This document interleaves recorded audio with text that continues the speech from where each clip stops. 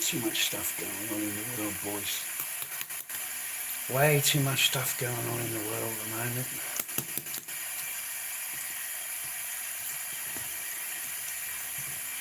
We're all just fucking trying to live, mate. You can't even do that. You ever go to the supermarket, man, you spend like fucking $80 and you walk out, you go home, you unpack fucking just normal grocery, mate. You haven't even bought a meal. You haven't even bought any real food. You might have walked out with some mince or some pork chops or something. But real basic food, basic meals. You know, you don't even make a spaghetti anymore. Because by the time you put it all together and made it and done the dishes and everything else, it's fucking not even worth making a spaghetti nowadays. I don't know, man. I'm having a pretty good day. I'll go for a walk, mate, and try and kill this fucking insect, mate, that keeps flying around everywhere. Little prat.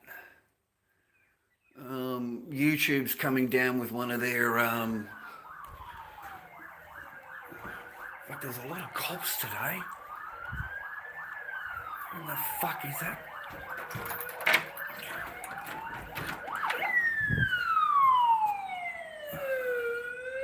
It's an ambulance.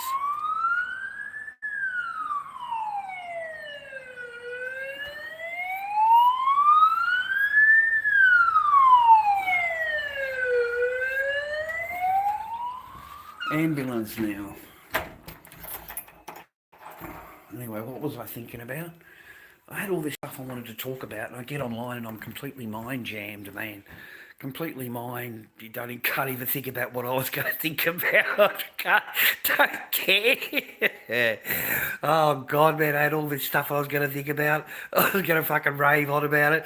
Oh, you know, I've got plenty to say, plenty to complain about. My mother's half English, so I've got the right to complain. I like to have a little bitch and a moan and a complain about the world, okay? I've got some English blood in me, so I've got all the excuses, mate, okay? At least that I can complain. I've got a lot of complaints, and I need to get them out to you, okay? It's my little chance to have a really good moan, a really good whinge about shit, okay? That's what my job is, mate, because I am just a normal pleb. I have a normal, stupid YouTube channel. You know, I am flabbergasted at some of the videos that I've watched on here this week. And I'm medicated. I'm fucking medicated, mate. I could just, just fucking scroll, right? But dudes, I'm pretty lucky to have my channel, I think. You know, I've survived a lot. We've gone through so much on my channel. Things have like progressed and gone backwards, and then they've progressed and gone backwards. But people on here clean up, man. Absolutely clean up. I cannot believe it. I'm stunned. So you've had all this demonetization going on YouTube right now. A lot of channels getting closed down, a lot of channels getting unmonetized. I couldn't work out why. I watched a few videos. It's because of the AI. Like, they're totally AI channels. And, I don't know whether you've noticed it or not, man, but the place is flooded with them. Flooded with AI. They're not even made by a human. They just put in a suggestion into an AI bot and it creates the entire video. Everything. And there's a lot of them on here. Like, there's a lot. They're just AI pictures and then AI talking, and it goes for fucking 30 minutes. And, they're earning hundreds and thousands of dollars out of these channels, mate. Like, I can't believe it. The guy's got 11 channels. 11 channels are taken down, and he's on there having a moan and a groan about it. And he shows you his monetization just for one of the channels. And it was $170,000, mate, of income on ads. I don't know. Is it ads? I don't know. I don't know how they get their thing, man. Rates per RPM. I don't know how they earn money out of it, man. I don't know how YouTube does it. Um, I had a picture for you. $74, mate. $74 in 3 months. With my channel, my poor little Lord Dobby fucking channel. We lose subs, we don't gain them, we lose them. It's amazing, eh? Well, we lose heaps of subs, man. Every time I go on to check on YouTube Studio, we're minus. Today we're -4. We're -4 on subs today. So we've offended 4 people so much, unless I've banned them all, which I've got to stop doing. It's not good for my channel. I'll just mute you from now on, so I don't lose a sub on my channel all the time, because I keep losing a lot of subs every time. Which, I mean, I don't know. Do I care or don't care? Do I care? Don't I care? I don't know. Never given it much thought. I'm too busy trying to maintain my life to worry about it. And I'm no good with computers. I've got a computer, but I don't know how I don't know how they do it. I really don't. I'm so sick of watching channels that react to other people's videos, and that's how they earn their money. I'm done with watching them, like the Asmongold's of the world. I'm done watching them, boys. I'm fucking sick of you. I'm sick of you. I'm fucking sick of you. You don't create shit. You don't create anything. All you do is sit there in your fat fucking head making comments about other people's fucking shit. But you yourself don't create anything. Nothing. You just clip everybody else's views, everybody else's creation. So I don't even support them anymore. I don't even watch them. I'm so sick of them. And they're so easy for someone like me and you just to click on, and we catch up on whatever, but the actual creator of the video, the person that actually put the work into it, doesn't get anything out of it. Nothing. Nothing. The person making the reaction does. Right? So that annoys me, man. That really does. That annoys the shit out of me. Because you go and have a look at the original person's channel, and they've got nothing, man. They've got nothing, dude. They're not subbed up. They haven't got heaps of views or anything like that. The person making the reaction has got more views than the original video did. Yeah. UK is fucked. UK is gone, man. And don't ever come in my chat wishing me evil, dude. What fucking ideology do you carry in your heart? Don't ever come into my chat or ever wishing me bad. It's not a good idea. As soon as I catch up with you, I'll just mute you and ban you from the chat. That's really evil. You come into someone's live, you don't even follow them, you've got nothing to do with them, and you wish them evil. You're going to jail. You go to jail for doing illegal shit. You got to do illegal shit. Okay? There's nothing, I haven't done anything illegal, buddy. Even though they like to go back and think that they have. But these days they call not removing a picture of Facebook DV.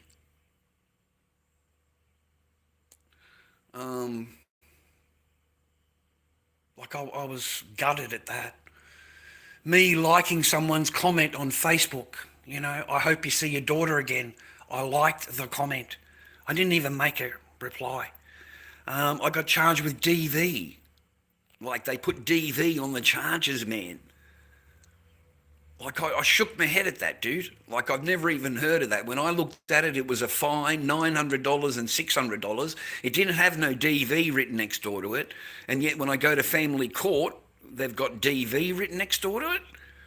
So men can be charged for... It is ridiculous. It is stunning. Like, that really bugged me, man. If I had heaps of money, I'd get a police record check. I'd get that done. Because I want to see how the original has it written in it. Because I don't believe what was on that fucking screen. I don't believe it. And I didn't have a lawyer. But I don't believe what was on there. I think that was doctored. That whole piece of paper that they presented on the screen, I think that was doctored, man. Because I'm trying to look for stamps. I'm trying to see where it comes from. Like on a normal police record, it's got it on the left-hand side where it comes from. It's got a stamp. It's got a number, and there's none of that. It's just me, bang, bang, bang, bang, bang, trying to prove how much of a bad guy I am. Shouldn't be around your child at any time. Are you fucking kidding me? Are you like? But they look for anything they can, man. At that point, they will look for anything they can, any chink in your armor. Okay. You've been. I mean, I chased that shit for 4 years, mate. I done everything, everything. Anyway, g'day, g'day, g'day. I hope you're well. I hope you're happy. I hope you got someone in your life that loves you. I don't want any negative energy on you. I didn't come on here to give you negative energy. I hope you got someone in your life that loves you. Something that's real and not fake. Like you can actually trust it, when they look at you and they tell you they love you, and you know in your heart that it's bullshit. You know that it's lies. That's the horrible part.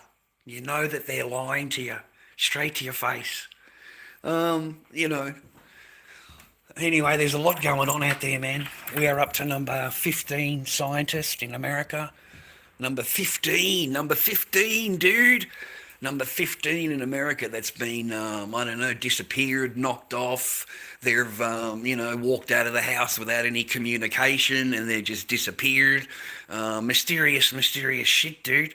There's a lot of them doing themselves in right now, right? And that's right after they've come out and made a tape that I would never do this, I would never do that. And then after that, it happens to them. So there's a lot, mate, you don't want to be a smart person in America right now. And it's not the only country. Look into it. I thought it was the only country, right? Punch into YouTube or Google Chinese scientists missing. Punch that in. And then punch in European scientists missing. Punch it in. And go to Google. That's the only place we got, right? Only search engine we got. Punch it in and see the results yourself. Because it's all over the world. All over the world, these scientists are getting knocked off, dude. All of them. All of them are getting, if they've got anything to do with space travel, space and time, anti-gravity, anything to do with UAPs, anybody, and even right at the top, even the top guys, mate, the general, the guy in charge, the guy that knows everything, he's fucking gone, mate. He's gone, right? So if they can knock him, mate, they can knock anybody. They can knock anybody. And this Amy Eskridge, the one that did all the talking, that came out and done all the talking, mate, they all did talking. They all did it. That's what bring them into danger. David Wilcox, all of them, mate, they were all public speakers. But not public speakers, but speakers. They spoke their mind. They had patents and copyrights and all kinds of shit on stuff. They had a mathematical formula to explain anti-gravity. Like, I had to let that shit soak in. I'm listening to these conferences and I don't understand anything that's going on here. Fucking, I'm trying to follow along. I am trying to understand, but we're on a whole different plane. These people are smart. These people are talking about stuff that, for me and you, we have to let it soak in, right? Whereas they're just, mate, they weren't knocked off for no reason. They were knocked because of what they were saying, what they were talking about, and how much because it proves really that they've had the technology and they're trying to make it, right? Me and you will never see it. Even if they had the technology tomorrow, me and you, the general pleb, yeah, we would never see it because the technology's already existed. It's already existed. They just can't. They can't redo it. They can't redo it. They're not smart enough, right? So they've gathered all of these pieces, all of these different little pieces that everybody's worked on. They got them all together, and that's when they knock them. Okay, and it doesn't make sense, man. It doesn't make sense. They knock them instead of letting them continue their work and letting them actually find something, you know? They knock them, bro. Especially the Chinese ones. Have a look, mate. Have a look how many Chinese scientists, mate, have gone the knock, mate. It's amazing. It's twice as much as America. Twice as much. As soon as they make any discovery, dude, anything, they knocked straight away. It's insane. It's crazy. It's like there's somebody out there that doesn't want us to see these things or know about these particular technologies or it's for them. It's for the elites, mate. It's for the people above, the people in control. And then you got the people that have actually already got the technology that are protecting that technology. Like they don't want to fucking be discovered. Yeah? Something weird, man. Because it's all over the world. It's not just America. All the scientists are getting knocked. Yeah? I was thinking about shit, yeah? Did you see all those goons, mate? All those goons at the fucking conference? You know, all those idiots, bro, talking their own shit, believing how great they are and how wonderful they are. There's a few big bang, bang, bang. Fucking Dana White, mate, he just sits on the end of the table. He's just soaking it all in, man. He's loving it because he knows it's bullshit. He knows it's bullshit, bro. He knows it's rubbish, bro. He really does. So he's just sitting there watching all these idiots fucking running around, you know. So he knows it's all bullshit. Okay, trust me, man. And even Trump. Did you see the picture where Trump is getting rushed out? Right, he's got rushed out of the building, out of the conference, and he's sitting at the back of the stage, and he's standing there looking out on the curtain, mate, watching all of the bullshit getting unfolded in front of him, and he's smiling. There was no thing, man. He sat back watching it all. He sat back behind the curtain watching it all, bro. So mate, they will go to extreme lengths to keep their power, eh? You know, a fake this, fake that. It's all fake, bro. Everything is fake. Everything is bullshit, man. Everything is bullshit. Everything that they've told you, everything that they've sold you, everything that they tell you on the news, everything that they fucking say is a lie. It's an outright lie. Everything is a lie. Everything. Whatever they say to you, do the opposite, mate. Do the opposite. Believe the opposite. Because whatever they're telling you is a lie. Is a lie. Straight out lie. There's so many things to cover that it's a freaking joke. You know, I don't need to sit there reacting to someone else's fucking video, bros. This is like my opinion, straight up. This is it, okay? I don't need to react to somebody. I got my own, that you know what I mean? Yeah, I don't have to do that. And I don't have to placate to someone else's wants. There's no sponsors here, bro. Just a normal man on the streets, broke ass opinion. That's it. So that was all fake in my eyes. You know, let's go back a couple of weeks, man. Here we are. We got these idiots flying around. You know, we're going to the moon. We're coming back from the moon. And like they're talking like people believe them. Like people actually believe you. That you've gone to this and you've done that. You ain't done shit. You ain't done shit. You ain't been out of the moon. You ain't done nothing, you know. And now you want to call yourself an astronaut. And this is what passes for an astronaut. And they've gone to the moon. They've seen this. They ain't seen shit. They ain't gone anywhere. Yeah? And they didn't even leave the atmosphere. You can't even leave the freaking atmosphere. I'm tired of this shit. I am tired of their bullshit, bro. I'm tired of it. And it's getting to a point where I think a lot of people are tired of it. We're tired of it. And now they're going to come down with laws, you know, new laws. You can't say this, you can't say that. In Australia, this has become like a prison planet. They don't even need a warrant. They just need some guy in a suit to fucking sign a piece of paper and you're taken into arrest, mate, with no charges. No charges, no nothing, no time period, no lawyer. They even tell your lawyer what they can and can't say. And then to release you, they make you sign a piece of paper here. Not allowed to talk about it to anybody. Okay, NDAs, right? So over in Australia, mate, it is absolutely the worst of the worst over here. The worst of the worst. You know, I'm convinced that the ideology is the devil's ideology. The devil's ideology, brothers. It's not fucking godly in any way, shape, or form, and it makes complete logical sense to a normal thinking, free thinking human. I mean, you've got this one over here that represents Christ, right? And this is the God thing, right? Well, mate, say this is. It doesn't he want praise? Isn't that what Satan wants? He wants his own praise. He wants people to praise to him, right? Right. So he creates his own religion, his own ideology, his own way. But he goes towards your carnal needs, your carnal wants. He goes towards that side of things. Whereas the God, the Bible, is the complete opposite of that. Okay, so that is how it became more. When you die, you get 72 virgins. Who in the fuck wants 72 virgins, mate? Do you know how much a pain in the ass fucking one virgin is? And you want 72 of the fuckers? And then when you sleep with them, the next day they become virgins again, and you want to go through the same shit every day? They're a fucking pain in the ass, mate, of virgins. Are you kidding me?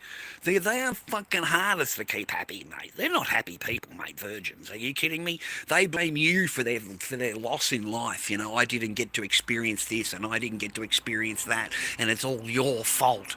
And fuck, are you kidding me? You didn't do any of that shit before you met me. Fucking, and now you seem to be missing something. So you're missing dick. That's what you're missing. You're missing the experiences of that fucking dick. Okay. Fucking you think, and it's your fault. It's the man's fault. It's always the man's fault. It's always the man's fault. you know? And I was thinking, bros, capitalism, money outweighs feminism. Okay? A rich guy, he doesn't have to worry about feminism, mate. She can be as all feminist as she likes, but she does what she is fucking told because of the money. Because of the life that the guy provides, okay? Because of the lifestyle, because of the money, the feminism gets put onto the side. It gets put onto the side with the rich guy. Only in front of the girlfriends is it full feminist, rah-rah. The full doctrine comes out. But when it comes home, that's a whole different ball game. It isn't, because the rich guy's not going to put up with her wants and demands and everything else that she comes with. So capitalism outweighs feminism until they have all of your capitalism, and then then all you have is feminism that's left. When they have all the power, capitalism goes out the door, feminism comes into the door, okay? And then before that, capitalism wins. Capitalism wins over feminism, mate. When you've got money, capitalism wins. When you are broke, feminism comes in full steam ahead. It comes in with all the regulations and the rules that you have to live by. But it didn't exist before that, because capitalism outweighs feminism, okay? Your money outweighs their opinion and what they want and all that. They'll do whatever you ask them to do because you've got paper and you've got a determination. If you don't stick around and you don't do what I say, then my paper doesn't exist for you and you need to leave. Once you sit on that, like I was when I was young, that's a whole different ball game. You don't do what I want, go home. Go home, there's the door. The door's not locked. You can leave at any time you want. But when you marry them, it's a whole different ball game, innit, boys? To keep them all happy and all that, your capitalism, your money, man, it's like second or third. It's whatever makes her happy, whatever she wants, and all the rest of it, mate. We lose ourselves, bros. We lose ourselves in that. I don't even know who Gabe Owners is. How you doing, Cyber?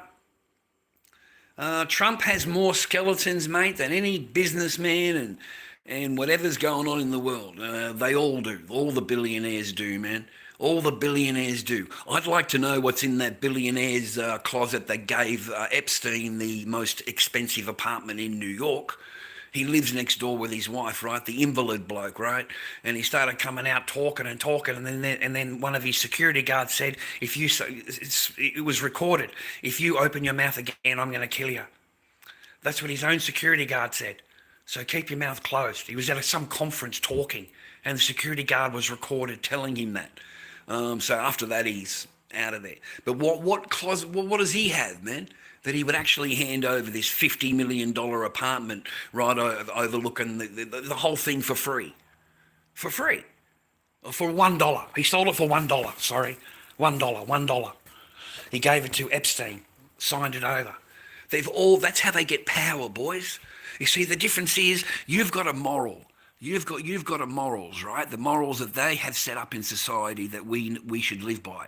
You know, our different ideologies, our different religions, our different thoughts, our different way of we've grown up. That's what's kept us in check. It's what we laymen call keeping us in check.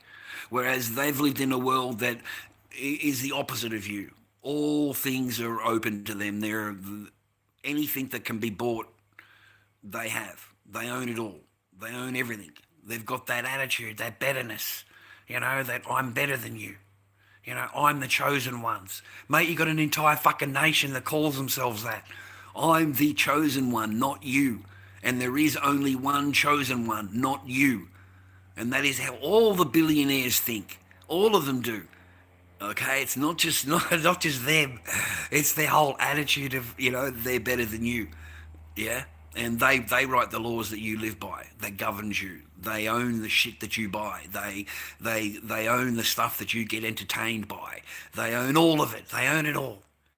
Okay? They just need to keep you happy, keep you plebbed up, keep you on the slave run, keep you on the wheel, so that you go along blissfully in your life and you don't know shit. You don't know anything. You just go blissfully along in your life, mate. You go to work, you pay your tax, you come home, you watch football, drink a few beers, you go to bed. Completely fucking null and void of whatever's going on in the world. Okay, they don't want you thinking about anything. Nothing. You're not allowed to question anything. You're not allowed to have an opinion that goes out into the world. You're not allowed to have an opinion that is different from whatever they are saying. And then that can change. Yeah? But if we go back, and that's why you look on here, man, and they're scrubbing everything. They're scrubbing everything, dude. There's no history ones. You go and have a look, dude. They've scrubbed a whole lot of stuff, man. And they're not done with it yet. They're going to get rid of all the giant stuff too. You know that, right? They'll get rid of all the Tartaria stuff and all the buildings videos and all the stuff that's available. Yeah, they'll get rid of all of that. It's just a matter of time before they scrub all of those channels. Any channel that talks about different than what they have or it said is history. They'll scrub it. They'll wipe it. So the next generation doesn't even know about that kind of stuff. And they all think it's fairy tales. They all think it's not real and doesn't exist. And because there's no other information, nowhere for them to learn. Like, well, when I first started, everything was available on YouTube. Everything, man.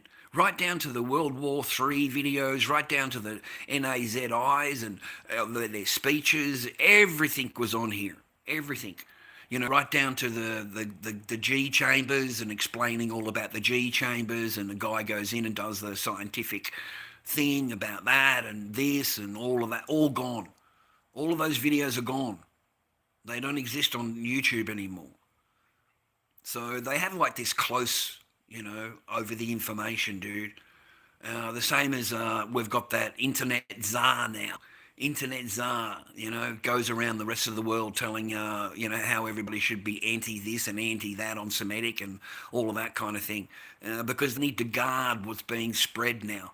They need to guard the videos that are coming out now, because they don't want it like they broadcasted GAZA. They don't want that anymore. They want controlled media, controlled opinion, you know. There's only one victim, man, and that they have to maintain that victimhood. You know, they're always the victim. Always the victim.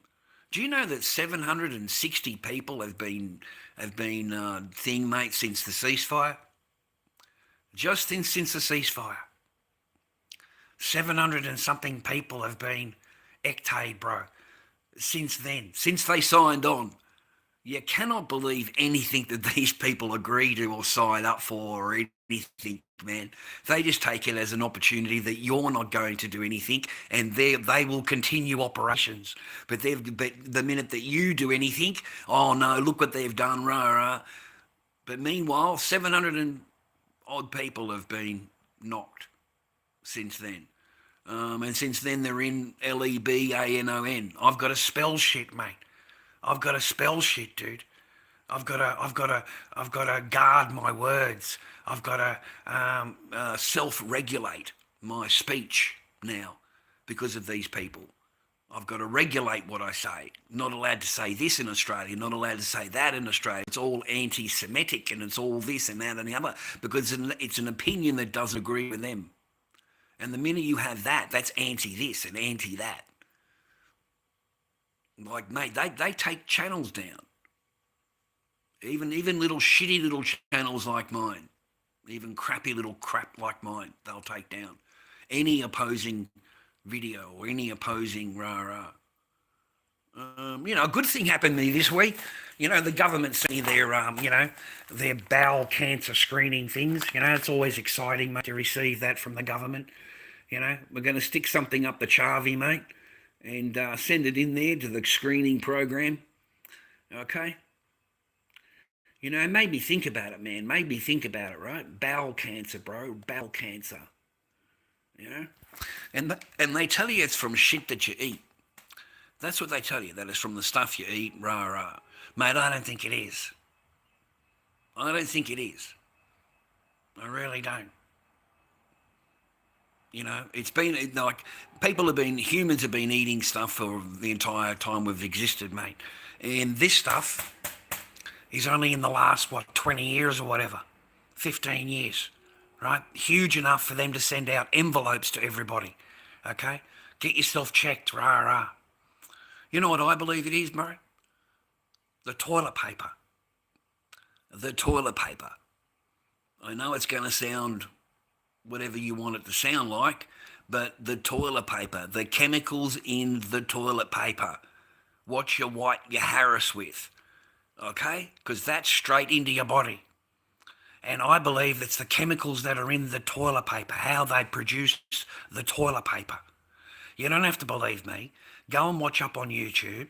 Go and have a look at toilet paper manufacturing and have a look at the amount of chemicals that goes into making toilet paper. Okay? Now, you are constantly wiping your filthy Harris with this stuff. And eventually, some of the chemicals, whatever you want to call it, will leak into your system. Okay? And that's what I think, conspiracy, hypothetically, entertainment value only, is my theory on it. Is the toilet paper, what you wipe yourself with. The same as a woman. When she wipes herself with a woman, it's an open thing, right, ladies? Mate, any chemical that is on that toilet paper will obviously be on your situation because it will leave a residue. It'll leave a residue. And it'll leak into your skin, leak into your thing. That's my hypothetical on it, okay? Toilet paper. It's the one thing that connects everybody on all these different... It connects everybody. And all these different cancers that come from that. Just think about it. All these different cancers that come just from that alone. That's my Lord Dobby hypothetical for the live stream, okay? So I don't know, boys. Maybe we should go back to, go back to the old days. I don't know. Use a cloth, get a fucking cloth, wipe the cloth, whatever. Use some water on the cloth. Use that. It would probably be better and more healthier for you than using their chemical-laced toilet paper. Okay. It'll leak into your system, love, the chemicals. Obviously it'll leak into the opening because you're a woman, and obviously it'll leak into your Harris because you've got the opening also. It's my theory because it's bad enough now the government is sending out brochures, mate. It's sending out envelopes, okay? Get yourself tested.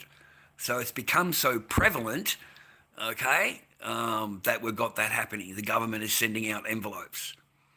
So I don't know about you, man, but it just sounds a little bit sus to me. And you got all of these other cervical cancers and all these cancers women get, and there's a lot of. Just go and look at it yourself. Don't believe me. Just don't believe anything I say. It's all bullshit.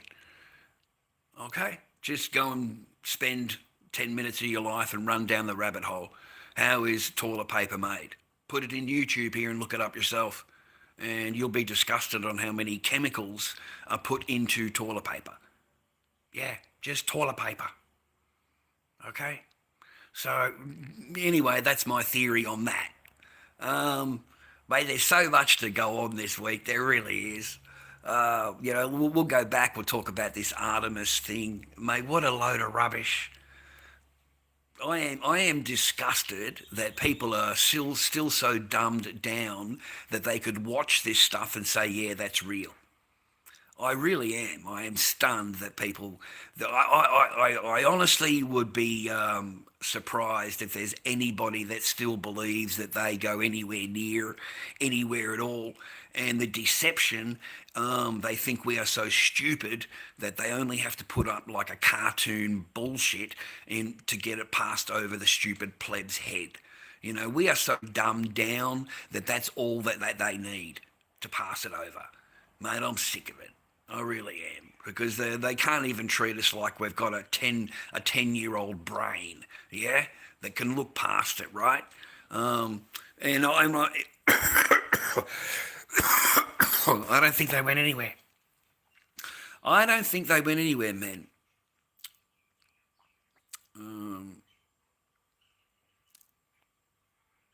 I think, Anne, I think it's got something to do with it, hun. You don't have to believe anything I say. Go and suss it out yourself. Go and Google it. Go and watch some videos on YouTube and have a look how this stuff is made. Because that's what made me think about it. I went and Googled a few videos and watched how toilet paper is made. And go and have a look at how many chemicals are in toilet paper. And the guy making the video tells you these are carcinogenic chemicals. Carcinogenic chemicals used. It's just logic, man. If they're using carcinogenic chemicals and shit to make the toilet paper, and you wipe your Harris with the toilet paper or wipe your vajayjay with the toilet paper, don't you think there would be some kind of residue? Something? You can't tell me there wouldn't be. Of course there would be. Of course. Especially if you're using it numerous times a day. All right? So anyway, we are screwed wherever you go. We are. Everybody is screwed. They just don't even know it. We're too busy watching reaction videos, or people's reactions to a reaction video, which is even more insulting to the intelligence. I mean, how freaking stupid do I have to be to sit there watching someone's reaction to someone else's reaction video about a video?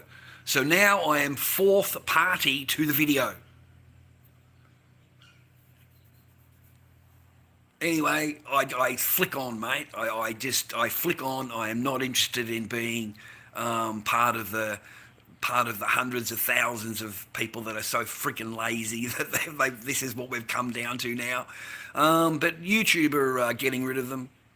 YouTube are going to go rid of them, man. They're so sick of these AI channels. I'm sick of the AI channels myself. Like a good portion of here is AI channels produced by a computer.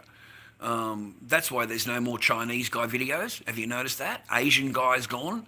Asian guy with his silver videos and his business videos and his Trump videos and all of that. And he had like 30 fucking channels, man. And everywhere you went was the Asian guy. Yeah, he's gone. Banned, right? So they're coming down on all of these videos. They want someone that like me, handsome, glorious, in the prime of his life, looking into the camera, talking shite. Absolute shite. Just talk shite. just give an opinion. They don't mean anything to anybody, They overlook me. They overlook me and my 500 views for fucking for a month. I get 500 views. Yeah, I'm nobody, man. I'm nobody. Like I seriously know that I'm nobody, because you're not yelling and screaming, and you're not, we're not complaining about whatever. What's the fucking point, mate? What is the point? I've got to like move on in my mind a little bit and clear my soul a little bit and get back to where I was, beforehand.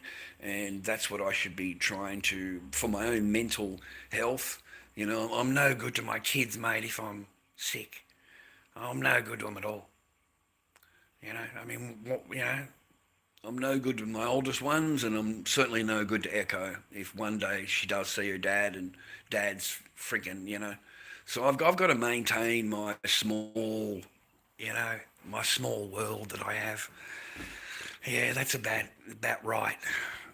That's all I think about. I don't think about anything else. I work a couple of days a week. I've got my own little apartment. It's opposite the beach. I can't complain. I can just have fingers crossed that, one day I see my daughter. One day, you'll never see them, mate. That's not how it works. That's living in hope again. And one thing I'd like to try and teach the boys is don't live in hope. Okay, living in hope is the worst relationship or marriage that you can have, where you're living hoping that that person sees value in you, hoping that they come across to you, hoping that when you walk into the room and you say hello to them, they just don't ignore you and pretend that you don't even exist. And you haven't done anything wrong. You haven't done anything wrong. You've walked into the room and said, hi, how you doing? How's your day going? And they can't even look up from their phone. And whatever answer they give you is yeah, no, whatever. It's a one-word answer, okay? So you can't be bothered fucking, right? Um, I'm Australian. I'm not British. There's no such thing as British left. You're gone. Britain is gone. Europe is gone. You're not British, okay? You're a pussy, okay? You're a fucking pussy. You're not British, okay? And soon you're going to be infiltrated, or you're already infiltrated, and one of them will marry into your family, and all of you will become Muslim. All of you will. You have no choice, And under Sharia, yeah, they're allowed to grape. They're allowed to grape you. Okay? They're allowed to. And then they can marry you. After they grape you, they can marry you. Because your word is nothing compared to theirs under Sharia. And the only way you can make it right is for you to marry him. So you have to marry them. Oh, you're going to have a good dose of Sharia coming right up the clacker. Right up the clacker, a good dose of the Sharia, bro. Yeah. Well, it's sad, man. It's sad. It is sad. And you may not think it, and you may not feel it, but I can guarantee it. I can guarantee it within this generation. As soon as that generation, those kids grow up, it's caliphate. As soon as those kids grow up, it's over. It'll be over before that. It's over now. It's over. And you want proof? Look up who your mayors are. Look up who your council members are. And then you tell me that you're British. Yeah. Puh. You're not British. You're a weak pussy who sat back and watched them take over. You're a weak pussy who voted for it. You voted for them to get into office. You took the membership, mate. You gave them your vote. So now they have power. They have power. They have power. They have power. They have power. And once they have power, yeah, multiculturalism and all of that goes out the window. It doesn't exist. That only exists under your system because you're a pathetic liberal who allowed them to come in on the boat for free and you paid for it. You paid for everything. And now they're your mayors. They're your council members. They're the people that are in charge. So when they come and burn shit down and they come and do whatever the fuck they want to do, yeah, there's no one to stop them. No one at all. And your protesting in the street don't mean anything. It means nothing. They are the mayors, they are the council members, and they are the ones in power. So they will just sit back and watch your stupid little kaffa protest and just laugh. Because in reality, yeah, none of that exists. It's over. they've got the seats of power. So there you go.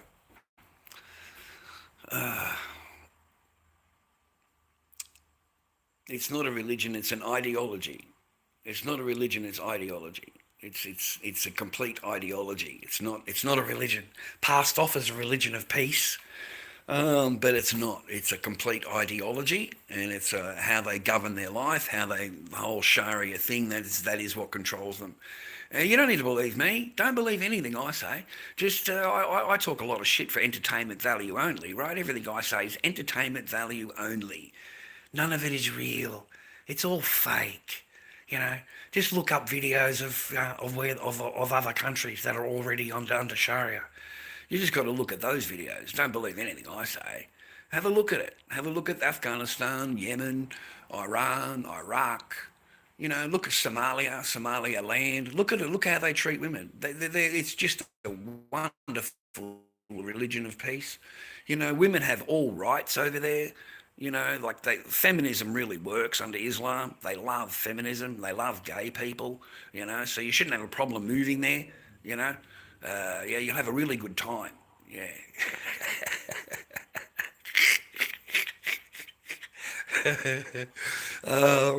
Oh, nothing, man. I'm just doing some art for the day.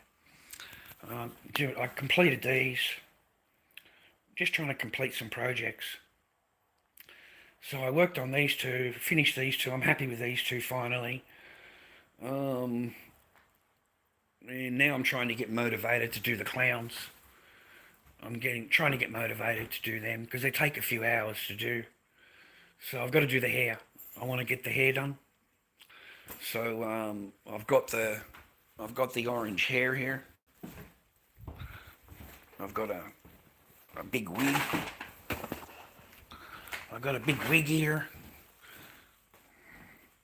So I've got to get it on a mannequin, you know, and do some work on the hair. I'll make them long hair clowns. They seem to be the most popular. After I do the hair, then I'll finalise the mask. Do some stitching on the mouth. Stitching's got to be done on the jaw and on the mouth. And, you know, just stitching, and then stitching along the side, down here. I'll maybe make a cut in here. I don't know. Maybe not. But stitching from the mouth. I need to do the stitching on the three of them. So that'll give me the 3 clowns plus those 2 completed. You know, hopefully I won't be lazy this week and get them done. I've been a bit lazy, you know, just been enjoying my life, relaxing, trying to do things that make me happy. And I'm not inspired at the moment, if that's a way of putting it. I'm not artistically inspired at the moment to create art. So I want a bit of a break, just to clear my mind artistically, clear my mind. I don't know how to explain it to you, but I'm just not in the mood to make masks. All right, I'm not. I've got raws here. I've got molds, and I've got more raws, Corey raw. So we could work on. There's another 2 masks that are ready to be worked on. Then I've got this Corey, another Corey here. So there's 3 masks that are on the floor. So we've got art to do. We've got masks to work on. Just haven't been artistically inclined, if that's the way of putting it. But I don't know. I've got to do something, man, because just a couple of days a week is no good. It's okay. It pays the bills. It gets some bills paid. I paid the electricity and the gas. Yeah, $85, and then I paid the internet $50. So I can't complain. I've still got those paid, eh? It's better than not getting paid. But I don't know how like a family does it, dude. Sorry, I got some hair on me. I don't know how a family, does it. I don't know how they survive. Like, it must be really fucking, really, really tough for them to go.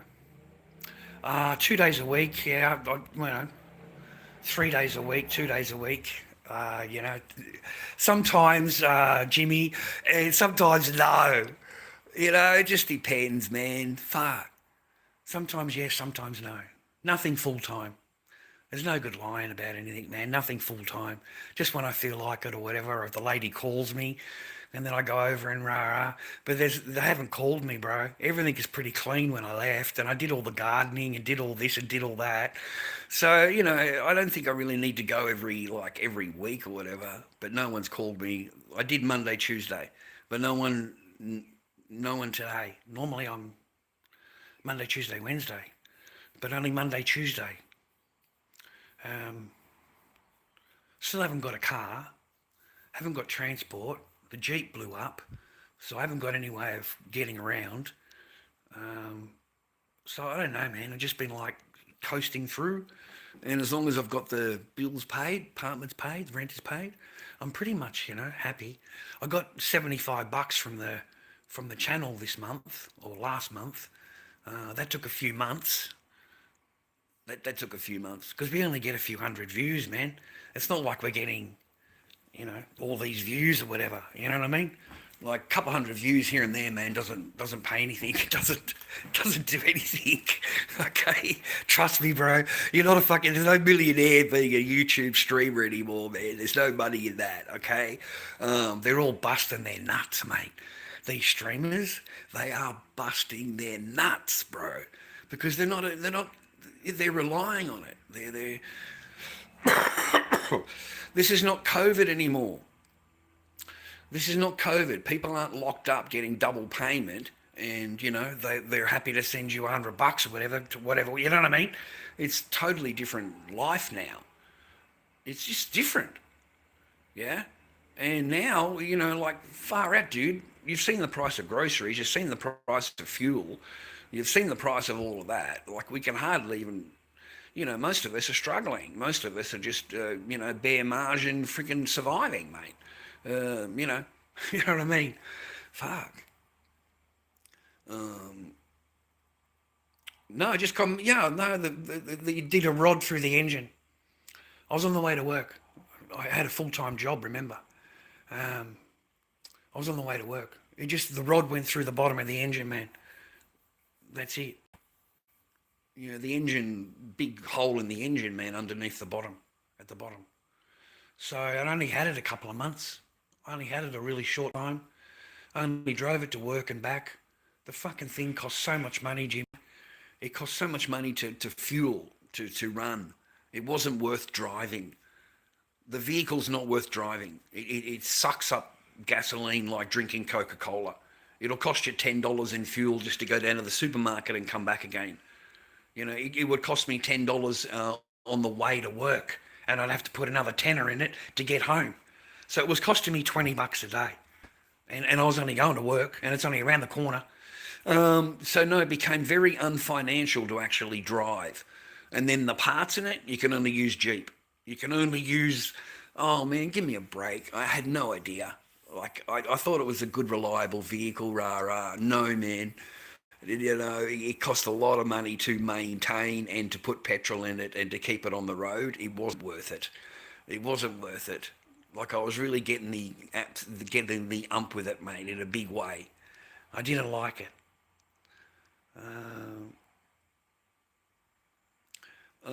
Yeah, we paid, we paid a little bit for it. It was the transport down and the maintenance, like getting it serviced and stuff like that. Getting it roadworthy to Victoria, that cost a lot. It was just fucking not worth it. I really could have went into a car yard down here and bought myself a car, and wouldn't have had any of those problems because it would have been under warranty. Um, yeah, you know. Anyway, man, fuck. My reward for sleeping on a garage floor. I thought that would just be my reward for sleeping on a garage floor for 2 years. Okay? And yeah, the Lord's telling me it's blood money. It's fucking out of here. It's blood money, and you're not to have anything to do with whatever. So the Lord has struck me down in that one. You know, like whatever I used that money for, like it went straight to the. It was like blood money. Get rid of it. Cursed money, cursed money. It wasn't. It wasn't good money. It was cursed. You know, it was given to you because, and you received it under those, in your mind, those conditions. This is my payment for sleeping on a fucking floor for that amount of time. Rah rah. I look at it as God cursed it. You know, just yeah, you're not partaking in that. You're moving on, even if you're walking. You're gonna move on. It's fucking. That's how, boy. That's how I took it. Yeah, sorry, man. Yeah, I bought it from what was it, Queensland? Yeah, from Queensland. An idea from someone else. You know, look, I got this up here. You know, what do you think? Rah rah. You know, it's a good thing. I've had it checked over. It's great. It's this. It's that. It's that. Hadn't been checked over at all. No one's looked at it at all. Fucking nobody. If they did, they would have seen all the fucking shit that was wrong with it that I had to get fixed when it come here. Fuck, stuff was pretty obvious, man. The stuff underneath the vehicle was pretty obvious, right? Any normal mechanic would have spotted that pretty fucking quick. But they didn't spot, you know. Anyway, man, I don't want to go into it because I'm pretty let down about the whole thing, to be honest. Pretty let down about it. Because it's recommended and it's great and it's this and it's that and, you know, had it looked, you know, it was all bullshit. It was all bullshit, brothers. It was all bullshit. You know, you sold a fucking fairy tale, bro. You know, and the transport down and on the thing and going and getting it, and then, you know, I'm at work, right, and one of the guys said to me, "Oh, pop the engine, you know, pop the engine. Let's have a look." So I popped the engine. And the guy's like, "Have you checked the oil?" You know, I said, "I've only just got in it, right?" He said, "Yeah." I said, "Well, I'm presuming that's all right because I was told it just come from a mechanics. It's been looked at, rah rah." Mate, nothing. Not a drop of oil. Not a drop. The guy says you can't drive it. I've gone, what? He says, no, you can't drive it. You need to go and get some oil, come back and put the oil in before you start this vehicle. He said, I'm telling you. He said, you're going to get around the block and the whole thing is going to seize up. The entire vehicle is going to seize up, Chad. You know, it has not got any oil in it at all. At fucking all. Nothing. So I ended up spending $20 with one of the other guys there, and he had an oil a whole thing in his car, like because he bought it cheap. He said I paid $20, so I grabbed it. He said, you know, when my engine needs it, then I've got it. He said it was half price. He said, so I just pay me the $20. So that's what I did. I gave him the $20, and I put all 4 litres in me vehicle, man, or most of it. Well, I put it in until the guy told me to stop. It had no oil in it. Nothing. I couldn't believe it. I was fucking gutted. Anyway, man, that's life. Okay, that's how I looked at it. I just thought it was normal God telling me, no, you're not having it, okay? That's how I look at it. So since then, we've been legging it. I don't mind. Keeps me healthy. I do mind, and I freaking hate it. But it does keep me pretty healthy because I'm walking everywhere. It's my expectations from the agency because I don't have a vehicle, so it's lowered their expectations of me. Okay?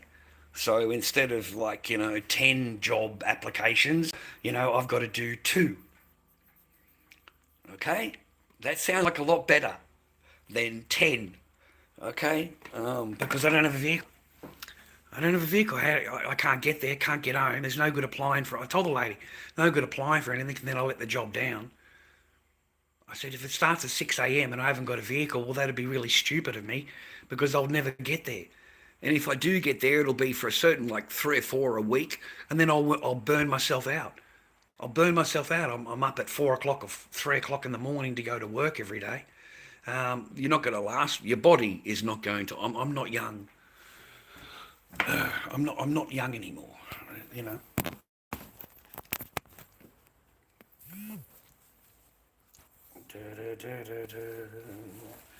Right, and then bad decisions. Whatever. Bad decisions. I made some bad decisions, you know. Okay, yeah, fine. It's fine by me. It happened. That's what happened, man.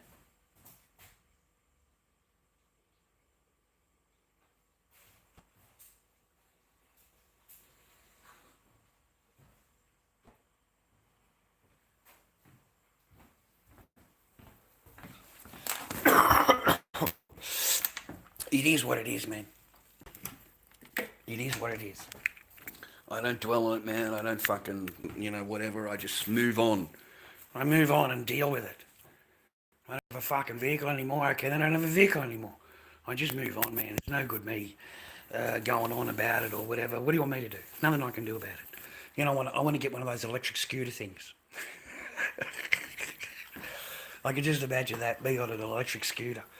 And then 10 minutes later getting fucking pulled up by the cops because I haven't got a helmet on, and they take my fucking scooter, give me a $700 fine and send me home. And I fucking end up walking home. I just fucking, the first time I've been on the fucking thing, and straight away I get busted, dude.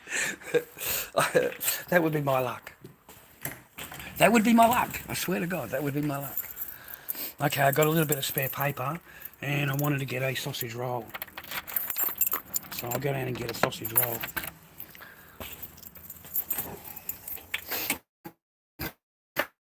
For a little while. Maybe that's because I don't want to do any art.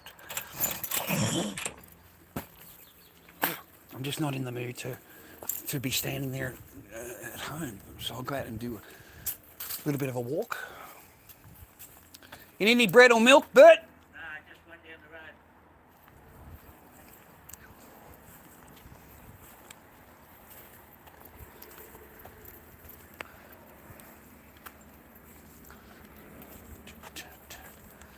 Other than that, don't stress about shit.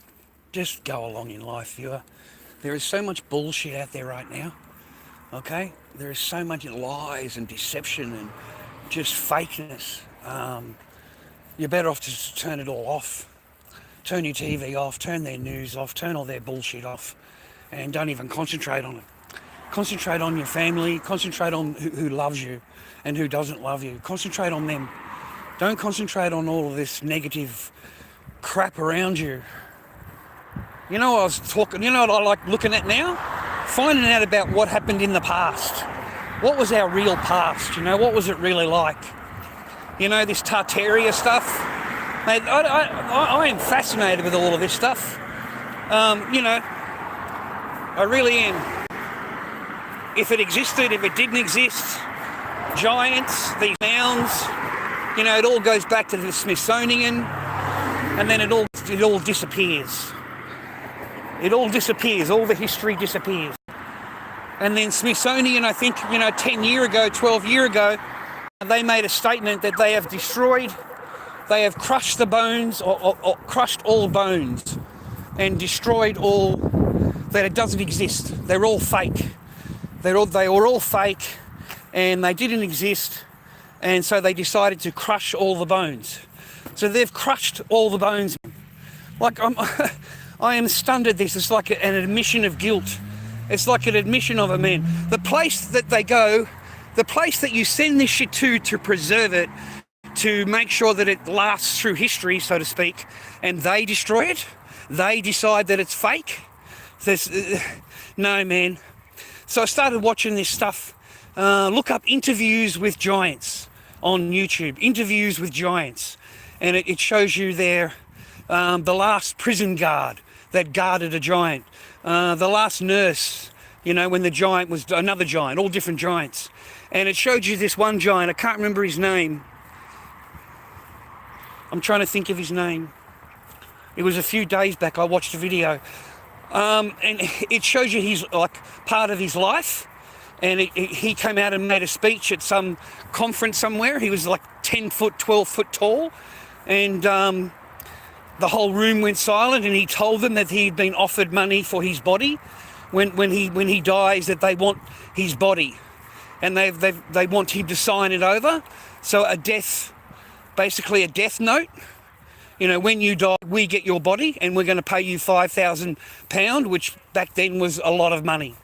And so he just didn't want to do it, for scientific purposes, and that's what they wanted his body for. So they robbed his grave. The day that the day that he went down into the ground. That night they broke in, took his body, took it all out, and never been seen again. So all this stuff gets wiped from history, bro.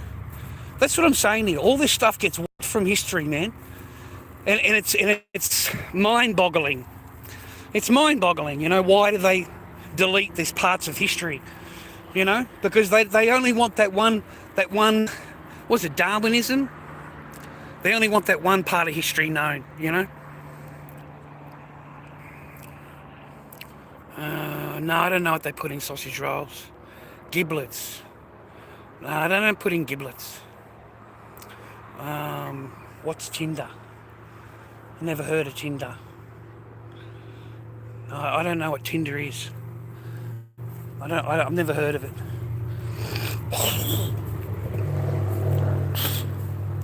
Oh, wait a minute, that's a dating site. No, I'm not on any Tinder. What would I be on Tinder for? God knows. No, no, no. Definitely no dating sites of any kind. I don't do them. I don't do dating sites. That's probably the biggest simping thing that you could ever do, is be on a dating site. And they're not going to be real anyway. 98% of them are gift card gatherers. I call them gift card gatherers, or pig butcherers. You know, pig butcherers. They make friends with the guys and they try and do it over time. And, you know, within 10 minutes, they're asking you for their first gift card. You know, I need to buy a coffee. Can you send me a gift card? Like, fuck it. You know, like, are you serious? Like, within a few minutes. So within a few minutes. And I like wasting their time. I really like wasting their time. But those particular, because they're not women. They're all men. They're all women, men pretending to be women. And they're all South African, Somalian, or some other heritage like that. All of them are. And you'll catch them out in their conversation because they use the word dear. Dear. D-E-A-R. You know, dear, whatever. Yes, dear. No, dear. That kind of shit. That fucker, you know, it doesn't exist in the English language. They'll talk in ways that just do not sound like an American, or do not sound like an Australian, or whoever you think they are, their picture looks like. They're all downloaded pictures. None of them are real. They're all downloaded. You want to verify them, just, you know, send me a voicemail, because on the bottom of the dating site you can use the microphone, and you can send them a message, but they won't send you one. They won't send you one. So I found my time on dating sites was just wasting the time of these scammers. That's all I did. I spent my entire time just wasting their time as much as possible, just with anything that I could. You know, I got sick of it. You know, you get into this, like, you know, like phases, you know, like phases on the internet, you know. So I went through a phase of wasting the scam and time and energy and everything else. So that's what I got into. But capitalism outweighs feminism every single time. If you're rich, you don't have to worry about feminism. You know, they'll put their feminism on the side a little bit. They'll be just as narcissistic and horrible, but you won't have to deal with any of their moods and stuff like that, because it's a whole lot different. Until you got no paper. Until you run out of paper. And then that's a whole different story. This is my local walk area. There's heaps of trails here where I live. The beach is just there. That's the beach area, obviously. This is sand. Just get out of the house for a little while, say hello, and then go home and do the masks and spend the rest of the day doing that. But I've got no cigarettes, so I like to have a break and have a cigarette and a coffee, and I can't sit down and have a cigarette and a coffee.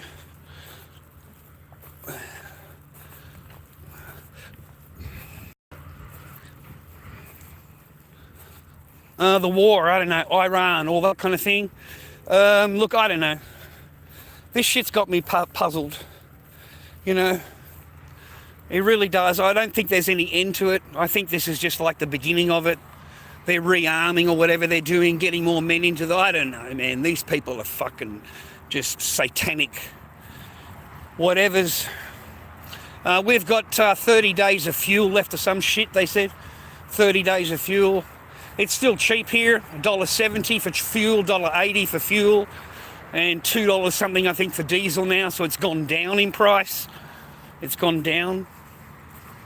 So I don't know what it's like over anywhere where you are.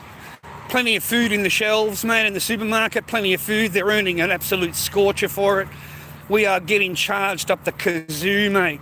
We really are, just for the basic essentials. It's very, very expensive to go to the supermarket. You can just pick up a few items and you're already at $80. And you haven't really bought any food. You've just replaced toothpaste or cleaning materials. You know, just things that maintain your household a little bit. And yeah, you haven't walked out with much food. I walked out with some mince. Mince and what else did I walk out with? Some chicken wings, I think. At home. I thought I'd just make a hamburger. I wanted a hamburger, so I thought I'd make a hamburger.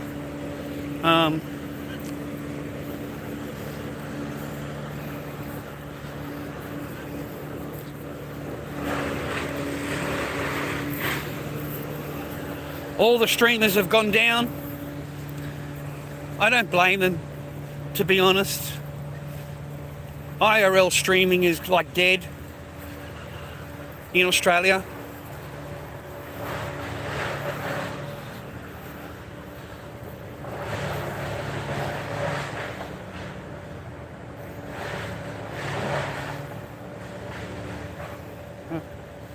I don't know, it's not blocked off anywhere.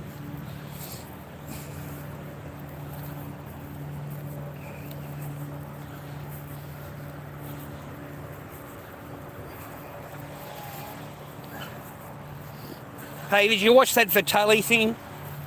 You know, when Vitali got taken down? He's such a jabroni, eh? That guy's such a freaking stooge, man. I am flabbergasted. The last I heard about Vitali, he was in some freaking jail somewhere in some foreign country, like Japan or some shit, South Korea or something like that. And he was being a total idiot in a foreign country, which is a really bad idea as a streamer or even just a normal person. I wouldn't go breaking their laws, man, in a foreign country. Even I knew that in China, like my godfather. You know, these people don't mess around, okay? It's not a Western country. So that was the last I heard about Vitali, right? And the next thing you know, I'm watching this video of him running around, an Indian guy, acting like an absolute jabroni, just an absolute schmuck. And then I watched his team, right? His team, that girl, the girl on the right-hand side. And she started smiling as she's watching Vitali, and then she says to him, "Oh no, we've got the wrong guy." Mate, she knew. She knew, dude. She knew way ahead. Okay, she knew. She was the one sending the messages. She knew what messages she sent him. And she's trying to now say that she got it confused and, you know, we had too many people were messaging and we didn't know what we had sent and not sent. Mate, the bitch knew. The bitch knew, man, okay? She set Vitali up. That whole thing was a setup by her. If you just study her alone in the videos, she's a girl with glasses with brown hair, and try and find her in other interviews and you'll see how she smiles about it. You can see that smirk on her face. You know, this was her takedown. This was her takedown and this idiot just walked straight into it. Like, honestly, why? I don't know how stupid you'd have to be to meet somebody and accuse them of something so freaking serious and you haven't even looked at a message. You have not confirmed anything at all. And you're standing there telling, you're like, you're going to do this and you're going to get the police. Right, you know, are you serious? My godfather. So, you know, whether he deserves what he's getting or not, I don't know. But from where I stand, mate, you're a schmuck. You're an absolute stooge. Anyway, so this guy's going to get sued throughout his history. That's it for him. He's gone, man. If he thought he was in trouble in a jail cell over in a foreign country, wait until he gets to America and somebody sues him. Like, he'll be sent back to the Stone Age. You know what I mean? Like the absolute Stone Age. So I think he's going to be in a lot of trouble in the future in regards to paper. You know, in regards to paper, he's going to lose everything. And is it really worth it, viewer? Like, is it worth it, viewer? Think about it, man. Think about the bullshit that they have to go through, these streamers, in order to get their views. Views is all they care about, right? You know, views, right? Because it's YouTube and you get paid for views and stuff like that. But look what they're willing to do, man. Totally destroy their lives. For views. Just for views. There's no money in it. They didn't make... That guy doesn't earn a fortune, man, just because of that. You know, his other videos and shit. My godfather. So compared to just making a video that gets 400,000 views or 300,000 views and you sit on your ass all day and you just react to somebody else's video, you know, which path would you take? You know what I'm saying? You know, and walking around all day is not an easy thing. You get hungry, you get thirsty. You know, it's not an easy thing just to walk around all day. Fuck that shit. Like, honestly, what a waste of your day. What a waste of your life at that age. I'm old, I can walk around, you know, it doesn't bother me, I'm in my 50s. But these people are young. These people are young, dude. Now you've got all of these idiots with their jaws, mate. You've got the jaws like Superman. What do they call it? Looks maxing. Looks maxing. What the fuck? Who comes up with this shit, dude? Who comes up with this marketing terms all the time? You know what I mean? Looks maxing? Oh, the guy looks like Superman. Got the jaw of Superman. You know, and they say that they use a fry pan and smack their face with the fry pan, you know? You know what I mean? Like, they don't do that shit, dude. That is only for the plebs. That is all crap. That is absolute lies. They don't sit there smacking their jaw with a fry pan and tempering it into position the way you want it and just keep hammering it like that with a hammer. They don't do that shit. They go and pay $5,000, $10,000 and get their jaw realigned. Okay? They go down and pay another $10,000 to get their teeth done. Like, these bitches, all they do is spend their time on the operating table, mate, getting surgeries, and that's it. It's like this woman in China, Du Yan, I think her name is, Du Yan, and you look at it and think, oh wow, she's really pretty, like an absolute model, little model. And you find out she's had 72 procedures, mate. 72 procedures to get to where she is, to where she looks now. And now she has an entire following that do the surgeries. And they pay her, you know, to reckon what surgeries to take. Can you believe that? And they pay her, man, they pay her. And then she organises the surgeries for them. And hundreds and hundreds of thousands of dollars, mate, to look like her. Ugh, yuck. Hey, I wonder if it all comes off, mate, as you're shagging them. As you're shagging them, mate, does the fucking surgery melt away a little bit? You know what I mean? And you see their real face, you know? Got a new drugstore opening up in here. Cut price drugstore. Haven't had a sausage roll in a long time, like in ages. But I'm hungry today. Let me get a packet of smokes, man.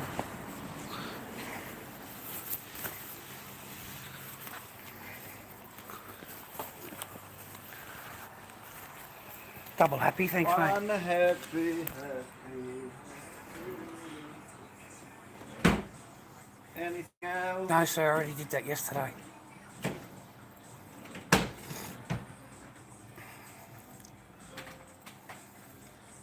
Thank you. Have a nice day. You too. Bye.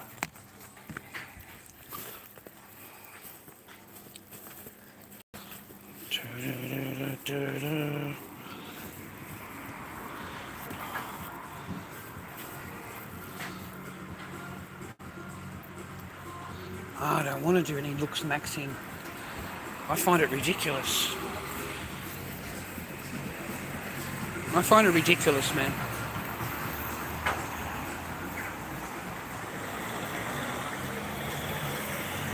Let me tell you something, man. Let me tell you something, boys.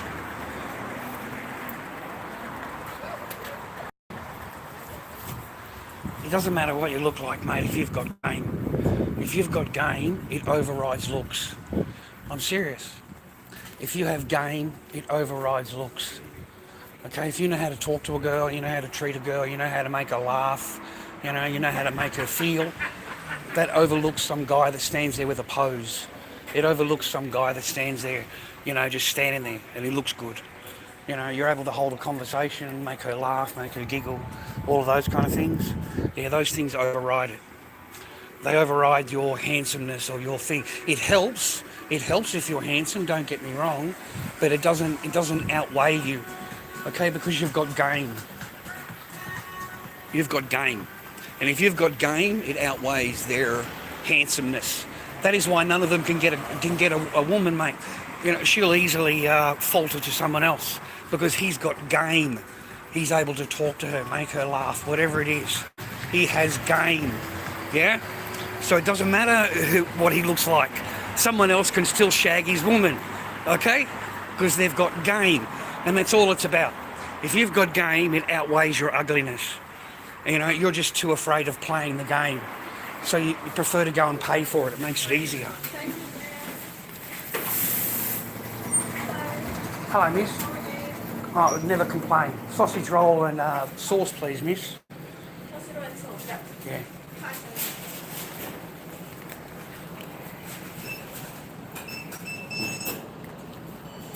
You too. Hi, can I get a steak and bacon fry and 2 party fries, please? You all right? Ah. Alright, last time we sat here, mate, we got assaulted. My phone got fucking smashed. Let's see if it happens this time, eh?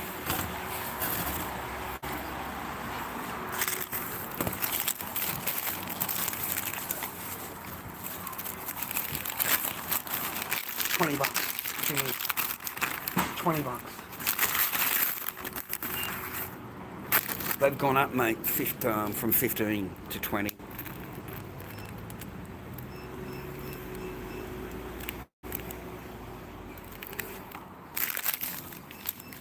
Nice Australian sausage roll, boys. Look at that, eh? Man, that's fucking glorious, mate.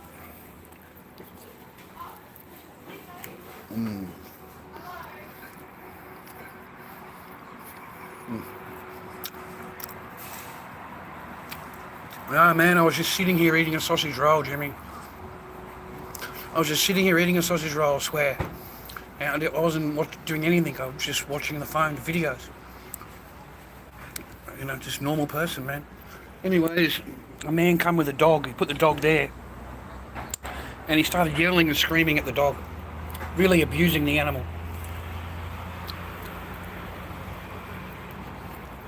So I just asked, why are you yelling at the animal for? It's only a little dog, man. Why are you yelling at the animal? So he comes over and starts abusing me. That was it. Stood right over me, started yelling, screaming, finger in my hand. I'm going to follow you around the corner. You know, I'm going to deal with you soon. I'm just going to get this. I'm going to wait for you to finish. I'm going to wait for you to go around the corner. I'm going to do this to you and that to you. And I'm really, okay, sweet. Well, I'm walking up that way when I finish. There's not too many corners. He just walked straight up. So I said, okay. I thought I was being fucking funny. So I stood up, and you know, because he's right over me, man. He was right over me, and I stood up, and he pushed me down. I grabbed my phone, and then he grabbed my phone and threw it on the ground.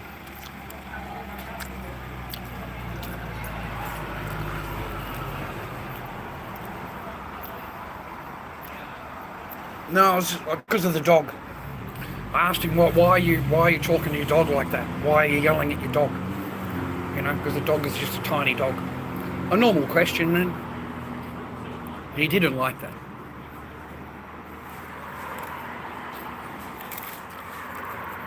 So the guy went to walk away, and I just chased him everywhere. All up and down here, all up and down the pathway, all the way down to the river, all the way across the bridge, all the way around the members RSL thing, back across the bridge. Just told him, man, you broke my phone, you need to pay for the phone, you need to pay for the phone, you got to pay for my phone, you broke my phone.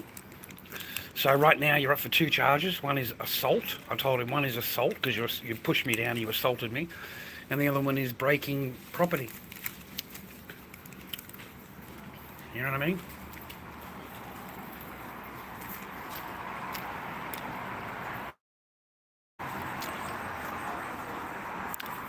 Yum.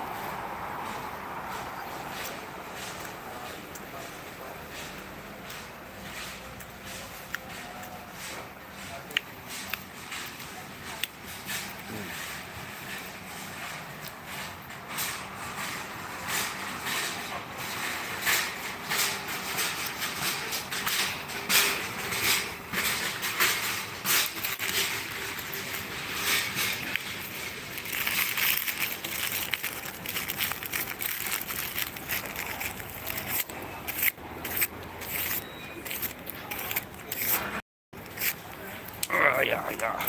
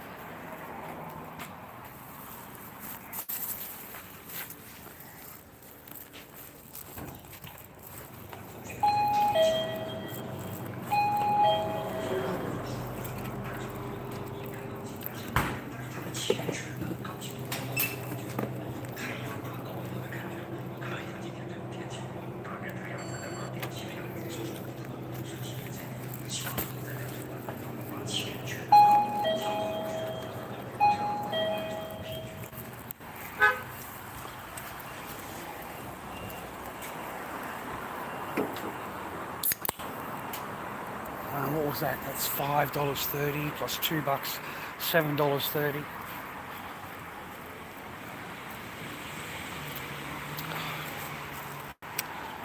I'm going to treat myself tonight. There's an excellent Indian restaurant. Do you like Indian food, Vua? It's become my second favourite. It used to be Chinese food, but then I ate food at this restaurant up here. It was really shit. So I don't eat any more Chinese food anymore. It's really torn me off Chinese food, eh? I can't eat fucking Chinese food anymore. It's completely ruined me. No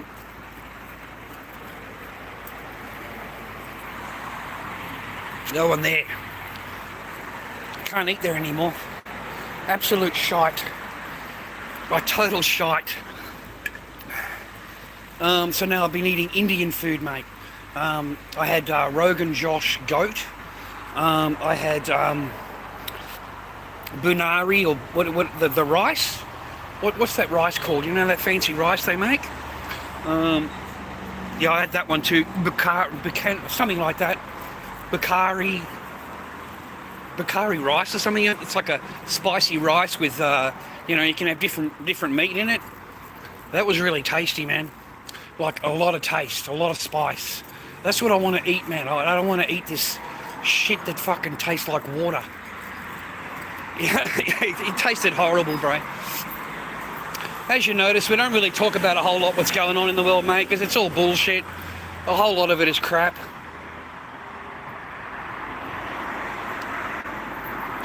Reacting to a lot of it's just not worth the time. Dobby, you're going to... Bloody, I can't read any... Can't read shit, man. Can I put a pair of glasses on? Wait a minute, I've got to take my glasses off. Dobby, you going to see the new Michael movie? Mate, I'd love to. I don't know. Probably not, man, no. Probably not, no, dude. I don't have the budget to go to the movies, but I can wait for it to come out on, like, pirate video or, you know, or something like that. I'll probably see it on TikTok. They'll have it on TikTok at some time, but maybe not because it's freaking got blood in it. Because it's got, you know, so it won't be on TikTok.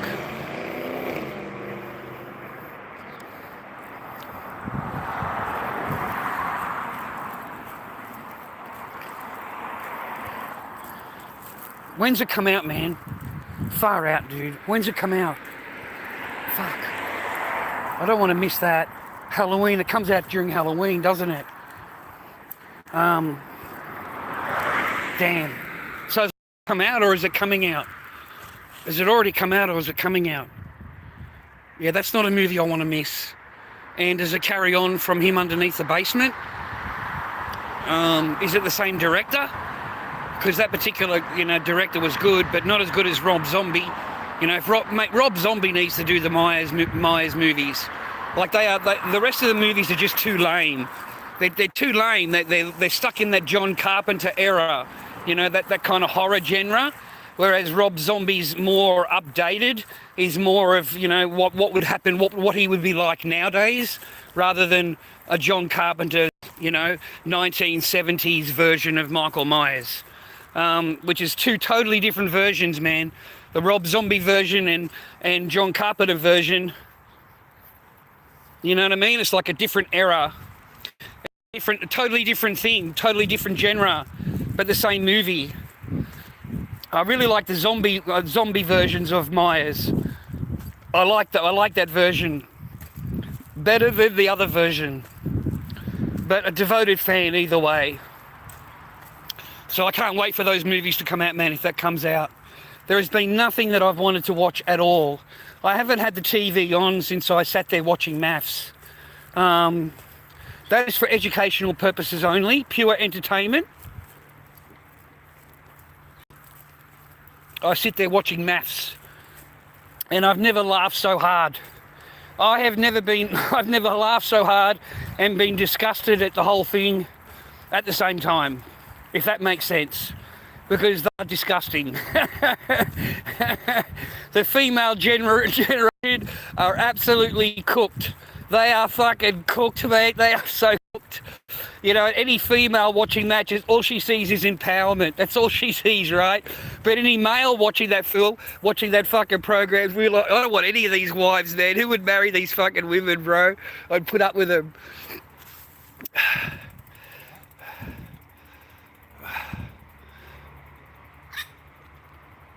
I don't know if it's all scripted. You can't script what that woman carries on with, man. Some of those women were carrying on with. It's not scripted. It's just them, mate. See, that's what a woman would tell herself, because to give them excuses on their behaviour. Oh, that wasn't them. That was all scripted. That's what they were told to say. When in reality, that's what the woman is like.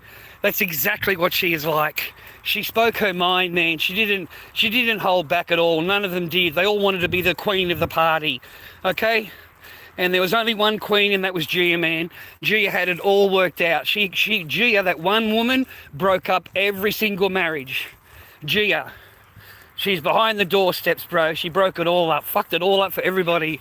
I fucking loved it. It was glorious. It was glorious to watch, man. I laughed my ass off. I've never had such a good time. You know, this goes to show you how devious they are. How much they will lie and cheat, and how devious they'll be. You know what I mean? It shows you right there, right in front of you, gentlemen. There's nothing being hidden right here. These are all facts. This is how a woman acts. This is how she talks. This is what she will do to her marriage, if you could call it a marriage. And at the same time, she's shagging the bloke. You know, all of them got shagged, bro. All of them did. Okay? They all got shagged. So they're not as righteous as what they carry on with, mate. They're not as righteous as everything they talk about. Yeah? I laughed, man. I laughed so much, man. It was so entertaining to me, because it just gave the female nature right up. It just showed you what you are, what you're not, and all of the rubbish that they came out with afterwards to deflect and to defend their behaviour. And it's not my fault, and what he did, you know. But you know, they're the ones standing there screaming their head off at the table. Ugh, who would want to be married to any of them? Can you imagine being Danny, sitting there watching this person just carry on the way she is, just, you know, screaming, and you know, he's told her how many times, I didn't come here for this. I came here to get married and to meet somebody, and not to be every single minute in drama, just non-stop drama. And that's all that person bring, was drama. That's all she bring, was drama, non-stop drama. And that shows men what they're like, and I'm so glad it was on TV for the whole world to see that this is the true nature of the beast. This is what they're like, really. Can you imagine it? So no, man, at that point, you know, all you want to do is get shagged, bro. You just want to get shagged, then you'll be quiet. You're happy to placate to keep her happy. But other than that, you're not going to marry it. You're not going to live with it. You're not going to be with it forever. You're just going to shag it while you're there, because you're on a show, and everything that you do and say, because you're a man who's going to get judged, everything that you do and say on that show and yet they can carry on and do what they're doing and everything they're talking about, and there's no accountability. There is none at all. And that's what it's really like in real life, okay? I remember in that HR meeting, you know, the gentleman's looked at me and said, well, what else did you say? And I said, what do you mean? He said, well, what else did you say other than good morning, miss? I said, nothing, sir. You know, anything that I say is regarded as abuse. Anything that a man says to a woman can be taken as abuse. Anything, everything, whatever. You say good morning, miss, that's abuse. That's abuse. Get hauled into HR, you know, you're sexually rah, rah, rah. Are you kidding me? You know, how did you say it? What was the tone of your voice? Worry about the tone of my voice when I speak to a woman, you know? Like, I don't have to worry about that when I speak to a man, but I've got to worry about that when I speak to a woman, okay? Because if she gets offended, she can have you charged. You know, if she's slightly whatever, she can have you questioned, yeah? She can have you dragged into the office and told to go home, and all because of what she has said, yeah? And then when they do their investigations and they talk to all the witnesses and look at all the cameras, you didn't do shit. You didn't do anything, brother. You didn't do anything. You were sitting there talking to the men at the table. Okay, you're not over there abusing her, rah, rah, rah. She's the one abusing you. She's like 8 feet away from you, yelling down the fucking, yelling in the building. You're not yelling. Huh? But she's accused you of doing that. She's accused you of doing that, bro. You know, you're the one that's abusing her. You're the one that's yelling at her. You're the one that's doing this. And you're doing, you know, fucking lucky you got witnesses. Lucky it's on camera. Like, seriously, lucky it's on camera. Far out. It doesn't take much, man. They do not like men. This is a real feminist society. You know, it really is. And they'll pass judgments on men without any proof of anything. They'll just pass judgments on you. They'll take your children from you based on that. No proof needed. They'll take your children based on those words. Okay? Yeah? You'll lose your children, bro. No contact. Fuck, man. Women are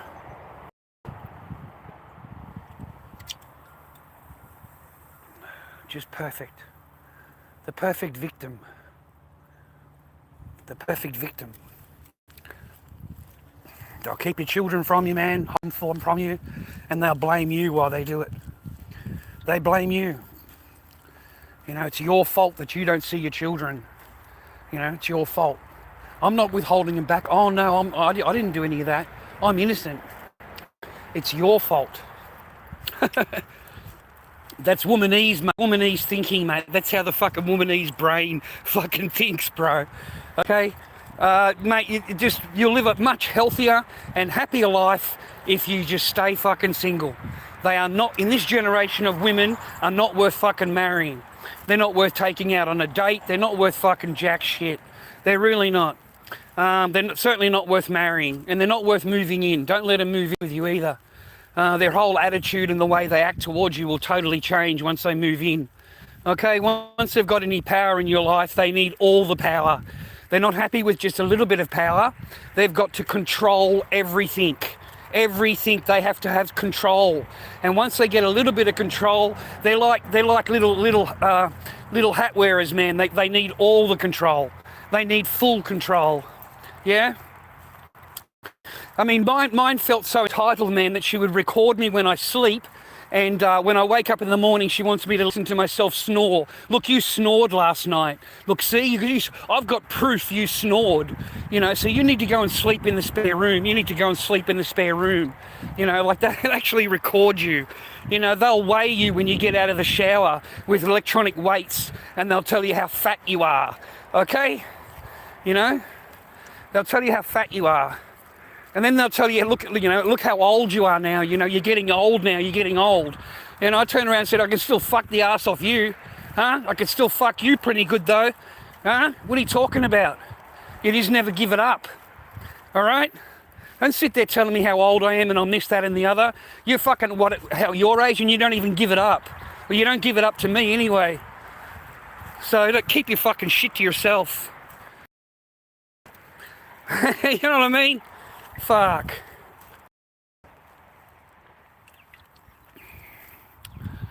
In Australia, it's hot. It's not too hot though, but it is hot. It's not as hot as Texas, but it's pretty warm. I think it's like in the 20s.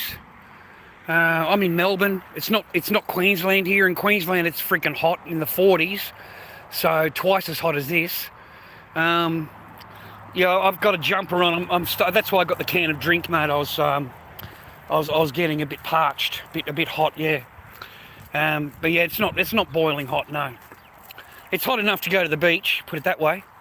It's hot enough to go to the beach,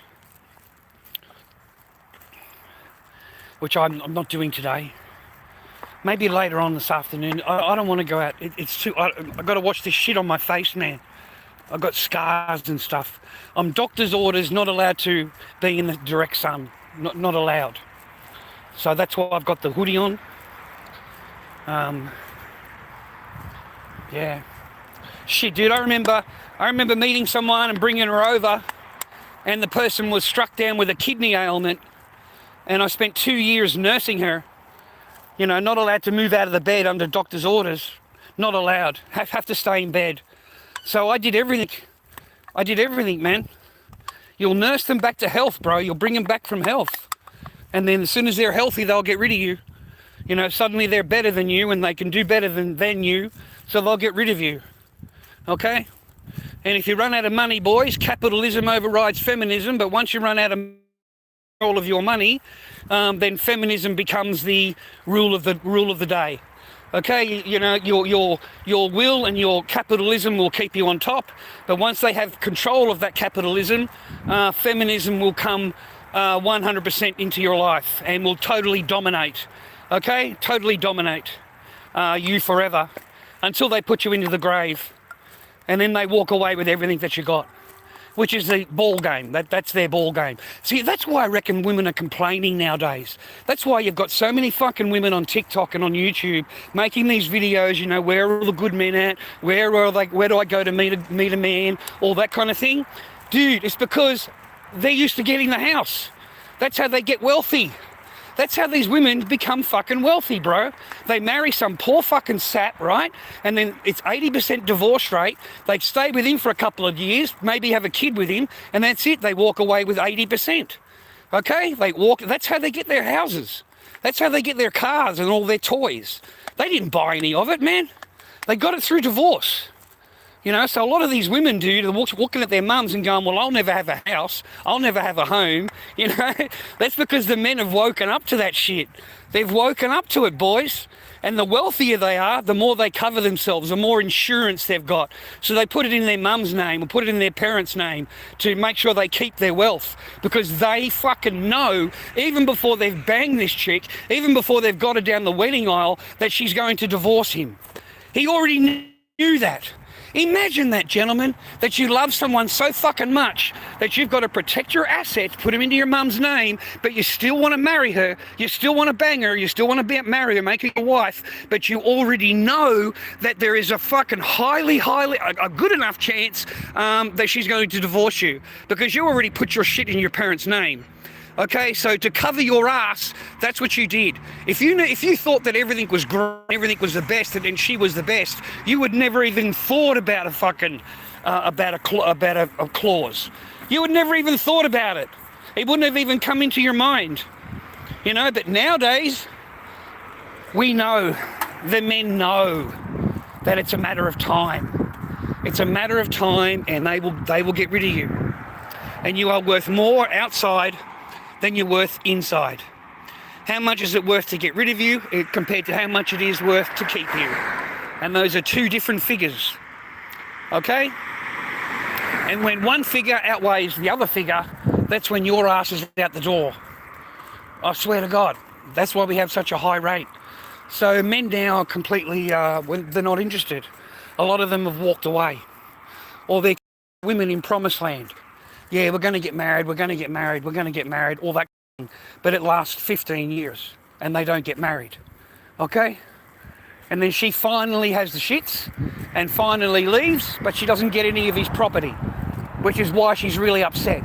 That's why she's really, really, carrying on the way she is, man, because she hasn't walked out with everything. She hasn't got everything that he owned before she met him. And that's where they get upset. That's why these bitches are so fucking upset, bro, is because they haven't been able to find some simpy motherfucker that's been paying his house off for 5 years or 10 years, and she can spend a couple of years with him and end up with his house.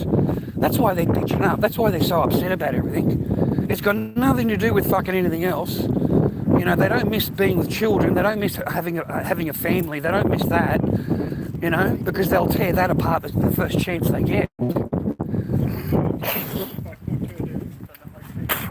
They destroy the family unit, mate. And they do it deliberately. Remember that, boys. Women have no compunction, no hesitancy, no second thought on destroying their family unit. Totally destruction, total destruction. And to the detriment of the children. Like, they take your kids from you. You know, all the women do it. Don't sit there fucking acting all like you would never do it and bullshit. Every single one of you women do it. There's a really, really small percentage of women that allow their fathers into their lives, you know, allow the children to see the other parent. And it's always the man. It's never the fucking woman. It's always the man. Okay, we are the ones that don't get to see our children. We are the ones, you know. We don't get to see our kids, mate. Our kids don't grow up with us. You know, I walk down here, you know, and it upsets me, bro, because I'll see a dad riding a bike with his son, and his son's on the front handlebars there, and, you know, just sitting there, and they're riding a bike together. You know, I'll go down to the beach here, and there's mum and dad and family there with their kids on the beach. I'll never get that. I'll never get that. You think I like waking up on Christmas morning and I can't fucking even give my child a gift? You know, Father's Day, you don't ever expect any phone call because their mother will block that. And that's all acceptable in today's society. It is acceptable that the father or the child does not see the father. It's acceptable because he is just a really bad person, you know? He is so bad that you should never see your father again. That is how bad your father is.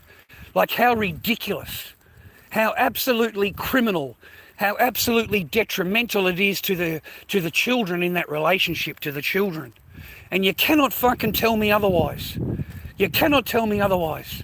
If you're trying to tell me that a normal child doesn't want to see their parent and doesn't want to spend time with their parent, you're fucking dreaming, brother. You're dreaming. I don't know what you've been smoking, you know? I mean, I can show you in my example alone, just my mind alone, okay? My mind comes in and says, oh, because, you know, when we first broke up that morning and she's laying in the bed and I was yelling, well, because you did that, you know, she doesn't want to ever see you again. She never ever wants to see you again. And the court accepts that. So you give the court contact reports. I've seen my daughter 3 times since then under supervised contact. Here is the report for it. Nowhere does it state that my daughter doesn't want to see me. My daughter is excited. She wants to see her dad. She doesn't want me to leave her. When she gets home to her mother, she's talking about me to her mother. That is all in the reports. That is completely forgotten about. Forget that. No, it doesn't exist. Doesn't fit the narrative of you being a total bastard. Okay? So we're going to stick with the narrative that ran, you know, 2 years before that, 3 years before that. You know, we're not going to look at those field reports. We're just going to go with this. Yeah? Because it's disgusting. It is absolutely horrible that my little daughter doesn't see her dad. It is criminal. There is no excuses for it other than you have 2 women that got together in the courtroom and they decided on their own outside of the courtroom in a private meeting where these 2 met, which was the judge and the children's lawyer. No representation of the father, nothing at all about the father, and they're both sitting there looking at reasons to take the child away from the father, and they're looking for anything they can, and there is no representation from the father at all. Nothing. The father is forgotten about. He's just a total bastard. So now we've just got to look for things that we can, you know, say that he should never see his daughter again. So they override everything that's in the paperwork. They override everything that you've done in the courtroom. Because don't forget, they put me through the ringer. You know, it was 4 years of me keeping them happy. and doing everything in the court order that I was commanded to do, which took me months and months and months of my life, and at great expense. You know, at great expense, viewer. You know, all of those courses were $400 each. The reports were $330. The contact itself was $840 for 2 hours. And then the report was $330. So you got 3 of those. You've got all of the courses that they made me do. All of what I call now the Mickey Mouse wheel. You know, put the mouse on the wheel and give him something to do. And that's what courses are. You know, they do it to all the men. They don't do it to the women. You see, you don't have to obey your court order. Even if your court order states, you know, parenting courses and after children's courses and all of that kind of thing, yeah, you don't have to obey anything. Not a single word. But the man does. The man does. He has to complete everything by a certain time, or he's not allowed to apply for it. He's not allowed to go back to court. Unless he's got it all done within this particular amount of time, that's it for you. Your case over. So they make you go through an absolute hellhole, a fucking ringer. I remember walking into that fucking family law court there, and the first thing that Judge Howe says to me is, I know that you love your daughter and your daughter loves you, but I need you to go away and prove to the court how much you love your daughter. I need you to prove to me, okay? That's what they tell you, man. That's what they tell you as a man. And then you never see your children, ever. It doesn't matter about your court order. It does not apply. Only her court order applies. Only what she is demanding applies. And honestly, it is not worth your time. It is not worth your money. It isn't worth your mental thing. It is just an absolute nightmare, and you'll walk out broke. You will walk out totally, utterly penniless. And the lawyers will drop you. The minute that you can't pay whatever, the lawyer will get rid of you. Straight away. Straight away, the same day he thinks that you can't pay him, that's the day he's walking out. Trust me. He's not going to take your phone call, mate. You know, and these family law court lawyers get paid per phone call. Email, any answer they give you is all paid. You have to pay them to do it. Okay, they don't just take a phone call. I think perusing an email is $150. If you send them a question, that's $150. If they answer you, that's another $150. So it's cost you $300, mate, to ask one question. This is how they get you broke. And it's done all day, because she doesn't have to pay for any of it. She doesn't have to pay for a lawyer. She doesn't have to pay for any psychological reports. She doesn't have to pay for nothing. Only you do. Okay? And this is done deliberately to send you broke as the man. As the man, it's done deliberately to break you financially, mentally, to break your whole stability in your life. It will tear you apart. And the whole time you'll never see your children. You won't even have a phone call, a Christmas, nothing. And you want to go and complain to the court. Yeah, she just blames you. She just says, oh no, well, he might not return the children on time. That's all she's got to say. And then she can disobey the court order, you know, or he might do this or he might do that. I'm afraid that he might do this, and that's all it takes. She does not have to obey any court order, okay? And Judge Howe, you know, she convened my court case for 7 months. 7 fucking months, viewer. 7 months she adjourned my court case. What the fuck is 7 months, mate? You know, before I walked into the court for that, before that it was a 5-month adjournment. I've been to court twice, and both times 12-month adjournment. So you can't go back to court for 12 months. 12 months. Can you think about what your court case is like in family law court 12 months later? 12 months? Are you kidding me? And this whole time she does not have to obey anything. You have not seen your child, you haven't heard from your child, nothing. And there is no accountability. She's not in any trouble, she doesn't get reprimanded, because it's got nothing to do with the court order. She doesn't have to obey it, but you do. You have to obey the court order to the letter, but she can ignore it. She can tell the court she's in fear of whatever, and she does not have to obey anything. And now for you to go back to court, gentlemen, this is where they've got you, because it's going to cost you. You have to pay for the court, you've got to pay for your lawyer, you've got to pay for the paperwork, you've got to have all of your paperwork organised. It is not cheap. It is not cheap.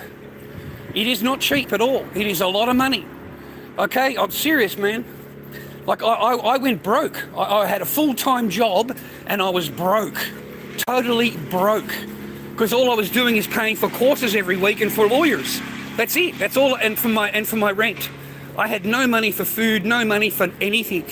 You know, I've got to come up with $330 to pay for their report. I've got to pay $450 for the next freaking the men's behaviour course. You know, $400 for the parenting after separation course. Hi, miss.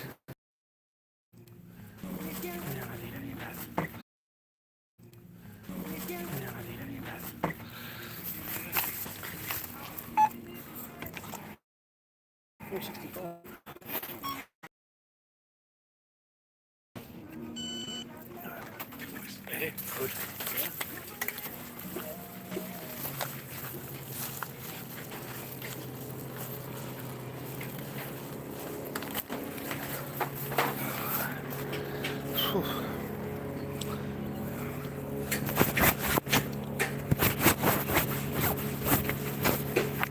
Sorry, man, who's this?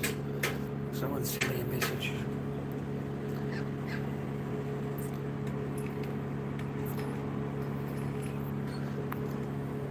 I don't know.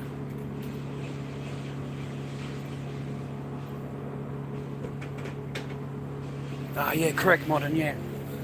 It's 150 either way. 152, you sending it, and then 150 for them to answer it.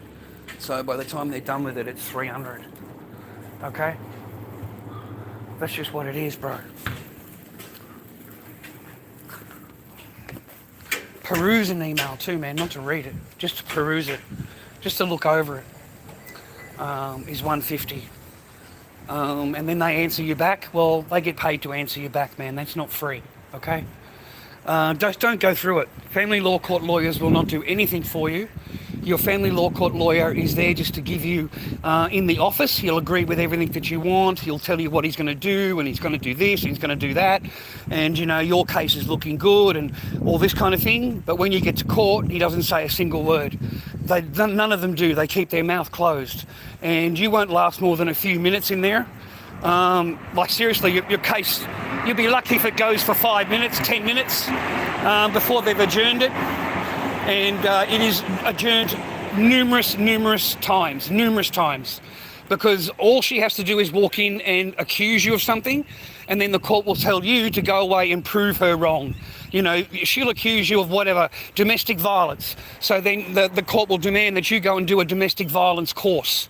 She'll accuse you of doing drugs and alcohol. So now you've got to go and do a drug and alcohol course. She'll tell them that you're a terrible father. You know, you don't know. So they make you go and do parenting courses, because you've got to prove her wrong. Okay, and every single time, all you do, you're standing there on the back foot all the time. You are chasing the wheel. You are the mouse on the wheel, chasing the wheel. She's the fucking wheel, and the court is the actual cage. Okay. And the women know that. They know they can just walk into court and accuse you of whatever they want, and you have to now prove that they are wrong. Prove to the court that they're wrong. So, I mean, we've done every course. Every one of those courses that I just mentioned to you, I've done. I've done the men's behaviour course. I've done all of the courses, okay? And they take months and months to complete. They're not overnight, mate. Men's course runs for 3 months. Okay, 40 hours. You've got to do 40 hours with them. All of the other courses are about a week, I'd say, and some of them are only a couple of days. And I think one of them, the parenting courses, you can do that on the computer.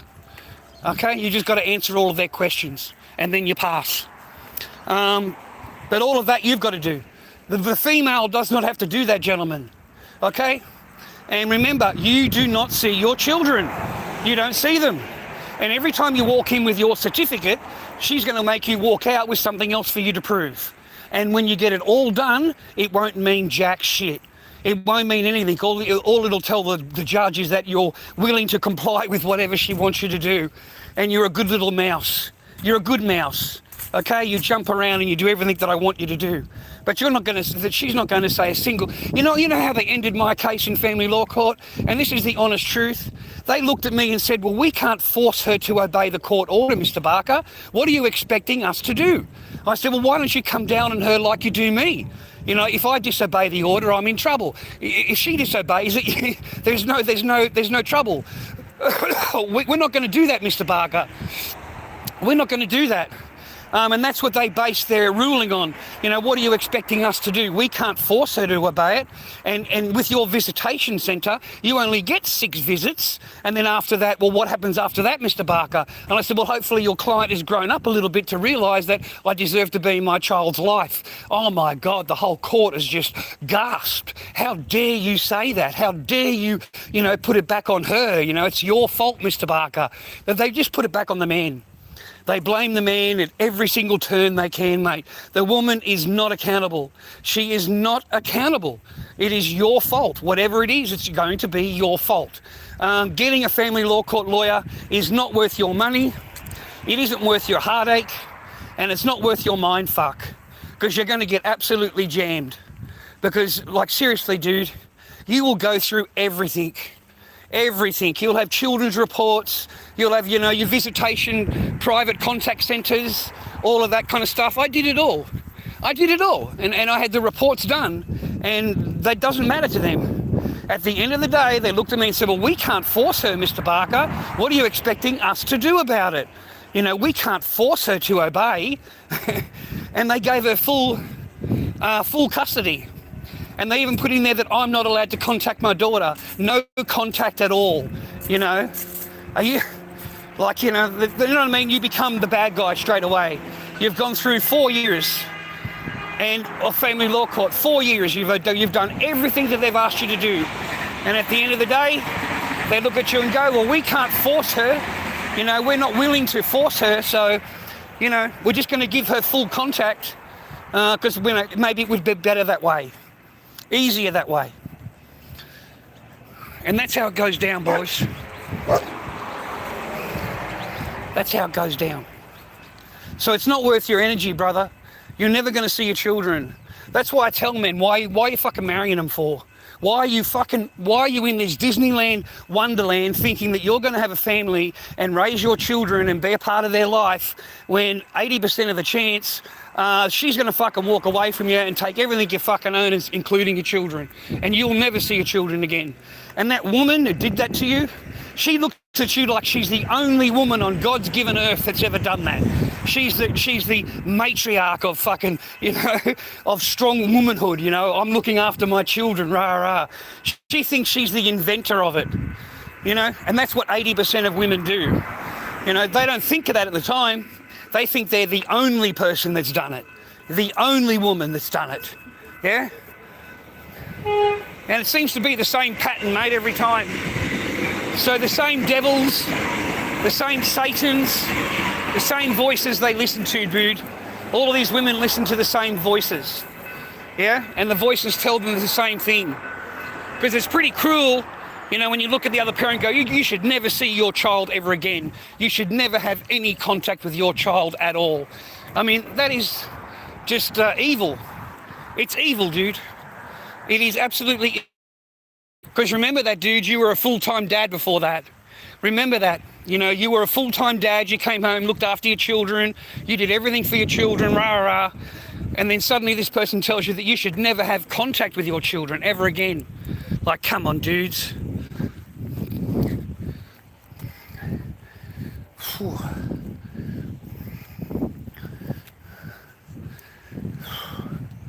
Stay happy and well, viewer. Stay happy, healthy and well. And if you do have someone in your life, I hope they love you. And I hope it's real and not fake. That's what I hope. Oh, I didn't get a cigarette lighter. That's what I actually went down there for. Such a schmuck. Oh, well, I'll have to go later. I haven't got a cigarette lighter. How you doing, man? Hope you're well, Joey. Thanks for saying hello.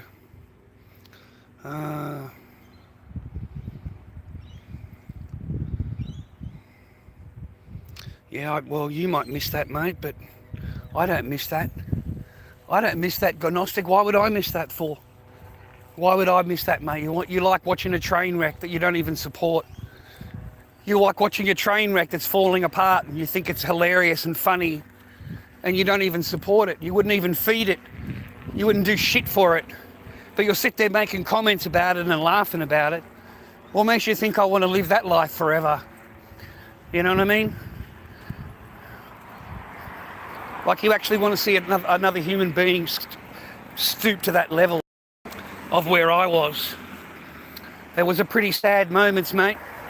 I've always said to you, man, you want to feel like I was? Go and sleep in your fucking garage overnight. Go and sleep in your garage on the floor on a bit of cardboard, the fucking blanket and pillow, and tell me how comfortable you are. And do that while you've got a wife or a girlfriend inside that tells you how much she loves you. I love you so much, but I'm just so afraid that when it becomes nighttime, you know, I need you to sleep outside. You know, I'm just feeling in danger until 8 o'clock in the morning, and I'll open the door up for you. You know, but I'm in danger until then. You know, so that person locks the back door on you, man. You go and live that way. You live that way, man, and tell me how great it is. You know, how entertaining it is, right? I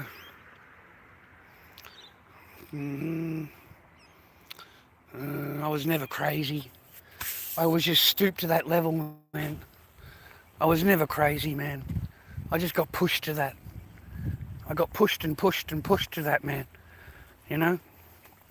I spent years alone, like I am now.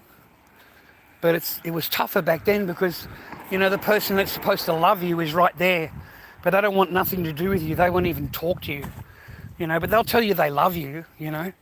You're such a good guy, you're this, that and the other.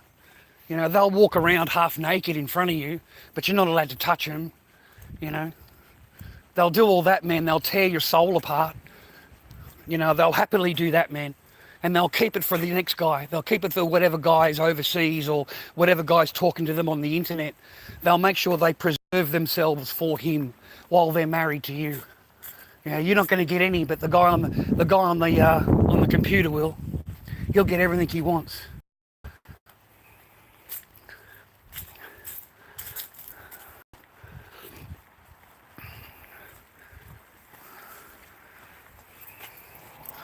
Horrible, man, just blue ball. Used to call when I was young a cock tease, just a total fucking cock tease, mate. Just an absolute tease. Nothing more but just tease. You know, see them half naked, but you're not allowed to touch them. You know, they'll come out and ask you to take pictures of this and pictures of that. So you sit there, click, click, click, they're all fucking in the bath. You know, they take the picture, they take the camera, they take their phone from you, go into the bedroom, slam the door, come out 5 minutes later, throw the fucking my phone down on the floor, and it's been completely wiped. Well, where'd the fucking pictures go? Who in the fuck why was I taking pictures for? You know, all this kind of fucking shit. Just fucking teasers, mate, just tease. Tease the fuck out of here. Don't give you nothing, mate. So no, don't deal with it. Why would you want that in your life? It was horrible to deal with. And that's why I shared it, so that you guys could learn from it. So that if you ever spot this in a female, that you don't put up with it, mate. Because it wasn't a very nice life. It really wasn't. It wasn't a nice thing at all. And they can blame you for it all they want. But they certainly helped. You know what I mean? There was no positives, mate. It was all negative. All negative. And the minute that you start to complain about it or you start bringing it up to them, that is when their real personality comes out, because you're now, you know, you're telling them they're in the wrong, and women don't like that. They're not going to like it. Okay, so the minute you start doing that, mate, is when their nails come out, is when they start to really show their cards. So be careful, bro. Arm's length. And you're not the first.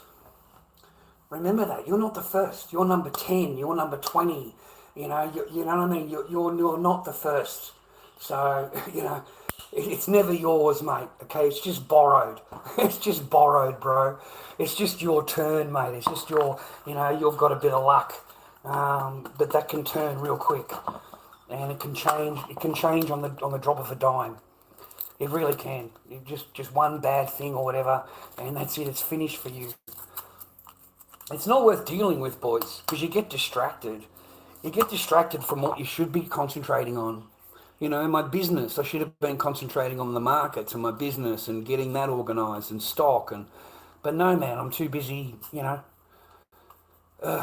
stressed out about sleeping in a fucking garage, living with somebody that just ignores you, just never ever talks to you, never talks to you, looks down on you, looks like, who do you think you are talking to me? You know, yeah. You know, they'll wash their fucking G-strings and everything right in front of you, put it on the line, right there. All the fluffies, all the pinkies, all the blues. You never got to see any of them. Not a single time have you ever seen those worn. Ever. That's terrible. The only thing you've ever seen, mate, are grandmas. Grandmas. They come up to here on a woman and they come in grey, black, white and pink. And they come all the way up to the navel, bro. All the way up to here. Fucking their grandma.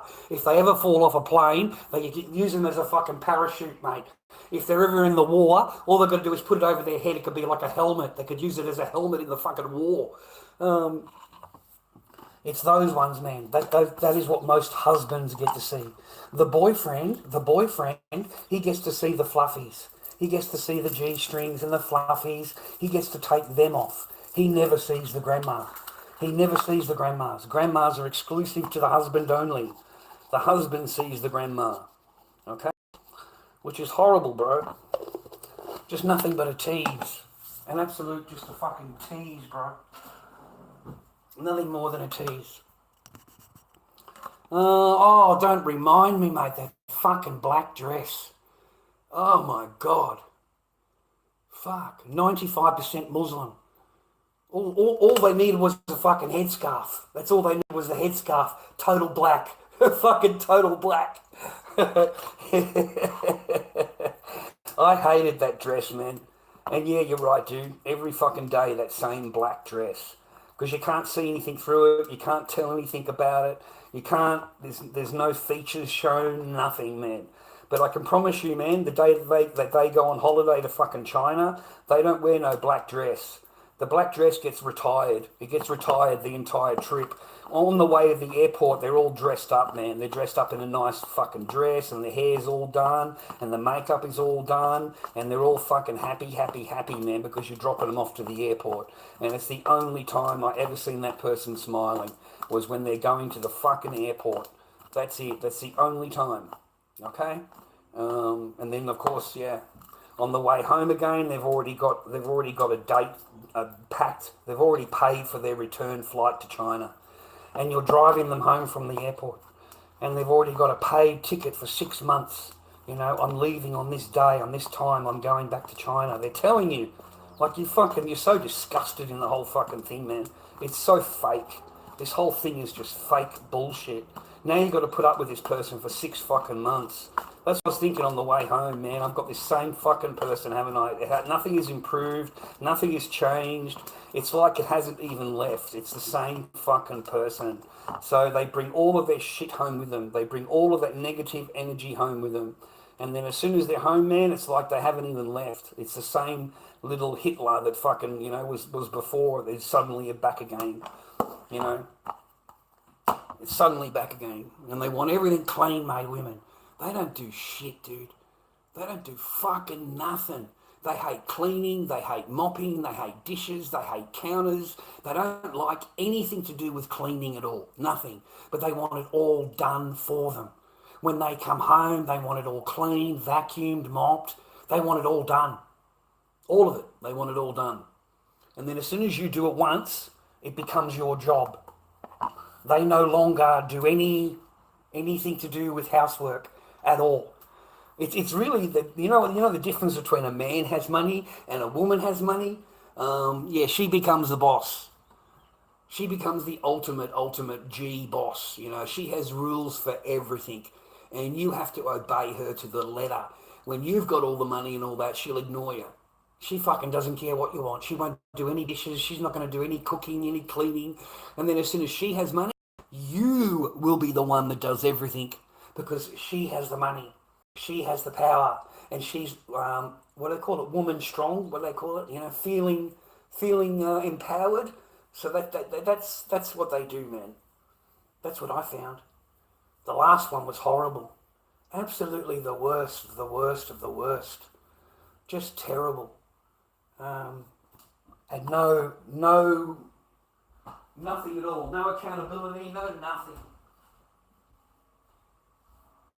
You know, even pretends I know speak English. No understand English. No understand. They pull all that shit on you too, man, if you marry a foreigner. And they'll sit in court pretending they don't understand anything. And they need an interpreter for everything. I don't understand.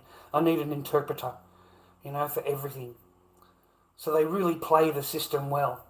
You know, they act like they're the poor foreign girl that doesn't speak any English, and this mean and nasty man has taken advantage of her. Look what he's done and all. They fucking, mate, they really hammer it home, mate. They really hammer it home, let me tell you. Yeah, of course, man. Of course I'm divorced. Of course I'm fucking divorced. Oh, good on you, man. Thanks for... Dobby, I remember all those old videos. I was one of the originals to your channel. That's good, man. You didn't do much for me at the day. You didn't do shit for me, mate. But sit there fucking laughing. Okay? Imagine drinking when someone else has been. Imagine drinking from the furry cup when someone else has been there. Well, who knows? But I remember the black dress. I remember that disgusting black dress. I'll bet it's been retired, man. I'll bet that is only been for me.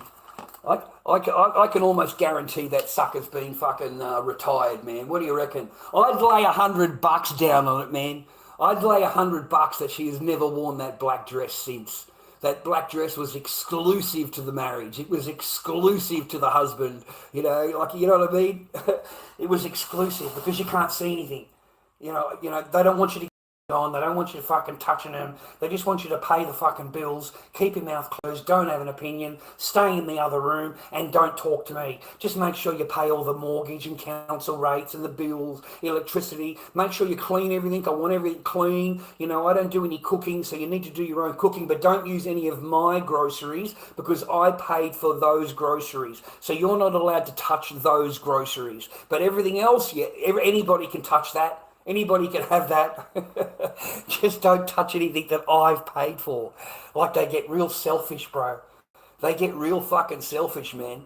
Like, they're happy to spend your money. They're happy for you to buy the groceries, for you to pay the bills. But the minute that they have to do it, that is when you're going to have 10 fucking rules come down on you. It's their money. It's their food. It's their thing. If they pay a bill, it's their bill. They take full accountability for all the time. The whole, you know, they paid once and they say, oh no, I paid it all. I paid everything all the way through. They've got one bill. Because I personally, man, I woke up to the shit. I woke up. You think I'm going to have you standing there telling me that it's your house, it's your property, everything that in here is yours, it's all yours, right? But on the 15th of the month, you've got your hand out and you want me to pay the mortgage. How the fuck does that work? Okay, you tell me everything is yours, but when the council rates came in, I've got to pay the council rates. When the bills come in, I've got to pay the bills. But the house is yours, right? It's yours. You own everything, right? It's all yours. Everything is yours. It's all yours. Everything is yours. All right? So I got the shits with that. I got the fucking up with it, bro. I ain't paying any of that shit. I fucking put it straight into my coins. Fuck you and your fucking mortgage, right? Because it's no longer our house. I thought it was our house. You see, I thought we were building our family. But in reality, no, it's their family and you're here. That's the reality of it. So they want you, mate, these fucking women will plan. They will plan your downfall. They will have you paying those fucking bills right up to the day before they get rid of you. If your mortgage is due on the 15th, mate, she'll get rid of you on the 17th. She'll make sure you've paid the mortgage, the last mortgage payment before they kick you out. Yeah. Oh, fuck, mate. They got no compunction at all. There's no... And trust me, when they've got you out of your property, they now look around everything and it all becomes hers. This is mine now. That's mine. This is mine. That's mine. They just acquire everything, mate. I call them little Ishmaels. That's what I call women. I call women Mrs. Ishmael.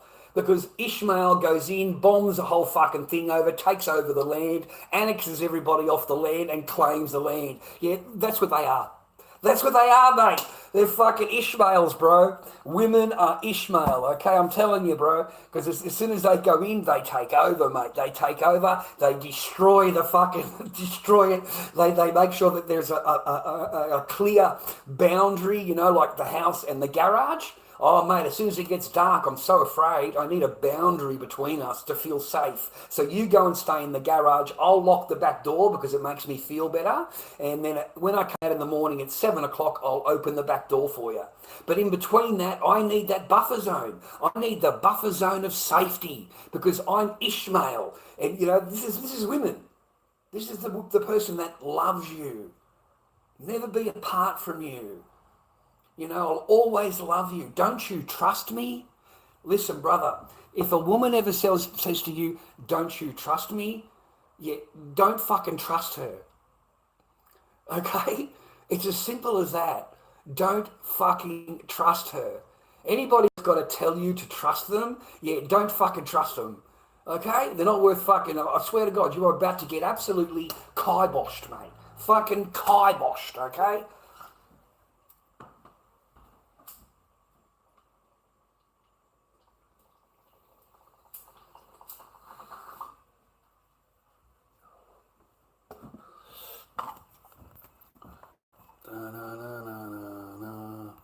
What's that? $10? Wow, no way. I got a fucking super chat, you cunts. No way. I got a super chat. Wow. Hey, thanks, man.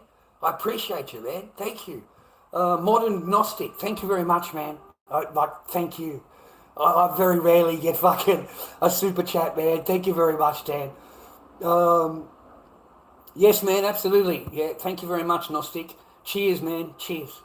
You know, glad I'm single. I've got a dog. I'm going to bed early to text. I wouldn't even go bother texting them. I wouldn't even bother, mate. Keep them all at arm's length. You'll have a happier time. You'll have a happier time with them, mate, if you can keep them at arm's length and enjoy their company and send them home. Send them home.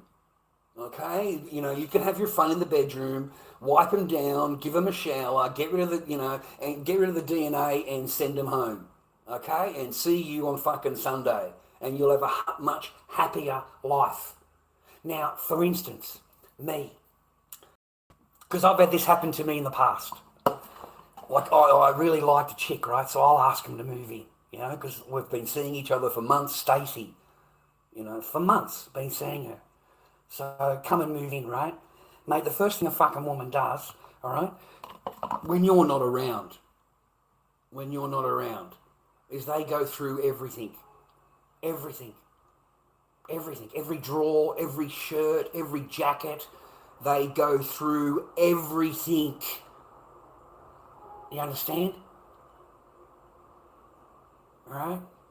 Not good. All right? You'll see things have been moved around. You'll notice that, you know, the shirt that you had, you put in that place, yeah, it's a little bit to the left. So it's been moved. You know, you'll notice your socks have been moved around a little bit. They're not exactly how they were when you were fucking in this morning. You'll open your cupboard up and your box of comics is a little bit forward. It's not up against the back of the wall where you have it. So you know some cunt's been through your fucking cupboard. Yeah? You don't say nothing because you know it's her. The next day, the next week, you come home and the lounge has been moved. She's moved the lounges around. She's not happy with fuck. She thought she would come home and surprise you. So you have pictures on your wall. They might be of a half-naked person, you know, just shows the side. Nothing dirty, stylish, you know, someone's photograph, you know, the silhouette of a beautiful woman. Oh, well, she's offended. She's offended. Your girlfriend is offended. So she takes all the pictures down, and puts them against the wall. So when you get home, your shit's fucking missing off the wall. Your fucking shit's been gone through the cupboard because you'll start to notice shit after that. And that's when you start to query her. Were you in my cupboard? Did you go in there? Oh, no, I'd never go in there, Rara. Now she's fucking lying to you. She's fucking lying to you. You know she's lying to you. So now you're with someone that's going to stand there fucking lying to you. And they've gone through your shit. It's time to go home. It's time to go home. I'm not interested in you swapping my pictures around and you don't like this and you don't like that. I said, well, you don't pay the rent here. This is not your apartment. It's mine. Okay, you don't, you know, just because I went to work and I left you home, it doesn't give you the permission to start doing whatever you want to do in my apartment. I pay the rent here, not you. Okay? You know what I mean? Like, it's time for you to get your gear and head on home. Okay? And generally, I don't speak to them again after that. I don't know if you've been through that experience yet, but it's not fun. It's not fun. They're all crazy Karens. They're all crazy Karens. And the crazy ones have got the smelly too, man. They fucking stink. Oh, fuck, they stink, mate. I remember pulling a Karen, bro. She fucking stunk. Oh, she stunk, bro. I fucking, yeah, I couldn't bang it, mate. It stunk that bad. And they're terrible, man. I remember that same Karen, she calls me up and she says, oh, can you just give me a lift over to my friend's house? I want to pick up something and it's really important that I get it. And I thought, well, you know, okay, then I'll be a good guy. Yeah, I'm not doing anything. So it's only around the corner. So yeah, sweet. So I get in, man, take her around the corner. And I'm sitting there waiting and it comes out again. I said, well, where are you been? Like you said, you're just going to pick up something and go, you know? Oh, no, well, I had a bit of a talk and a conversation. Sorry about that. I was catching up, rah. So I get in the car, start the car, we're driving along. And I'm having this conversation as I'm driving. And it accidentally drops that it's the ex-boyfriend's house. It's the ex-boyfriend's house. What the fuck? So you've got me driving over here so you can see your ex-boyfriend to discuss whatever you want to discuss, rah. I said, we're not moving. I just pulled over the fucking car. We're not moving. I said, you can get out of the car or you can blow me. That's the choices you got. You can blow me or get out of the car. If you think I'm such a fucking simpy cunt that I'm going to drive over here and I'm going to sit there waiting for you while you go and talk to your ex-boyfriend for whatever, half an hour, and no, love. You can either blow me or get out of the car and fucking get your boyfriend to take you home. Get him to take you home. Why doesn't he just take you home then? So I'm getting a blowy. Got a blowy out of that. Because you got a blowy out of that. It's your fucking choice. You can blow me or get the fuck out of my car. I'm not a fucking simpy cunt. I'm not going to put up with your bullshit. So you've wasted fucking an hour of my time. So you either blow me or get the fuck out of my car. It's as simple as that. So, you know, I got a blowy, took her home, man, peeled that off, bro. And it fucking reeked, man. It fucking, oh man, what about it? Talk about a no-go zone. Oh my Godfather. Mate, that was hazardous waste.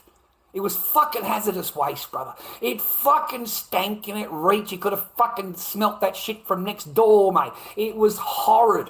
I just fucking got up, bro. Fucking, I didn't go. As soon as it presented itself to me, man, fucking, oh fuck, hang on a minute, fucking close that up, fucking out of here, I'm gonna go and have a shower. Man. I thought, fuck, I really regret that blowing. I fucking regret that blowing, bro. I gotta go home and have a shower. I got the fuck out of there, man. I left that chick where she was laying. I just fucking left her there. Yeah. Didn't even bother going back. Hello to her. Did not return her phone calls. Nothing after that. You stinking hoe. You absolutely smelly, fishy, fucking yuck. You know, I said to her, I can't look at you and not smell that. There's just no way, even in the future, that I couldn't look at you and reflect back on the smell. Fucking... fucking hell. Oh, God.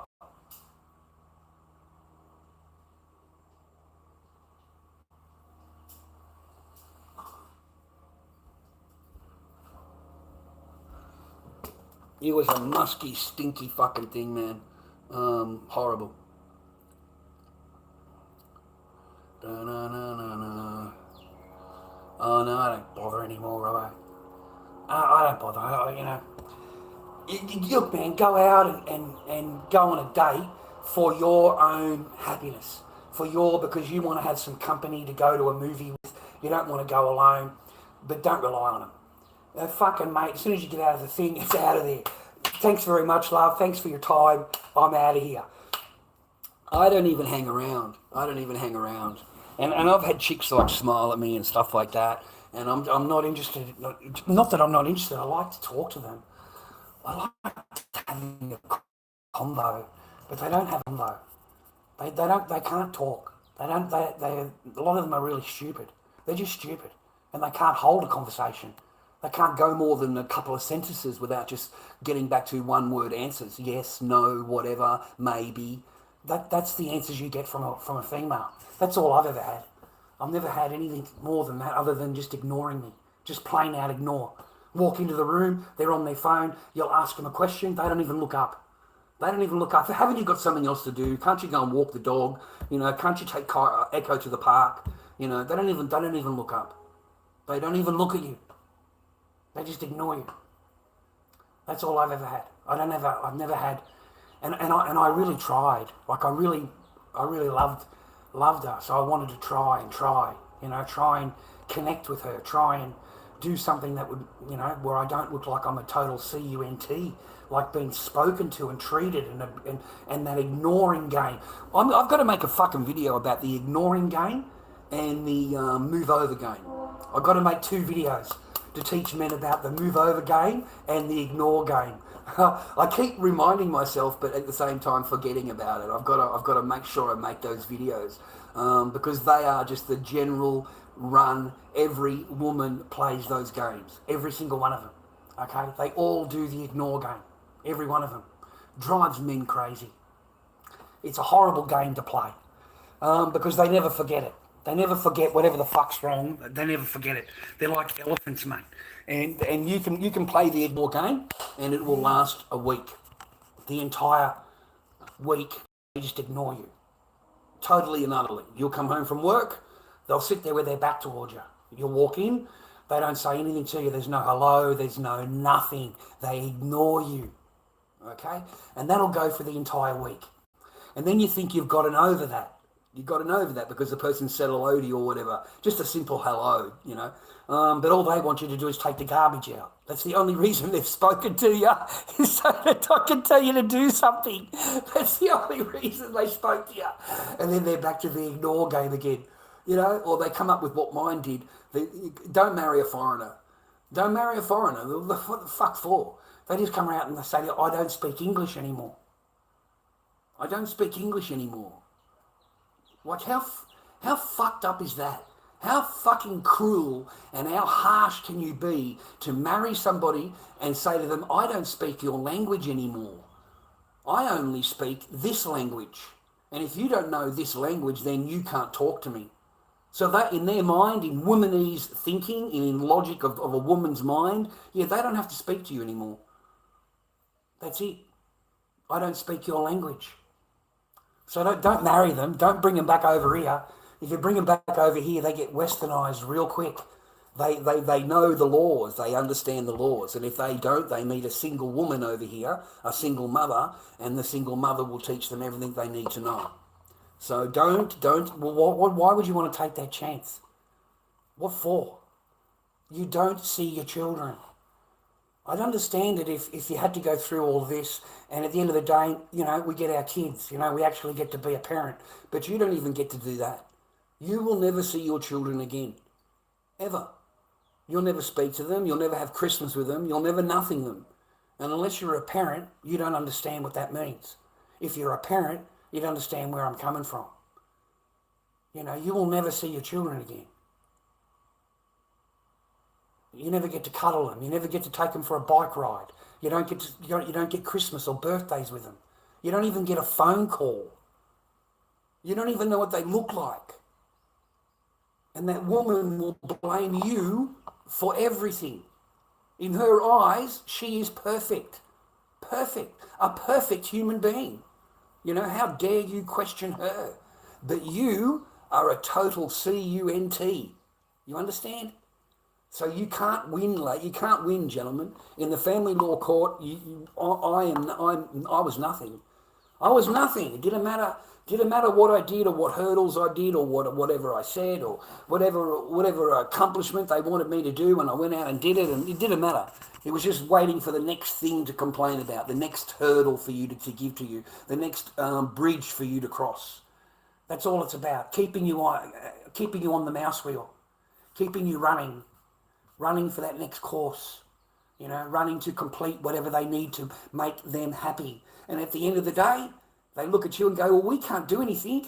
We can't force her to obey the court order. What are you expecting us to do, Mr. Barker? We can't force her to do it. Okay? And we think it's a great idea that she travels, and no, they just give full contact. They give full contact. And you know what really, really will get to you, like it got to me, is that all of this will be done behind a closed door. It'll be done between the lawyer and the judge. Judge Howe and the children's lawyer. They got together in the closed doors over here, had a little conversation, a little chin wag, and then you're done. You're done.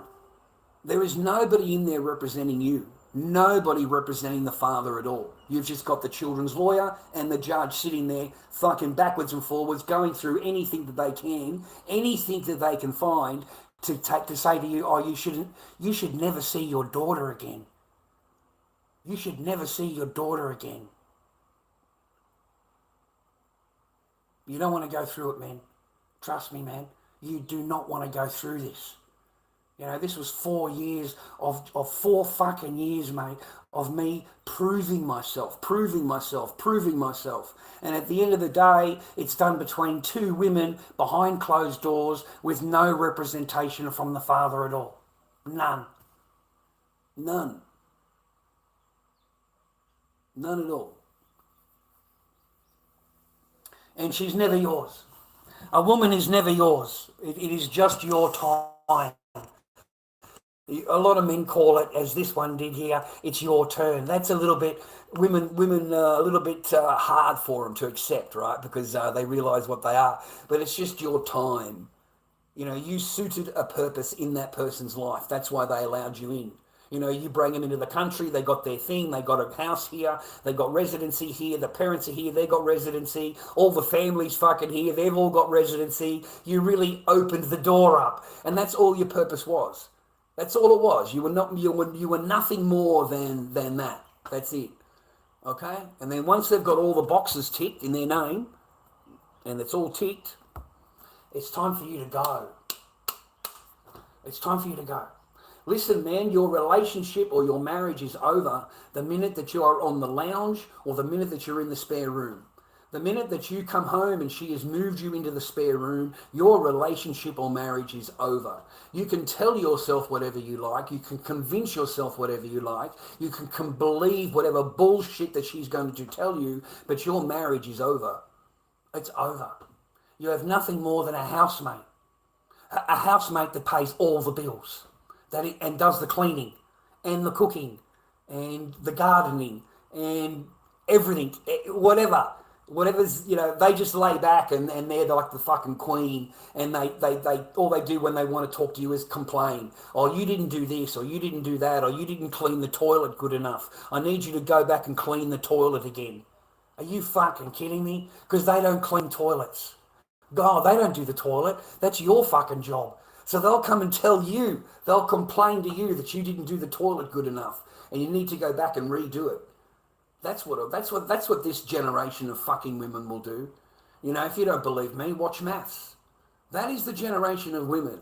That is how they act. That is how they talk. That is how they are with their husband, behind closed doors, in front of the closed doors. It would just happen to be all on camera. And half the time they forgot the camera was going. Half the time the camera was on the outside of the room, listening in from the fucking doorway, listening to these 2 women connive together and put the little storyline together in order to get the outcome they want. Oh, look, right now he's the one that everybody looks, he's looking really good. He's looking really good. We've got to make sure that only you look good. So we've got to do this, this, and this to run him down, and then we can make you look good. And that's what they do in their brain, mate. They do that surmising in the brain, okay? But they all do it. They all do it. They're all fucking guilty of it. Every one of them. And they don't care about getting rid of you. It doesn't bother them. Don't you understand that? They're not the ones standing there crying. They're not upset. They're fucking smiling. They're happy. Finally, their plans have come fucking together. Everything that they thought of, everything that they planned is finally here. You know, it might have taken a little bit longer on the old clock. It may have taken a little bit longer than they wanted, and that's why they're a little bit pissed off, because they should have been able to do it years ago, okay? Because it all would have been the same anyway. There's no difference. Now she's just more pissed off because you didn't get the hint. You didn't do what she wanted when she wanted you to do it. You didn't agree to what she wanted you to agree, so she's a little bit more pissed off with you. And then if you actually get any money out of the property, God forbid, you're not allowed to get any money out of the property, brother. Fucking, you could forget that idea. That's her property. So she shouldn't have to give you anything. Nothing at all. It should be just free and clear. Just sign the paperwork over and it's her house. It's hers. Okay? You should not receive anything at all. And that's how a woman thinks. So if she has to give you a single dime or a single fucking penny from that house, mate, she's going to hate you for the rest of your life. Absolutely hate you. Yeah? And the only reason you took her to court, mate, is because she's standing there telling you that you'll never see your children again. Once you leave, that's it for you. You're never seeing your children. They all brag. They all do it, mate. They all fucking do it. They all do it. Yeah? So then straight away you think, well, I've got to do something with the house because I've got to pay for the lawyer. How am I going to pay for the lawyer? He's $22,000 just for the divorce. Just for the fucking divorce, mate, 20 grand. Okay? And then you've got to go to family law court and you've got to pay those lawyers. Yeah? So your whatever money you get from your property is going straight to the lawyers. None of it will go towards your daughter. It doesn't buy her anything. It doesn't do anything in her life that's of any value. It goes straight to a fucking lawyers. Straight to the lawyer. All right? Men don't win. You never win. The winning is just you seeing your children, or your children seeing you. Because apparently, according to the law, you seeing your children doesn't matter. It holds no weight in family law court. Only your child seeing you matters. Nothing else. You have no rights. None at all. None at all. You know?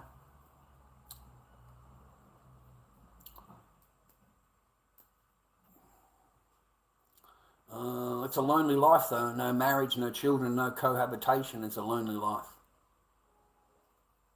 It's a lonely life. You know, you don't get the joy of love. You don't get the joy of, you know, being with someone and having a relationship and, you know, laughing and smiling and enjoying those times with them. You don't get the family unit. You know, mum and dad together raising the child, and you know, you'll see that on the street on the weekend here. You'll see the family units together, and they're all happy. So they do exist. Yeah, they do exist. There's still that 20% out there, mate. It's only 80%. It's 80% divorce rate. So you've still got a 20% chance that you're going to meet someone that's going to be with you for a fair amount of time and go through shit with you, not just for the good times. They're really good for the good times. Like, they love the good times. Okay, they love it when you've got plenty of money coming in and they can get their hands on it, have a feel of it. They love that. But as soon as you're not giving that to them every week, that's when they turn nasty. They turn really fucking nasty. And once they've turned, mate, it makes your whole household shit. It makes your life shit. It makes everything around you just negative. Okay? I mean, fuck, mate, it was such a big deal that my wife had actually slept with me. I would go to the market the next day and brag to my friends. You know, I'd brag to them. I finally actually slept with my wife last night. First time in fucking 2.5 months. Like, wow.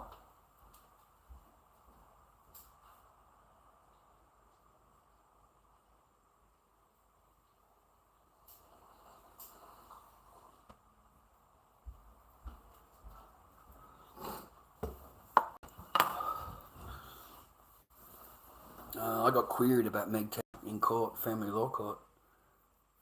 I got asked all kinds of questions about it. I don't know what it's got to do with my family law court case, but they didn't like my answer. They don't like it. What is MGTOW, Mr. Barker? Well, Judge, it stands for men going their own way. What does that mean, Mr. Barker? It means that men, no longer follow what a woman wants. They don't do what a woman wants all the time. They've got their own path to follow, their own happiness to reach. You know, they follow their own path, men going their own way. And they didn't like that at all. Because it's a woman-centric world. You've got to do what they want. You've got to make them happy. You've got to make sure that you don't have any... They call that masculinity, you see? And then they go, oh, you're misogynist. That's what they put it down to. Oh, you're misogynist. Because you dare to have an opinion that differs from the woman. So you're misogynist. If you show any kind of manhood at all, oh, that's masculinity. You know, that's disgusting. You know, you've got to be like these little twerps here wearing their fucking things, man, and they're all really feminine. They're really feminine, okay? So you've got to act like they do. You've got to act all feminine like they do because they get it over you, man. These men will get it over you every time, these feminine men, because they've got the court's eyes. The court listens to them. It doesn't listen to you. It won't listen to you. It doesn't. It's looking for... When a man goes into family law court, they're looking for anything in the armour that they can get you for. They're not looking for your greatness, mate. They're not looking for you to be a good dad. They're looking for a chink in the armour so they can go, see, he's a misogynist. See, he thinks this about this and he thinks this about that. He should never see his children again. You see, they're not looking for anything but a chink in the armour. Family law court is not a family law court. It is a woman's law court. It is not a family law court. It is a deception, and it is a lie that they call themselves a family law court. Because at no time do they care about the family. They don't care about the family. They care about the woman, what she thinks, how she feels, what she wants. After that, it doesn't matter what the fuck you think. It doesn't matter. We've got to make sure she's happy and she's good. Okay? And anything she says is 100% true. It's facts. You have to believe it. Doesn't need proof. Doesn't need anything. Just accuse. That's all a woman has in family law court. And it's not a magistrate court. She doesn't have to prove anything. It's in a magistrate court, she can accuse you whatever she wants, but when you get her into court, she's got to prove it. But in a family law court, she doesn't have to prove anything. She can just accuse and accuse and accuse, and then you have to go away and prove her wrong. You got to prove her wrong. So there's courses and there's reports and psychiatric things, and she'll tell them that you're crazy. You're crazy in the head and you need rehabilitation and you need to go and see a psychiatric person. And you'll say the same thing about her, but it's water off a duck's back. It won't mean anything because she's perfect. She is 100% perfect. She is a perfect human being, okay? You have many flaws, okay? You need help. We need to help you, okay? And it doesn't matter what pieces of paper you have. Gentlemen, trust me, it won't matter what pieces of paper you have. You're nothing more than a little mouse on the wheel, and you're just doing all these reports and these courses. It's just you going on the mouse wheel, and the court just looks at you and laughs. It looks at you and laughs because your paperwork doesn't mean anything when you get to court. It's just put straight onto the side. And then the new accusation comes in and you've got to prove that wrong. It won't mean anything, man. It's just bullshit paperwork. The whole thing is bullshit paperwork. It won't mean anything because you'll never see your children. You'll never see them. You'll never speak to them. You'll never even have a picture of them. And there are thousands of fathers like me. I'm not the only one. There are thousands of me. And these women think that they are the first. Every single one of them that don't allow them to see the children, they think they are the first woman to think of it. They're geniuses. Yeah, the woman thinks it's a genius thing. Why should I let him see his children? Rah, rah. Because you're such a bad person. Like, there's just billions of me, mate. We're just terrible, terrible men. Okay? We should never see your children again. And that's the only thing that you'll miss. You'll miss your children, you know? And I'm so mentally fucked up with it, dude. Because, I mean, this first one, man, you know, I had a marriage for 20 years, totally loyal, everything, 2 kids, the whole thing. And, you know, that happened to me, you know. And then I married this one who knew full well about everything that happened in the first marriage. I told her everything. And what the fuck does she do, mate? She follows it like a blueprint. Like a blueprint. Everything that I had said to her that happened to me in the past, she did. Down to the word. Just followed it like a blueprint. I felt like such a schmuck afterwards because I've basically just told her what to do. Yeah, you know, you don't have to obey in Australia. You don't have to. And then, we could have a court order. I could be seeing the children, picking them up from school, everything like that. And then you decide to move. You move. And you don't tell me. And you move schools and you don't tell me. And then I've got to go back to court to find out what's going on. And then suddenly you've disappeared because I don't have any more money.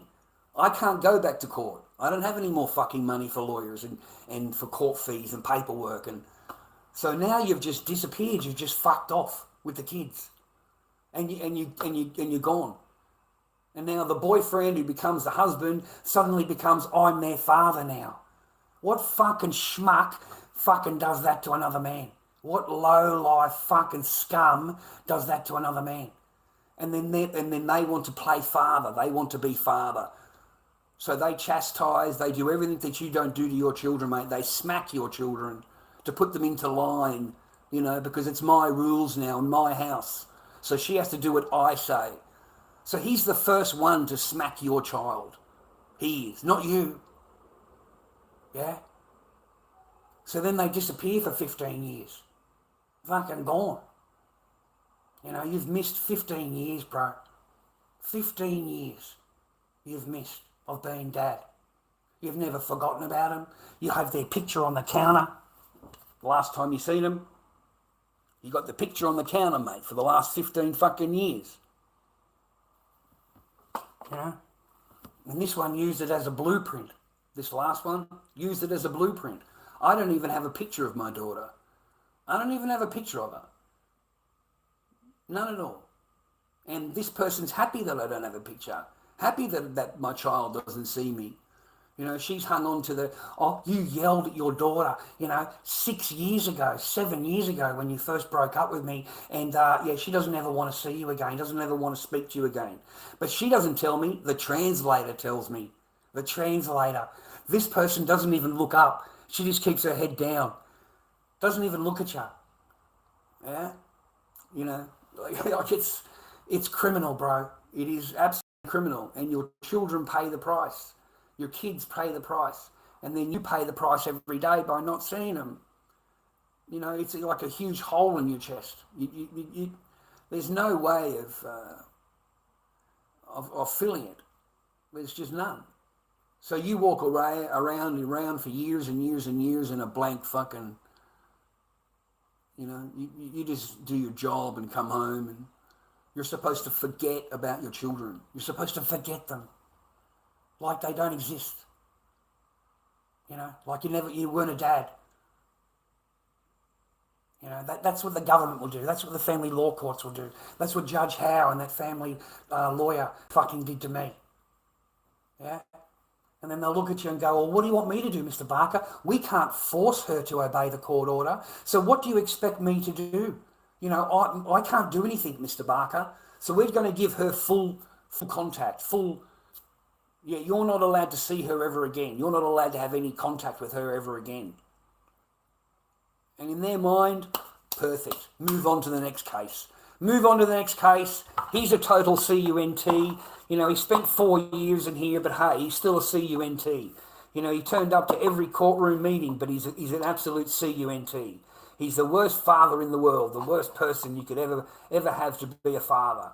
We've got to make sure that he never sees his children again. Fucking poor Echo, bro. Poor Echo. Are you kidding me? My little daughter. My little daughter was there on that morning, dude. She was there every morning. 8 o'clock in the morning, she was out with Dad. And she was in the garage. She'd be in her pajamas with her iPad. And she told me that, Mum said you have to go today. And I didn't understand what she meant. I really didn't. And so my daughter knew before I did. So, the ex has just walked in. She doesn't knock, of course, because it's her garage. Okay, it's her garage. So she just walked straight in. I Echo, it's time for you to go. I said, can you just wait a few minutes? Let me have a few minutes with her. Just let her sit in the bed with me. And because I didn't know. I had no idea. And the sheriff is already there. The sheriff is waiting for Echo to get out of the garage and come in and tell me to go. It's time for you to leave. You've got 15 minutes to go. And they were very happy with themselves, mate. Very proud of themselves. smiling to themselves, congratulating themselves inside. And that's what a fucking woman will do to you without any hesitation, mate. Never forget that. The person that's telling you how much they love you and how much you'll be together and all the rest of it should be waving you, mate, as the police escort you away. Should be waving at you. Okay? Whether they get anything better, mate, is a different thing. They can think they're going to get better. The boyfriend will do better than you will, though.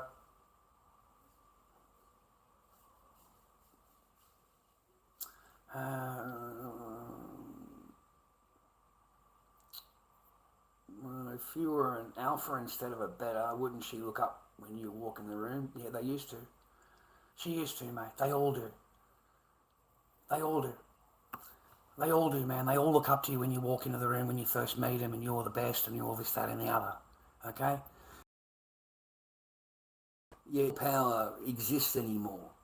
You don't seem to get into that thick head of yours. That once you're in a relationship with them, yeah, you don't do what they say, what happens?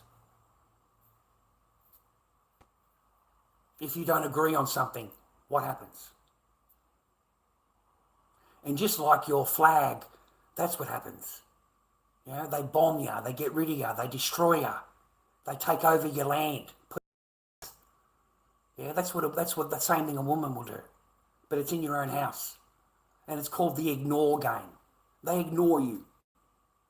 They'll be mean to you, nasty to you. You disagreed with them. You said something that they didn't agree to. So the attitude will change.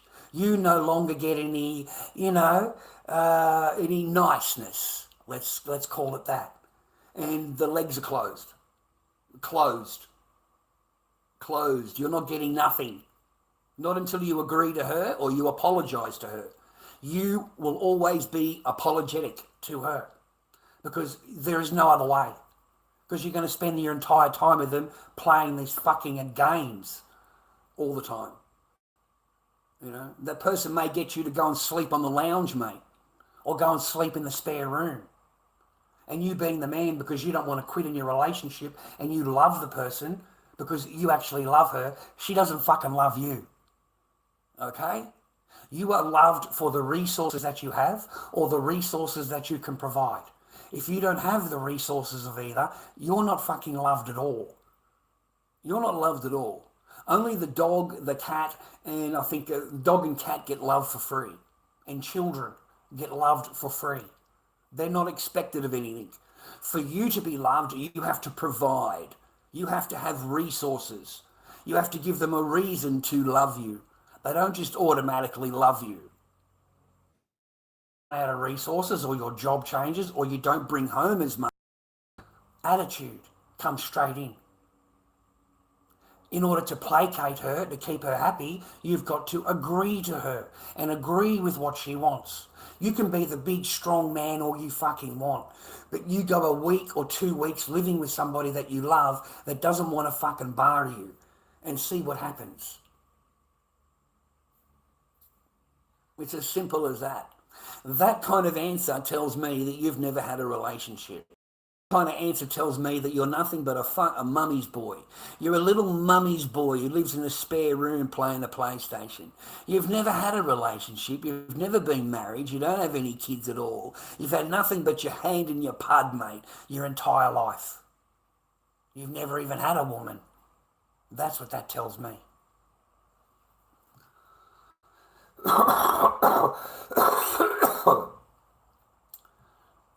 Yeah, you can start out like that, Quillen. It starts out that way. It starts out that way. You can be as strong an alpha as you want. I'm telling you, it starts out that way. You can tell yourself how fucking great you are. You love them, remember? You love them. Right? So in order to keep them happy, I have to keep on saying the same thing over and over and over until you get it into your fucking head. That until they're happy, as long as you have the resources to provide to them, and as long as you agree to everything they're saying and they're doing, and as long as you don't give an opinion that is different from them, everything is great. All right? You can be your strong man. All right? The minute that you don't agree with it, that's it. The games come out. The games come out. And what they do, I'll tell you what they do, man. They slowly break down your relationship and they break you down. They break you down. Okay? Because you're coming home, you're the strong man, rah, rah, and this person has got something in her mind from a week ago, 2 weeks ago, and she's still fucking ignoring you. She doesn't talk to you, she ignores you. You ask her a question, she just walks away. You ask her anything, she just says, yeah, nah, whatever, maybe, and walks away. And she does it over and over and over again. Okay? Trust me, man, it will break even the strongest man. Over time, it breaks you down. It breaks you down. Where you actually realise to yourself, hey, it's easier just to apologise to this person, just to placate her, to keep everything fucking flowing in the house. Because if you don't placate and you don't agree to it, you know you're going to have the next week with somebody that is this way. Okay? Now remember, they don't cook, they don't clean, they don't SUK, and they don't FUK. They don't do any of that.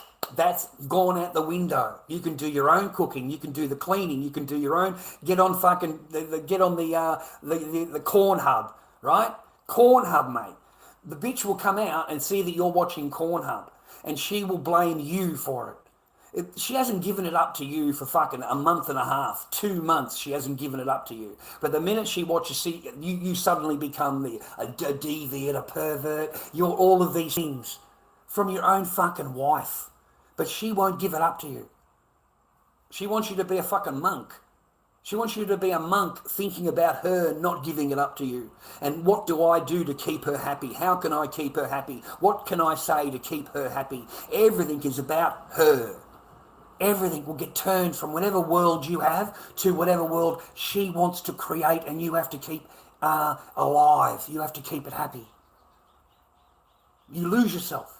I'm telling you, you wait until you actually get into a marriage. You wait until you actually have a girlfriend that you live with, and you've got to put up with it. You've got to sit there listening to this fucking drivel and this shit come out of her mouth. And the minute that you say something to her, you get a one-word answer. A one-word answer. Or if you try and talk to her, you get cut off. Within a few words, she has cut you off. And she has changed the subject. She doesn't even want to talk about whatever you're talking about. She just cuts you straight off. That's what mine used to do. Within 2 words, you couldn't even have a convo with her. Like straight away, just cut you off. Bang. You know? So no, man, there are plenty of games that the female will play to supplant you. It doesn't matter how strong you are. Look at, you fucking tell me that shit, mate. Look at Delilah and, is it Hercules? He had the long hair. Is it Hercules? Had the long hair? There you go. Read the story. It doesn't matter how masculine you are. It doesn't matter how strong you are. It doesn't matter how fucking in the mind you are. A woman will fucking work out a way of finding out what your fucking power is, cutting it off while you're asleep, and handing you to the fucking man without a problem. No hesitation. Yeah? Nobody knew his secret. Nobody knew how strong, why he was strong. He thought it was his hair. Remember that? And nobody could find out. Well, he wouldn't tell anybody. It wasn't until he fell in love and he trusted the woman and he told her the truth, and bang, overnight she's cut that off, handed him straight over to the slave masters, and they blinded him. And that's what she did. All right? And the whole time it's, I love you, I love you, I love you. Yeah? That is correct. Meanwhile, she is, yeah, while you're doing, I agree, yeah, they think the woman actually cares. They actually think the woman cares, Kuyard. They actually think the woman gives a fuck. The woman doesn't care about you at all. At fucking all. Listen, man, a lot of men are under this thing, right, that women are heartbroken. Women don't give a shit, dude. They have already thought about it 6 months before that, 3 months before that, 2 months before that. They've already pre-planned it, pre-thought about it, pre-gone gone through it, any tears that they have shed is tears alone in a bed with nobody fucking witnessing them. Oh, it's going to be sad. I'm going to miss him, you know. Oh, do I want to do this to my marriage, you know? Like they'll do all that alone, mate. They've already gotten over it. That's what I'm saying here. That's why mine was at the window smiling. She was happy. She had finally accomplished her goals. Finally. It took a little bit longer. He hung in there a little bit more than I wanted him to, but I finally got him out. I finally did it. You know, it's all mine now. It's all mine. Okay? And that was the whole goal. That's the whole goal, you know? And that's why these women are on here fucking screaming and yelling, where's a good man at? I can't find a man. I can't meet no man, rah, rah. Because they're not going to get your fucking house. They're not going to get any of the possessions and the houses and the cars and everything that their mother got or their grandmother got. They're not going to get any of that. Trust me, man. The men have woken up.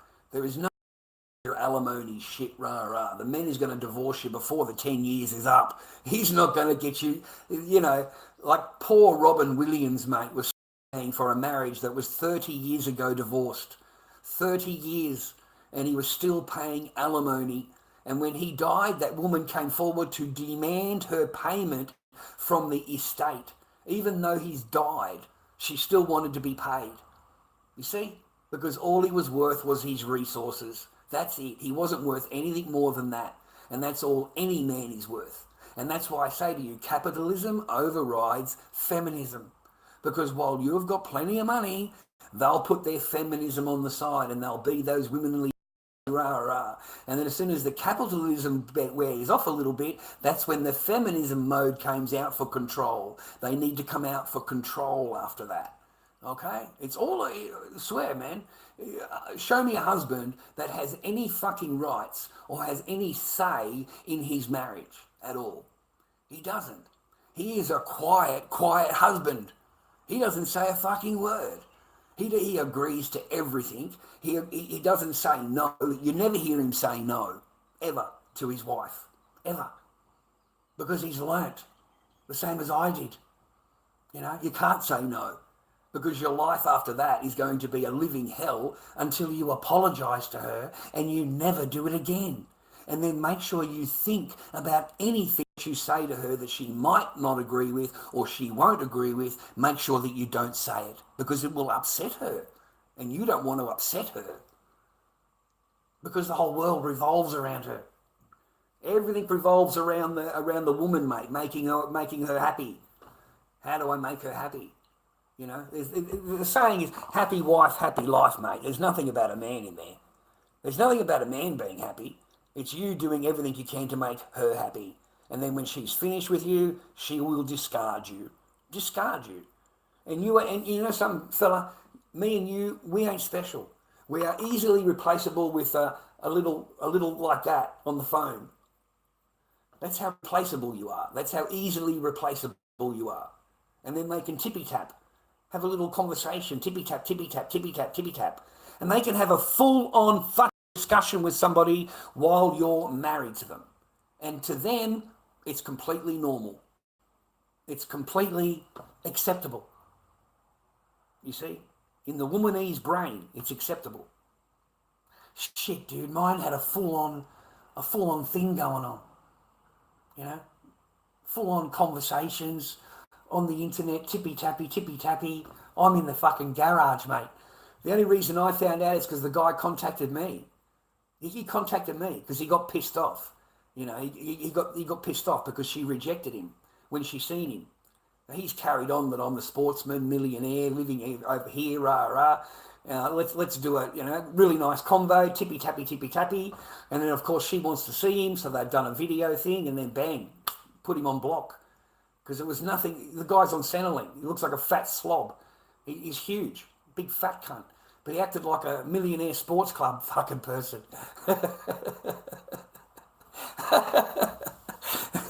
The point is that that's what they will do to you. While you're in the garage sleeping on a fucking floor, they'll be in there tippy-tapping to fucking any cunt on the internet. Anybody on the internet, okay? Because it could be an upgrade, mate. It could be an upgrade.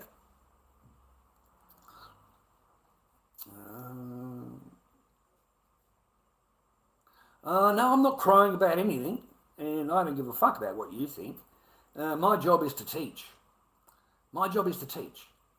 My job isn't to go through shit and forget about it for your fucking happiness. I've got to come up with some other fucking whatever to talk about. I'll talk about whatever the hell I want to talk about. Okay? You don't like it? There's the fucking door. There's the door. Put me on block. Put me on block. Because you're not part of my demographic anyway. And you're not somebody that I would give a shite what absolutely thinks or feels or wants in my chat. Honestly, I prefer you to get out of here. I prefer you to go. I don't need you around me. I don't need your bullshit fucking negative energy around me. You know, you want me to do what? Yell, scream, abuse, rah, rah. No, mate, I'm just going to teach. And I'm going to teach and teach and teach as whatever I want. You know, I'll talk about anything I want. You don't like it? So what? You don't pay my fucking bills, bro. You don't even watch an ad. You don't even follow my channel. You ain't shit to me. You understand? You don't like it? There's the door. There's the door.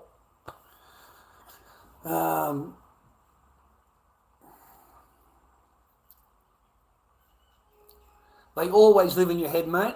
They always will. You know, you speak like someone that has no, what do you call it? You've never been through it. You've never been through it. No, mate, my job is to warn.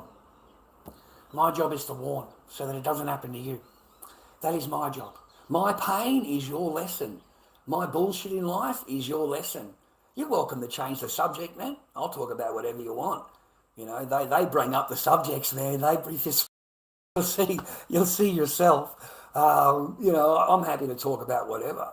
You know, we just happen to be talking about family law court and going through it and all the rest of it. You know, that doesn't matter to me, man. It doesn't matter to me, mate. You know, the only thing that matters to me is not seeing my kid. That matters to me, mate, okay? And I'm not going to forget that. I will never be able to forget or anything. I can't. I've tried. I'm trying. I'm working my way through it. But I can't forget Echo. I can't forget her. I just can't.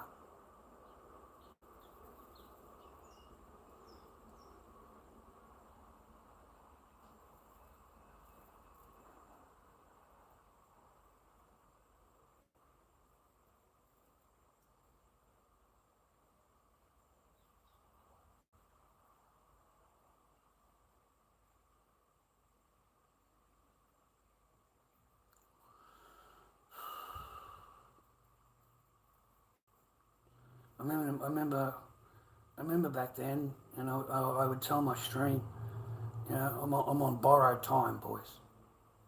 I'm on borrowed time. You know, it's a matter of time, and she'll get rid of me, and I'll never see Echo again. I'll never see her. You know, like I was warned. She told me straight out, you'll never see her again after you go. And that was way before we got divorced, way before, you know, it's not like I didn't have the heads up. And, you know, that time in the living room, you know, where she basically told me to my back, you know. After that is when we spent majority of time with Echo. Like, I didn't care about work. I didn't care about masks. I didn't care about anything except being dad. You know, so I wake up in the morning, I'm dad. I sleep when my daughter sleeps. I lay down and sleep when she sleeps and get up when she gets up, and I was just dad. That person had a kidney ailment and was bedridden, couldn't move, not allowed to move out of the bed. So it was up to me. You know, that was the greatest time of any man's life, is looking after his wife who's sick and his daughter. You know, trying to maintain everything. You don't forget those things.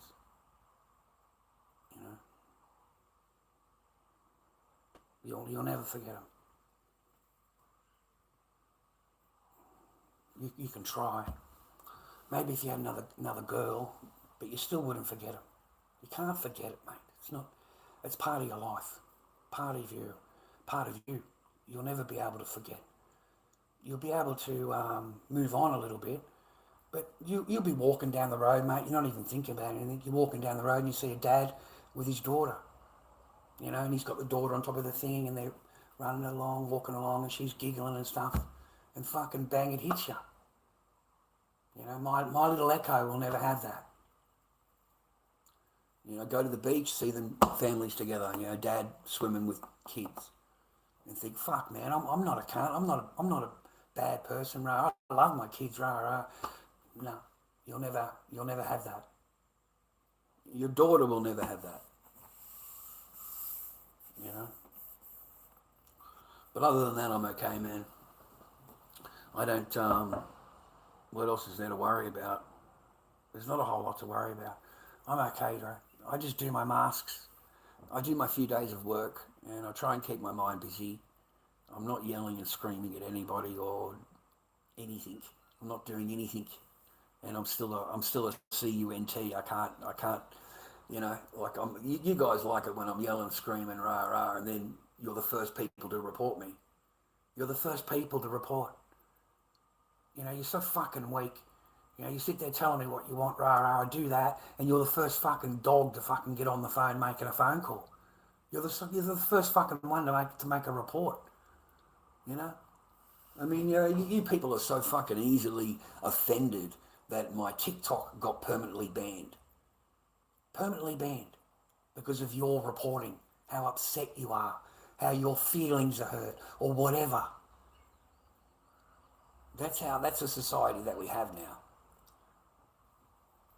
And all of these scientists, man, we're up to number 15 now. There's 15 scientists gone missing. 15. Yeah, I remember when it was 11. When it was 11, I was going to come on and say hello. And then the next day, it's fucking 12. And then I was working the next day, and I didn't get on. And now we're up to number 15. And then if you look up the Chinese scientists, they're up to number 12. So there's 12 Chinese scientists that are dealing with anti-gravity and dealing in space, and they've also gone. Okay? And then they reckon all around the world, all of the scientists that have to deal with this anti-gravity stuff are getting knocked off. Getting knocked off, man.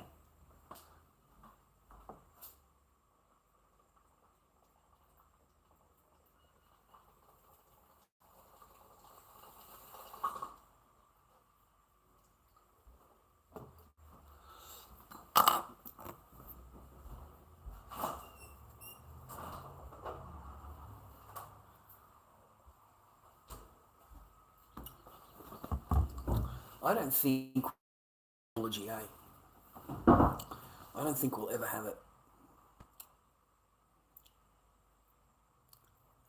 I really don't. I've been thinking about UFOs and the Earth and, like this last Artemis thing, this rocket, whatever. Home for me. I don't know about for you, but this shit is as fake as a $10 watch at Dandenong Market. It is fake as all. I've never seen blatant fakery, forgery, fucking.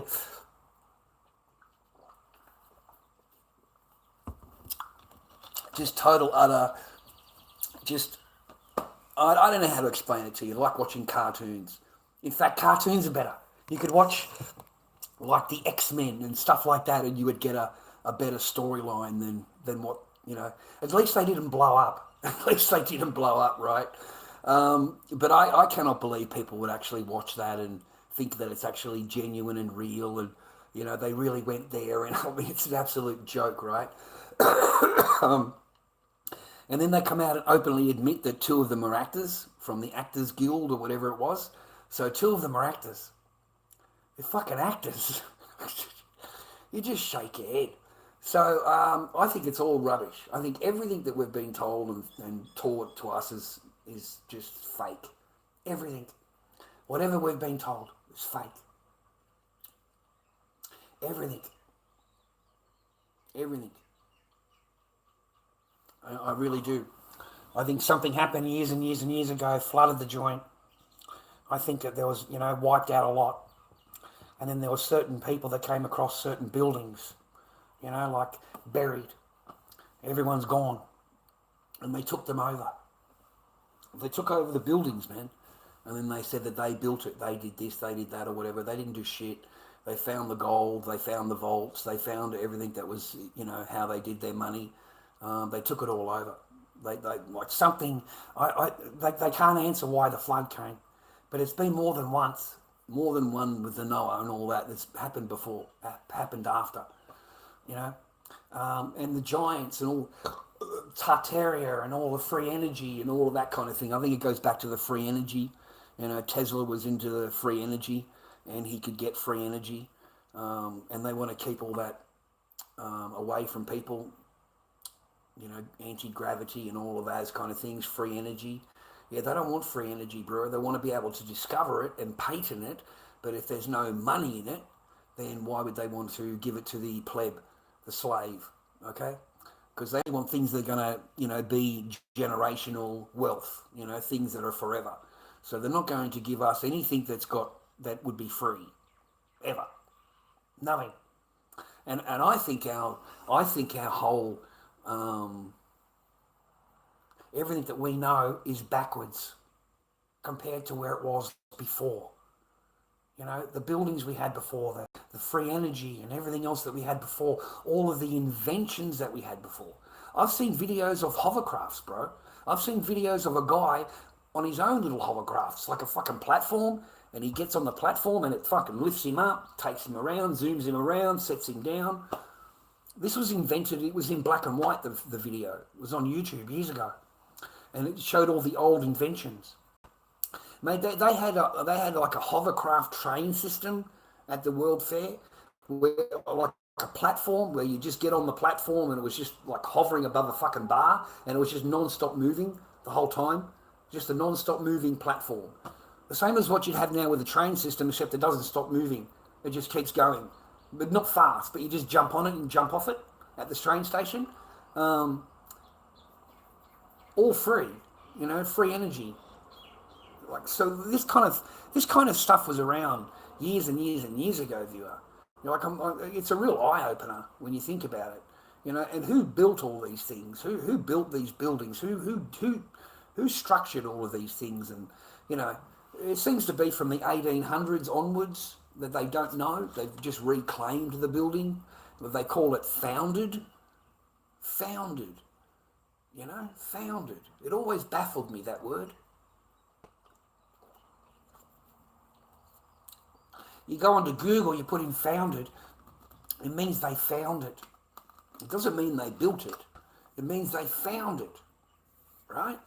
So when it says founded 18 rah, they didn't build it, they found it. So it already existed. All this shit's, freaking fascinating, man, because they've destroyed every building. They've destroyed them. There's, I think it's called The Breakfast Club or something like that, the video channel. And he shows you all the old videos and all the old buildings and that. And they have absolutely, everything was ravaged with fire. All the buildings all over the world ravaged with fire between 1800 and 1830. And they've all disappeared. They've all been hit with fire and rebuilt again. And then the architect is the same architect that built this guy. And he built this one and he built this one. It's the same architect. But look, it's the same dates.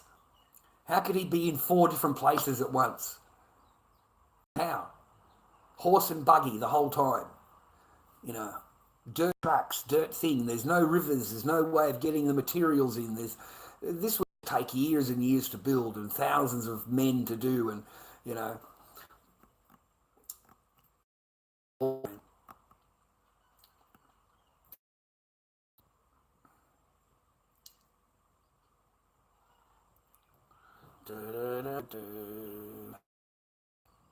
it doesn't matter who they're with, mate. It doesn't matter. Don't think about it. When you break up with a chick or she broke with you, don't even think about it. You don't care about who they're with or whatever, man. Good luck to them. If you could meet the bloke, you'd fucking shake his hand. Fucking good on you, son. Fucking, good luck. Good luck to you. Good luck to you. Okay? That's all you can do, man, is just say that. Just say good luck. It's got nothing to do with anything. It won't matter to you. Seriously, you won't care. Fucking good luck. It won't matter to you. All you is not seeing your children. That's the only thing that will is that see your children. Okay, that's it.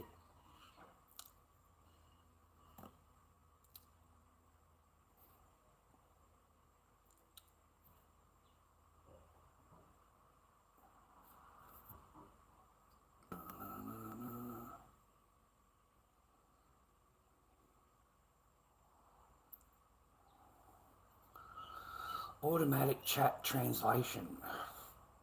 I don't know what that is, but somebody's got it turned on.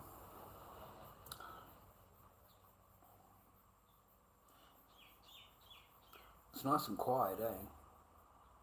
What time is it? Oh, it's only 2 o'clock, viewer. That's good. It feels later than 2 o'clock.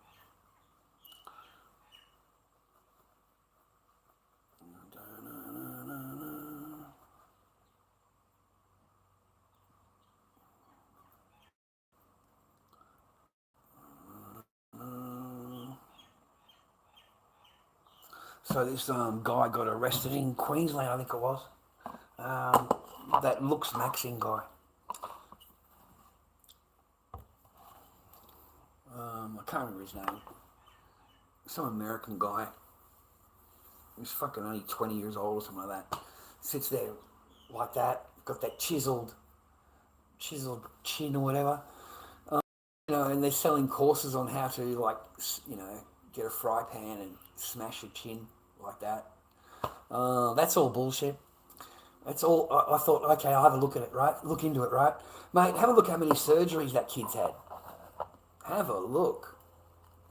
Have a look at how many surgeries, clavicular, was that his name? I don't know his name. That guy had, just on his face, just on his chin alone. Yeah, you'll be amazed. You'll be amazed at how many surgeries these kids go through, real surgeries, in order to look the way they look. In order to stand there pretending how better they are than everybody else. And the whole time they had surgery. They had surgery, man, to get that to look like that. It's not natural. Nobody comes out of the mother's womb with a perfect Superman fucking chin. Okay? Nobody ever comes out looking like that. That's all surgery. So I was really surprised, man. They actually arrested him instead of because he was getting abused.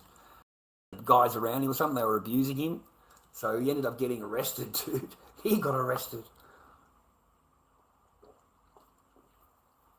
They pushed one of the girls that he was with. They pushed her in the back or something like that. So he's turned around and pushed the guy.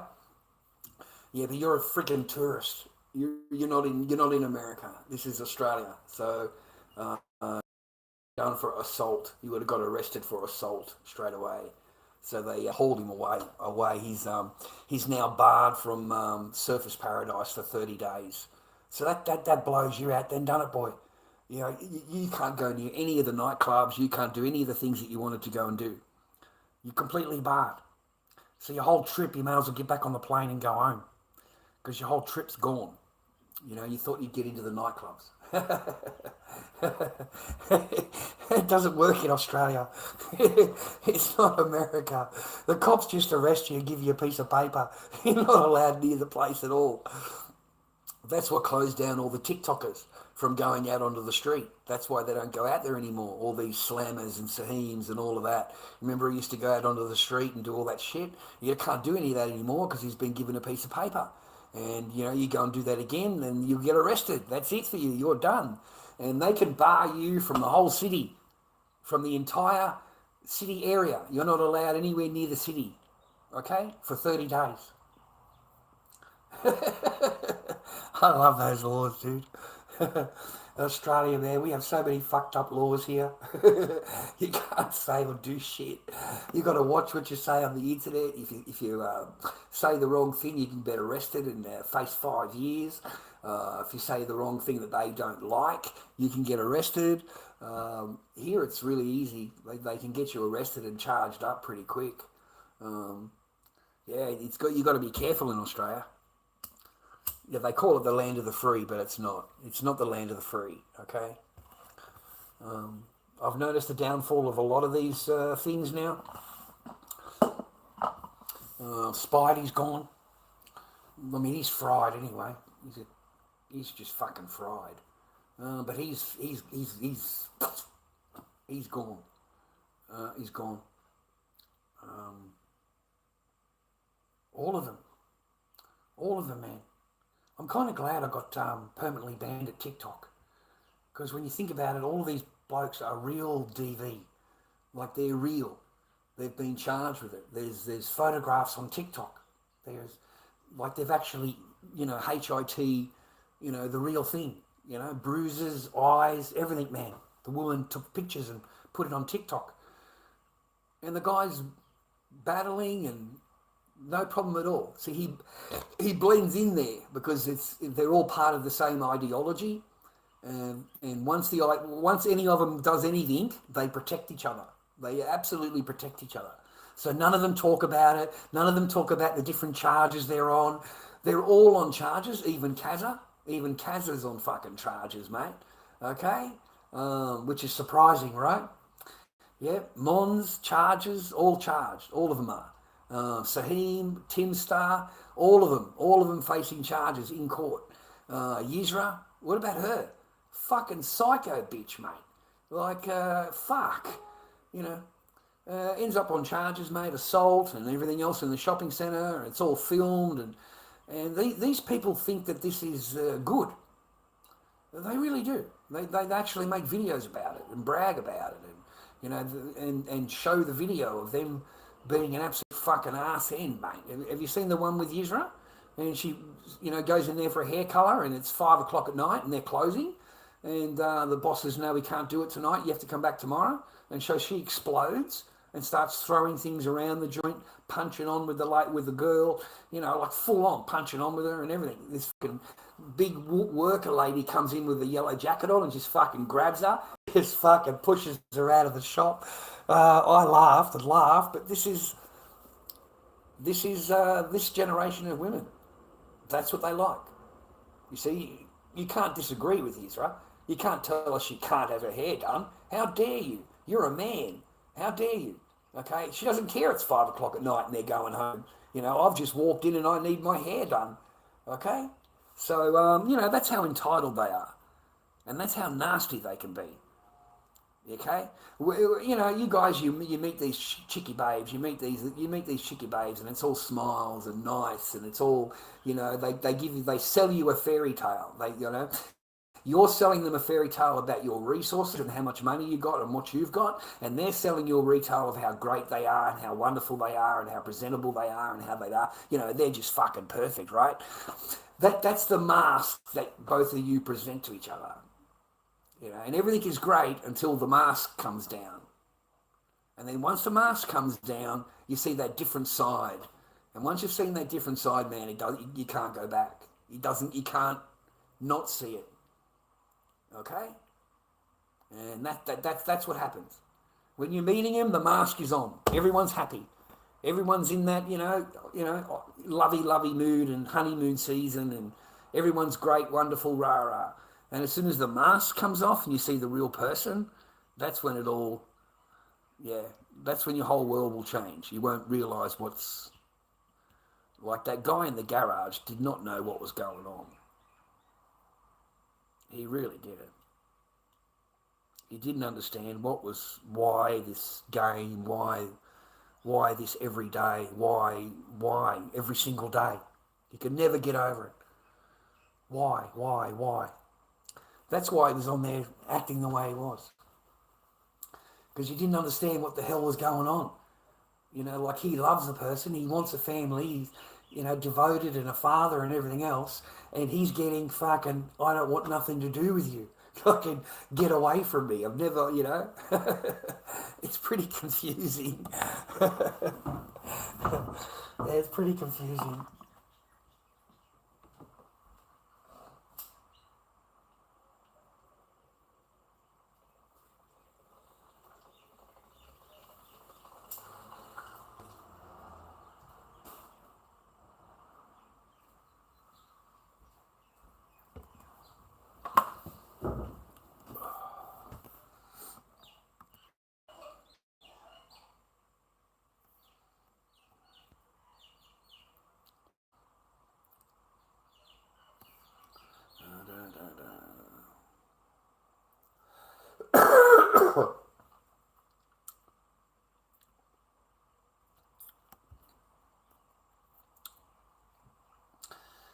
Facebook messages. Seek job opportunities.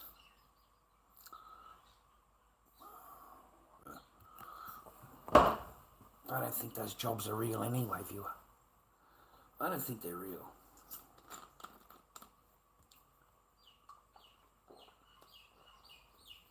I think they're ghost jobs. Anyway, you pick a subject and we'll talk about it if you like.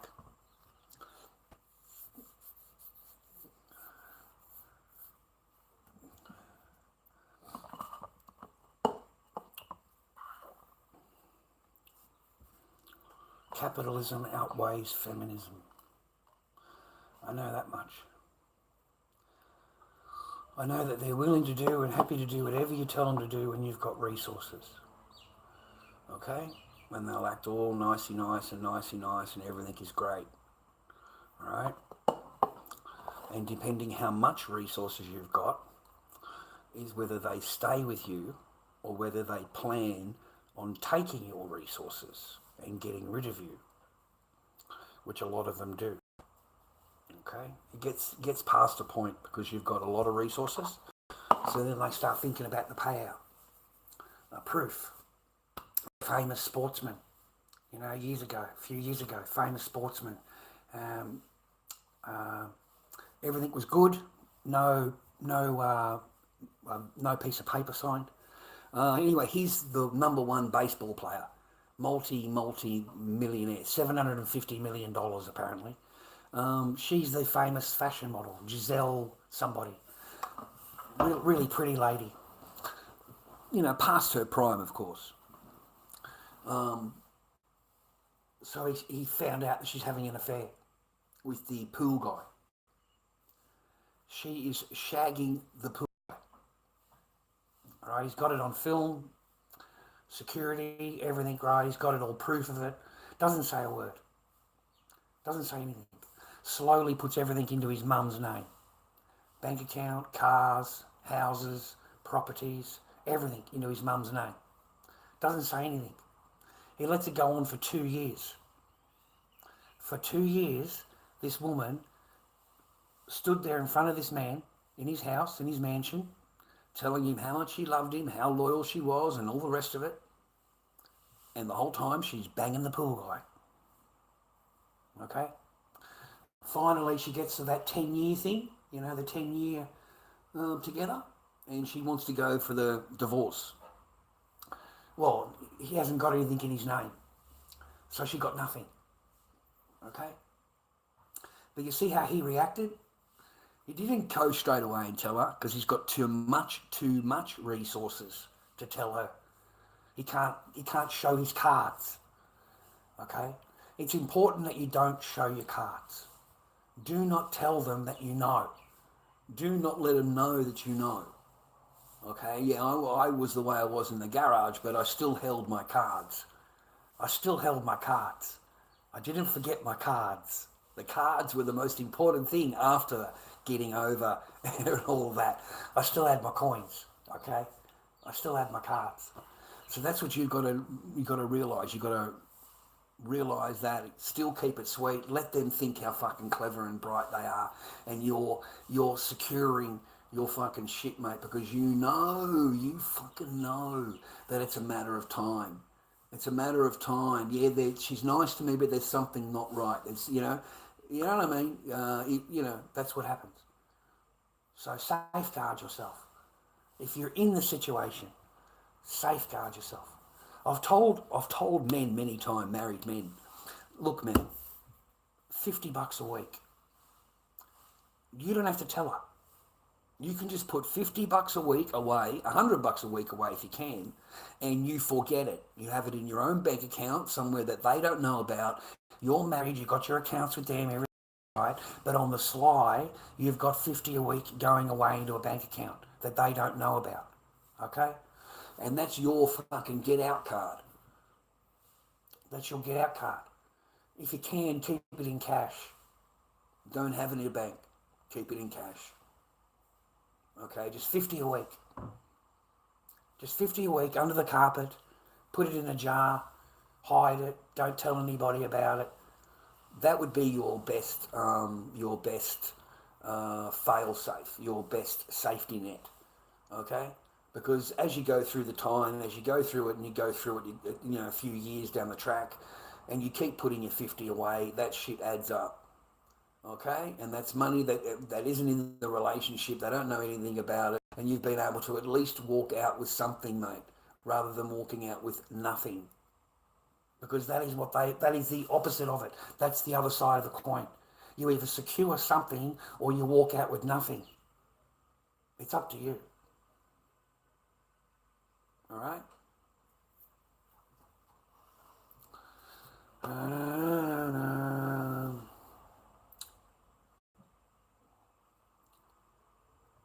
Spoken like someone that lives at home with their mum and dad. Everything you've said is regardless to me. You speak like you're a child. You know nothing, but you think you know everything. So there's no point in even talking to you. It's like talking to a child. But that's what I recommend if you're a man. And that's just for a normal man, a normal everyday Joe Blow. If you've got a lot of resources, then you need to do exactly what they do, the rich do. Look up videos. Don't believe me. It's just the videos that I've watched, the things that I've read. But that's what they've done to secure their resources. Because that is all you are valuable for. You don't seem to understand. The only thing you're valuable for is your resources. What you can provide. What did you give yesterday? What can you give me today? And when tomorrow comes, what can you give me tomorrow? That is what you are worth. Do you think your girlfriend would go out with you, mate, if you couldn't take her to the movies? Or if you couldn't take her to have something to eat? Or you couldn't buy her the gifts that she wants? Perfumes, lipsticks, nail polishes, handbags, fucking purses, shoes, clothes, jackets.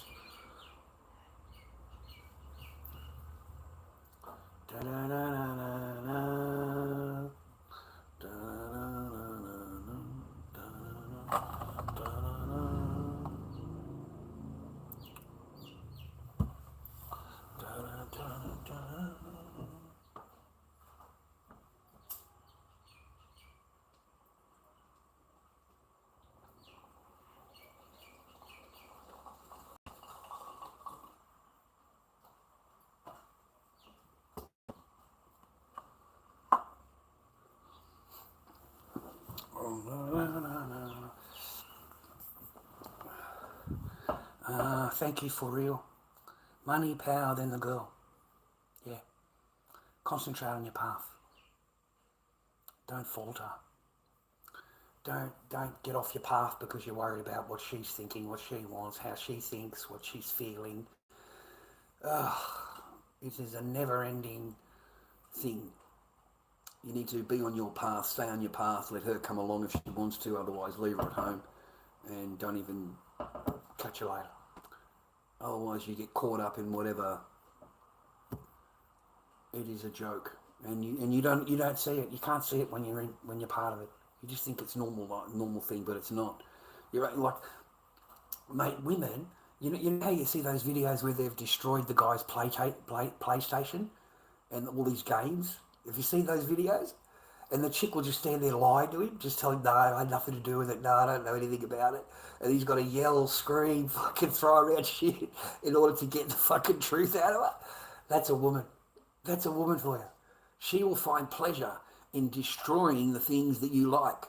Whatever you like, whatever you're into, whatever you put your time and your energy into, she will fucking destroy it. Destroy it. Because it's time that you're not obeying her. You're not thinking about her. You're not wondering about her. That's the great thing about her. She thinks that she is the world. She is everything. Remember that. She thinks she's the perfect 10. Every woman thinks they're the perfect 10. You got to get into their mentality, man, because otherwise you're not going to understand what I'm saying. But you're looking at somebody that thinks they are perfect. So everything that they express, you have to listen to. You have to obey, okay? And if you don't, well, hey, I'm smarter than you. You know, mine, half my age, tell me, you know nothing unless I tell you. What the fuck? You're half my fucking age. You've lived at home all of your life. You've done fucking nothing. You've been fucking nowhere. But you want me, I've got to learn from you. And you don't listen to me at all. At all. You will not do anything that I ask you to do. And that is a woman. That is a woman. She'll stand there agreeing with you that she's going to do this, she's going to do this or whatever, and she'll walk away and she's changed her mind. She's changed her mind. Her feelings have changed. Her feelings have changed. So she's changed her mind. She doesn't want it, she won't agree to that now, but she wants you to uphold whatever you've agreed to. She wants you to agree to it, but she doesn't agree to it. She doesn't want to do it. She just wants you to do it. Fucking women, mate. Fucking women. They'll call you into a room for a meeting. For a meeting, mate, these women, right? They call, this. Okay, then. Yeah, that sounds good. I agree. You should do that. Great. Fucking a week later, has totally forgotten about everything. Totally and utterly forgotten about everything. It's now, I've got to have a full-time job. I've got to be looking after the house. I've got to look after Echo. And I want to come home and dinner's made because I've got a job. I've got a job, so I can't do any of that. And I don't pay the bills, so you need to get a job to pay the bills. It's suddenly, that's what a woman does. Okay? Telling you, boys, you don't make an agreement. It's not like making an agreement with a man. You're fucking crazy. Because they change 5 minutes later, 10 minutes later, the next day. Their feelings change. Once their feelings change, well, the whole deal goes out the door. The whole deal. Everything has to be redone. Everything. But they don't want to tell you. They won't tell you shit. They won't tell you anything. Okay? They'll just leave it as it is. They'll just leave it as it is. Fucking hell. For an interview, I only found out about you the other day because of his segment on you. He had a segment on me? Not sure if he'd have you on. I don't give a fuck if he had me on. He had a segment on me? Well, I didn't fucking know about that. Why don't you send me that? Send me that fucking link and I'll come after that fat cunt myself. Fuck him. There's a segment? Yeah, send me it. Send me it, you fat fuck. Huh? Send me it. Let's see what he says about Lord Dobby. Alright? Interview about what? Why would the fuck would I need to go on some fat cunt's fucking podcast? Okay? No, I remember that fat prick from fucking years ago. So no, I don't like the cunt anyway. So as far as I don't do interviews. Fuck. But send me the link. I'll gladly react to it. I'll stick my boot straight in his ass. Fucking keep my name out of your mouth, fat fuck.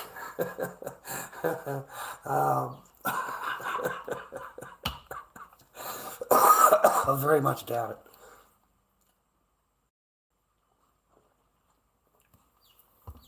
I very much doubt it, mate. It doesn't matter what they say to me. It does not matter. I've got nothing to be, yep, I did it. Yep, I said it. Yep. What else? What else? Anything else? Is that it? You just want to have a moan and a groan to me because you're a fat cunt? Is that all you want? Is that it? Okay, then Lord Dobby King YouTube channel. Please go and subscribe. Please go follow me. We'll catch you in the next live. It'll be water off a duck's back to me. Water off a duck's back. I don't know if you want to go on this thing and do anything to do with anybody on here, man, at all. We don't get the same funding, so to speak, that they do in America. It doesn't pay to be a live streamer in Australia. Look at my channel. It hasn't moved. It doesn't move. The clock stays the same. All of these years, mate, look at this, 4,100 people, that's it. All of these years. So, you know what I mean? We're not popular, mate, in Australia.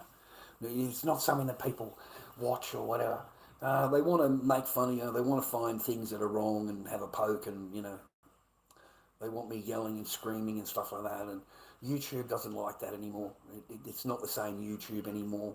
There's too many community guidelines and things like that. And one thing and your whole stream gets the yellow thing on it. And there's no income at all. Doesn't matter how many views you get. So there's not a whole lot of this, mate. $75 for 3 months. That's it. $75. You got to get it over $100 to get paid. They keep it otherwise. They keep the money until it gets to $100. So there's no money in the thing, man. I just come on because it's my channel, and it annoys the shit out of people that I come online. It just annoys them. They don't like it. Right? Proof is in TikTok. You know, you can go on it, and I'm flooded with non-stop reports. Flooded. 5, 6 at a time. You're just sitting there talking. Just like I am now. Haven't said anything really. They just flood it with bullying and harassment. Bullying and harassment. Bullying and harassment. If I put a mask on, it's dangerous activities. If I put a mask on. If I've got a mask in the background, it's dangerous situation. You know, they complain about everything, anything, whatever. I pick up a can of Coke, a bottle of Coke, they filed alcohol report straight away, and it's a bottle of Coke. Yeah, but all of these things add up. If you get those things all in the line, in the live, that's it. You lose the whole channel. They take your whole channel down, everything, and they're happy. They're proud of themselves.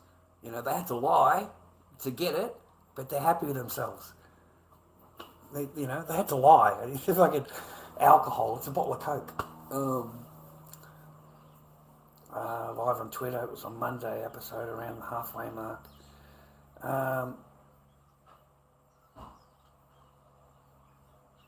They were also good at accusing you of what they do.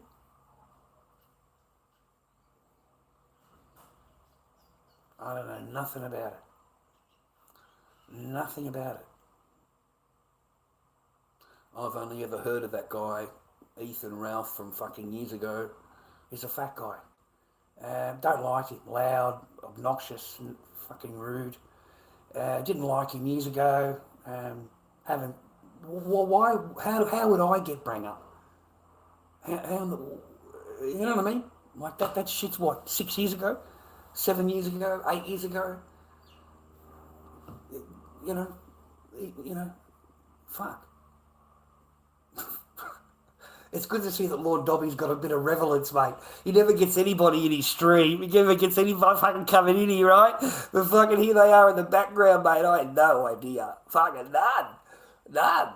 Because I thought totally no relevance at all to anybody. Everybody doesn't even want to fucking watch me when I come online. They don't watch my videos. They don't give a shit about me at all. Deflection. I deflected. Yeah, I know. It's always the man's fault. It's always the man's fault. That sucks.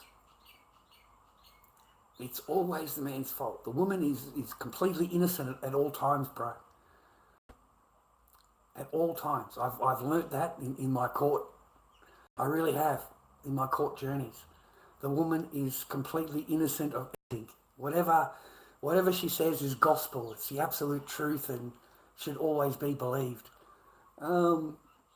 It took me 18 months, man. The truth of the matter, it took me 18 months to get her back into court at the magistrate at Frankston. 18 months. Every time I went to court, I took a day off work, went to court, sat there, and I'm not agreeing to anything. I'm not signing any paperwork. I'm not agreeing to any of this. And she would adjourn. They would say they've got new evidence on me, new criminal matters. And I know for a fact I haven't done anything. I know I haven't even been online for 2 years. I didn't go online the entire 2 years. And I certainly haven't done anything at all. Because all I want to see is my kid. So that's all I had in mind. I don't care about it. What have I got to do to see Echo? Right, I've got to get rid of that. Okay, I've got to do this. Okay, then that's it. That's what I'm doing. So 18 months. They adjourned 6 times, and they got 3 months adjournment each time. And every time they went to court was TikTok videos. They would present the Tik videos, and they would present videos from here, these made-up troll videos that were on here. They would present them as real. This is real. This is fact. And it's all photoshopped, you know what I mean?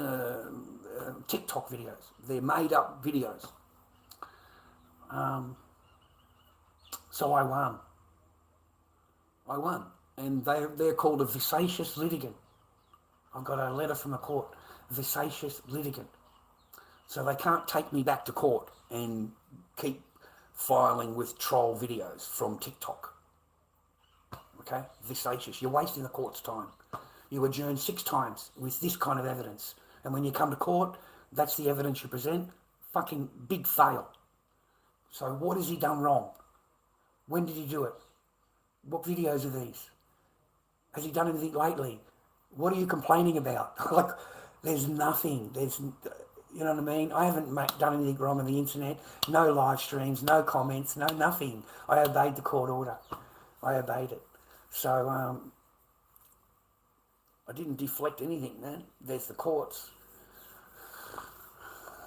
Before that, I don't know.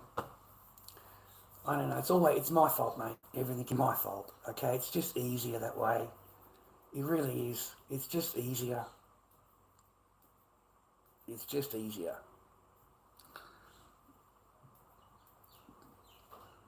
Learn Cows of History, where he breaks down someone's story and what they're up to now. Pretty much due to him being desperate for content. You'd have to be desperate, mate, to break down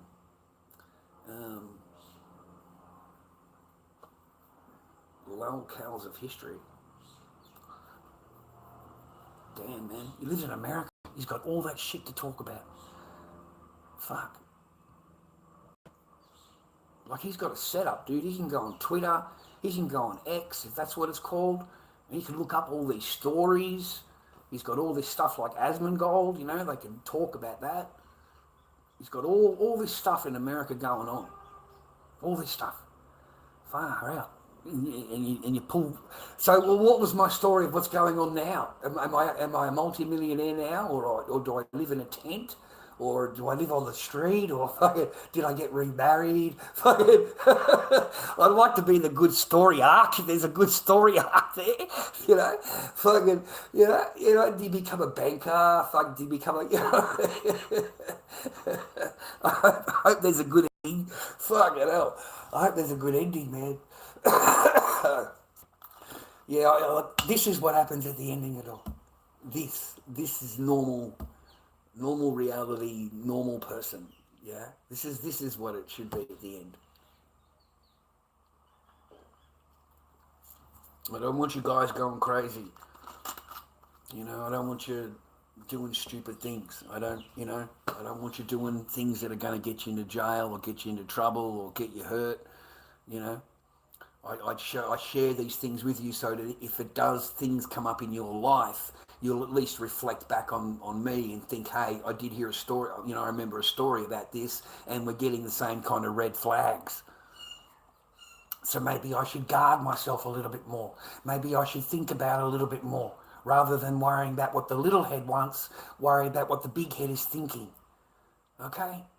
You know, take the power away from the little gun. All right, put it back into here and start thinking a bit.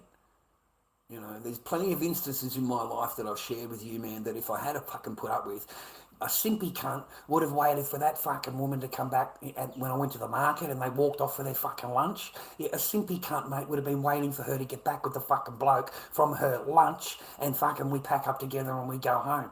Yeah, that would have been a simpy cunt, right? This fucking bloke packed everything up while they're fucking walking and drove past them while they're fucking walking through the market as I'm leaving. That's what I did. Okay? So you can be as masculine as you want, man. It just depends how much power the biscuit has over you. What power does that love have over you? How much do you love her is how much you're going to put up with without twinking. Yeah? And then you'll start to twig. Once you're sleeping alone, mate, you will start to twig real quick. If you're spending every night alone and you never wake up with that person ever, not a single morning do you ever wake up with that person. Not one. It might dawn on you. You might twig, mate. Yeah? Because, I remember spending 6 fucking years in a spare room. 6 years. Fuck you. 6 fucking years So that shit was over fucking 6 years ago. You understand? You understand? So don't ever let it be you. Don't ever fucking let it be you, bro. You got, unless you got a kid. Unless you got a kid, man, you'll do whatever it takes to keep you to be with your kid. Because you know the laws of averages, mate. 80% chance you're never going to see your kid again. 80% chance. So trust me when I tell you, in the back of your mind, before you even argue with this person or before you say divorce to this person, you've already thought about it. I'm never going to see my kids again. She's going to take my kids. Every single father thinks about it, mate. Before they want a divorce, before they've had enough, before they put their foot down, before they disagree with her and don't do what she wants. Every fucking time they think to themselves, fuck, if she divorces me, I'm not going to see my kids.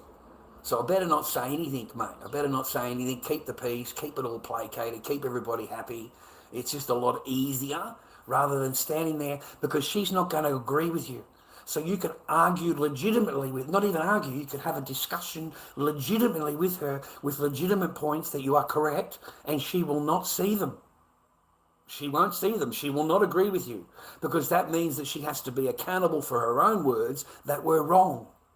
And she can't do that because she's perfect. She's a perfect 10. A perfect 10. Ask any woman you meet. Any woman. What do you rate yourself out of 1 to 10? They're 11. Every single one. They're 11. They're 11. There is no category for me. I am just, I'm higher than 1 to 10. There's no category for me. Okay, and that's where you're fighting, gentlemen. That's what you're secretly hidden fighting. You're secretly with somebody who thinks they are perfect and they can see every flaw that you have. A woman can see every flaw that a man has. All you've got to do is ask her. Just ask her, what do you think is wrong with me? Or what do you think I could improve? And watch her come out with an absolute list. I'm serious, man. She will come out with a list for you. She will tell you exactly what's wrong with you and what you need to do and how, everything, man. Honestly, she really will. She'll know everything, man, because she's perfect. They're perfect.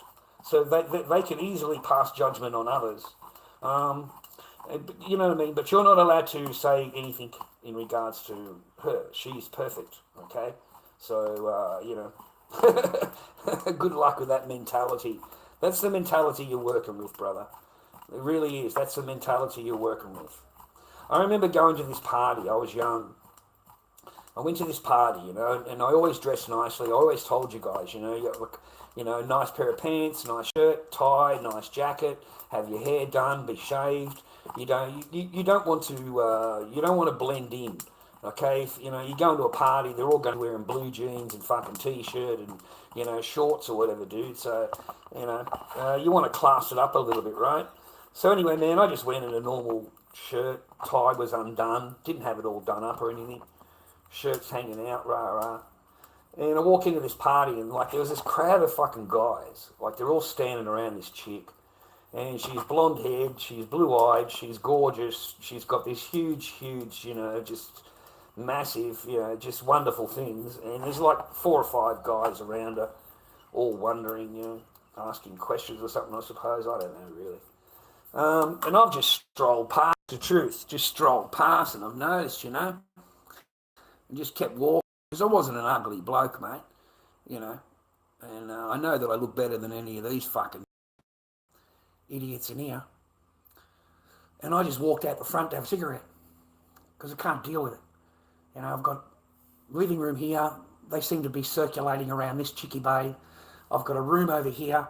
I look in the room and there's a chick in there. It's packed, right? Everyone's sitting on the floor. There's a chick sitting at they get ready. What do they call that? It's a fucking thing, a platform or whatever. A makeup stand. She's sitting at the makeup stand. Sheilas are around her. She's getting ready. The chick is in her underwear. She's in her underwear. Swear to God. White fucking thing. I'm scratching my head. So I fucking turned away like that, fucking straight away. It's fucking, because it's just, I just looked at her, I still fucking looked at that straight away, right? And I walk out to have a cigarette out the front. And I'm standing out the cigarette out the front, just like giggling to myself. This is, well, I don't know what to fucking do. I don't know what to do here, boys. I really don't. I've got a half chick naked with all of her friends in one room. I've got a chick out here trying to get chatted up by all these blokes. So I'm standing over the cigarette, and out comes this chickie babe. Out comes this fucking big-titted chickie babe, right? So I'm just standing over the cigarette. She says, can I have a cigarette? I say, yeah, here you go. Give her a cigarette. How you doing tonight? How's your time going? She said, how come you didn't stop? How come you don't stop and talk to me? I said, what for? I started laughing. I said, why would I do that for? I said, that sounds ridiculous. So that's why I kept walking. I said, I don't know, it just sounds stupid to even think about it.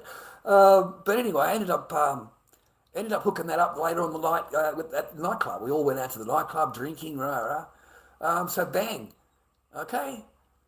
Have a bit of class. Have a bit of fucking elegance about you. Don't let the little fella think over the big fella. So I ended up at chitty bang, right? It ends up, this girl is this girl's best friend in the room. That's her best friend. So now we're walking into the room. There's half chick there doing her thing at the makeup store. The chicks are around her doing her hair. They're doing her fucking makeup. She's sitting there with fucking just her bra and her panties on, right? You think you put some clothes on, right? The joint is a fucking party. It's a full-on party. There's music, everything, full.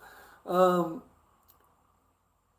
she says, come into the, I said, only if I can sit with my back to the lady. I said, I can't sit because I'm a man. I said, I looked at the lady like that. I said, I'm a man. I said, I'm a man. I'm a man. I can't help it. I got my man. But I don't want to be put into temptation, okay? So is there any chance I could sit down with me back to her? And I sat down in the circle. We're all sitting there talking and with me back to this chickie babe. So the next thing you know, I don't know what the fuck happened. I really don't. But some guys walked in and apparently staring at her, like, because it is a bit of a, it is incredible. It is not an ugly chick, okay? That's why I'm like that, because I don't even want to glance, because I know I'm going to be tempted to glance. I can't help it. So the boyfriends come running in, and looked at me and said, I'm not me, mate, not me. And she said, no, not him. He hasn't even looked at me the whole time he's been in here. She's a bit pissed off. She's fucking pissed off, bro. I thought it was hilarious. I'm trying to pull the blondie, and this brunette with fucking half naked is wondering why I'm not looking at her. Mate, these chicks are insane. They're fucking crazy. Like, she's waiting for someone to do it so she can call the boyfriend in and make a big scene about it all and kick him out of the party and all that kind of thing, right? This is what a chickie babe will do to her boyfriend. Like, she's putting him in these kind of positions, man, for no reason or whatever. None at all. Chicks will do that. So be on your guard.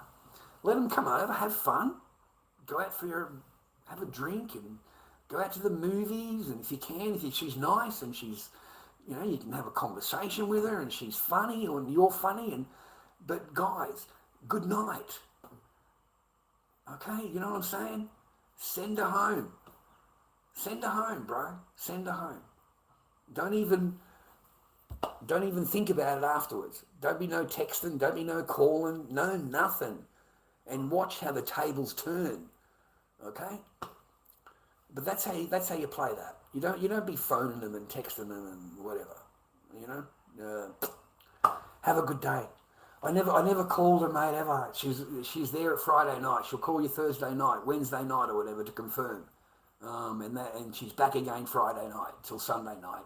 And off you go. Have a good week. I hope you have a successful week. I hope you're really good at work, and give us a phone call on Wednesday or Thursday.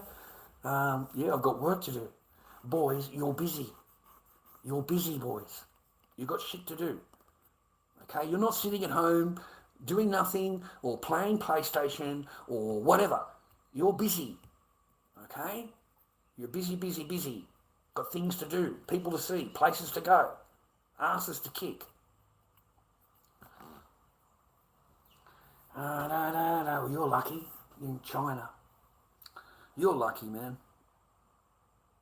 I like China. I like China, man. China's pretty cool. Gets a bit cold. But even that's nice. Even that's good. In the morning, it's nice. During the day, it's nice. At night time, it's not. But, you know, I liked China, man. Liked the food. I thought they would make a great, great partner and, just don't believe any of the bullshit, dude. Just don't believe them. Don't believe any of what you fucking whatever. That if you're a foreigner, fuck. Yeah, don't believe any of them. Don't, especially if they tell you, I'll be the best wife and I'll be the best person you'll ever be with and I'll love you forever and we'll always be together and all of that. Yeah, fucking don't believe any of that shit, bro. Yeah, don't believe any of that. It's all lies. Absolutely lies. Other than that, it's great food. The people were nice. You already know what the rules are. You know what I mean? It's not like you go in blind. That's what I don't mind about it. You fucking know they live under a communist rule. They got their own thing, and not a problem. I'm the guest. Whatever's going on. Yeah. But mate, I liked it. I liked the lifestyle they have or whatever. The food and the villages and getting up in the morning and having breakfast there in the morning and fuck. Not Shenzhen. I went to Beijing. I don't know where. I went to Beijing. I stayed. That's where their family home was. But they drove everywhere. We went all the way 8 hours away to the Russian border, and there was a sea place. Seafood. All seafood. All seafood. All along the street. All of the restaurants were seafood, and they said it was on the Russian border. But I don't remember any names. Beijing, I remember,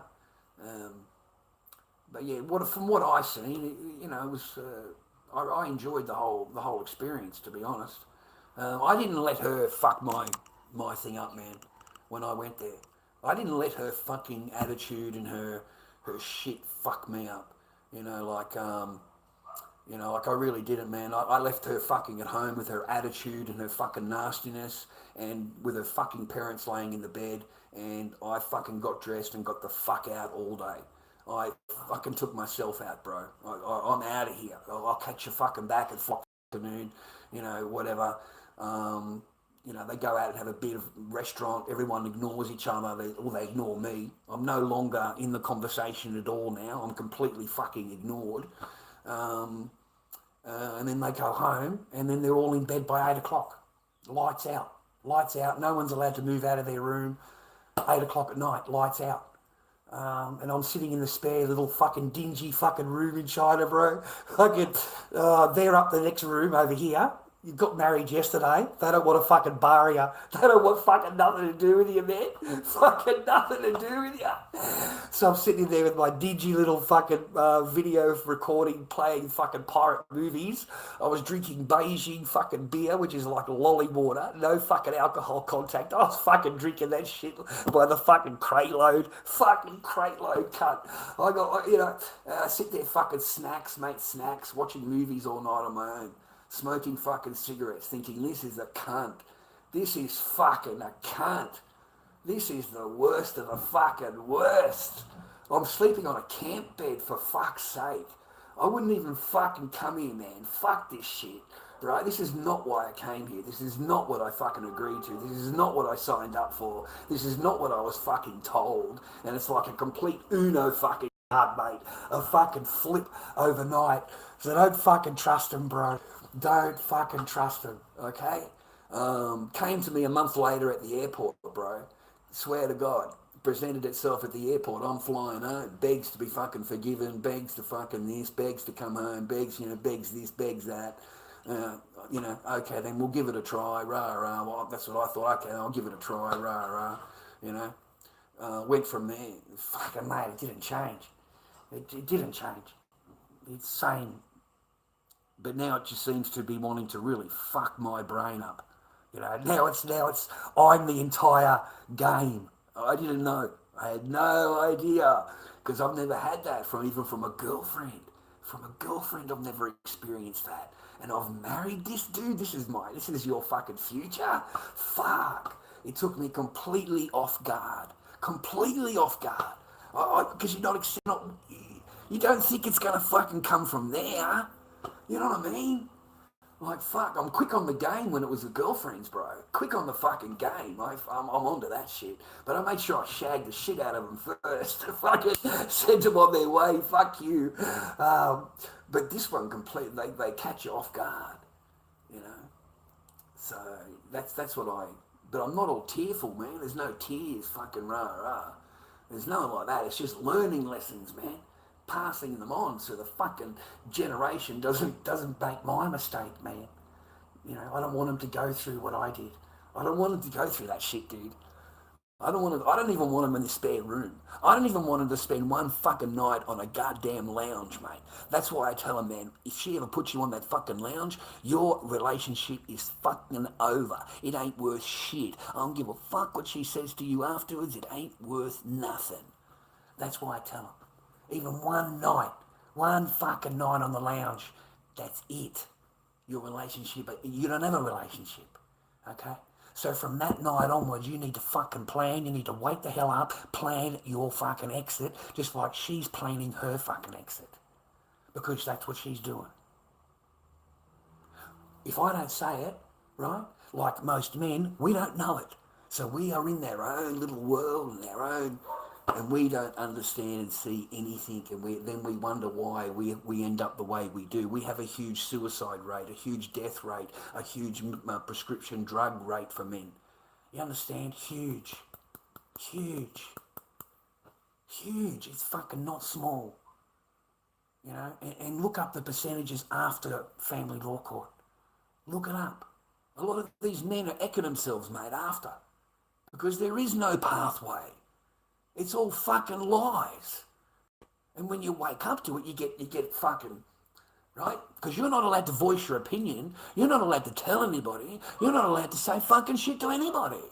And you haven't got anywhere to speak it if you did. Where are you going to talk it? What are you going to do? Go and hire a fucking doctor? You're not fucking me. You don't open up a YouTube channel and talk shit. So what are you going to do? You're going to hold it inside you. So you're going to become a fucking alcoholic, a fucking drug plunger. And you ectate. You ectate. That's why we've got so many high suicide rate for men. So no, if I can save one fucking bloke then I've done my job. I've done my job. I don't care about the fucking complainers and I don't care what the fuck you want. I don't care. You're not part of what I'm thinking about. You don't support me. You don't follow my channel. You want to tell me what the fuck I should say and not to say and how to say it and what. You sound like a fucking woman. You sound like a woman. So I say whatever the fuck I want, you know. And if I repeat it, I don't care. I don't care. I'm paying for the internet, not you. This is my time, not yours. It's my channel, not yours. You know, I don't expect anything. I don't ask anything. Right? I'm very thankful. I'm very, thank you. But it's not, I got to say what I got to say anyway, man. One day my child will see my channel. Hopefully. One day.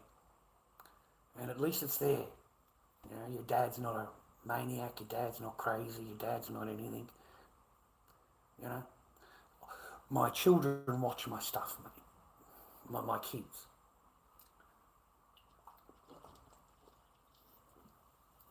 My kids are older now. You've got to remember that. They're adults. So I've got two olders that watch. I've got ex-wives that watch me. Oh, they both watch. Don't worry about that. They watch. And they get really pissed off. Because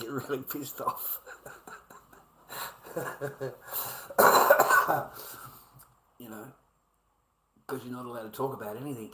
They don't want you to, not that you're not allowed, they don't want you to talk about anything. Okay? And either does anybody else. They want you to be stum. You're not allowed to say this, you're not allowed to say that, all that kind of thing. But they haven't got any right to tell you that. They've got no legitimate right at all to tell you fucking anything, at all. Okay? Have you watched the TV show Brett's Get Rich in China? No. No, hopefully it's a comedy. The Chinese hobby is smoking and drinking. Yes, I believe that, but the beer is shit. The beer is really shit. And cigarettes are cheap. Cigarettes are so cheap, man. 5 yuan, 10 yuan. They're just cheap. What sent you to China? Travel or teaching? Nice. Would he be cool to go to the notes board? Oh, man, have you ever been to Shenzhen? No, I did that one. Nice. Would be cool to go to the notes border. Don't know. It was on the Russian border somewhere. That's what I was told. What sent you to China travel? To meet her. To meet her. That's the truth. You know, I was doing my artwork, Garage Arts, on Facebook. And we used to just spend hours and hours talking on Facebook, watching me do my art and all that kind of thing. And she was the only one I was talking to. You know, I wasn't really talking to anyone else. And we met on oasis.com. Oasis.com. Okay, it was free back then. So you can meet, it didn't cost you anything. Now you can't do any of that. And then we moved on to Facebook, you know, numbers and stuff like that. And then, 4 months goes past, starts talking romantic, all that kind of thing. And I thought to myself, I've never been there. Like, I've never been to China. Great Wall of China, all of the palaces, the place where the guy died in Tiananmen Square. It sounded interesting, man. You know what I mean? Looked it up on Google, looked at all the pictures and thought, asked her where she'd come from, and it was in Beijing. So I looked up Beijing, Google, all the pictures and stuff. I thought, wow, looks really good. It'll be a good experience in life to go there, So I just saved as much money as I could for a few months.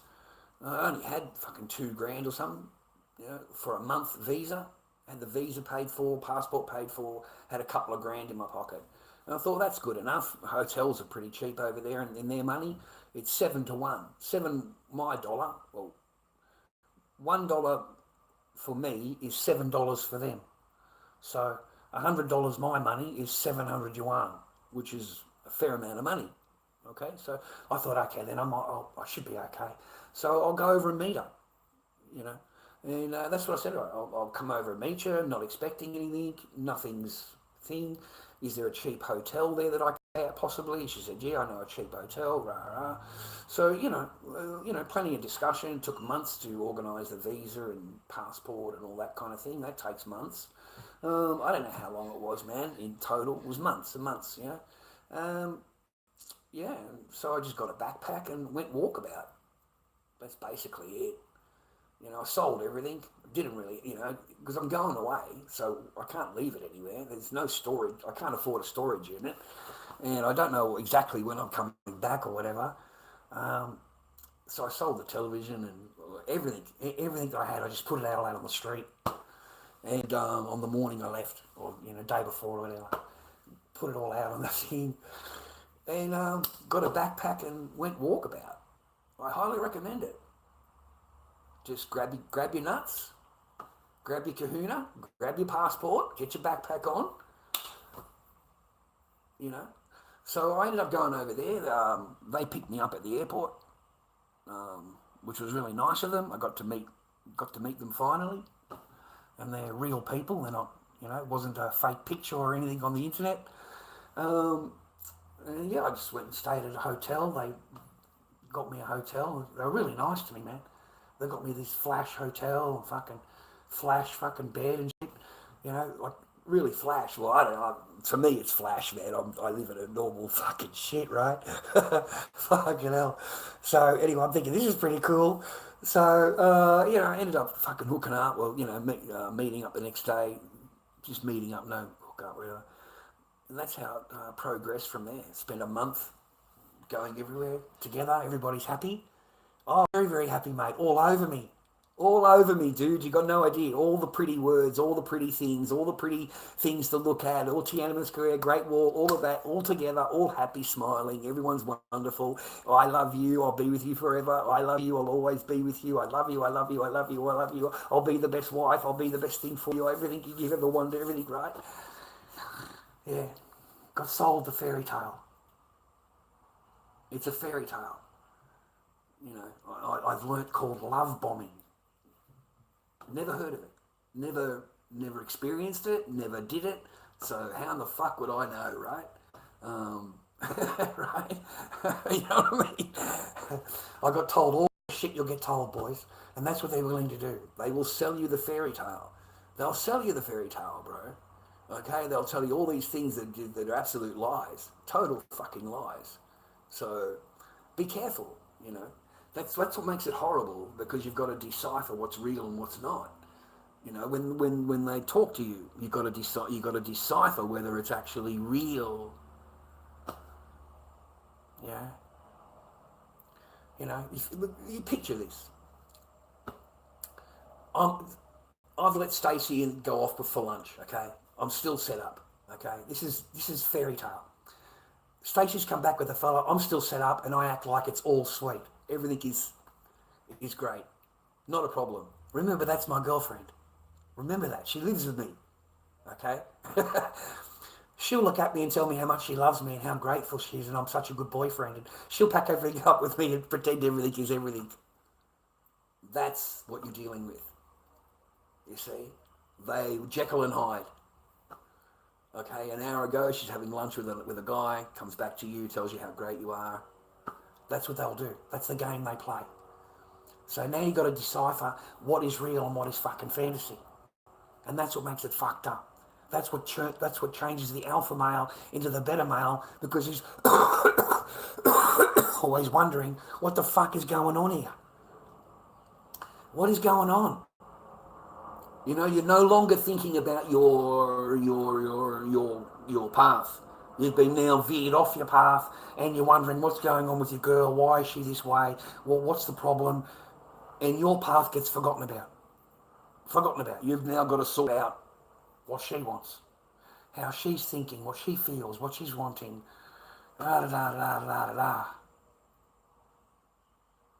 This is what derails the alpha male, as you call them, alpha male. You can be as strong as you want, boys. Once they start playing their games, mate, they works into your head, and you know if she's not happy, there's no jiggy jig. So now you're living like a fucking monk. You're living like a monk, okay? You're a monk. You get the occasional biscuit thrown at you, but you basically live as a monk. Yeah? Becomes part of your life. Becomes normal to them to treat you like a monk. They no longer have to give you any affection. They don't have to talk to you nicely. They don't have to kiss you nicely. They're also in monk mode, which is what you call beta. Yeah? I call it monk mode. She looks at you like you're a fucking monk. She doesn't want to talk to you, doesn't want to know you, doesn't touch you. She no longer even gives you a kiss. She won't even hold your hand. Okay? But when she looks at somebody else, she'll see alpha. Okay? She'll see alpha in that. Until she has worn that into the ground. Until she's fucking driven that into the wall. And she'll also see beta. That's what they do. They can't work with alpha. They have to work against alpha. They can only work with beta because beta fucking agrees to everything. But an alpha doesn't argue, disagrees with everything, doesn't agree with everything that she wants, has an opinion of his own, and she's got to get on board or fucking out, right? Well, most of them will fight that. Most of them will work out a way of grinding you down until you are no longer, you can't put up with it anymore. Okay? Also, you walk around with blue balls. You know, women don't like to hear that. Well, too fucking bad. You know, like men are supposed to live like monks because you're unhappy. And he's supposed to love you and be loyal to you and show you how much he cares and do everything for you. But he's not allowed to touch you. Like, for some reason, you're a magical fucking human being that is just perfect in all creation, that I should just fucking do everything for you without anything. You can just be nasty, and I've still got to do it. Jesus, dude. It's so entitled and nasty. It's just not even worth dealing with.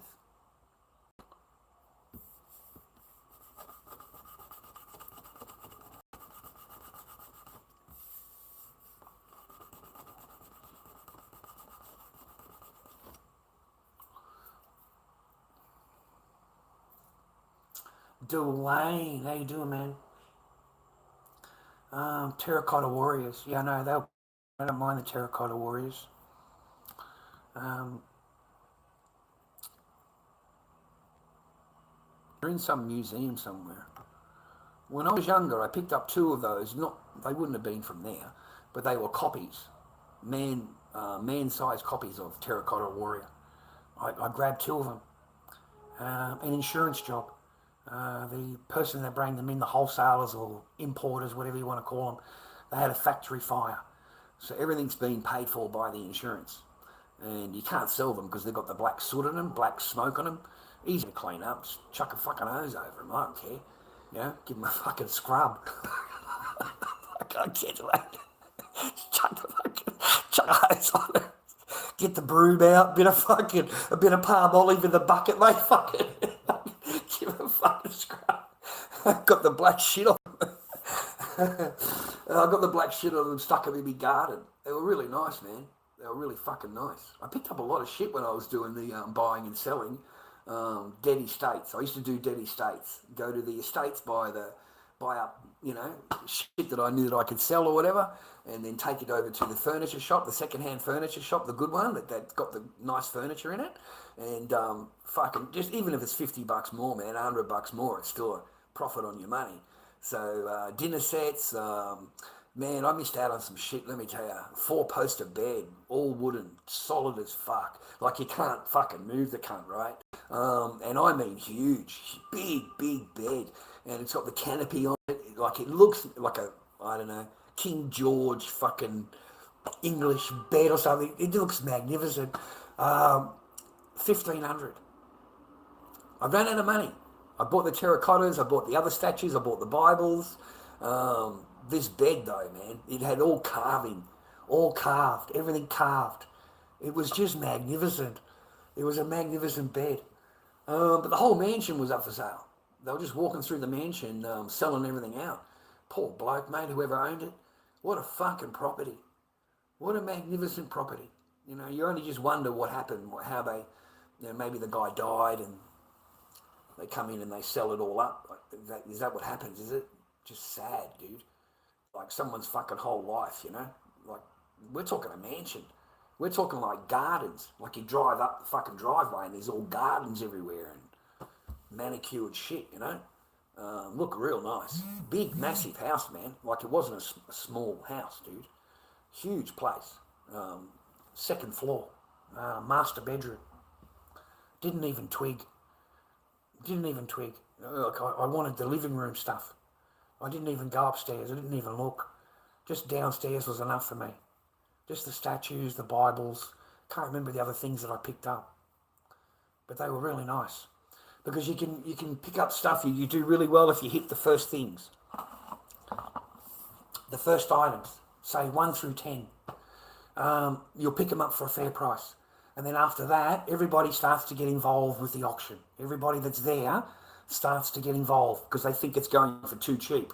That went for $10, that went for $8. You know what I mean? So they start throwing fucking bids in, bro. So, by the time it got to the Bibles and this fucking outdoor statues, that was enough for me. I think I paid $120 each for the statues. $120 each. I can't remember what I paid for the Bibles. They were massive. Like tomes, massive books. I mean, massive. And they had the engravings inside. They were ink engravings, colour ink. And I was told just for the ink, just for the things, they were a couple $100 each. The hand etched Charles fucking ink. I don't know. He told me the whole fairy tale on them. how they're made. Most people just take them out. He said, but don't take them out because that would ruin the Bibles. He said, but I'm just telling you, just for the pages alone, just for those, they're like $220 each. Okay, for the engraving. Pretty good out of that, man. Buying and selling fucking at dead people's auctions, estate auctions. Yeah, they were good to me. Lance Miller. I only got to stay there a couple of months in China. They purged all the teachers. I was going to become a teacher, A, B, C, D, the kids. And I thought I was going to do all right, you know what I mean? I thought, a bit of a chance. And then they purged them, mate. The government came out with a new rule, no more foreign teachers, and they banned everybody. Everybody got banned. All the teachers lost their jobs. So, but that's not good, man. They banned all the English teachers. So, because there was huge vocational schools there. I think you could get a job, because I wouldn't mind it, man, because they had really nice food there, and everywhere you go you could eat really nice food, and people were really nice to me everywhere I went. They were nicer than me than what was waiting for me at home. At least they smiled at me. What's at home's not going to smile at you. It's going to growl at you. Grrr, as you walk in the door,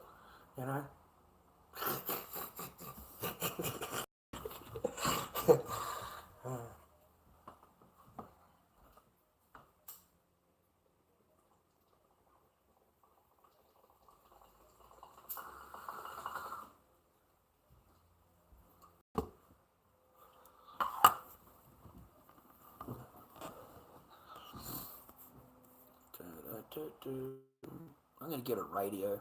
I haven't got a radio. I need a little radio. A poor radio, so I can put some music on. Dudes. What else do you want to talk about, man? There's a lot going on in the world. It's pretty fucked up. I no longer even think we live on a globe. I think that is just out the window now. I can't see anybody thinking that anything different. I really can't.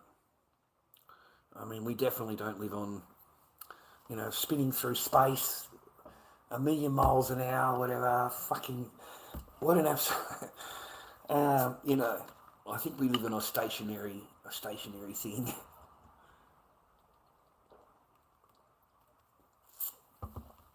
Oh gosh.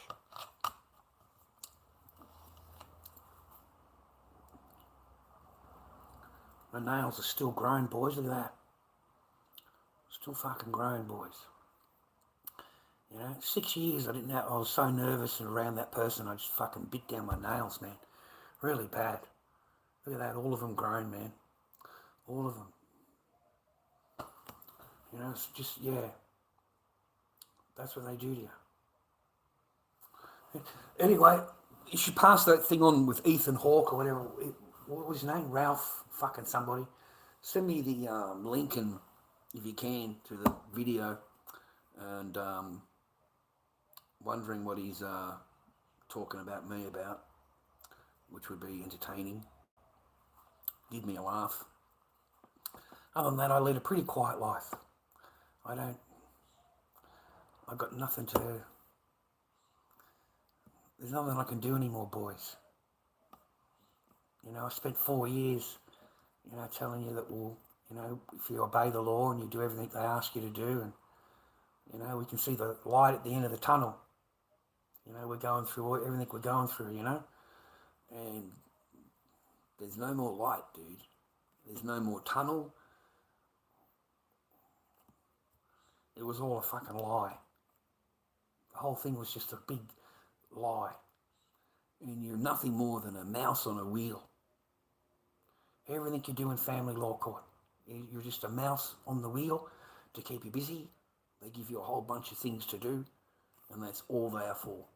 They are there just to waste your time, waste your money, waste your mindset and your energy, and really waste your resources. because at the end of the day, none of it matters. They're just like little boxes they get you to tick. So don't go through it. You know, don't believe them when you think that if you do all this, you're going to see your children. Don't think it's going to change anything. Don't think that 100 grand later, because you've got 100 grand in the bank, you can see your kids. And no, mate. Because the first thing that a lawyer does is they find out your bank things, how much money you got. That's the first thing they find out. And if you've got 100 grand in the bank, I can promise you your court case will last until you've run out of the 100 grand. If you've got 200 grand in the bank, your court case will last until they know you don't have 200 grand in the bank. It's not there to give you results. It's there to drain your resources. And that's why you hear reports, you know, it cost me this amount, it cost me this amount, it cost me this amount. And they're all different amounts. That's because that's what the guy had in his bank account. So they'll adjourn and adjourn and adjourn and adjourn and do courses and reports and courses and reports, and they'll adjourn it again because they know every single time you've got to pay court fees, lawyer fees, paper fees, and that's the idea of the game. It's nothing else. It's to drain as much resources out of you as they can, and then they look at you and go, you should never see your children again. You should never see your kids ever again. They don't do anything that's for the family, you know. They look at you and say to you that you should never see, that your children should never see you again. Your children should never see you again.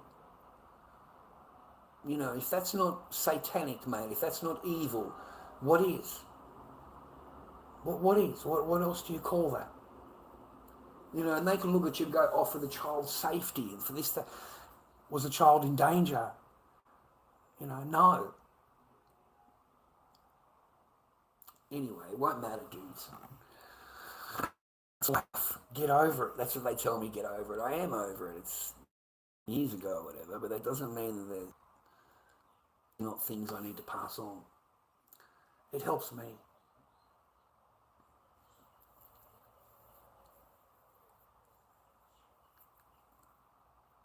Other than that, the whole world's fucked. The whole world's fucked, mate. We are fucked. We're doomed. We're doomed, brother. The whole world's doomed. If you think these retards that are fucking running the joint, mate, are going to do anything for me and you or our families or our future, whatever, you're dreaming, man. They don't give a shit about me and you. They only care about their next billion, mate. Where's the next billion going to come from? That's all they care about, okay? So the next system that they've got lined up, mate, they don't care. You're nothing, you're all completely owned. We are completely owned. We are the sheep. Completely owned, brother. It's time for a nice coffee. You know, Trump is fake as fuck. You know, like I am so gutted, mate, that I actually liked Trump. I actually believed in what he stood for and believed what he was saying and believed what he was going to do. And, you know, like I feel like such an idiot. I really do, man. And just like millions of other people, you know, I feel betrayed, I feel let down. And I'm not even American.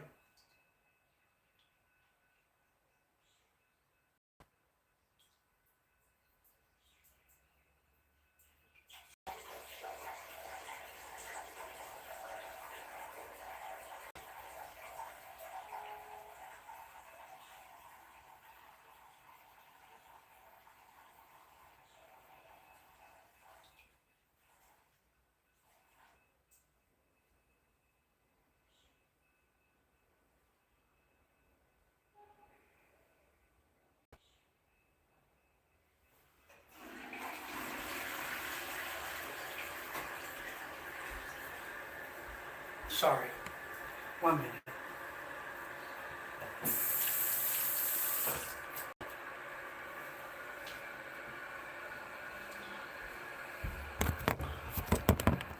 Thanks. Go to the toilet.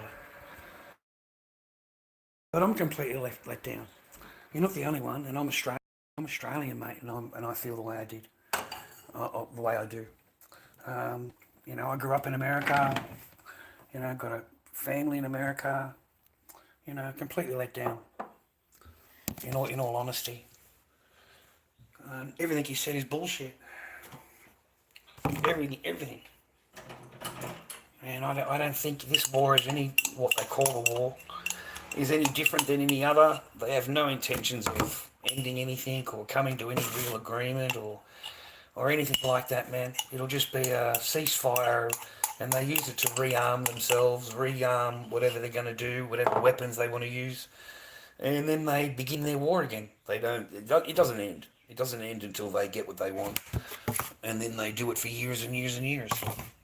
You know, look at Iraq or Afghanistan. It's never ending, man. You know, it doesn't end. And now they're hanging on to this, you know, Strait of Hormuz and all that shit. And this is just going to fuck up normal people's lives. It's not going to do anything to the billionaire's life. Okay, he's a billionaire. He doesn't care. You know what I mean? He's going to get dibs before you do.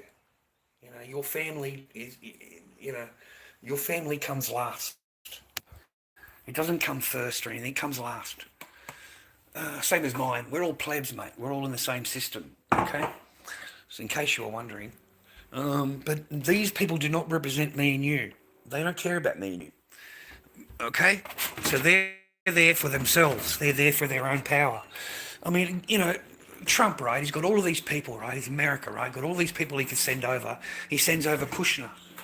He sends over his son-in-law, who's a real estate person, rah. So they're not exactly in government, mate, government policies, thinking about the people, rah. You know, they're thinking that land acquisition, how do we keep it, you know, what else can we get? That's what they're after. Like, look at Lebanon, bro. Look at Lebanon. They've turned that shit into Gaza. I can't even say that word. I get into trouble, mate. Can you believe that? I've got to spell it. Mate. But they've flattened it. They've destroyed everything.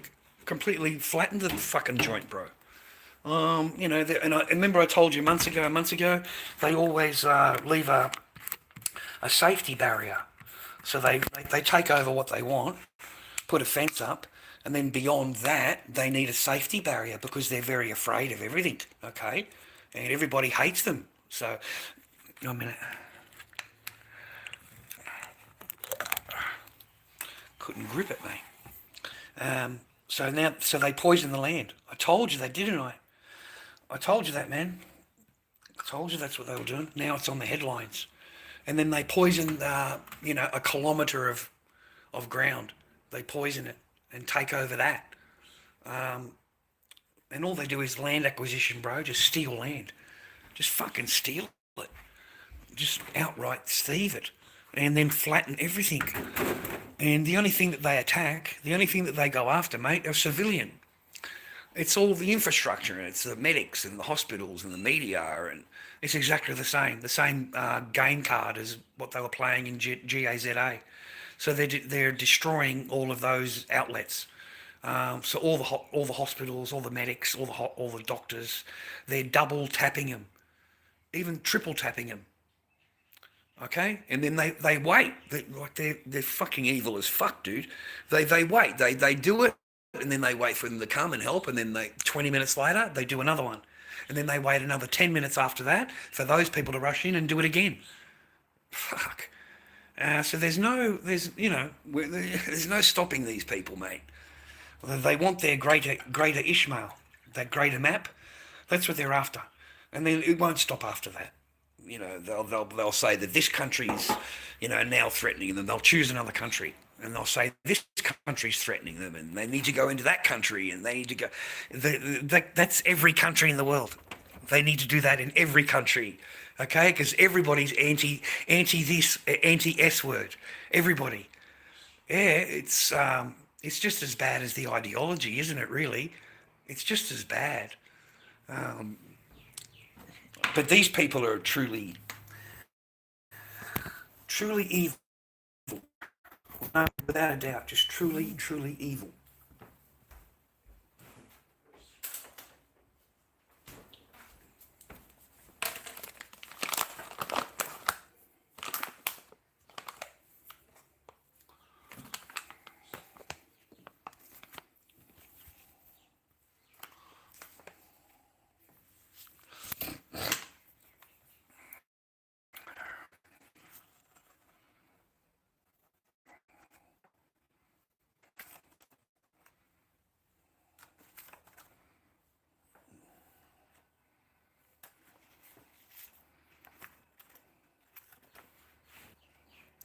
5, 6,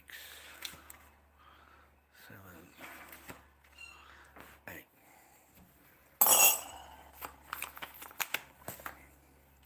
8 level teaspoons, boys, into the milk, which you've already poured with your cup, so you have an exact measurement, and your sugar, 2 sugars. Keep your coffee beans in the fridge. This is the real coffee, mate. You'll never go back to instant coffee, or you'll never go and buy a $6 fucking coffee in your life ever again. You'll never go back. Okay. Once you've made a proper coffee, you'll never go back. And all we want to do is heat the milk. We don't want to cook it. We just want to heat it. So as soon as the air bubbles come around the side of the fry pan, that's when it's done. All you want to do is heat the milk. Okay, you're not here to cook the milk. So I'll just get my coffee going, bro. I love a good coffee. I get a good coffee going, mate. There's nothing like a good coffee, bro. Have a think about what's for dinner, mate. I might treat myself tonight. I got paid yesterday. So, oh wait, today's Wednesday. I got paid today.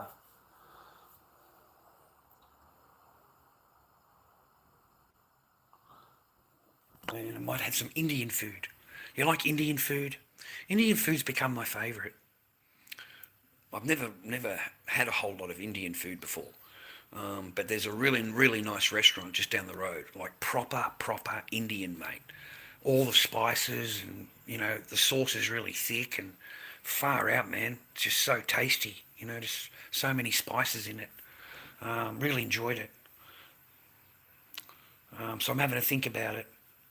But it's $16. It's like a treat. You know what I mean? These kind of things are a treat now. It's not like a regular. It's just an occasional, once every 2 weeks when I get paid. Once every 2 weeks I, kind of lash out, $16. And think to myself, that's okay. I've still got to eat good food, because it was just a hamburger tonight. I got some mince. Yeah, I got some mince. I got mince, I got cheese, I got some tomato, got some bacon. I thought I'd just make a hamburger. And then I got some potatoes. I thought I could make some chips. I'll make some hamburger and chips.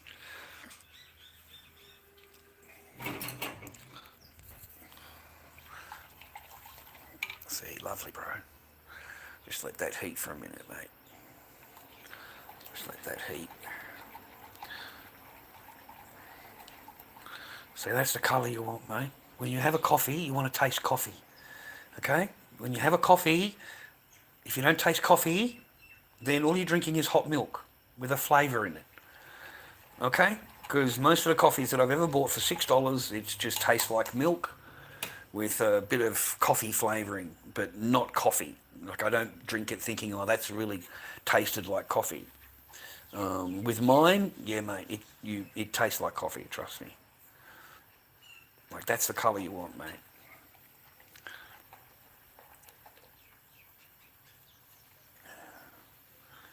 Let's leave that for a minute.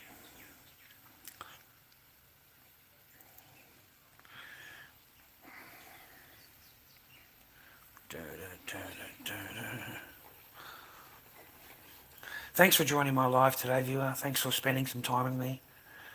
I apologise if you've been offended by anything, whatever, or you don't like subjects that I talk about, whatever. But thanks for coming into my chat. I appreciate you, huh? Alright, that's all we want to do. As soon as you see the bubbles, we turn it off, okay? And then we pour it straight into the fucking cup, bro.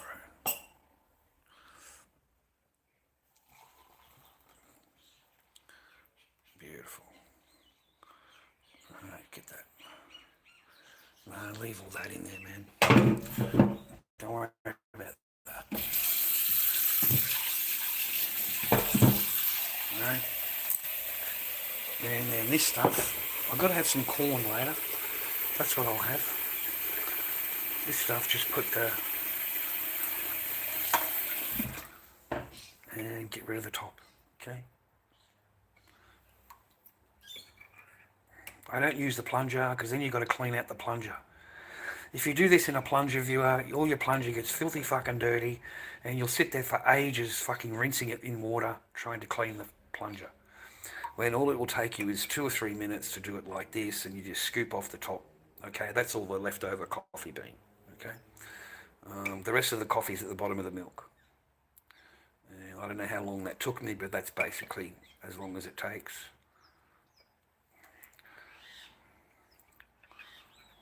Just go for the extra little bits, man. And then what you can do, if you're worried about the rest, because some people don't like those kind of things, is just leave it for a minute, and the milk will harden from the air. I'll show you what I mean. And you can just leave it for a minute, and the milk will harden, and just scoop off the top layer of the hard milk, and everything else will be gone. You see how it's done already thicken? See how it's thickening? Watch. Yeah, I've been making these a long time, mate. See? There you go, bang, mate. Fucking gone. Good enough, buddy. A real coffee. I don't mind if it's got a little bit of bean in it, mate. You know, we've made a fucking coffee after all. It's not anything else. We want to get rid of that as much as we can, though. So, good coffee, mate. Nothing like a good coffee. Yeah, there we go. Happy viewer. I hope you have a good day. I hope you have a good week coming up. I do hope you're with someone that loves you. I hope you're with someone that loves you, that you can actually believe in. Yeah. Other than that, the world's going to shit, and you'd be lucky to meet anybody. And if you do, mate, what are you going to do about it if you do? Because they seem pretty ratchet, mate. By the time they've gotten to you, mate, and you're number 30, they've got a pretty ratchet mindset. They really do. They've got a real ratchet mindset, mate. You know, just real horrible mindset. All the problems they've been through, all the betrayals, all the lies they've been to, all the stuff they've laid out. It all catches up to them, man. It catches up to them, bro. You know, men age different than women, don't we? We just age differently, bro. We don't age the same way. You know, we age different. Anyway, I wish I had known all of this like years and years ago. I wish I had known it all. But sometimes you've got to go through shit to learn stuff. Yeah, this is one of those things. You've got to actually go through it to learn it. But I might be completely wrong. You know, there are couples that I know I've met, and they're very happy together. They have huge families and they love each other, and couldn't ask for better. You know, couldn't ask for better. Like my niece is a perfect example. You know, like her and her husband have 5 or 6 children together, totally devoted, totally in love, totally, you know, it's an amazing thing. It's an amazing thing. You know, 20%er. The 20%er, bro. 20%er. They're very rare. You got to fucking marry him straight away. It's fucking, you got to marry them. You got to put a ring on a finger straight away, bro. Fucking, those kind of chicks get married real fucking quick.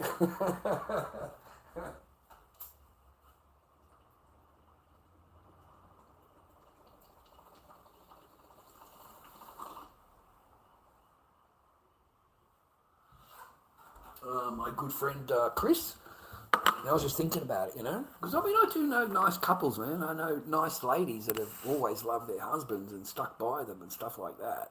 I have got positive role models in my life, people that I looked at and thought, I wish I had that. I wish I had that connection with somebody that they have. And they tell me it ain't easy. It ain't all fucking fairy tales, bro. You know, we argue, we disagree, we argue, but at the end of the day, we know that we love each other, and we know that we don't want to break up. So we both come together and apologise, you know, and we move on. You know, we move on. Okay, we don't hang on to shit that's yesterday or last week or whatever. We move on, and which is a big problem that couples have, because women don't move on. They use it in power. So, you know, a week later you could have a disagreement about something, and she'll bring up what happened last week. You know what I mean? Yeah, that completely changes the dynamic of the disagreement or whatever's going on. Makes it very hard to move on. Okay, so but I do have that in my life. I have positive things that I could look at and go, I wish I had that. And they'd been together for 30, 40 years or something. Huge amount of time. You know, got children and really good kids and well managed and schooling, all that kind of thing. So they've got a great family unit, is what I'm saying. Mental family unit, just fantastic family unit. Yeah. So it is possible, gentlemen. It is possible.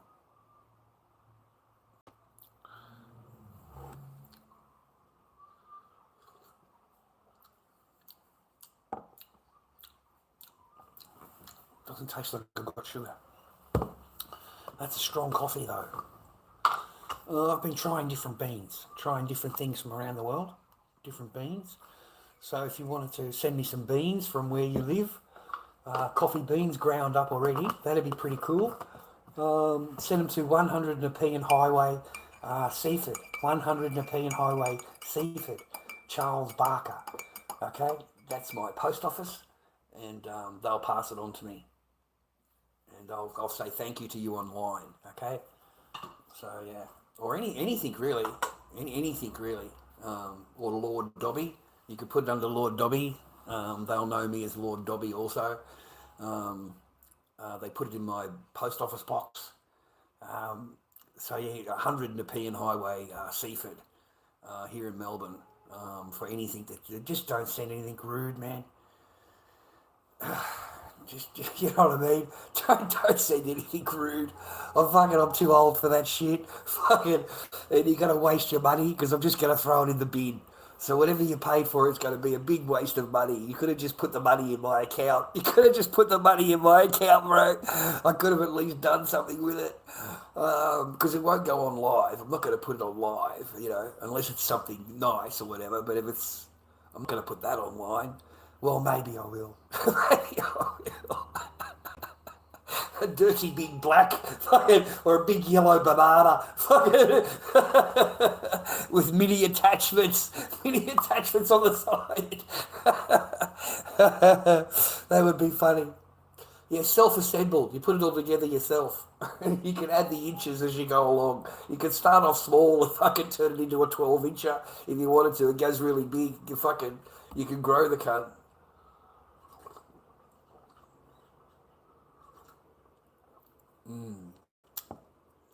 Yeah, that's nice, man. That's a nice coffee. What time is it? I'm in the coffee mood. 3:30. There you go. 3:30. Perfect coffee time. Perfect coffee time.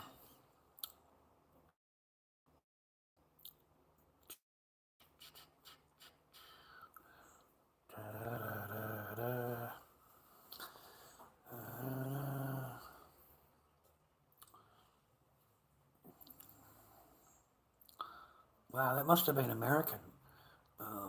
Modern Gnostic. $10 American. So that's nearly $17 Australian. Wow, such a huge huge difference, eh? That's massive, man. That's almost double. The American dollar is like worth heaps, eh? Compared to Australian money. Because $10 American money is $16.50 Australian money. That is so weird.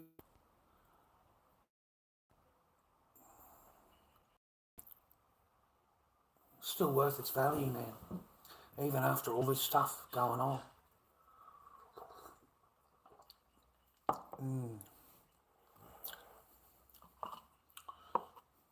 Welcome to the live chat. Hopefully you do some kind of chatting.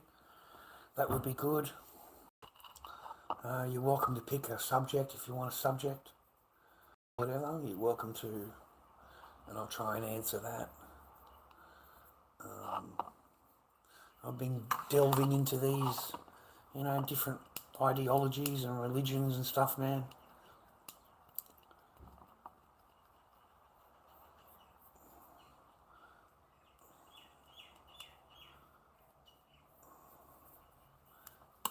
I don't know, one thing I always get baffled on, get baffled on them. The bad guy wants praise. He wants to be like God, right? He wants to replace God. And he wants praising, and he wants people to worship him, and the same as God. So, I don't know, man. The way that God does it is through Christianity in the book and stuff like that, right?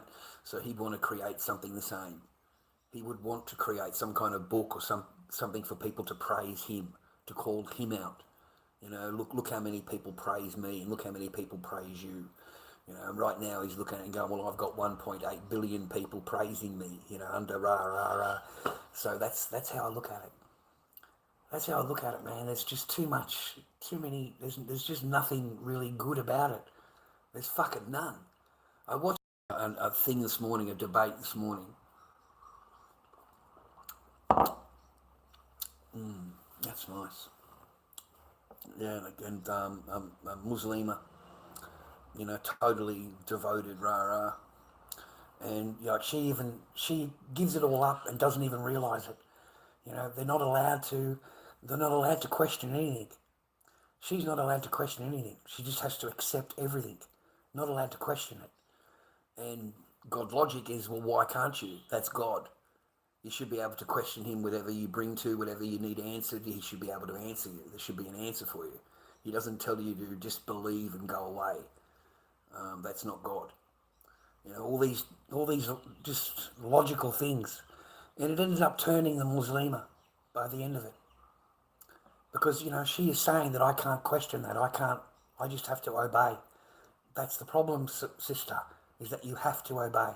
You're not allowed to use your logic or your mind or even think about it or think about what he's done or is doing or, you're not allowed to question it. See, just obey.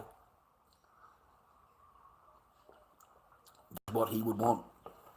That is what Satan would want. He doesn't want you to question, he just wants you to obey. And it all comes down to carnal. Everything is carnal for the man. Sorry, I just got an itchy nose. Everything is carnal. Everything has got to do with slaves and, virgins and, you deflowering everything under the sun. Okay, just everything is there for you. Okay, that's what it's based on. It's the majority of that. That's what it appeals to the men. Nothing else. That's what would appeal. How many you can take with your left hand you can keep, and you can have up to 4 wives. Muhammad had 11 wives. 11 wives. Fuck. But only he's allowed. Only he's allowed. Only he is. And there was a lot of stuff that she just did not know about. She had never read the phrases, never read the Quran. She said, I've read it, but I just don't understand a whole lot of it. And I asked my sheikh about it, and he can't give me the answers that I want. He couldn't answer my question, because it's the scriptures. You've got to rely on the scriptures and the Torah to verify the ideology. It tells you that in their book. And they're trying to, that's not right, rah. He has to actually read it. And even after you've read it to them, it still takes a bit to sink in. It takes it to sink in, man. You've got to repeat it for it to sink in, to get away from the barriers. They're not allowed to question it. They're not allowed. They're not allowed to question their own thing. It's fascinating, gentlemen.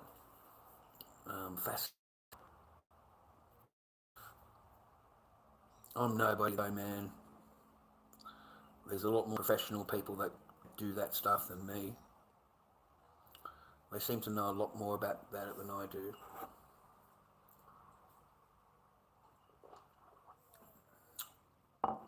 No, I haven't seen Lance Miller. No.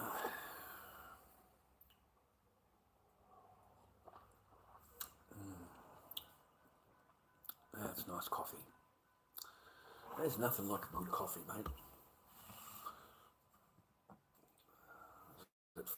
4:20 yet?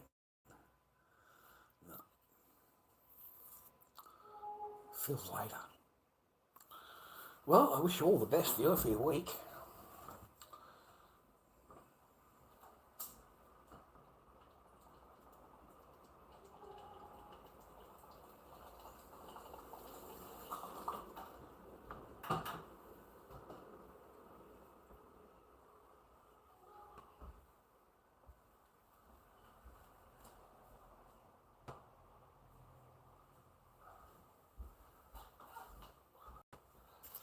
God, I still got to do these. Forgot about them. Still got these to do. I've got to do the hair. And then some stitching. Hair, then stitching. Complete them. And I got these done. I get to look at these for a bit longer. I don't know when I'll list them or whatever, man. I haven't thought about it. Yeah, these are ready, I suppose, almost kind of thing. Almost.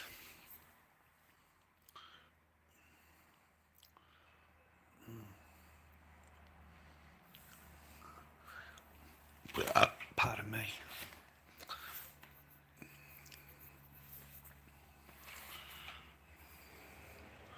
Yeah, I've done about as much as I can with him. There's only nothing. It's a pretty heavy freaking mask, man. Pretty solid. Fits any adult head, but it's pretty thick and it's got a lot of material on it. It's pretty heavy, I think, to wear. It wouldn't be light to wear.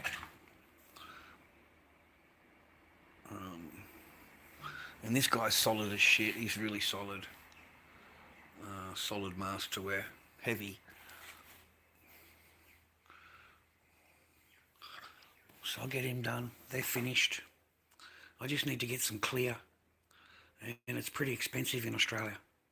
The stuff that I want is $40 a fucking tin. Plasti dip. I need plasti dip, boys. In Australia, really expensive. In America, I think it's fucking $12 a tin or some shit. But over here, because it's imported, it's freaking expensive as. So I need plasti dip, okay, to finish them. That's why I'm not in any kind of rush or anything. I can't sell them. I can't sell them to anybody because they're not plasti dipped yet. They're not sealed. So after a while, the paint will crack and wear off and stuff like that because they're not plasti dipped. And I didn't use a full latex mix with this one, with the white. So I just thought I had it in there and it didn't have it in there. So after I put it on the freaking mask, I could see that it didn't have enough latex in it. So to complete this project, you're going to need plasti dip. It's a rubber spray. It's got latex in it. And it's the only product that you can buy that you use on masks. All the mask people use it. Whether they admit to you or not, they have got a can of plasti dip. So I've got to get these 3 done this week. I've just been lazy. I've just been lazy. I've just been looking at them on the counter. I like looking at them. I like them more when they've got hair. I've got the hair ready to go. So I don't know whether I've got enough to do all 3, but I've certainly got enough to do 2. So I've got to clear all the counter off and get rid of all the stuff off and get a towel up, and there's a lot of prep work involved in it. It takes like the whole day basically to get all the hair done on both sides of the mask. Yeah, we'll be okay, man. We'll get them done. Get the projects completed, mate. Gives me mind, something to think about. Yeah, you know what I mean. Keeps my mind busy. And yeah, that's all they're for, man. They're there for me too when I feel down or I don't know. I don't know how to explain it to you. Some days are good and some days are bad. Some days I don't think about it a lot, and then other days I wake up in the morning and it fucking hits me, and it sucks. It sucks. It sucks, man. I try not to think about it. I do. Every fucking dad does. That's just normal. It's just normal, man. People go, mad at me or whatever. There's nothing you can do about it. You miss your kids, you miss your kids. There's nothing you can do about it. It's like the slow torture. You put yourself through it, but there's nothing you can do about it if you wake up in the morning and, or you're walking along the road and you see someone and it brings back a memory. What are you going to do? It's just life. It makes it harder, boys. Let me tell you, it makes it fucking harder. Doesn't make it easier. So I don't wish that on you. Anyway, take it easy. Thank you for everything. Thanks for listening to me. I'm glad. At least I've got somewhere to go to.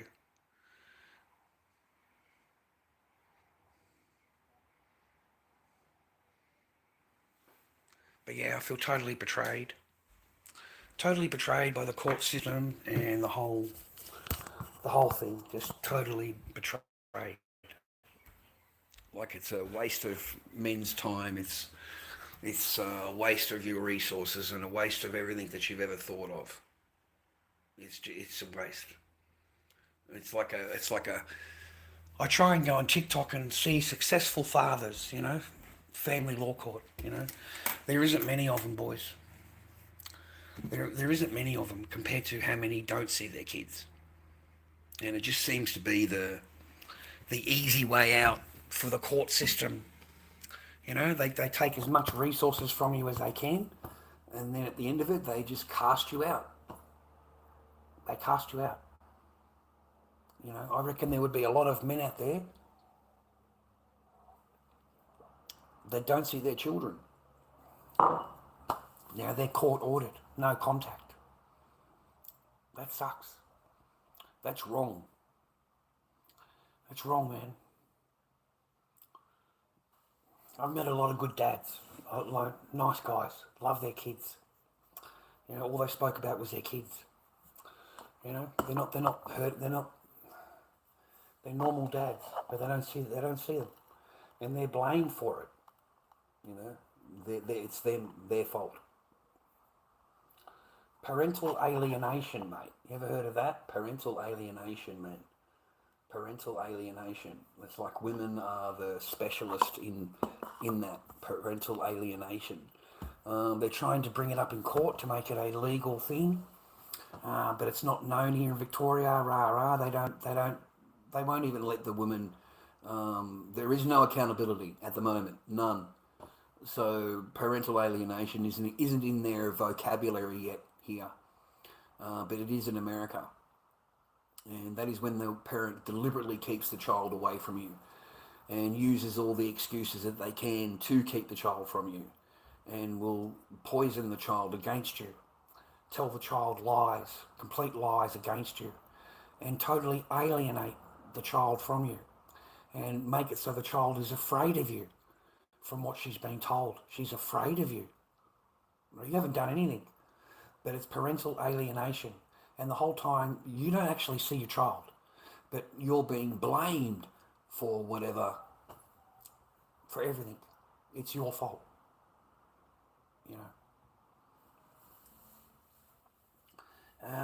Thank you, Hursty. I hope you are well. Thank you for saying hello. It has been very quiet in the chat section. It's been pretty quiet. They don't really say a whole lot to me, and they complain about everything that I talk about. So yeah, I don't know. It's becoming very normal to come on live nowadays. It's becoming very, I just do it when I feel like it. When I want to complain about shit, I come online. Because I'm a little bit English, I've got English blood. So when I want to have a fucking moan and a groan, I'll come online. But at least I don't make stupid reaction videos. I fucking hate them. I hate them. I fucking hate them. And I hate some cunt sitting there reacting to somebody else's fucking reaction video. So he's number 3 in the line. There's the video, the reaction video, and then his reaction to the reaction of a video. Like, how fucking stupid do I have to be? I'm fucking sick of that too. And I'm sick of the AI computer shit on here, on YouTube. It is just flooded with AI videos, just made up rubbish. And we're still flooded with them. Sick of that, because I think it's all bullshit. I think it's all made in AI, all the Tatarian fucking shit, all these pictures and everything, these giants and shit. Yeah, that's all computer generated fucking rubbish, mate. And I'm sick of wasting my megabytes on it and my time on it. I feel like I'm dying. I'm dying quicker by watching these fucking videos, mate. But that's where the money is. That's where they earn their money. That's where they earn the big money, mate. The big paycheck comes in. 170 grand just for one of these fucking channels that does AI. 170 grand. The fuck? It's like, geez, crikeys, mate. So no, they earn plenty of. They get all the views, and they get the whole whack, man. Live streams aren't that popular, really, like people like me, unless you're in some foreign fucking cafe throwing shit all over the counter, molesting some fucking poor Sheila walking along the road, or talking shit to people, or causing havoc and problems. And unless you got a needle coming in and out of your fucking thing, or you're on DV, or you got some order against you, some court order, then they're happy to watch you. If you want to sit there screaming and yelling and swearing and everything else, they're happy to watch you. They don't support you in any way. Half the people don't even follow you. Like they've got no idea at all who you are. Absolutely none. You're just some nutcase on the fucking video. Other than that, it's okay. I have no expectations anymore. Yeah, I don't have any, none. I work 2 days a week. I'm on the rock and roll. I got my own little place. I got some food in the fridge. I got like $260, I think, in savings. So I'm pretty rich at the moment. I'm pretty fucking rich I'm fucking rich, bro.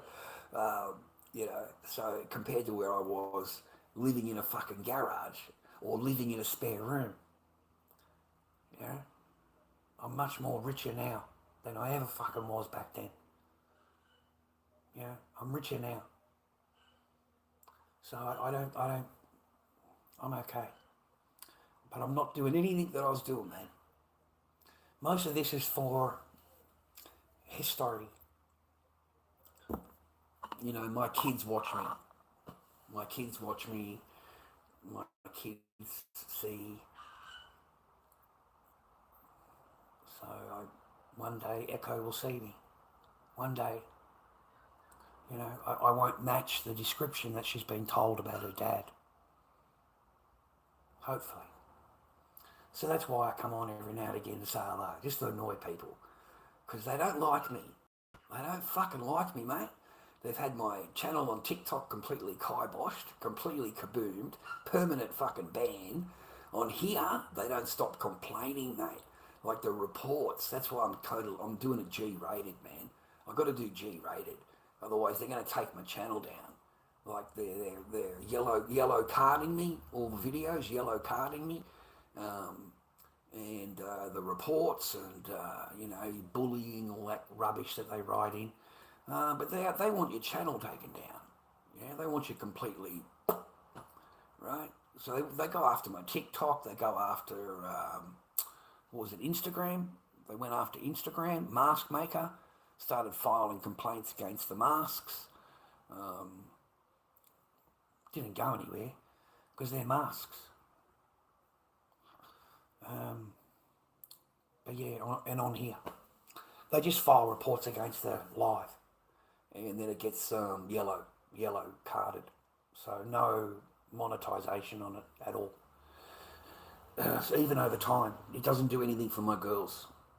Even over time, it's not going to do anything for me or my kids, or like it could bring in a little couple of bucks here and there. You know what I mean? But not really. So we are thankful. We've got to be thankful in other ways. Be thankful for what you have. That's what I've learned, gentlemen. And don't be thankful for what you don't have. Just be thankful for what you have. Okay? So that's why I am the way I am now. I'm thankful for what I have.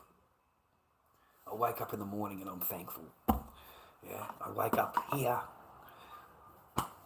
I'm okay. I got some art. Being alone isn't loneliness. It's just being alone. It takes a little while to get used to. But I've had plenty of practice at it. And I've had plenty of lonely fucking nights when I did not know what was going on and why am I sleeping in a spare fucking room, and the person has never even set foot into this room. Ever. Not once.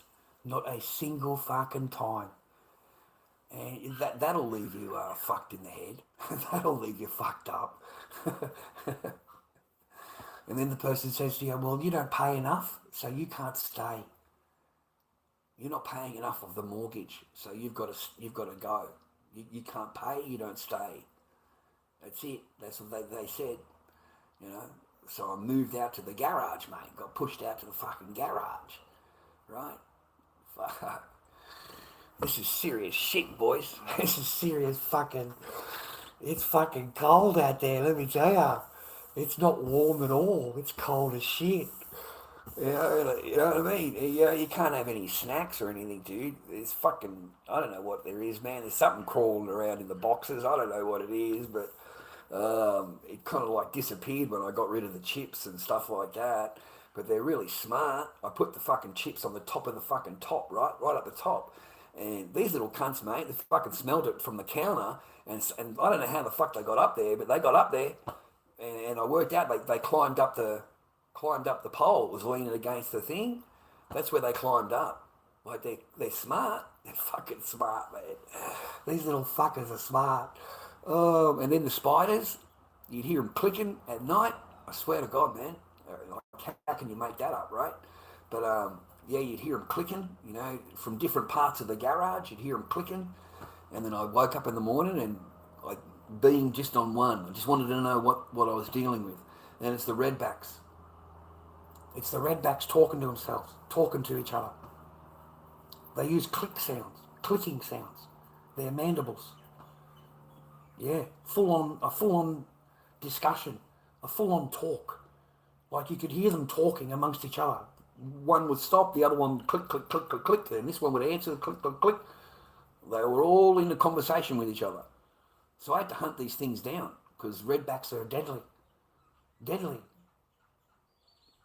Yeah, really bad.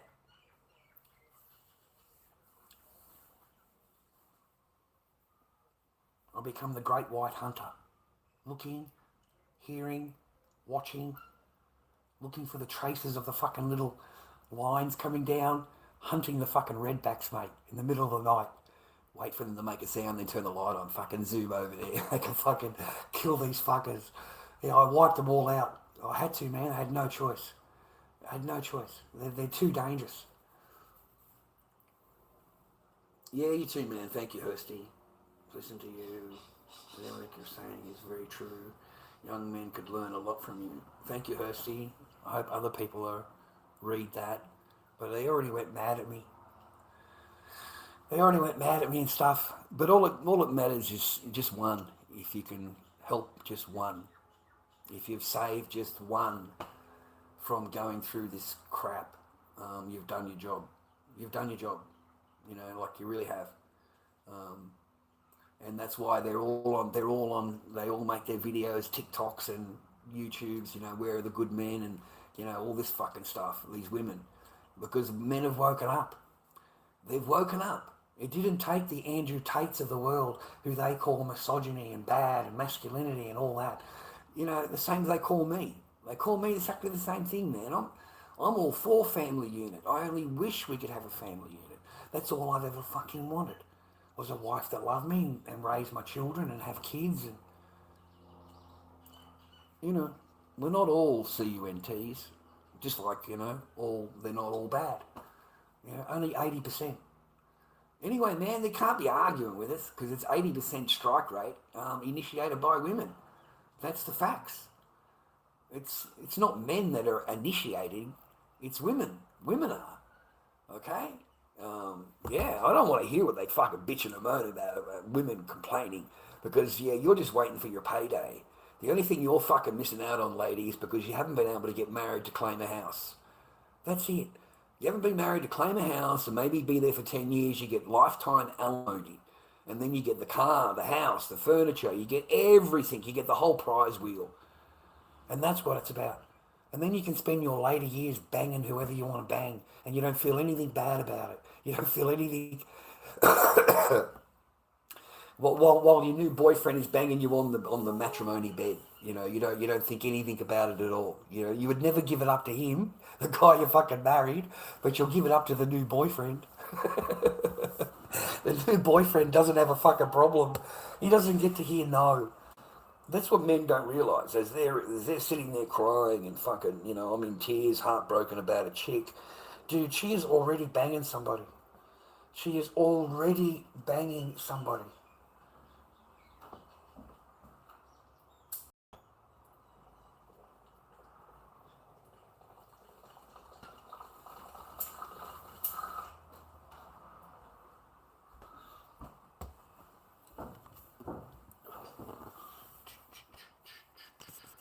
Yeah, thanks, Hursty. Appreciate you, man. Good to see you. You're happy, bro. Happier than I was before. Yeah. You see how peaceful it is, Hursty?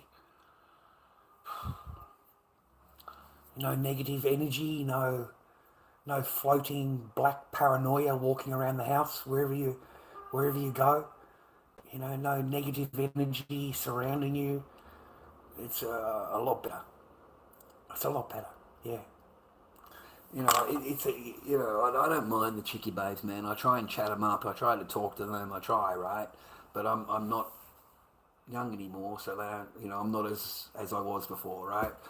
But I'm happy for the conversation. I'm happy for the convo. Like, I don't mind chatting to them and then walking away. I don't have a problem with that. They hate that for some reason. This generation of women really, really hate that. You just fucking ignore them. You just say hello or whatever, but you don't write. You don't make any moves or whatever. You don't chat them up or whatever like we used to. And now they miss that. Women miss that. Whatever happened to the guy that used to say hello? We can no longer say hello anymore. You're liable to get charged. You're liable to be questioned. You're liable to have your photograph taken and put on Facebook and called a creep, because you said hello. That's why. Why would they do that? Why would they open themselves up to that? You know what I mean? I mean, it's a complete possibility nowadays. But I don't mind saying hello, mate. I really don't, because they are nice people. I do enjoy female company and a bit of a laugh and a giggle, and I just wish they showed more. Even the chickie babes that I bring over here, mate, I found them rude. I find them rude. I do. I'm sorry. I find them rude. I'm not sitting there with my phone in my hand looking at my phone. I'm trying to make a conversation with a person who is sitting there with a phone in her hand looking at a phone. Well, I'm done with you. We're over. We're finished. Okay? You can't compete with the phone, boys. If the phone is more in the hand looking at that than what they are at you, walk the fuck away. Shag it. You're out of there. You're out. Catch you later. See you on the roster. But it's not worth anything more than that. This chick over here sitting on my lounge, I've cooked dinner. It's my place. All good. It was a nice little bit of dinner. The dishes, because normal for me. Doing the dishes, look over, try and have a what are you doing tomorrow? How's your weekend looking? What are you up to? Can't even look up looks at the phone, it's on the phone. That's it for me. We're done. As soon as I've done the dishes, the questions have come out. As we've gone along, do you want to get married again? A little bit more in the conversation, because I don't want to get married again. I'm just, a little bit more in the conversation. Do you want more children? And I'm thinking, I said, well, no. I think my time of children has come to its fruition, and I have 3 already, and I haven't thought about anything more, and that's it. The whole face will change, because I'm not. There's nothing, and I'm sick of the questions. I'm sick of them. I'm fucking done with them. I mean, these women think you're so fucking stupid that you've never heard these questions before. These women think they're so fucking entitled and so up themselves with their fucking majesty that they think you've never been, you've never played the game. This is your first rodeo, your first roundabout, your first time on the fucking horse, and you've never heard this shit before. You know, the man should be asking these questions, not the woman. The man. The man should be asking, do you want to get married again? The man should be asking, do you want more children? Rah, rah. But not these days. The woman is. Because she puts them in the equation. How can I get what I want? What have I got to do? I've got to marry him. I've got to give more kids to him. You go in the equation of life. Don't fucking, you've got to know the game before it gets fucking played on you.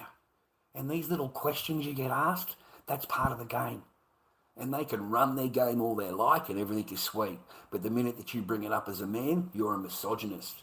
You're a bad guy. You're masculinity, rah rah. And all you've done is point out what's going on, the real game getting played. Like I watched that maths, right? And I'm sitting there wondering, why in the fuck, Danny, are you sitting there?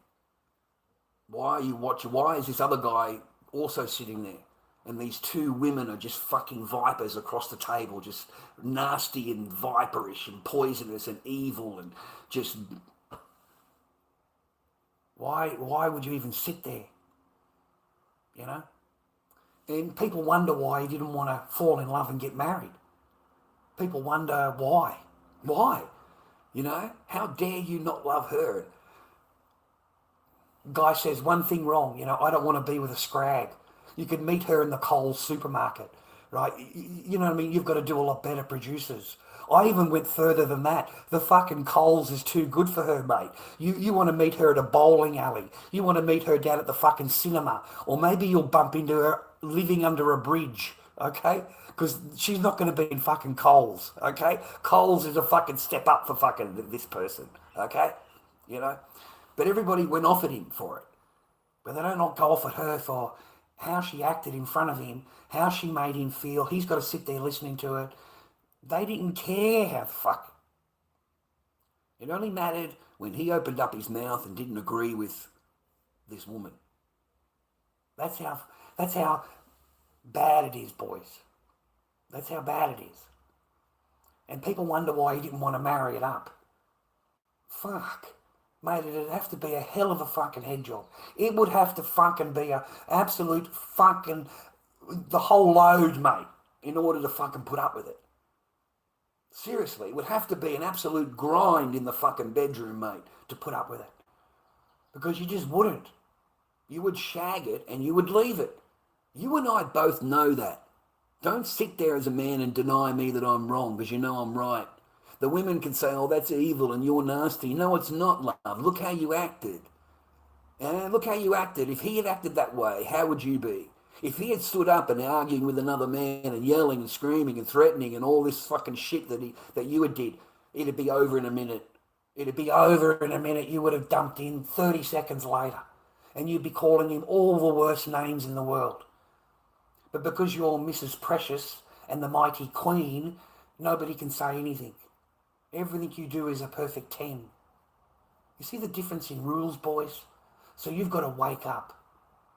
You've got to wake up. Mate, there is no fucking man in Australia that is going to marry her up. None of them. None of them are going to get married, mate. You watch if I'm wrong. None of them will. They'll shag her. Oh, yeah, not a problem. They'll shag her, but they're not going to marry her up. If you think a man is going to put up with that attitude and that nastiness and the finger coming out and that evil face, mate, fuck that. There's no man that is going to put up with that. He's not going to marry it up. You see, that's when the face drops, right? They've all got that, boys. They've all got it. They don't show it out. You only see little glimpses of it every now and again, but they've all got it. Yeah? She had it full blown for the whole world to see. In 4K, on fucking TV, thousands and millions of people watching. She let it all go. This is the real reality of who it is. Then you've got the other woman, Gia. She's G'ing everybody up. You had the brown-haired girl, was doing really good with the husband, right? Was loving him, found him a character. You know, he's unusual, all that, right? She was great. She has a word to Gia, totally hates the guy, turns against the guy. Gia talks to the other fucking couple, they break up. That one particular woman was so clever and manipulative that she broke up every single marriage that was on maths. Just that one chick alone. She destroyed every marriage, including her own, because she never had any intentions of the guy. So she sabotaged his marriage, mate. Especially if they looked good, if they were doing well. She double did it, mate. Double did it. This is how they are. That's their mindset. So while Mrs. G was sitting there all innocent and smiling at the camera and all the rest of it, she behind the doors is planning and manipulating all the other women and blowing out their husbands, getting rid of them. That's what they're like. So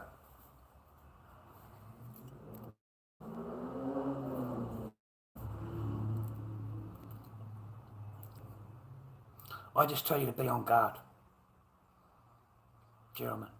Play the game. Know the game. Play the game. Don't be afraid of the game. But just know the rules and know what you're dealing with. And understand why nobody else has ringed it up. Nobody else has ringed it up. And there's a lot of single mums out there for you. There's a whole pile of single mums. An untapped market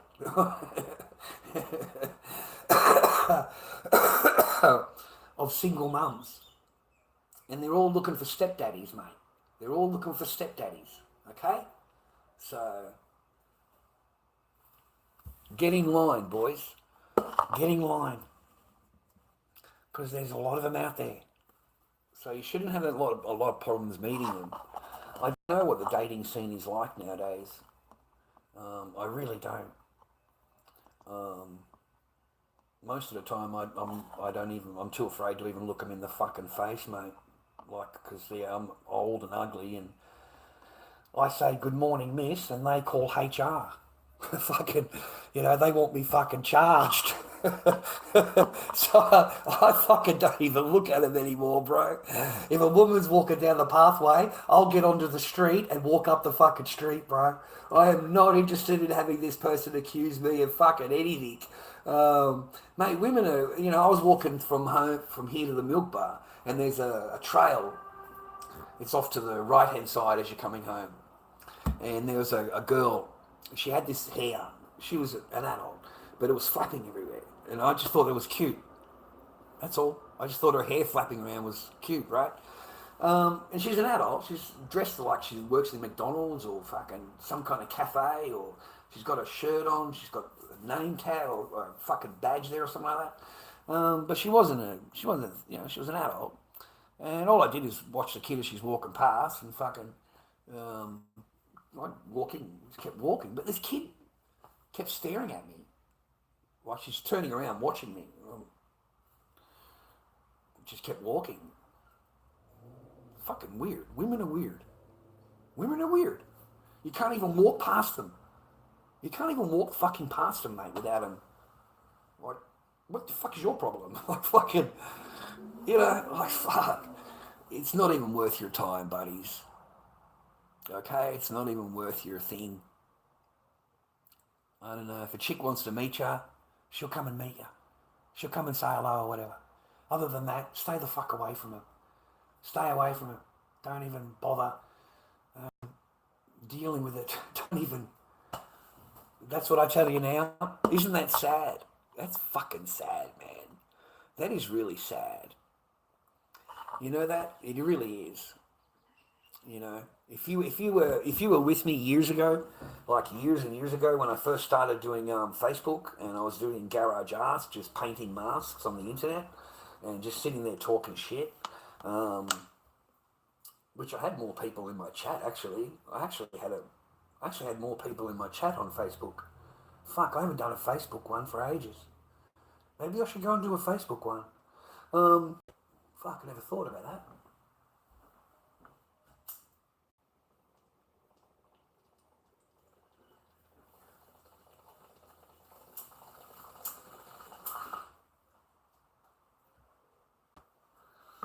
Damn it, boys. I remember starting my lives years ago and saying to you, get a family unit, get married, have kids. I remember. I remember when my streams first started, man.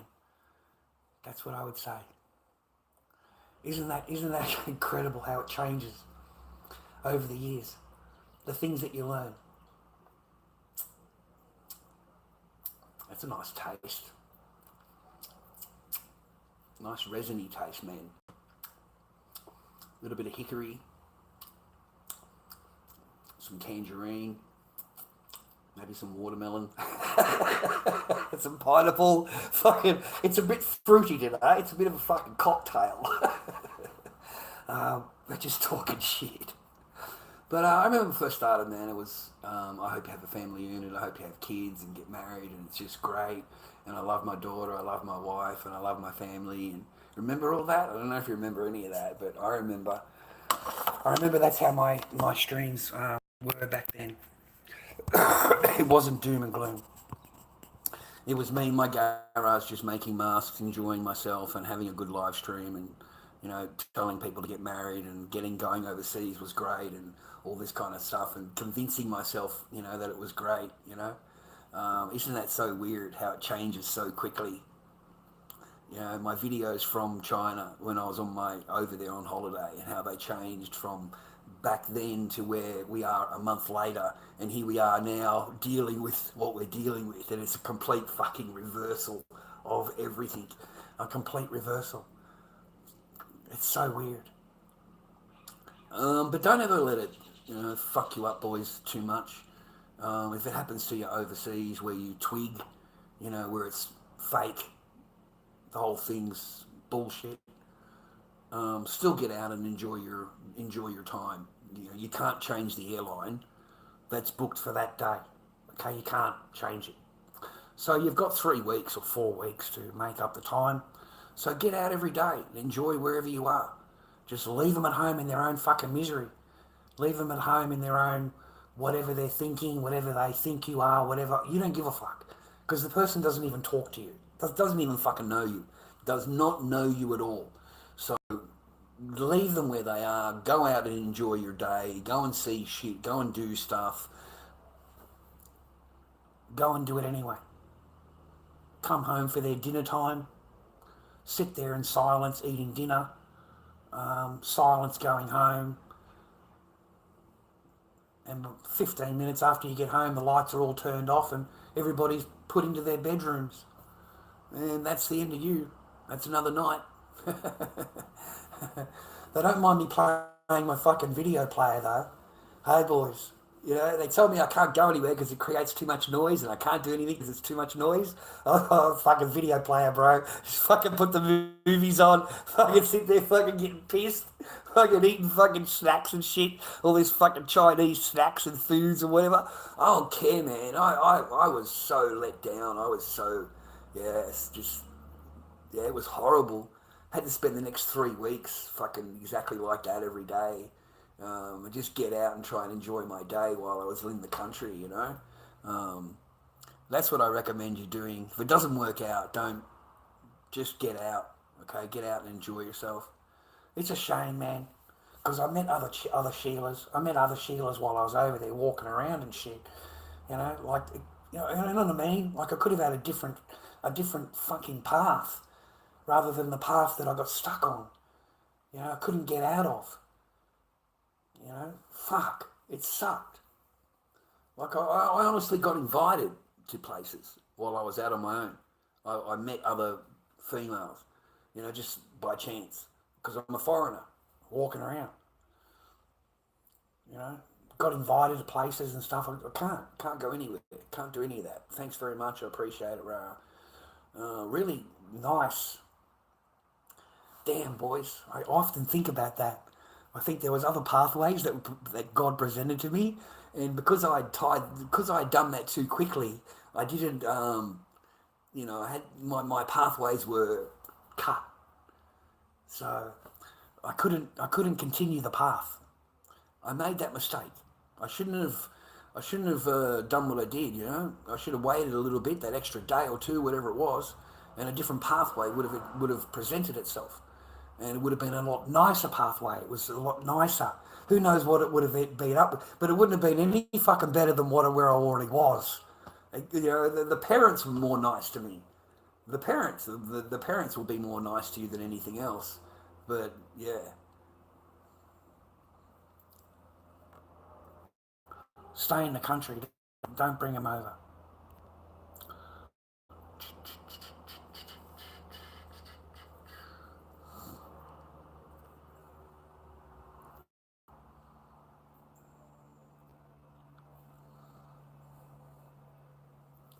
Uh, yeah, stay happy and well, Hursty.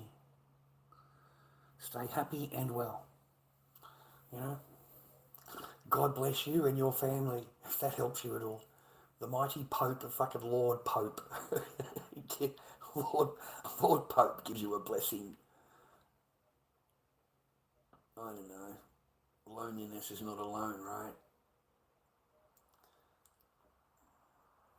I get to speak to my kids, my older ones, they're pretty good.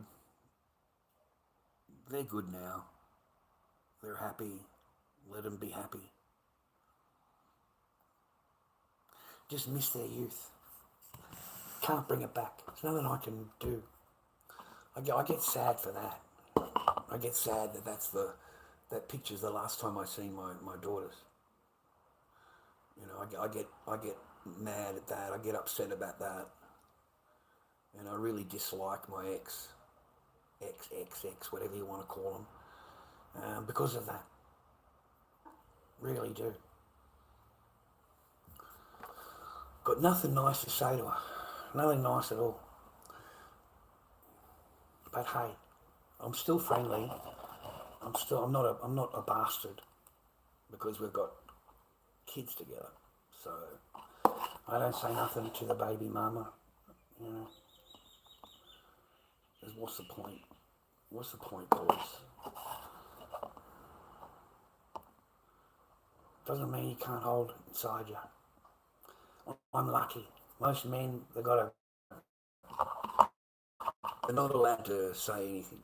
Well, they don't say anything. They've got nowhere to say anything to. You know, I'm lucky I've got a channel I can at least voice my bullshit, and it helps me to not think about it. I've been pretty good. You know, I have, man. I've got to, you know, I've sorted my shit out as far as I can. My house is clean as fuck. Everything's clean. The house is paid. You know, I paid my rent, paid my bills, paid the internet. Haven't asked my stream for anything at all. You know, I don't, you know, at all. Whereas before I was like, you know, no, I don't do anything. I'll handle it. If not, I'll just won't get the internet for a little while. I did that for a month, and you guys didn't even notice. You guys had no idea. I didn't even have it. I had no money at all. I was using the free internet down at the laundromat. So, you know what I mean? That's when I learned. You're on your own, buddy. you gotta kind of like really work this out. What the fuck are you gonna do? What are you gonna do from here? You know, how are you gonna? I don't know what I'm gonna do, boys. I really don't. I'm 50 odd years old now. No transport card. I don't have any stock, and I'm too embarrassed really to go back to the market at the moment. Even though it's been years later, I'm still embarrassed about it. I'm hoping that none of those stallholders are there. That they've all like moved on, but I know that they haven't because they're stallholders. So I've been afraid to even go to Dandenong Market. You know, I knew these people a long time before I introduced them to her. A long time, years and years. I just didn't tell her. All right, told her to keep away. You know, no one's friends. We're stallholders. So we're here to do a job. We do the job, we go home. We don't tell anybody nothing. We don't tell them shit. But mine's waffling on to everybody. She's fucking playing fairy. You know, she's talking to this one, talking to this one, talking to that one. People get to know your shit. What the fuck you doing? You know. I didn't like that at all. You know, but I've been surviving here since I was a kid. Okay, these are not your friends. You know. So I haven't been back.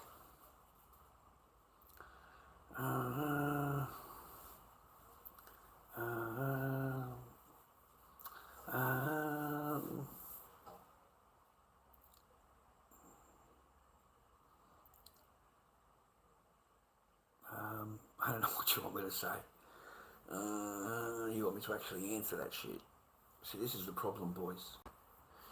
This is the problem. Okay? You see, this is women. Okay? This is a perfect example, boys. You see, you're on your path. You're talking about your shit. And then they come in, they start asking you a whole bunch of fucking bullshit, a whole bunch of crap. And they want you to stop what you're doing off your path and concentrate on what they're asking you, because they are the most important thing in the fucking world. So you need to drop whatever you're doing. This is a perfect fucking example, boys. Fucking read this shit. Read that shit, man. And they want you to fucking stop, man. You got to read that shit and answer it. It fucking does my head in. It does my head in, man. This is women for you, bro. This is women for you. Oh my god. You know. Oh god. Yeah, and the worst thing is it'll be a big hairy fucking bloke with a mustache, mate, with no shirt on. He's a fucking truck driver. It's not even a fucking Sheila. It's a bloke fucking pretending to be a Sheila, because that's all they are. That's all they are. It's a freaking bloke, he's got no shirt on, or he's got just that white t-shirt on, you know. He's fucking got a big hairy chest, a big fucking mohawk. He's sitting there with a fucking boner like that. He's looking at the Dobby. He's reaching for the cream. He says, I'll just get him to talk about a few things. Hang on a minute, I'll get the cream out. I'll get the cream out. I've got to fucking clip this for later. I'll fucking use it for later. You've heard of fake taxi? Yeah, this is fake Dobby. We're going to get a bit of fake Dobby fucking videos going on here. Get a few fake Dobbies going on. Fucking hell. Oh, God. But this is what they're like. You could be on your path talking about shit that you want to talk about, and it just switches off and it doesn't want to fucking know anything you're talking about. And hey, here I am. This is the vag is in the house. Okay, so you got to stop and obey. Fucking answer me, you fucking. Yeah, oh god, that's what they are. Fucking mate. Like, seriously, it's a fucking bloke anyway. You know.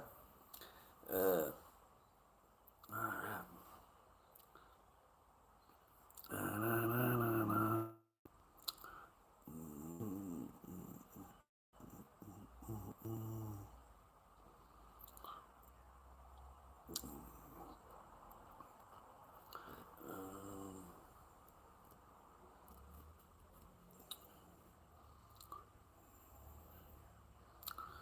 I don't have $1,000. I don't have $1,000, and I'm not fucking betting $1,000 on anything. I've never bet in my life on anything. I've never gambled ever. Never. And I don't have $1,000. I don't even have 100. I think I've got 200 and something dollars to my name. I'm fucking rich, man. I'm fucking rich. I've got like $260 or something. 200 and something like that. Minus whatever I bought today. Well, minus whatever the $10 that I bought today, so 240 or something, 248. It's rich, you know. I'm rich. I'm so rich. I know exactly how much I got. Fucking, and I'm not betting fucking nothing, mate. You know, I've got a bit of a bumper. And that's it, man. I'm happy. Well, I haven't bought it. I've got a little bit of food in the fridge and shit like that, but nothing really. But I don't. I'll be cool.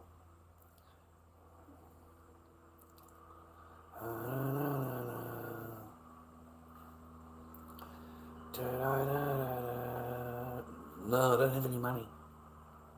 I'm not buying you a fucking coffee. What the fuck? Why would I want to go and buy a coffee for? Fuck. What do you think I am? Fucking millionaire? Buy you a coffee? Yeah, fucking 7-Eleven, love. $2. That's fucking it for you. Yeah, we'll just duck in here. We'll get a fucking couple of takeaways. You're going to fucking love this. I'll get you a cream cake. You get a fucking cream cake with that. Get you a nice cream, full of fucking cream. You're going to love it, okay?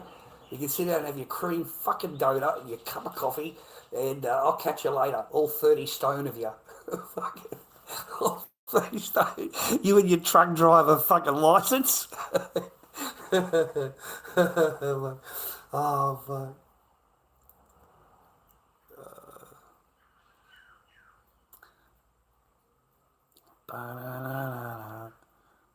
No, I don't go anywhere. Where do I fucking go? I don't go anywhere. I like my life. I'm quiet. I'm quiet, man. I like my life. I don't think about it. It has no power over me anymore. I don't chase biscuit. I don't care.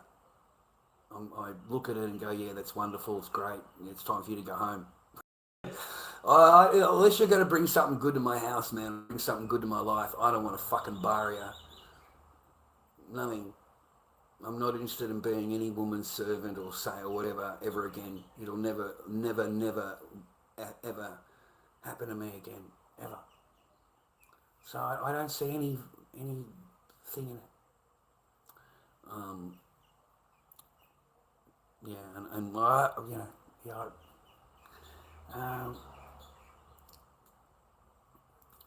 This is kind of, no, I didn't get no recipe. What recipe? I didn't get no recipe. What are you talking about? Recipe? Fucking, you don't get shit. Don't tell me you fucking send. You ain't sent shit. Okay, what are you talking about? And where are you going to send it to? Hey? Where are you going to send this fucking recipe to? Yeah? Because I'm a ghost. Okay? You don't know where I am. You don't know nothing about me.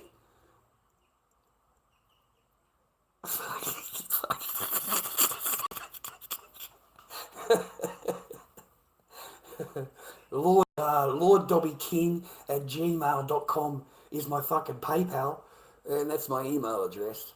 I don't know if ever people have even thought about that, but that's actually where you do send a letter to, or fucking a message to, or whatever, a story to, or whatever. It would be Lord Dobby King at gmail.com. But that's the only one I've got. I don't have any other thing. What was it? I do have one more. Can't remember it though. Been a long time. Can't remember the other one I got. I remember that one because it's PayPal. That's the only way I remember it, because it's PayPal. I used to use it a lot. Yeah, PayPal. Okay, yeah, fucking brilliant. Straight to my account, straight away, no waiting at all. Fucking straight there, and I could use it. I could actually use it for that. But that's yeah. There's nowhere for you to send me.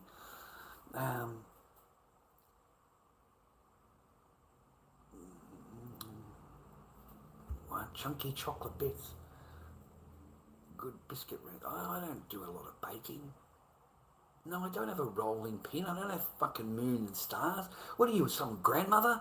What are you, fucking like 90? You got all that shit in the cupboard? Like fucking, who has that? Who has rolling pins and freaking moons and stars and shit in their thing? You know, like what are you, a grandmother? Like fucking cobwebs, love? You know, like fucking give me a break.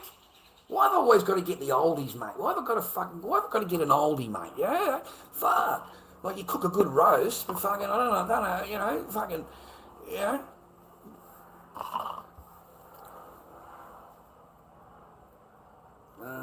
What do you mean, look at you? Fucking picture? I don't know how you do that. It doesn't come up on my phone. I can't see no picture. Okay? I'm on a phone. It doesn't work that way. Anyway, it doesn't matter who you are. It could be fucking anybody. You just download fucking pictures, like, what do I give a fuck?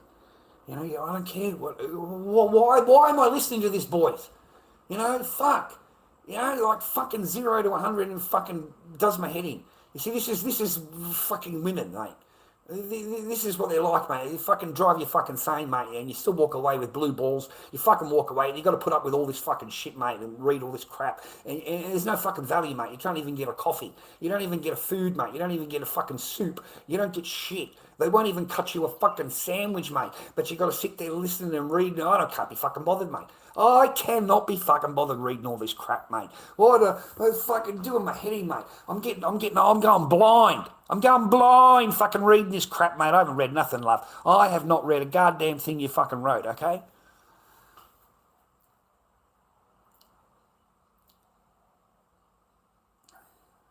You haven't read no recipe. I don't. What are all the cookies made for? Fucking. Yeah, all right. Come and cook some cookies. All right. I'll try and I'll open the door to its maximum so you can waddle in. Okay. with your fucking handicapped fucking self that you're going to bring in with your, what do they call those? The fucking people use. You can waddle in, you and your sunshine fucking dress, okay, your Homer Simpson fucking look on you, bald as fuck too, don't worry about that, missing a couple of teeth, don't worry about that. But you come with a couple of bags of shopping, you come with a couple of bags of cookies, that sounds all right, we'll put you on live stream. Here you go. Oh, it'll be an A-frame, don't worry about that. You'll be carrying it, You're more like a boxed, just fucking huge. As you walk in the door, you got to walk sideways. You got to walk sideways, love. It's fucking torrential. You know what I mean? The boys are going to fucking blow out, but the cookies are going to be good. Oh, the cookies are going to be great. Oh, it's going to be a perfect cookie, boys. The cookie is going to be fucking cooked, mate. Oh, we're going to get some cookies fucking on the table, fucking cooked, bro. Fucking hell. You already know you're huge, love. I already know you. I already know that. I already know that. Of course. Why wouldn't you be? Well, why in the fuck? I'd be surprised if you're fucking female. What are you talking about? You're just somebody who thinks they're... What is that? You think you're female, You're one of those blokes. You're a transformer, okay?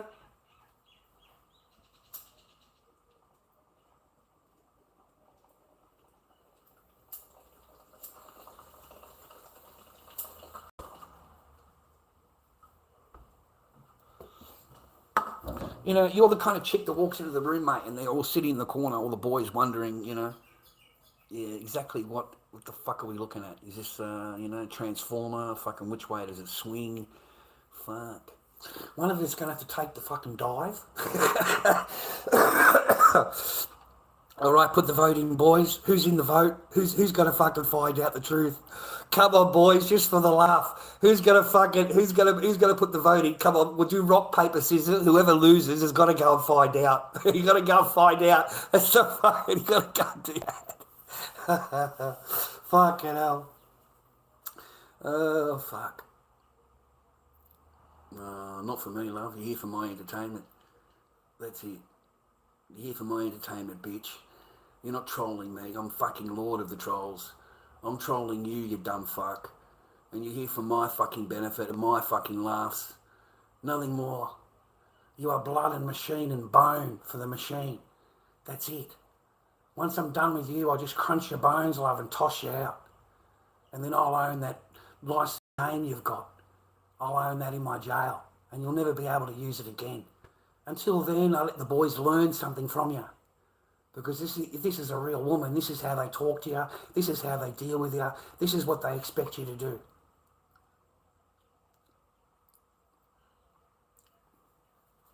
I don't give a fuck what's nice. I'll give you something nice, love. I fucking... I can't say anything. It's got G-rated. We've got to keep this shit G-rated. Yeah, that's just the truth. You have no power here at all. The only power here is Lord Dobby. That's it. Mine. Mine alone. I release him, I jail him. This is me. And I don't know your shit. And I don't care about whatever the fuck you want. And I'm happy in my life. And I don't need the interference. And that's what I advise the gentlemen that watch. Exactly the same thing. Not to get off their trail, not to get off their path. Use it for the entertainment that it is, boys. And that's it. You bland it, you block it. You get rid of it. You shag it and get rid of it. Be as masculine as you like, just don't be rude, don't be nasty. You don't have to be, because you're a gentleman. You can do it exactly how you want to do it, but you don't have to be nasty, you don't have to be anything, mate. You can just get rid of it. You don't phone it, you don't contact it, you don't leave numbers, you ignore it. You don't answer it anymore, you don't feed it anymore. The only power that it's got is me feeding it, by answering it. Answering to her bullshit, or his bullshit, whatever the fuck it is, the transformer. You see, boys, that's the lesson here. That is what you do with them. You use them for your own entertainment, your own thing, and then you get rid of it. Because it doesn't serve any purpose in your life, it never will. Okay? You know, you'll be the one making the coffee. You'll be the one making dinner. You will be. Okay, they don't, this generation of women do not clean. Understand that, boys. The whole generation hate cleaning. They hate it. They hate dishes, vacuuming, mopping, anything to do with cleaning. They'll clean up after them. Well, they live filthy. You go to Sheila, mate, go to a Sheila's house and go and have a look how they live. Go and have a look at her bedroom and see how her bedroom is with all the used fucking things in her bin that are still sitting there, and all the crap all over the counters, and all the crap in the bathroom, and all the crap all over the walls, and all the fucking shit that she's got in her bedroom. That's what is in your future. Okay? They do it to themselves.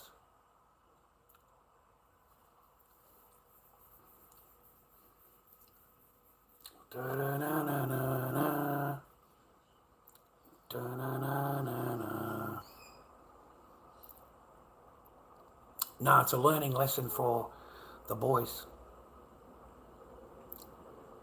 That's all it is for me. It's a learning lesson. And before you open up your mouth, fish, have a read up. Have a scroll, have a fucking read, and look how they come in. They want domination. They want you to answer to everything. You've got to stop everything you're fucking doing. And that's the point that I was making before you opened up your big fat fucking head. Okay? So I wasn't talking about it at all, mate. I just got sick of it. Got sick of all of the crap, all coming from one voice. And that's the example I was using. You see, I'm not wrong.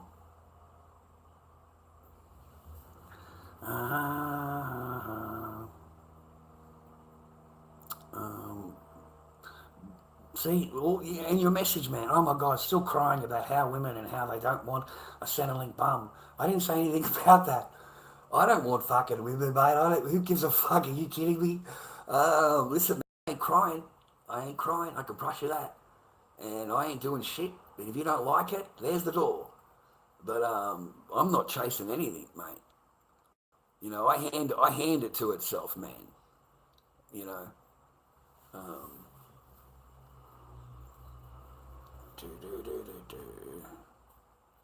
We're not crying, buddy. We're just teaching, man. We're teaching. We're teaching, boys. Stay on your path. Don't get off your path. All right? You know, we were talking about financial shit. We were talking about rah-rah. And, you know, they come into the room. They want all attention on them. They want the chat on them. They want me on them, answering their questions, what they want, everything else. And that is a female. Fuck it. That is them all over. They call themselves a troll, you know. That's not a troll. That's just your nature. That is your nature. That is why you're alone watching me. That is why you don't have a fucking husband or a boyfriend or whatever. Because you do exactly the same to him. He has to deal with on the daily. On the daily. And the biscuit's not that good. The biscuit's not that good to put up with. It's just not that good. Fucking hell. That's life.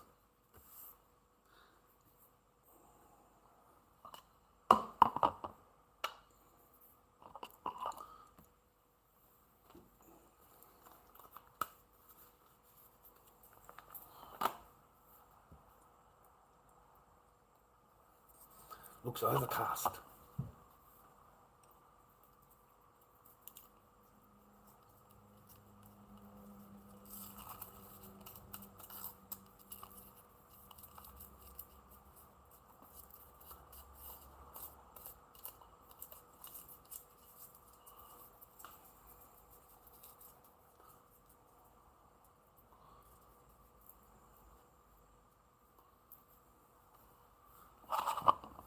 I need a radio. Just a little radio, you know? Little transistor one or whatever they call them. Just to put some music on. That would be good. I don't have a second phone anymore. Sorry about that.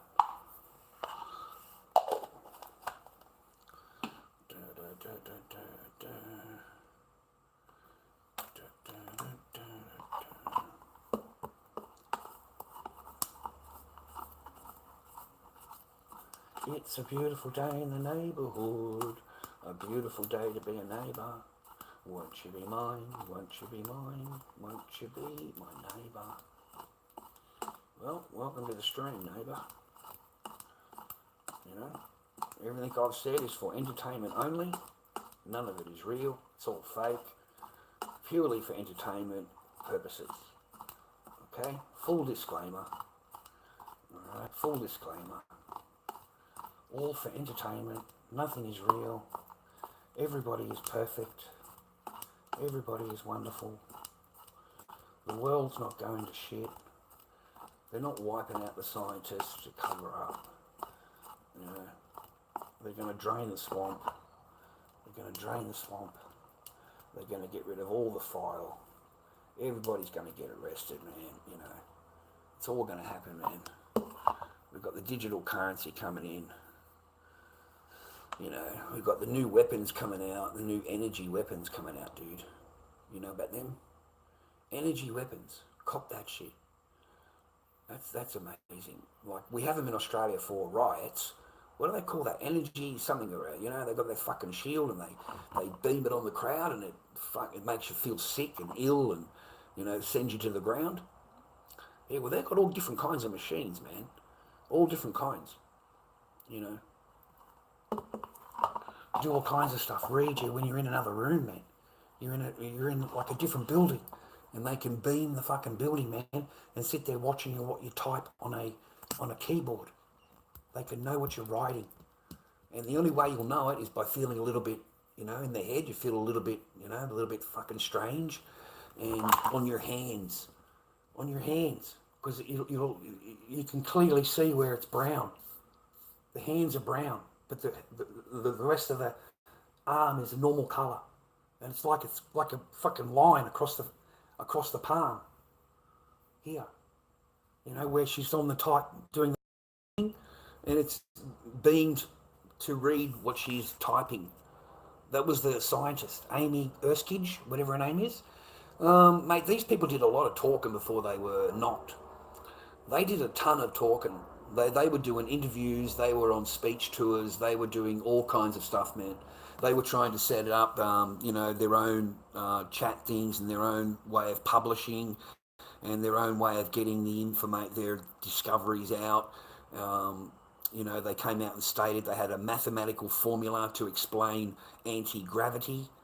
So they had a mathematical formula. You know, it's the base of what they need, right? So, you know, all these people are getting knocked off, mate.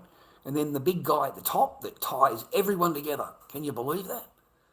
Everybody on the list ties back to him in one way or another. Like, he worked for this company who was tied to that company at the top.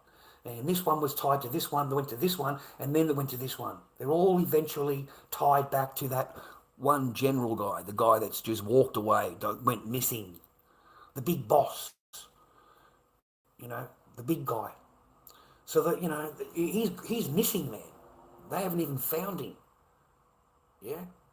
You know, like they kind of know these people, man.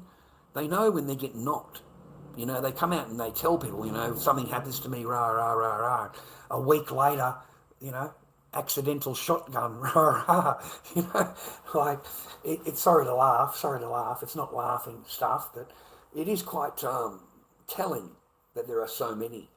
And then like I watched another video and it was talking about Chinese scientists. So punch that into YouTube, missing Chinese scientists. And man, there is a ton of them. There's a ton. There's twice as many as the Americans. Missing or dead, gone. So they're knocking everybody that's made any kind of discovery at all. They're just knocking them, dude. I don't know.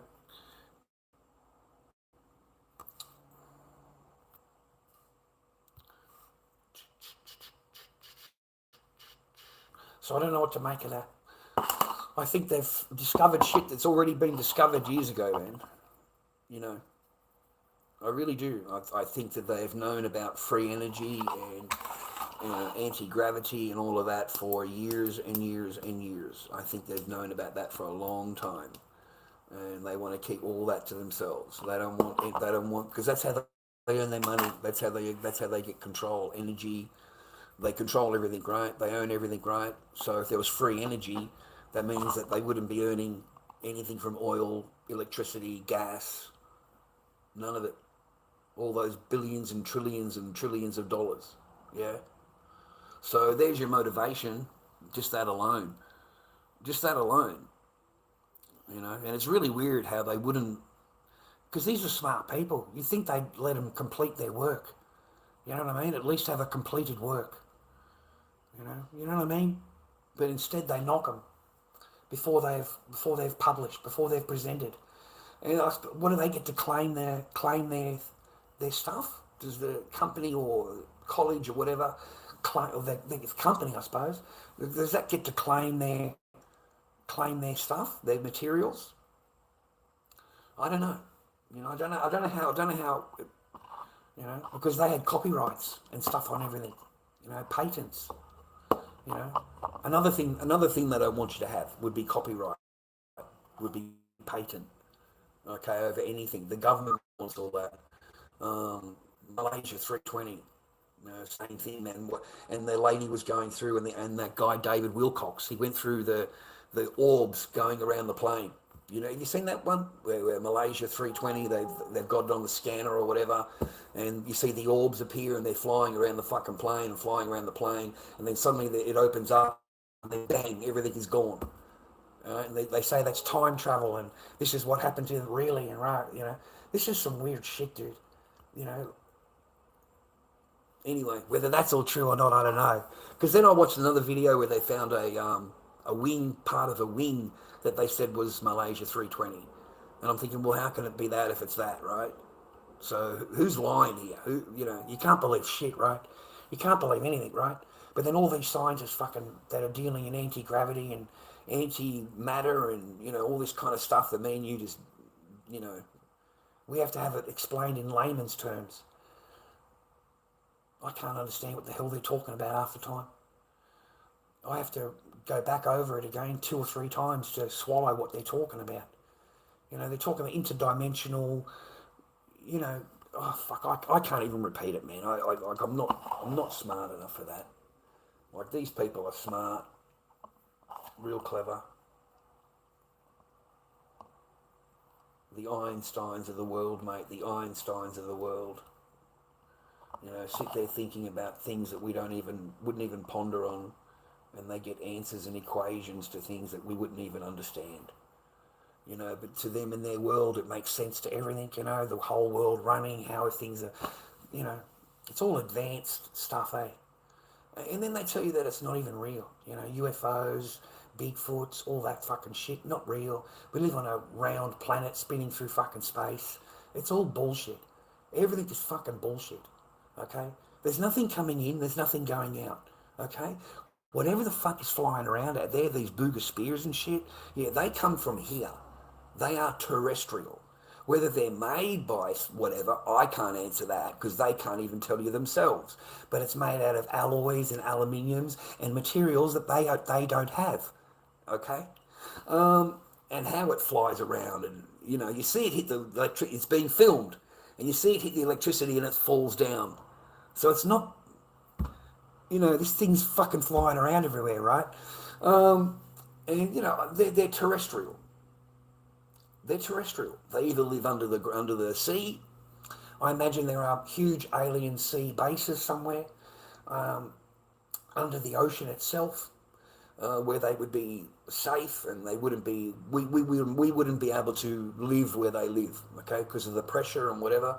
But they're and also Antarctica, over the wall, over the fucking shit, dude. 300 kilometres in, 400 kilometres in, whatever it was with Admiral Byrd, how much distance he went, that is where it is. There are other lands, there are other places, there are other things, other civilizations. They exist, but they don't want us to know about it. Okay, we're on a limited world, a limited space, a limited, and they can't even get there. Now, they can't even get there. They've never sent a ship in after Bird. They've never gone anywhere near where Bird went to. Never. You know, he died of a heart attack, and all of his stuff was taken. His diary, everything taken. And the Sun released the diary, but minus 4 pages. Minus 4 pages. So he didn't want all the information released. He ripped the fucking pages out of the book.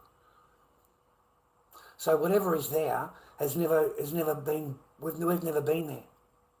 You know, I encourage you to watch Admiral Byrd's videos if they're still available, and he films everything. He films the whole thing.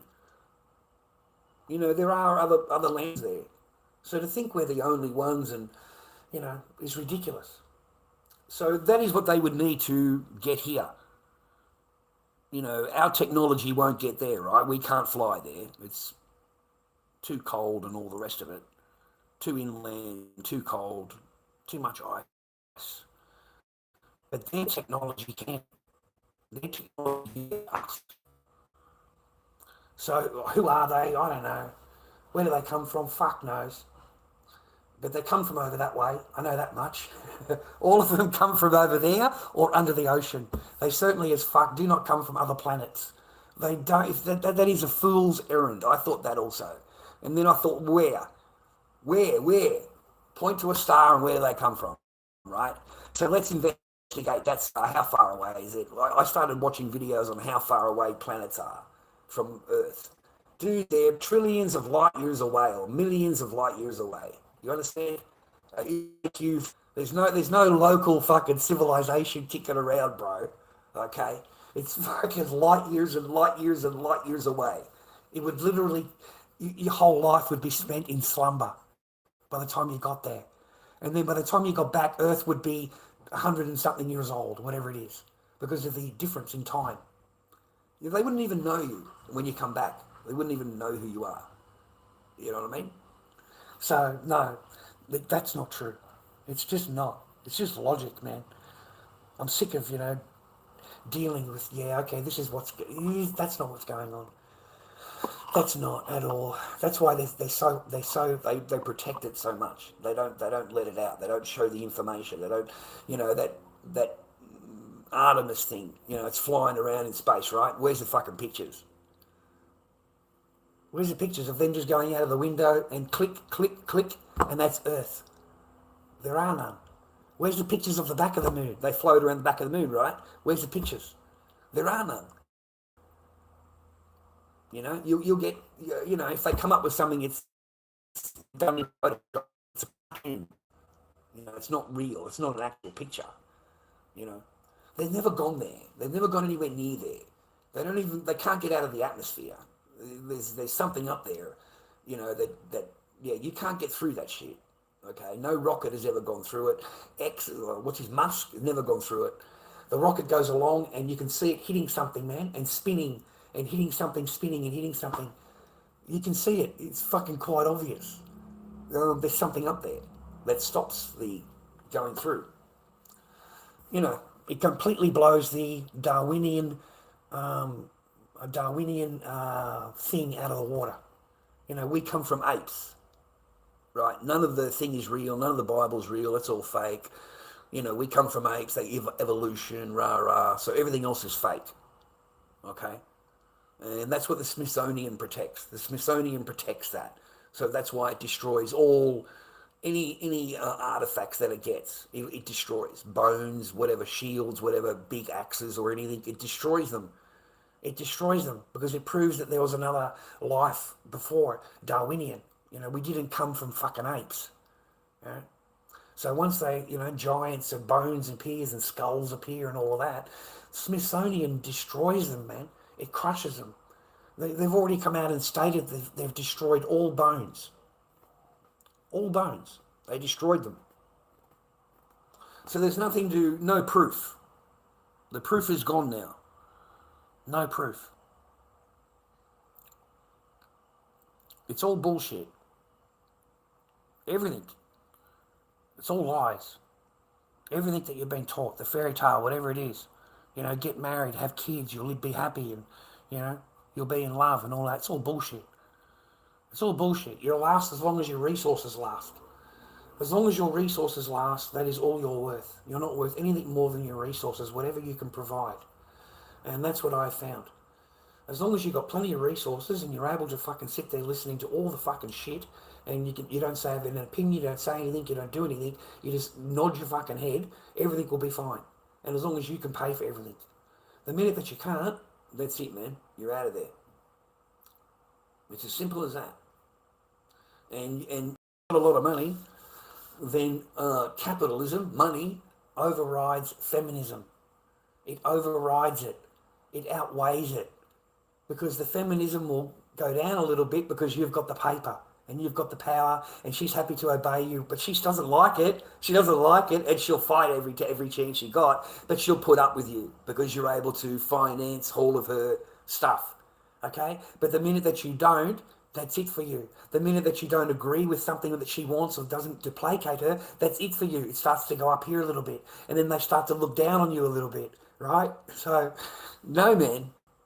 It's a little chess game. So I advise gentlemen, play the game. I've never said to you not play the game. All I've given you is warnings in the game. But I've never said to you not play the game.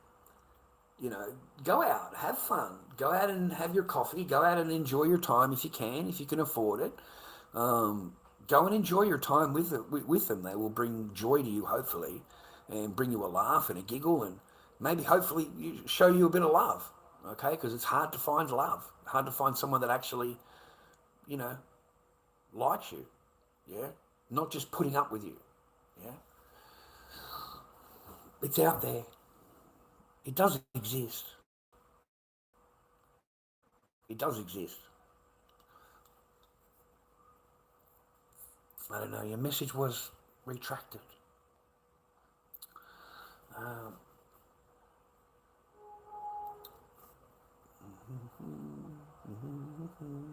Hallelujah. Roll the boat ashore. Hallelujah. You gotta be for what you got, buddy. That's all it's about. Try and be happy for what you got. You know, not be happy for what you don't have. You know, dwell in it. There's nothing I can do. So I try not to dwell on it too much. I spent 4 years dwelling on it, because it was like every few months I'm in court. Every few months I was in court for something. It was a pretty, and they'd adjourn it for 5 months. 5 fucking months I waited to go back to court. Then I get hammered again. My lawyer doesn't even open his mouth, dude. Totally useless. Didn't even say a word. No. And it gets adjourned for another 7 months. 7 fucking months. So that's 12 months of adjournment, 2 times in court. And I got 12 months adjournment. Holy shit. Like, that's crazy. Your case is over. It's finished. You're done. You know, I knew that back then. You know, like, the adjournment is way too long. It is just way overboard too long. 7 months and then 5 months. My godfather. Don't go through it, boys. It's a total heartache. A total heartache. And a waste of your money. $100 or something, $450, something like that.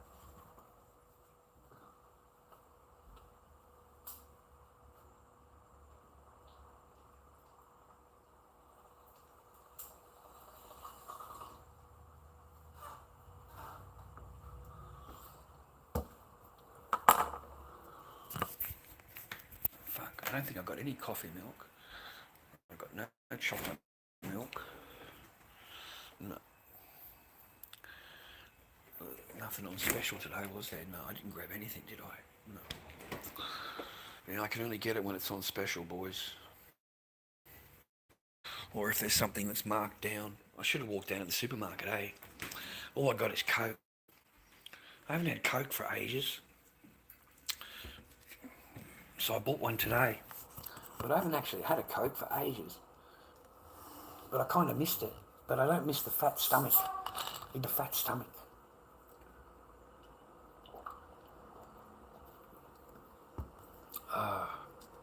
There's nothing like a cold Coke. I wish you all the best. I don't come on here with negative shit. There's too much already on YouTube already. There's a lot of negative stuff on TikTok. It's just negative, on every stream. Fighting, arguing, it's all fake. Everything they complain about and argue about is all fake. Every single argument they have is fake. It is pre-talked about, pre-scripted, the whole thing. And generally, when it's two lebos, they're cousins. Yeah, they're fucking cousins. They always argue and argue, but in reality, they're related. They're fucking related. They just create some argument between each other, and fucking the two sides. I don't know what the fuck, these people are stupid. They really are dumb. But hey, that's what works over there. I haven't watched any of these men's channels. I don't watch any of them. I have no interest in whatever's, I think it's Wes Watson. Oh, fucking mate, what a classic. What a fucking classic stooge, mate. Wes Watson. The guy gets out of jail, he's broke, right? He does good stuff. He's talking about his jail experiences, he's getting a following, he's doing really well just doing that. And then he's completely jarred up, dude, into this health thing. So he's pumping the fucking powders out, trying to get them signed up for courses, ripping people off left, right, and centre. And he's real, too. There's something, the Wes Watson of that first started doing those videos compared to the Wes Watson that was, current. There's a totally different beast. So something happened. Something happened between them. Okay, so whether they're on the glass pipe or the glass menagerie, whatever you want to call it, whatever's going on over there. But the guy went a little bit, you got to admit, a little bit psycho. And I've heard that's because maybe it's the testosterone, whatever the testosteroids that they inject up for the big muscles and stuff, whatever that stuff is, anabolic or steroid things, whatever they do. Those things, they send them a little bit fruity. All right, a little bit fruity. And then it messes up the old fella too. The old fella don't work. Okay, so maybe that's what happened, because he went off, didn't he? He went crazy. I mean, the guy totally destroyed his whole fucking life. Like, destroyed it, just annihilated it. I think the guy's in the nick now, isn't he? Isn't he waiting trial or something like that? He's still getting held up, mate. He's still in jail. Like he kidnaps the chick is okay, man. She's out with a friend. She's enjoying a basketball game, normal American stuff. She's not talking to any men. She's just enjoying, he's screaming down the thing. Oh my God, boys, don't ever do that. Don't ever fucking do that. That's a huge mistake, that one. But look at that, man. Totally destroyed his life. The chick comes home. She actually trusted him enough to go home, which I'm amazed. And he did what he did to her. Which wasn't good at all. That is really bad, really, really bad. And give her a bit of a hiding, rah. And now he's facing years and years in freaking jail, 20 years or 15 years in jail. That was the last time I had caught up with him. What an absolute fall from where he was before. Living in this, $1 million property, driving this sports car, having all the money and power and all of that kind of stuff, all these likes and stuff like that. So, because they must have been earning really good money from YouTube with the videos and live streams and stuff like that. He's telling young men what they want to hear, basically. I don't listen to it. I don't follow any of them. Don't even follow me. Follow none. Listen to all and follow none. That's what I advise. Listen to all. But chuck me a follow, because it's my channel, and my channel never fucking grows. But don't ever be the follower. You know what I mean? Like, you need to think for yourself. You need to have a brain for yourself and work it out for yourself, and put the time and the effort into having a look at the evidence yourself. Look it up yourself. You don't have to believe anything that I say to you. I want you to go to Google, go to YouTube, whatever it is, and look up the shit yourself. Okay, and you can see that I'm not lying to you, because that's where I get my info from. and getting awakened or finding out things, it's not fun. It's not fun. It's not fun finding out shit that you didn't know before. It isn't fun. I don't enjoy it. I used to enjoy it, but I don't enjoy it anymore. You know, it's sad that I'm right. That's the sad part about it. You know, they used to call us conspiracy theories and, you know, the worst of the worst, right? And it turns out 2 or 3 years later we're correct. We said correct. You know.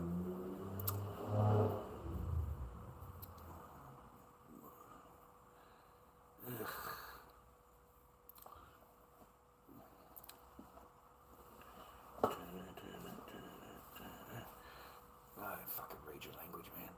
Okay? Alright? It's English, mate. Australia. Right? Don't understand foreign fucking shit, okay? Let me just fucking give this a wipe, mate. Wait a minute. Let me give that a wipe. 1 minute. Let me give a good handful. Get right in there. Get all those fucking juices out, mate. Here. Oh, fucking have a smell of that, mate. Have a fucking smell of that, mate. You smell that? It's fucking glorious. Good old Australian fucking cheeks, mate. That's what you're smelling, okay? They're legendary, mate. Have a fucking whiff of that. I can fucking whiff it from here, mate. It's clearing the pastures up real good, okay? I want you to remember that, mate. That's Australia for you, right there. I want you to fucking remember that. Breathe that in, mate. Breathe those cheeks, mate. You smell those cheeks, mate? Fucking let me tell you, mate. They fucking stink, mate. Let me tell you, okay? That's all for you, brother. That's all for you right there, okay? There we go. Something real personal, you know? Let me see if we got any power here. We got any fucking... Yeah, we got plenty of power. What time is it? 5:30. It's 5. Go in half an hour. 6 o'clock. I've got to go and make some dinner. I'm hungry.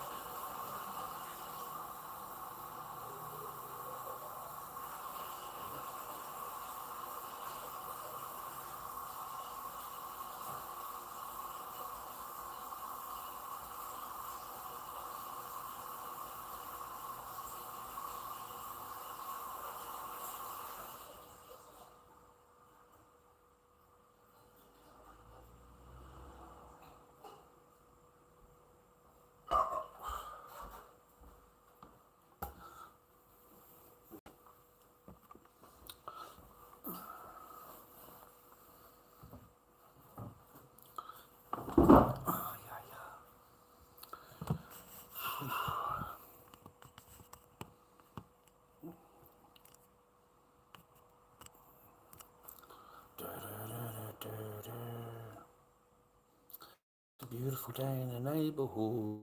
Beautiful day to be a neighbour.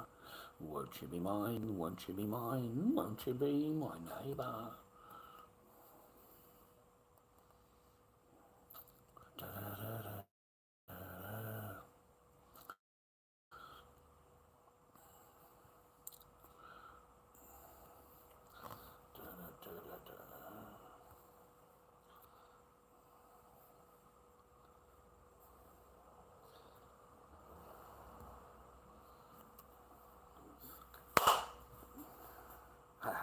Gotcha.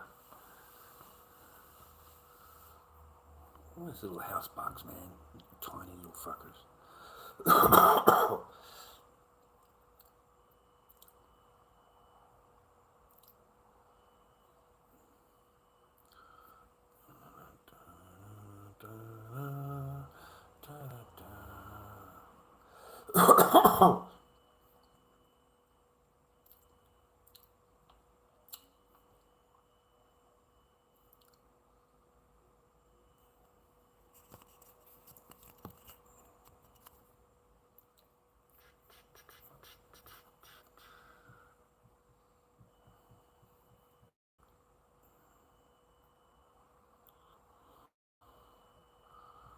Sorry, man, just scrolling up, just reading your stuff.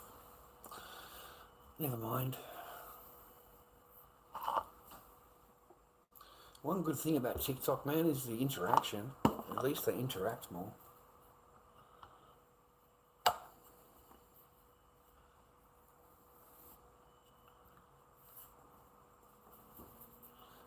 Typical woman, when you say they don't agree, mate, they're gone.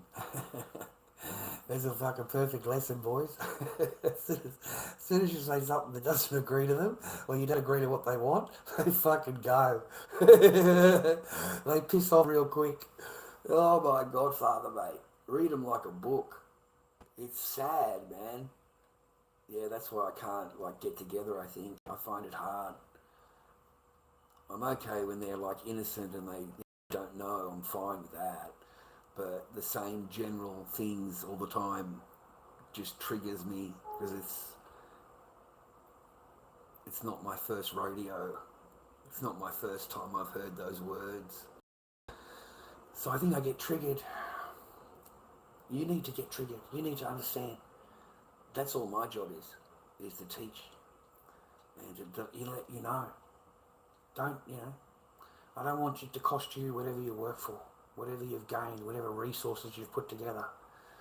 And, at the end of the day, you walk out with nothing, not even your kids. And you got to go to court to get anything you want. You got to go to actual court to get it. And you're only going to get whatever she gives you. You're not going to get whatever you want because, whatever's yours or whatever. No, that's not how it works. Your stuff will be put out in the driveway and she will decide what is yours. You're only allowed to take what's in the driveway. You're not allowed anywhere else. Police guarded. They look at you like you're going to harm the place or whatever. You're going to damage the place or whatever. You're not going to do shit. But that's what will happen to you. So your stuff is put out in the driveway. It's great. It's just great.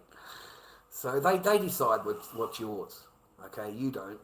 Okay, so they keep everything basically, even stuff that you had before you met them. It's got nothing to do with them. You had it before you met them. They get to keep that too. And they get to throw that in the bin or do whatever they want with it. It makes them very, very satisfied inside that they can throw your life in the bin. Just all of your letters, whatever photographs you've got, whatever personal information you had, that's got nothing to do with them at all. They will happily throw it in the bin. Happily, with a big smile on their face. Okay? That is what they will do. Sad, mate. All of your memories, everything that you've whatever, will be put in a bin. Okay? Know that. Just, know before you venture forth. Good God. I wonder if those guys on maths would have agreed to them if they'd spent any time with them before they married them. I wonder if they would have still married him. That would be funny. Because you get to see like Beck and all of these, Alyssa and all of that, acting that same way before they got married. And you think the guy would have said, yes, let's get married. Are you kidding me? He knows that this is what the person's like. And he knows that the attention that she's putting there is going to be on him. If he doesn't agree with whatever, all of that nastiness is going to come towards him.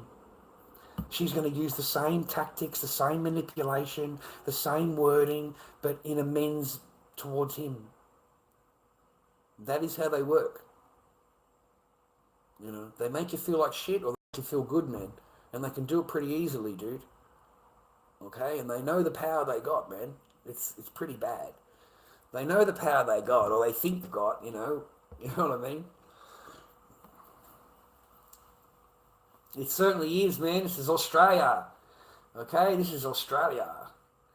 I'm getting a little bit sick and tired of this welcome to ceremony shit with everything. I'm getting sick of it. I really am. Every single whatever speech, whatever. First, you've got to honour, you know, you've got to have a speaker come in and, mate, do you know how much these things cost? I thought it was free. I thought Mr. Aboriginal man up here on the stage with his fucking hat on, you know, he did it for the love of his people, right? No, man. He was paid $4,500. He was paid $4,500 to do that fucking speech on Australia Day. That guy. Yeah. He sells Australiana apparel, jackets and pants and shirts and, you know, with the Anzac logo on them, and which is illegal. It's illegal. You're not allowed to use their logo. But this guy, because he's, you know, who he is, yeah, he's allowed to do it, man. He's allowed to earn money off that. But if me and you made the same jacket, we would get charged. We would actually get charged for that. It's a total fraud, and it's got nothing to do with the soldiers. Absolutely nothing.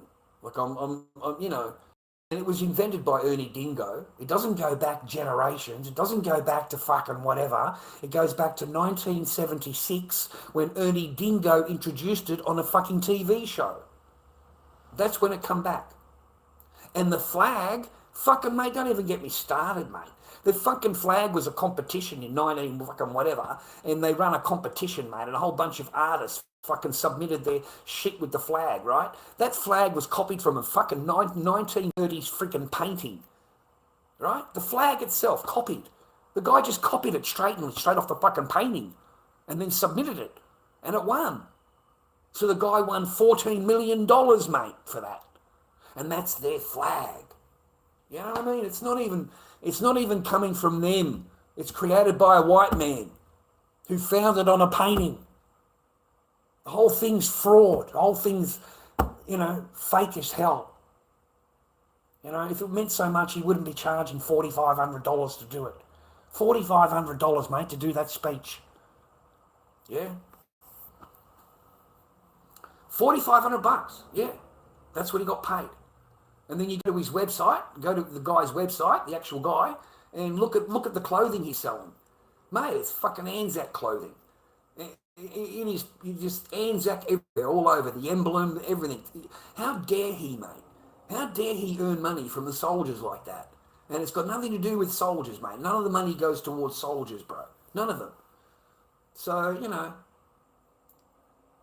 Australia Day's for everybody, man.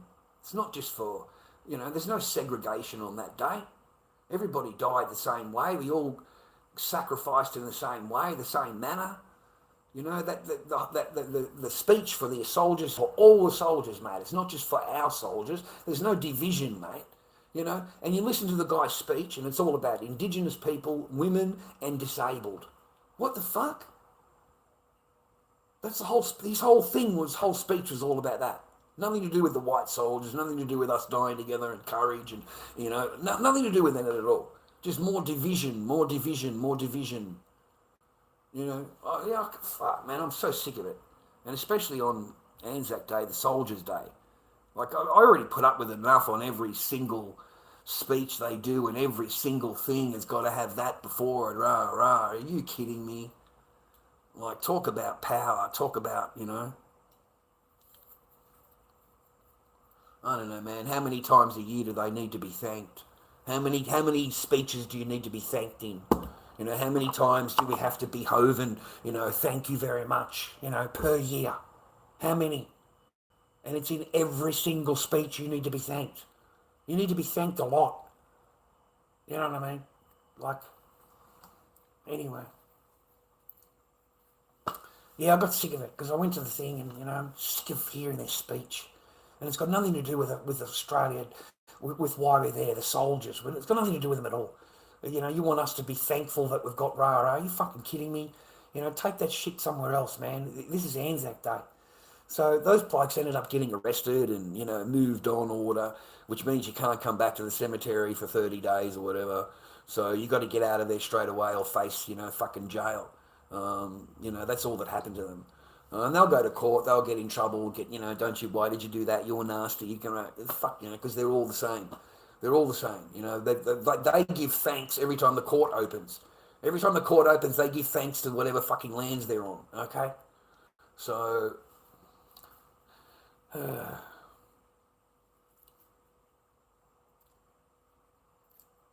I can't stand them. You know, I didn't mind it before, but now it's like everything. Everywhere I look, everything that they want control, everything they got to have that beforehand, and it's, you know, soldiers and all that. Man, I'm done with you.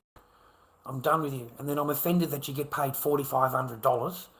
Like the government paid you $4,500 fucking dollars to do that, and then you go to the guy's website and it's all full of apparel.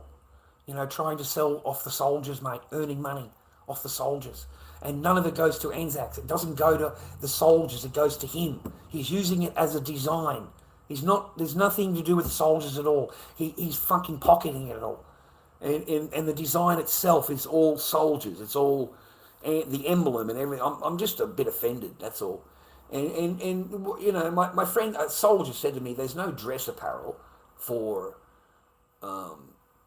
Anzac Day. There's no like dress apparel if you're doing a speech. I don't think there's dress regulations, Chad. And I said to him, I found it discourteous that the man wore a cowboy hat. You know, while he was doing his thing, he's got a cowboy hat on. Why has he got a cowboy hat on? I find that like a little bit disrespectful. You think you would take your hat off because you're doing a speech, hat back on. But not these guys. You know, they've got to have their cowboy. That's all I think about as a soldier. There's, you know, the rest of it, you know, yeah, okay, it's a little bit rude, but it's not against regulation.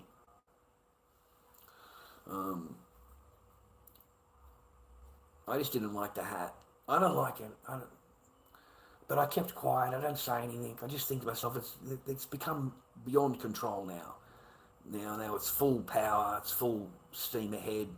Every single thing they want to be paid for, they all get paid, mate, to read a freaking speech, welcoming you to their land and all that. What the fuck? Anyway.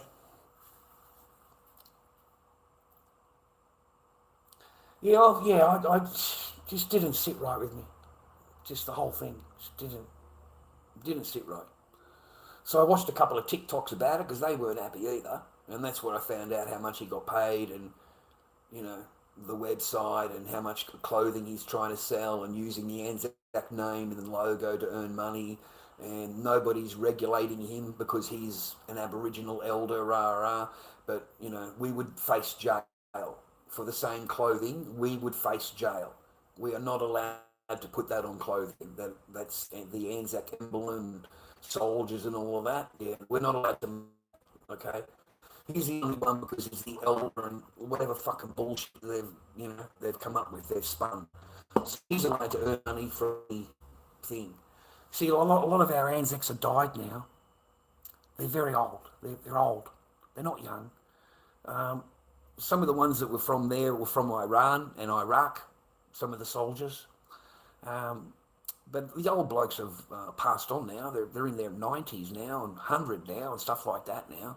So they're going to die out. And you know, Anzacs is only really loved by the Australians. New Zealanders don't here. I don't see too many at the services. Muslim people do not support Anzac Day at all. Okay, at all. None of them. Not a single fucking Muslim will support Anzac Day. So there's a good part of the population, mate, that just don't like Anzac Day at all. Okay, and if they could, they'd have it banned. They would have it banned. Okay, and I see the statues and all of that. Yeah, one day they're not going to exist. They're not going to exist. They're going to get destroyed. All the buildings will be destroyed. All of them will be destroyed. They'll be desecrated and destroyed because it offends them. It offends them. So they will destroy it. It's just a matter of time when they get a bit of power behind them. But that's going to happen. There's no doubt about that.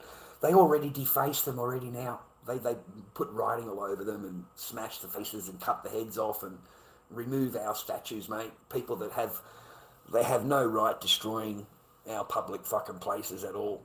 They replace it, they want to destroy it again. And they replace it with fucking some bullshit labeling. And then you're supposed to accept that. You know what I mean?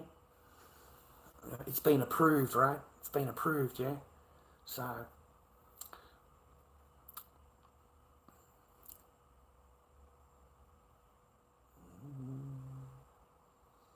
it just didn't sit right with me. I didn't agree with it.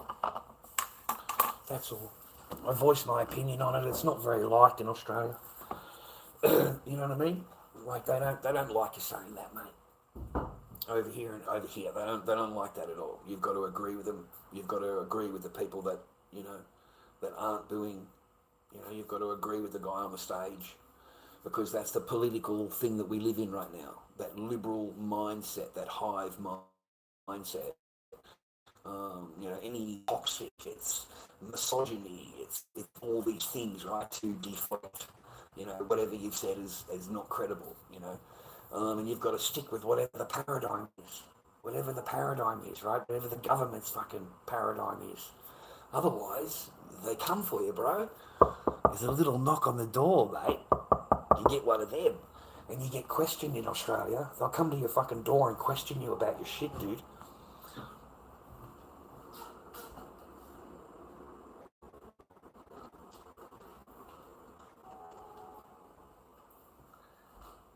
In Australia now, we have new laws, boys. They can arrest you here with no charges. No charges at all. And they can keep you for fucking 12 hours or something like that. And they can question you, and you're not allowed to, you have no rights. So you have to answer all questions. If you don't, you face 5 years jail. You're not allowed a lawyer, and if you do get a lawyer, it's their lawyer or a lawyer that's approved by them to talk to. And when you get released, you're not allowed to talk about it to anybody. You're not allowed to mention anything. You're not allowed to talk about it under fear of 5 years jail. So new laws in Australia. They don't have to be signed by a magistrate. They can be signed by a guy in a suit and a tie, like a registrar or a attorney general. Anybody that's in a suit, really, that doesn't agree with whatever you're said. Just takes one signature from him. There's no courts. There's nothing. You can't apply for the court. There's no lawyers. You can't. You are taken, mate. You're taken. That's it. You're gone. And they let you go when they decide to let you go.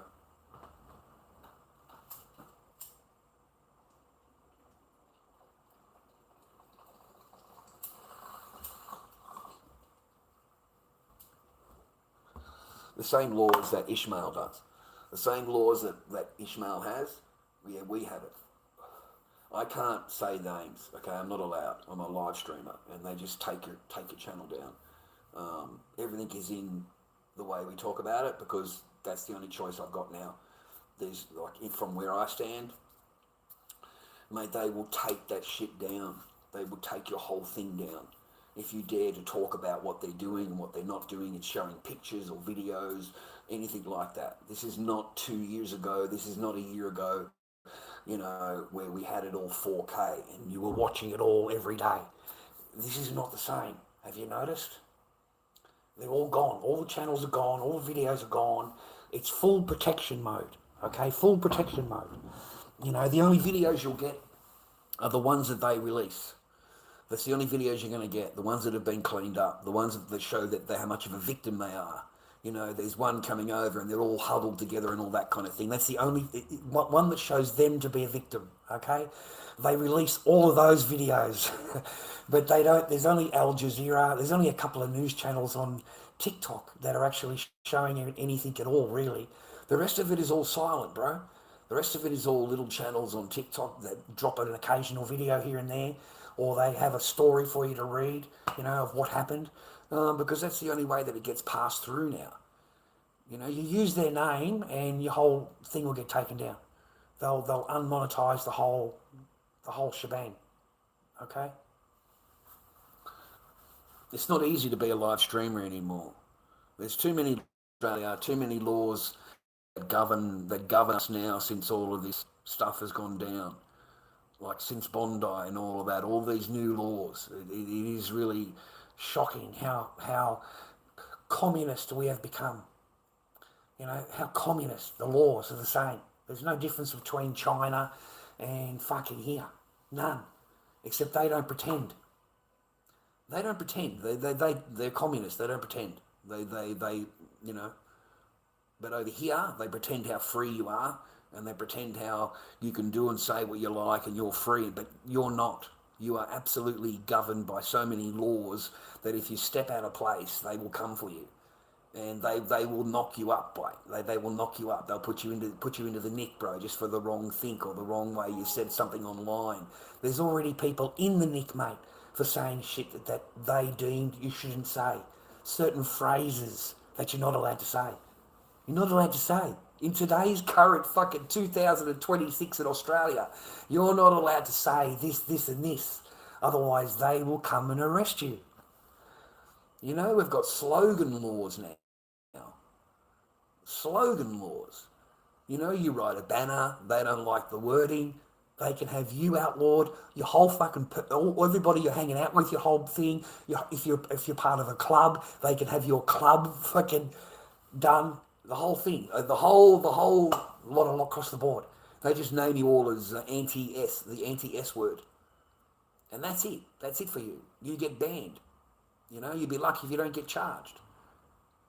You know, it's unauthorised, man.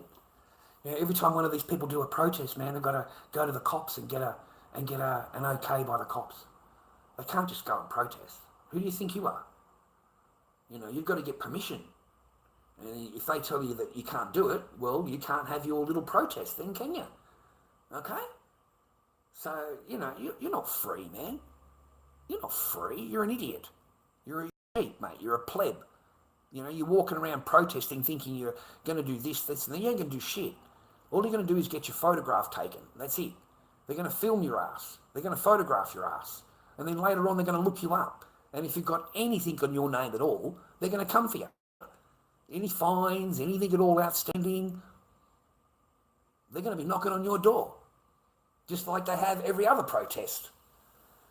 Just like they have every single protest, man. They wait for it to finish and then they go and knock on all their doors. It might take them a month, it may take them 2 months, but they will come knocking on your door. And they will let you know that they know. There may not be any charges, but they'll let you know that they know. So that you self-regulate, you see. Next time you want to go and protest, you will think about that, won't you? You know, your photograph's been taken, you had a visit, you were warned against protesting. The same here in Australia. Exactly the same.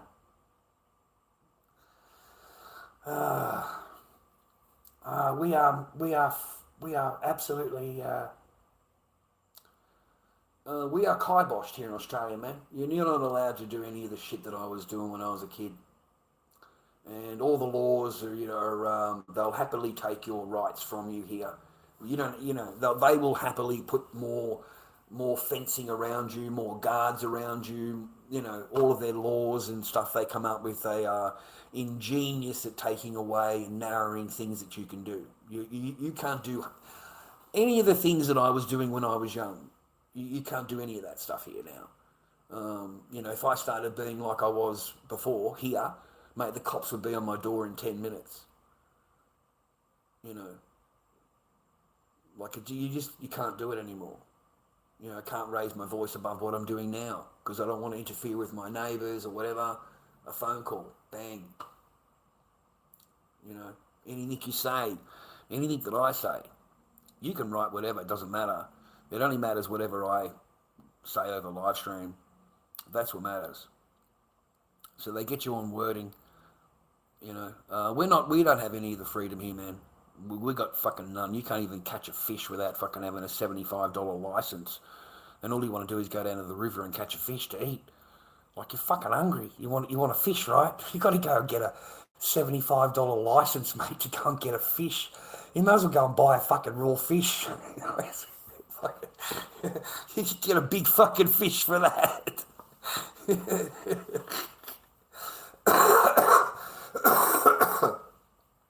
I've always wanted to take it to court. I always have. That's why I've never gone fishing, because I know that I'm not paying anything to go fishing. That is ridiculous. Okay, if I catch a fish and I'm not going to eat it, I release it. So it's sports fishing. If I keep the fish and I want to eat it, it's because I'm hungry and I want to eat a fish. And I've got all the rights as a human, a walking man, a human man, going and catching a fish to eat. Because that's like telling me that I can't eat without paying for a license. And I don't think they've got the right to do that, to take that from me as a normal human walking around who wants a fish to eat. You know what I mean? Like, I would fight it. And I'm not paying them anything for their license. And that's what I would say to the judge. It just feels wrong. Okay, I'm not selling the fish. If I was selling the fish, I would understand I need a license because I'm selling it, okay?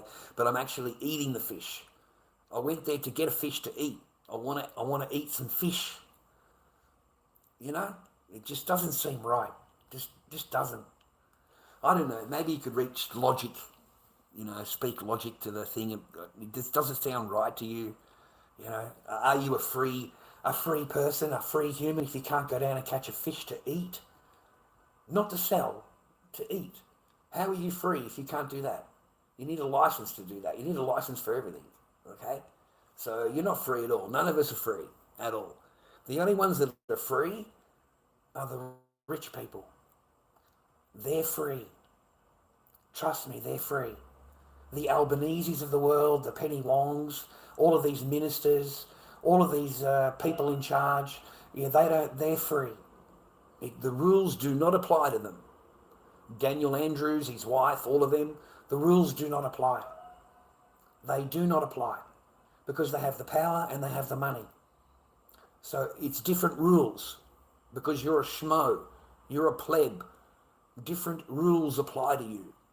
If you're rich and you've got money and you've got power and you're well known, you get protected. You get protected. You can do a little bit of a tuck under the table. Yeah, make sure your son goes to the college or whatever it is. Yeah, pays for the son's education or whatever. Yeah, there's all kinds of little things they can do. But mate, these people don't have the life that you have. Don't ever fucking think that any of these people in power can relate to you or your family or anything at all, because you're dreaming. There is no chance in the world that their life is anything like your life at all. Okay? They are too busy buying their second and third home to even worry about you. They don't care. They care about maintaining power. How do I lie, steal and cheat? How do I not answer to anything? Because there's never a single question answered in Parliament time, ever. They never answer a question, ever. They take it on notice. So when you get asked a question from a copper, you say, I'll take it on notice. I'll get back to you. I'll take it on notice. I'll get back to you. Because that's how the government answers your questions. Well, man, I can't wait for this shit. I'll take that on notice and I'll get back to you because I don't have the information at the moment. Everything they ask you, I'll take that on notice, right? And these people are on $500,000 a year. There was some chick that I was fucking watching with glasses with blonde hair, and she's on 680 something thousand a year. 680,000 a year, and she can't answer a question. Not a single fucking question asked her. Every question was, I'll take that on, I'll get back to you, I haven't got the information. Every single, and she's on that kind of money. Okay? When you're on that kind of money, you're not even saying it's a plan that's on 50,000 a year. Like it's not even in your ball game. You want an example? Take the people watching, okay? Each one of you. Imagine if you were earning that kind of paper every year. 630 grand a year. How would your life change? What would be different in your life? Now you'll understand what the fuck's going on in theirs. Would you care about whatever, right? No, you fucking wouldn't. You'd care about how long you can stay in power. How long is the contract? How long will I stay in? If I get voted out, what happens to me? So you make a side deal with one of the energy companies, or you make a side deal with one of these corporations, so that if you ever do get turfed, you can go straight into them. They all do it, every single one of them. I remember a couple of days ago, one of these ministers was answering to, how can you afford your third home? Your third home. And the taxpayer has already paid $125,000 towards your third home. How is this legal? How is this possible? Because it's overnight stay. Overnight stay. She can get paid every single night of the fucking week, mate. $240 over, was it 180? Something like that. 180 or 220, something like that, for overnight allowance. Overnight allowance. So if she stays at her second property on the other side of the city, she can claim that every night. Every fucking night of the week. She can claim that. So that's an extra $1,600 right there. Just in overnight allowance. And they get $180, I know that for a fact, for food allowance per day. 7 days a week. Okay, food allowance. So they've got a card, they can go to the groceries, they can buy whatever the fuck they want, $180 a day. None of it comes out of their money. None of it is their pay. It's not their pocket that it comes out of. They've got a card, and it all goes on the card, mate, and it's all legit. All their expenses are paid. Gas, water, electricity, phone bill. They don't see any of it. None of it. They've never... like these people get asked how much is a carton of eggs, and they don't know. How much is a thing of 3 litres of milk? The Prime Minister can't tell you. Because he doesn't go shopping. He doesn't do that. He sends a pleb. He sends a pleb to do all of his shopping. He just writes what he wants on a list. That's it. He doesn't care how much it costs. He doesn't have to. And these same people have power over you. They'll tell you to work until you're 70.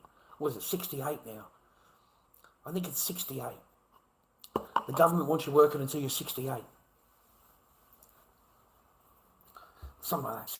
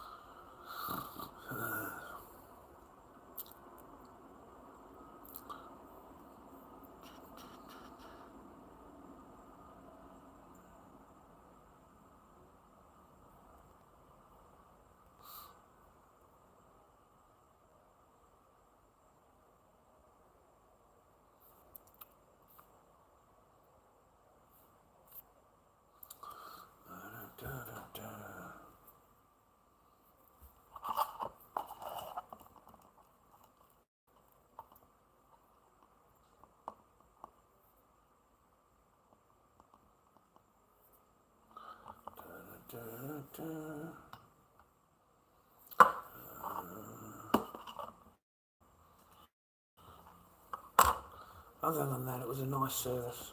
It was a nice Anzac Day. They've got a local RSL around the corner.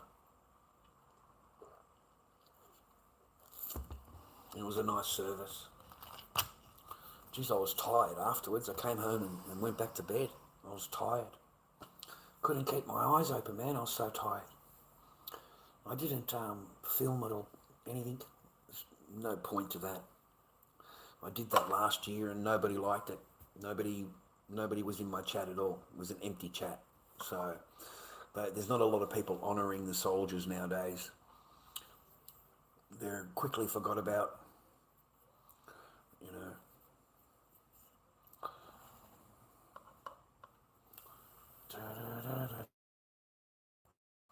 It's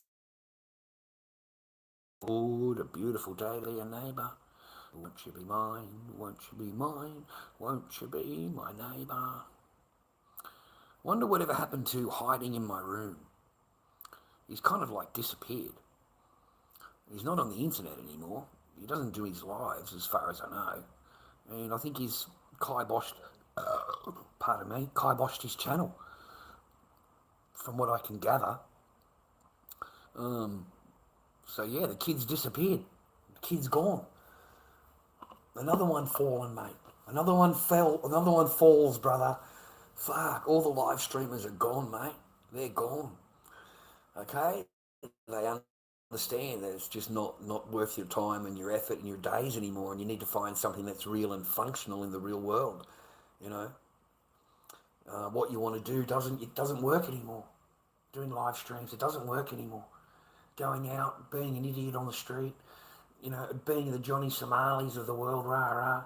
Do you realise the kid did all of that stuff and he had 14 fucking people in the chat? 14 people, man. And he's doing all of this stuff illegal, all of this stuff on live stream. There's no gifting, there's no tapping, there's no nothing. 14 people in his chat, and he's doing all of this shit in the fucking shop, and he's doing all the stuff on the statue. You see what I mean? Why would you even do that? Yeah. Spidey, same thing, brother. Just fucking 30 odd people in the chat, man. And this guy's telling him he's going to go and be a male pro. You know, like, just disgusting. I don't know. I haven't seen him since. No live streaming since. So I don't know. I feel sorry for him, bro, because that's all they know. You know, that's all they know. They don't know a job. They don't know. They have no qualifications. They have they don't have shit. They don't have anything. You know what I mean? They know how to turn a camera on. That's it. You know?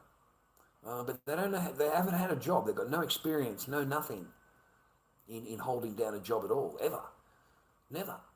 They grow up on the camera and they think that's the real world. That's reality. You know? It's sad, eh? I mean, they must. When I get off here, man, I don't see you for a while. You know, it's a week or 2 weeks or something like that, and I come back again. You know, I say hello. But these guys are 24/7 every day. Every day. It's fucking from the minute they wake up in the morning, even unshowered, they're online. They're online talking.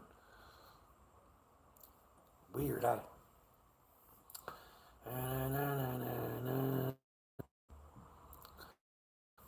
All right, well, thanks very much for your conversation. I appreciate you. All right, it's always glorious to see the chat fucking, you know, having a conversation. We should get Anne back in here. You know, at least we had a bit of a talks, a bit of a yappy yap, you know, which was good. We should get Anne back.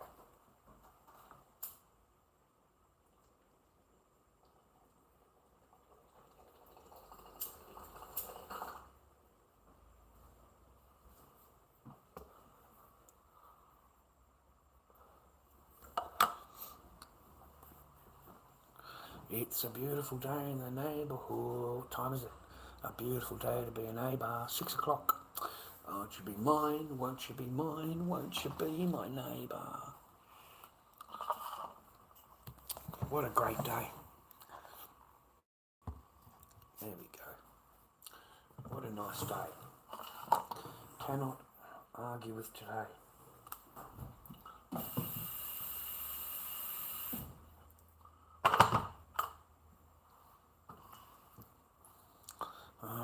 Thank you for sticking around. Give us a thumbs up if you don't mind, ladies and gentlemen. If you're in the chat, give us a thumbs up. Hopefully you are here.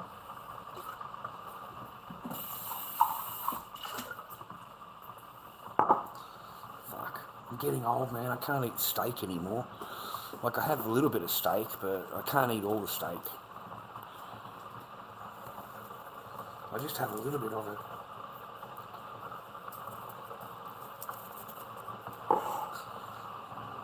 Get too old, man. Get a bit chugged up, bro.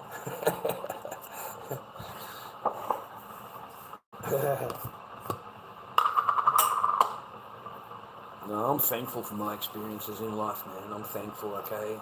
You know, I've got nothing to complain about. Really, just lessons to be learned, but nothing that's really worth complaining about. I've had a pretty good run. I've done a lot of things, been in a lot of places, you know. I can't really complain. I've had, two families, been married twice, which a lot of men don't even get the chance to marry once. I've been proposed to since, which is nice, but it's weird. It's very strange when a woman asks. Very strange. So no, things grow, man. Enjoy it, boys. Enjoy the game. The game is fun, okay? There's nothing wrong with the game. Enjoy the chat up. Enjoy the chat up. Enjoy the talky talk. Enjoy all of that. Hopefully you do. And hopefully you get a chance to master your skills a little bit so that you don't act like an idiot, and learn from your failures, because you're not infallible and perfect, and your techniques are just bad. They're just bad, and you think they're good. So hopefully you learn. Hopefully you learn, boys. Hopefully you got a teacher around you to show you, at least a little bit, which is what fathers are good for, but no fathers in the homes anymore. So they're trained up by the woman, trained up by the mother. They're trained up by mum. And a whole lot of them are not masculine anymore. Masculinity's gone, mate. It's finished. You're not allowed to show masculinity anymore. You're not allowed to say the word no. You're not allowed to give an opinion. You're whatever you were thinking is wrong. Okay? Because you're a man. You're a man.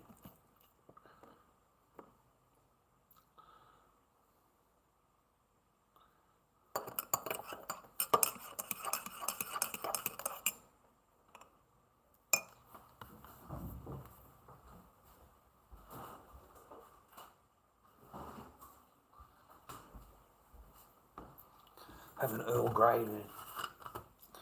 Have an Earl Grey cup of tea. There we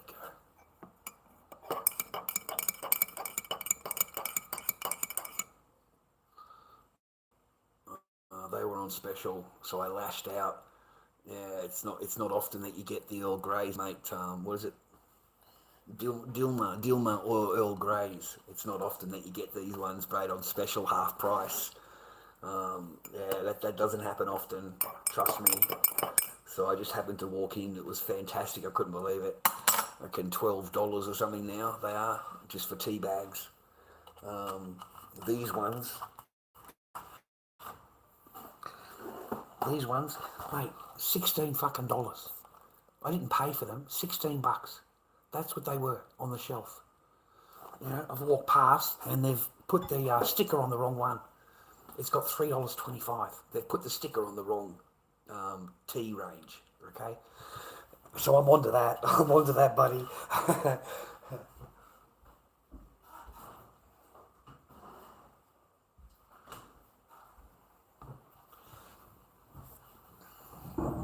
And they had to sell it to me for $3.25.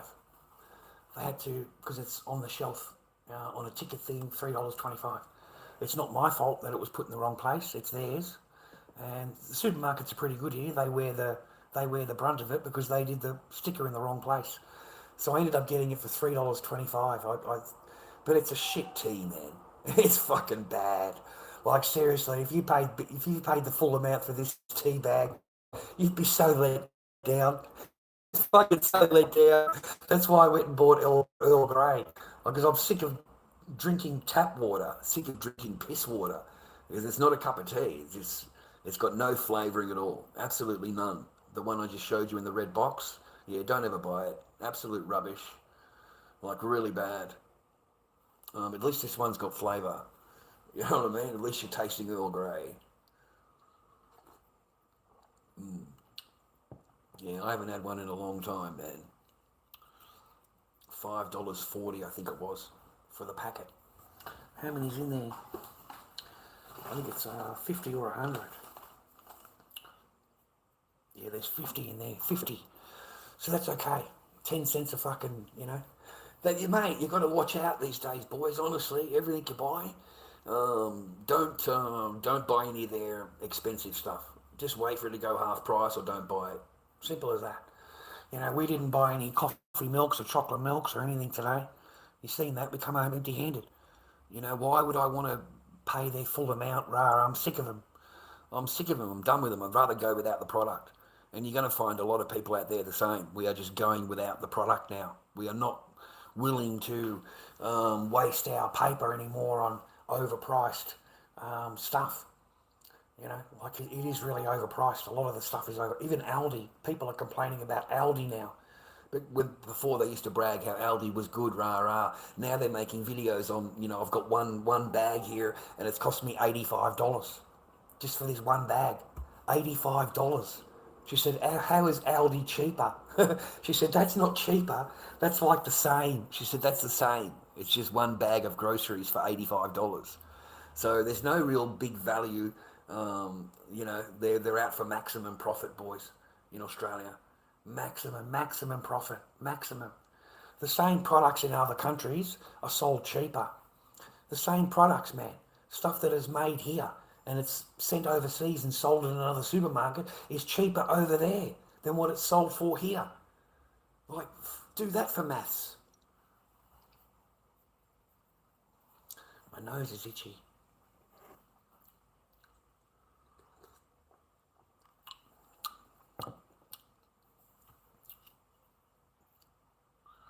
You know, I'm supposed to be this crazy guy. You know, can't be around my daughter. Psycho, whatever. Fuck. Anyway, thanks for keeping me company today. I appreciate you.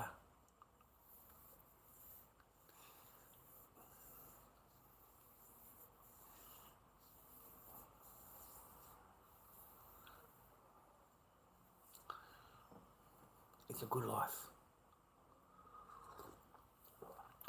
It's a good life, man. Thursday tomorrow, right? Today's Wednesday, right? 1 minute, let me check. Yeah, it's Wednesday. So tomorrow's Thursday. Awesome, dude. We don't got anything tomorrow. Nothing on Thursday, Friday. So I've got plenty of time to do the hair. I'll try and get motivated. Go maybe for a walk in the morning, clear my head, and then do it. Don't know, I've been unmotivated to do art. I'll clear the projects, I'll give them their base paint jobs and have them sitting on the counter, but I haven't completed them. And then it takes me a while to move them over to the table over there where they're completed, you know, where I'm kind of happy with them 95% or 99% before I can show people or offer them for people or whatever. It's been pretty slow in the masks side of things, like disposable money. Okay, that's what a mask is, or any kind of outfit or collectible or whatever. It's disposable income. It's income that you spend that you don't think about, you know, that can sit on a counter or it can sit in a drawer or whatever. It's disposable income. That's what I call it. And there's not much of that kicking around anymore. You know, we don't have a lot of that. You know, that's most of us. Yeah. Man, I hope things change for us, man. I really do. I hope things change for us. I don't see it does. It never does for the pleb. The pleb does not get any pay rises, doesn't get anything extra. The pleb is supposed to live the pleb life. The politicians get the pay rises. The politicians get pay rises and big pay rises. You know, 5%, 4% pay rise. You know, an extra 16 grand a year, an extra 19 grand a year. That's what they get. So the politician gets the, okay?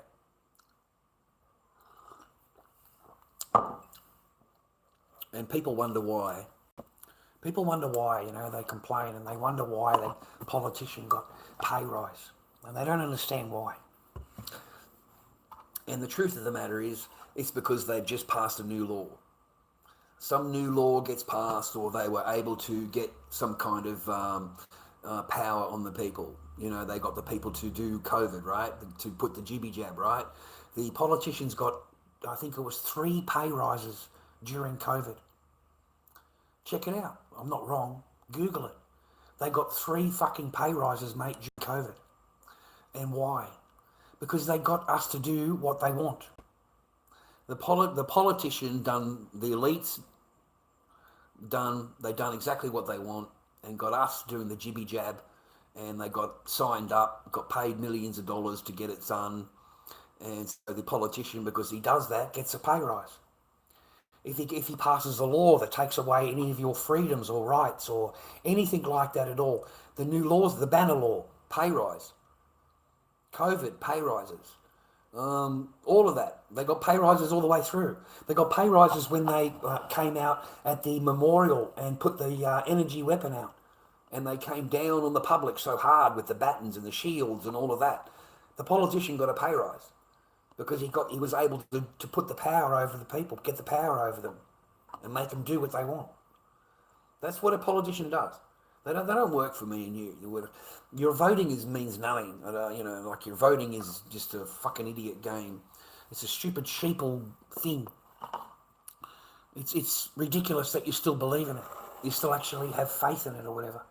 It's totally fake.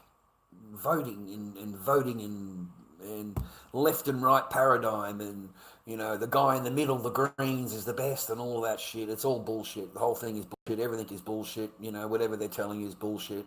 It's got nothing to do with me and you. It's nothing to do with councils, whatever. They don't work for me and you. They work for fucking someone else. They don't work for me and you. You vote them into power or whatever, but they don't do shit for you except charge you more for your house and land every year. They increase the fees every year. That's what they fucking do. And then they build themselves a $17 million new complex in Cranbourne, council chambers. $17 million fucking dollars, mate, to build it. That's what they do with your money. They don't care about roads or building whatever. No, they've got buildings to do. They've got pay rises to get. Okay, how do they increase the value of your land so they can get more taxes out of you? That's all it is. Fucking nothing more. It's all bullshit. Voting and going there and putting your name in a box and ticking and you must be seriously. You go there. You tell them if you move. When you move, you go and contact them. You tell them that you've moved, and this is my new address. And I'm just checking in with you. I'm just making sure that you know where I am. What fucking slave does that? What idiot goes and, is that your master? You got to go and check in with him. You got to make sure he knows where you are and knows your new phone number and your new address and, so you can vote, right? You can vote, right? Yeah? You can vote. You can vote. What an absolute rubbish. I heard that Albanese, man. They got to 34%. 34%, I think it was. And he said, we've stopped voting. We've stopped counting. We've stopped counting. There's no need to go any further. We've got 34% of the vote. We win. No need to count anymore. I was stunned. That's how much your voting is meaning. There's your meaning of voting right there. That's how much your voting is respected by this great fucking politician that has power now. They don't even read your votes, man. You fucking idiot. They don't even know who the fuck you voted for. They don't care. But, I've got to 34%. That's enough to get the power. I'm now the boss. We don't do any more counting of the votes. We don't need to because I've got 34% of the vote. Yeah, that's how they work. Okay? They don't count any. They don't count everything. They get to a certain amount and they stop counting. It's all fake. It's all bullshit. The whole thing's bullshit. It's all bullshit. Everything they're asking you to do is bullshit. It's just compliance. It's compliance, like a good sheep, like a good pleb, like a good slave. You're reporting in. You're doing your duty for democracy. Rah rah. Democracy's got nothing to do with this. The building has an ABN. The council thing has an ABN on the front of the building. You can check it out yourself. Or it's on the plaque on the inside of the door. It'll have an ABN at the bottom. It's a registered business. This is a registered business. It's not a public building. It's a registered fucking business, mate. So whatever business they do in the building, it's for their own profit and fucking, it's not for you. It's got nothing to do with you. You're the idiot that puts one of them in power, but both of them work for the same people. They all work in the same building. They're all part of the same fucking bullshit and clock. They just pretend that they're the opposition, mate, that are in the next room. They're in the next fucking room down the hallway. You know what I mean? And they're all in the same building. Oh, we hate each other. Oh, fuck them. You know, my ideas, his ideas, you know, are totally different. Rah, rah. It's all bullshit. The whole thing's placating for the sheep. Make you think that you live in freedom when in reality you live under the same prison whoever is the guard. It doesn't matter who the guard is. And it doesn't matter how much they pretend they're going to be a good guard. You know, they're still the guard. Okay? It doesn't matter how much they pretend. They're still the guard. They guard the prison. And we're the prison. Okay? With all the rules that we live under. We are in a prison. We're in a prison, man. You know, fees, charges apply. Okay? You can get charged here and face 5 years jail, mate, for fucking shit that doesn't even go into a courtroom. You know, these people in suits now. You know, it's the real Ishmael laws, mate. You know, the real IDF laws coming into Australia into effect, and they're making them our laws. The same laws apply over there. They've applied them here.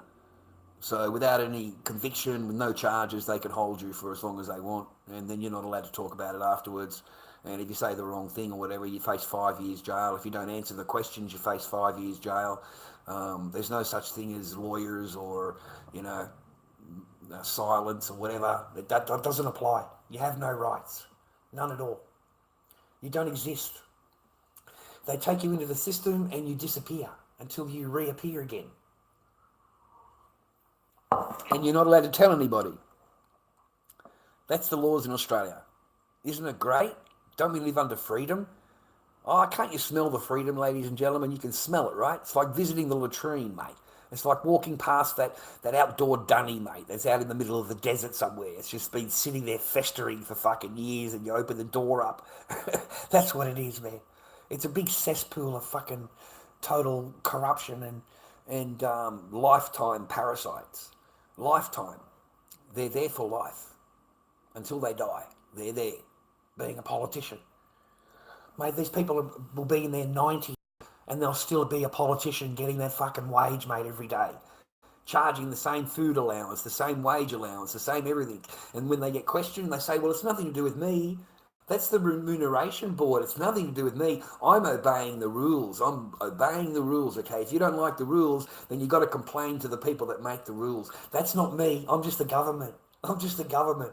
Okay, I'm the poor government that needs that you know, has the right to file for that. I have the right to do that. I can claim that.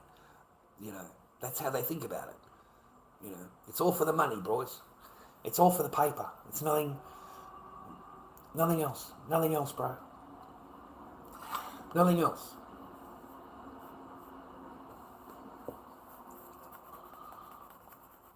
Especially in Australia. So we're running out of live streamers, man. Everyone's closing up. Everyone's fucking getting rid of the live streamers, mate. You know, I don't blame them. It's not an easy life being a live streamer. Not unless you're sitting in front of a computer, you've got half your tits hanging out, you've got half your ass showing or your legs are showing or something like that. Then it's pretty easy because they have a little goggle on you. But otherwise, I don't even have I don't have the setup for that. But live streaming, IRL and all of that, crazy. That's finished. That's over. Yeah, the whole era is gone. You know, the Johnny Somalis, the Vitalis, they're all gone. I haven't caught up with Neon yet, even though I don't like watching the guy or whatever, but that's in America. There's nothing in Australia. Nothing. Nothing at all. Half of them don't even have themselves on a camera, mate. They've got it pointed to the ground or something. They're not even on camera.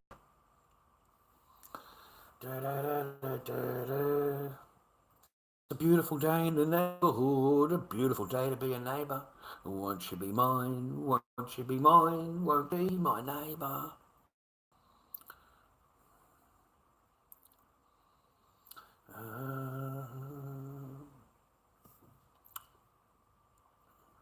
Well, it's always good to have a chat to you.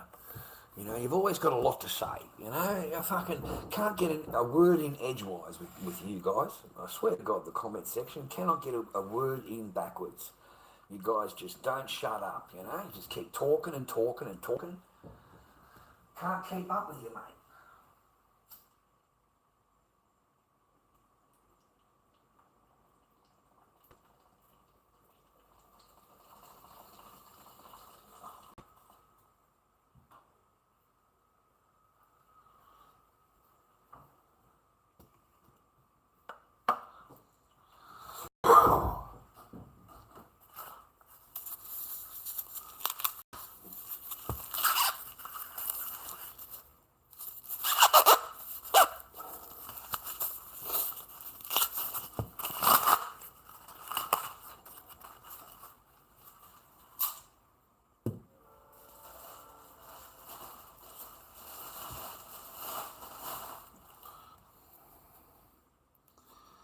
I should have eaten it yesterday. See what the other one looks like.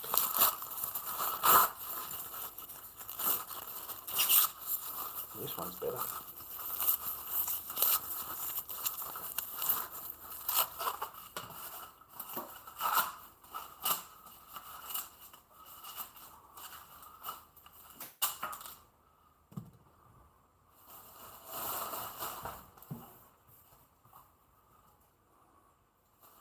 Did you see that, girls? Did you see the muscles that were involved in that?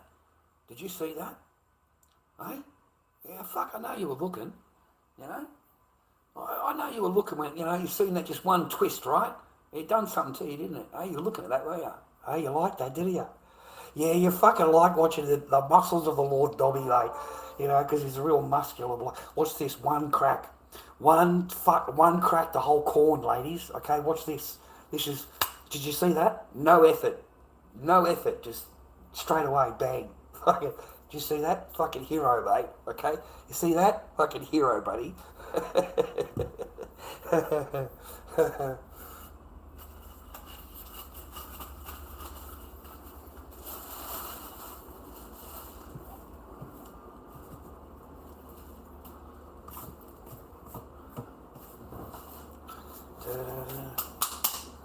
I make some corn.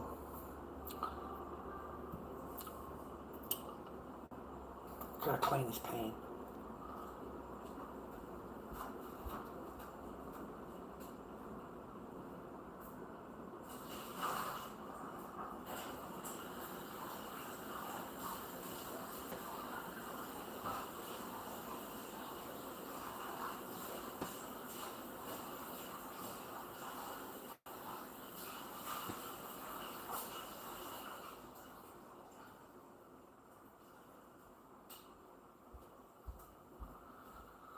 Okay.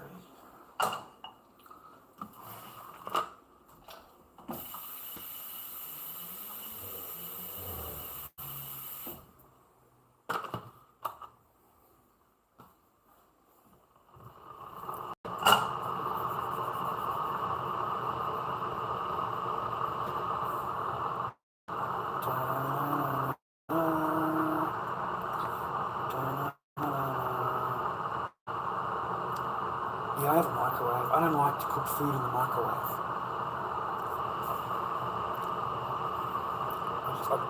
I've never cooked food in the microwave, like ever. I'll heat something up. But, I heard it takes away the vitamins or something. You know, the actual what's good about the food, it takes that away. And I've got a fry pan.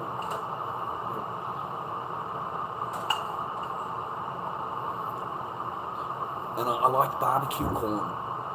You know, on the barbie, you know, you put the whole thing on the thing and, oh man, like roast corn or whatever they call it, and a bit of butter. Oh, man, that's nice. But I haven't had fresh corn for ages, like ages. I've got plenty of tinned corn, but I haven't had any fresh corn.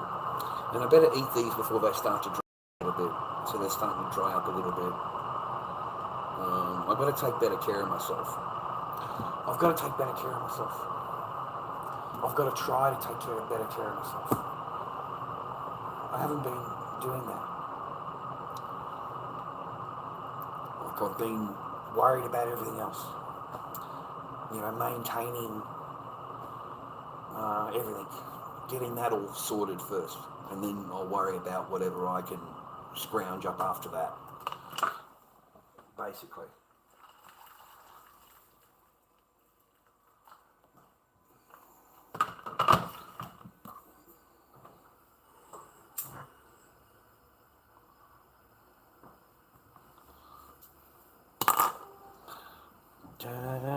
Not a fan of microwave, buddy.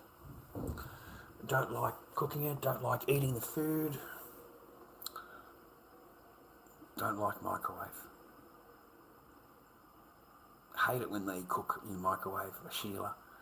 Oh, so lazy, cook in a microwave. Oh my God. It's just a nightmare to watch a Sheila cook stuff in a micro. It can be reheated, that's fine, because it's already cooked, you've got no choice, you've got to keep it warm, but to actually cook the whole thing in there, no thanks.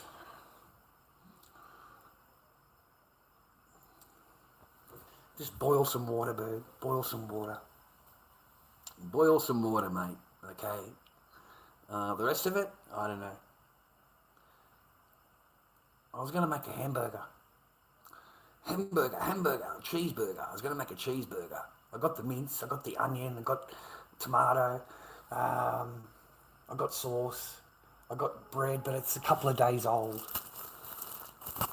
It's a couple of days old now. And it's good for the freezer, used for breakfast. Good for the freezer. Yeah, use this for breakfast. Really good for that, But I don't know, not for a hamburger. It might be a little bit, a bit yucky in the bread side of things. And I didn't grab any today. I totally forgot. Didn't even think about hamburger buns or whatever. No big deal.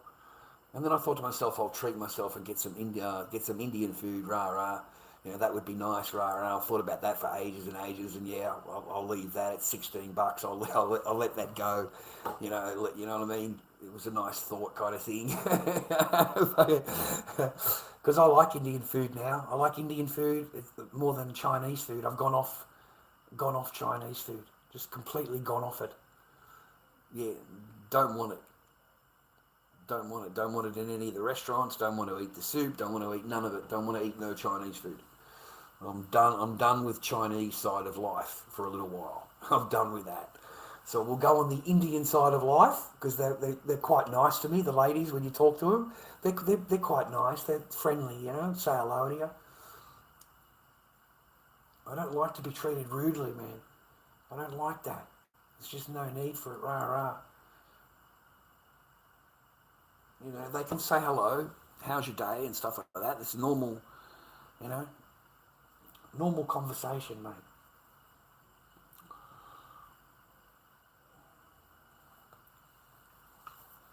My quick healthy meal is a large wrap with slaw and baby spinach.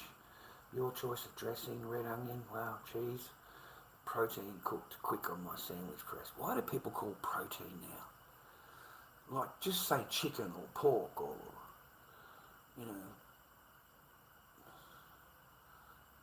people call it protein now. That's so weird. Even in restaurants, you go to restaurants and they call it protein. It took me a little while to work out what the hell they were talking about. Like, protein? Like, why couldn't you just say chicken, pork? This is what we have. This is what we serve. This is what we're available. Right. Anyway, you know what I mean? Like, yeah. It's weird now, eh?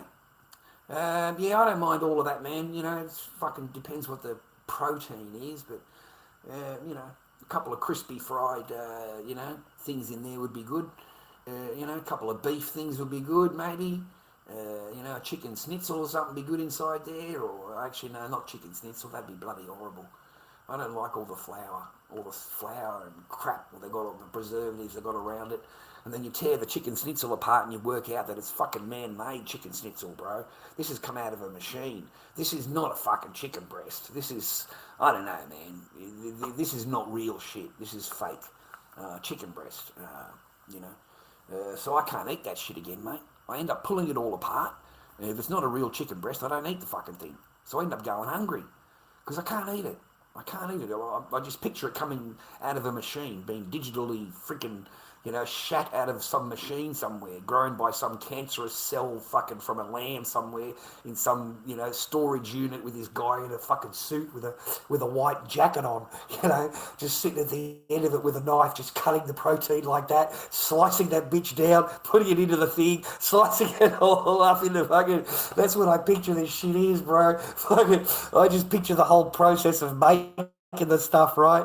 All the way from the embryo, all the way through the machine. I'm thinking, I'm not eating that stuff, man. I'm not eating that stuff. This is how this shit was made. So you end up pulling it apart all over the plate and just get disgusted in it, man, and just throw it out into the river. I end up giving it to the ducks. I give it to the ducks out in the fucking river, bro.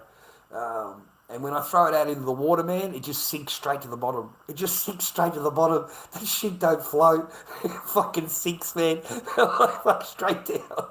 I think to myself, thank God that's not my stomach. You know, I'm so thankful that's not my stomach. The RSL serves a nice one. That's a real chicken breast. That is a nice piece of chicken, actually. Every time I've eaten there, the chicken parma, $12 on Saturday. 12 till 6. $12. Chicken parma with chips. I keep forgetting to go there. I keep forgetting. I really do. I get to the Saturday and think, well, I'll save $12. I'll have a fucking sandwich. I'll have a sandwich and save the $12.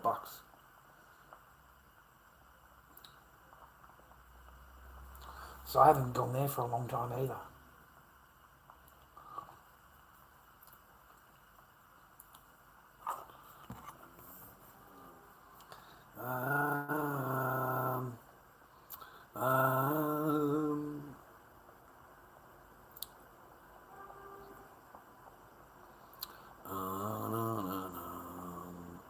Yeah, I got the chicken breast. I cut the chicken breast up. I got my own mix of flour with spices and hot stuff in there, hot spice, whatever you call it, in the flour. I've got it all ready to go. And I normally buy a big chicken breast, $11 worth of something, and then cut it all up with a sharp knife. Put it in the breadcrumbs and then freeze it. You know, fill up the plastic trays. I've got plastic trays like that one. So fill them up. Fill up as many of the trays as I need to, and that way I've got at least it's all ready to go. And then when you thaw it out, just use more flour. Just put some more flour over it because it soaks into the chicken breast. So, or it's actually nice like that. It goes all fuzzy when you cook it.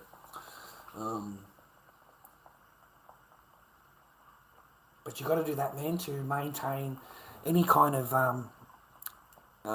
paper, because it is incredibly expensive right now for everything. Whatever you buy, whatever meat you want, protein you call it, whatever you want, it's gone through the roof. You know, chicken, pork, forget about beef. Fuck, a steak is, $15 raw here. Just for a normal T-bone, $15 raw. There's not too many that can, even if you're earning $1,100 a week, mate, $1,200 a week, you can't afford a $15 steak, okay? You know, you're still having sausages and mashed potatoes with gravy, mate, yeah? Which is a good combination. I had that the other night. I had that the other night, man. I haven't had that for so long. Sausages, mashed potato and gravy with some corn. Like, that was awesome, man, and bring back some good memories. But otherwise, I don't eat out. Don't waste your money on their takeaway food anymore. No more $6 coffees. All of these businesses are really going to suffer, because if you're smart at all, you just won't be buying any of it. You'll make your own lunches, your own dinners. You'll cook recipes. You'll bring the shit home and do your own. You won't be buying it takeaway.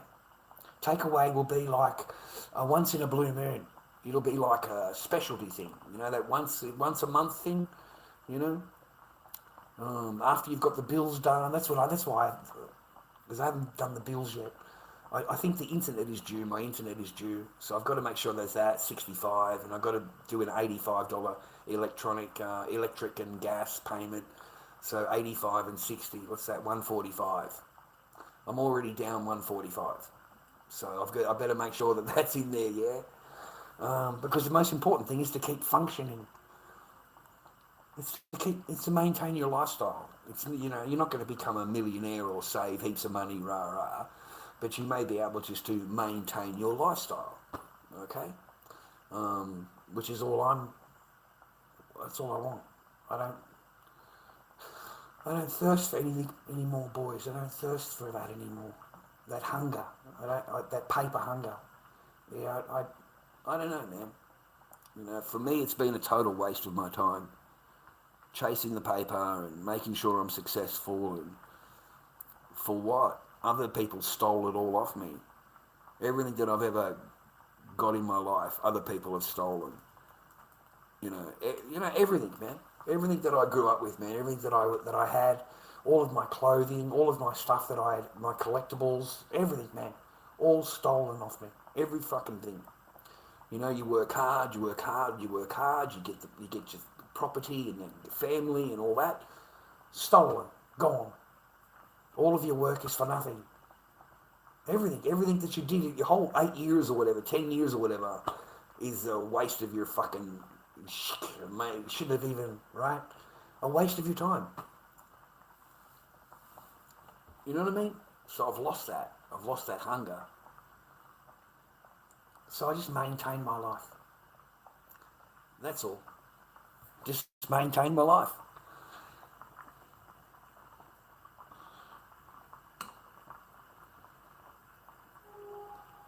Kind of makes me immune to women too, man. Because women don't like that.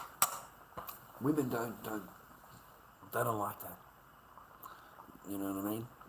They don't accept that. They want you striving and earning big money and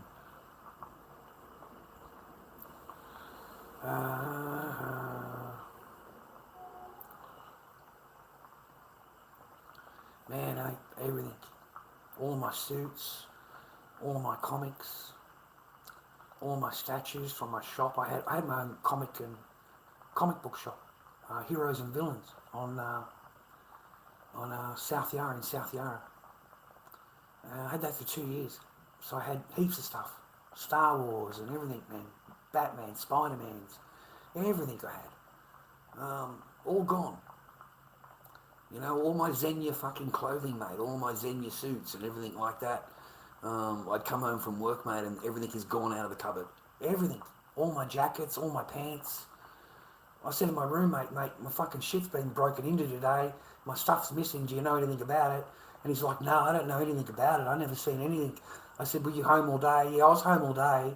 So you're home all day, shit goes missing and you didn't see nothing. No, I didn't see nothing, man. Didn't see anything. You know, that's what they say to you. You know, so they slowly just steal fucking everything. Everything, man. Anything they can. You know, and they can look at you and go, I don't know what you're talking about. Yeah, I don't know. You know, and then they threaten you. You know, because you said something, like you're not agreeing to them. So they made the next thing is they threaten you. They threaten you, man. You know, and they always do it with their friends around. They've got a couple of mates sitting there or whatever. So then they start threatening you. So I turned to the mates, you know, I said to the mate, I said, the only difference between me and you, mate, is you're on that side of the fence and I'm on this side of the fence. But if you've got something that he wants, you're going to end up on my side of the fence. I said, it's as simple as that. You know, the guy thinks he can take and steal whatever's he likes that you own. I said, so there's no difference between me and you yet. As you know, he just hasn't seen what you've got yet. And I ended up turning the mates. I ended up turning them. They weren't going to.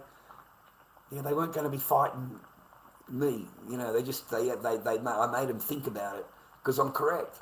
You know, the only difference here is the line that you stand on, man. And right now it's because he wants my property, and there's no difference between us except he hasn't seen your property.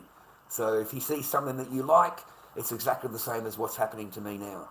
You'll also get stood over. You'll also get put over. You'll also have your shit taken from you, and you'll also be threatened, right?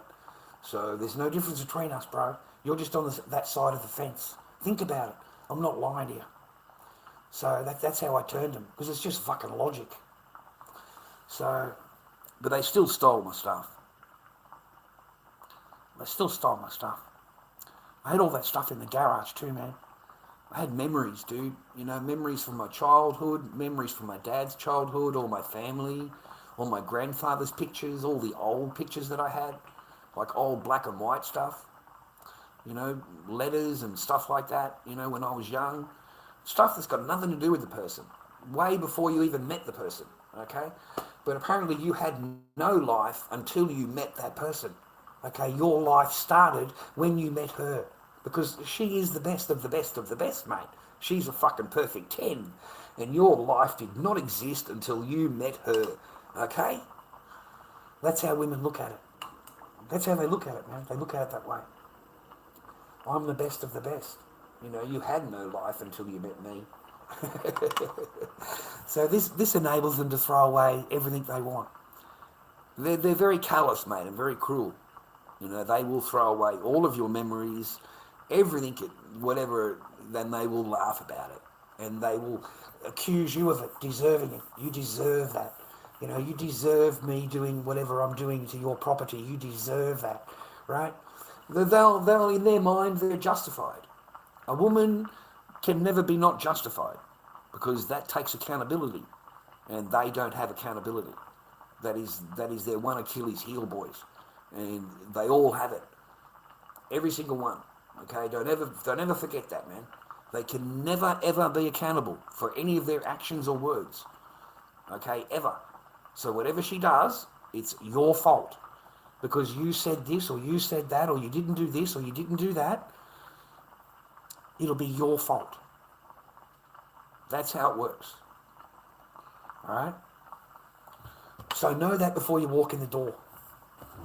That's why a lot of husbands, mate, they just agree. They just agree. They agree to whatever the fuck she's talking about. They just agree to it, mate. They just agree. They just nod their heads. They keep quiet. They don't say anything. It's the way they ignore you, the way that they put you into the spare room, or they make you go and sleep on the lounge. You know, all of those things matter, mate, and that's all control. All of that is self-regulating control. Because once they've got that in your life, boys, whatever goes forward from that, you self-regulate. You self-regulate whatever you say and whatever you do, boys, because you know it's going to upset her. So you don't say that. You don't do that. Even though you want to do that, even though you want to say that, but you know that it's going to cause you more problems down the track. Then you think to yourself, do I want to shag her? Do I want to shag her? Because if I want to shag it, I've got to keep my mouth closed. If I've already shagged it and I don't want to shag it, then I can say whatever I want. Okay? That's how it works.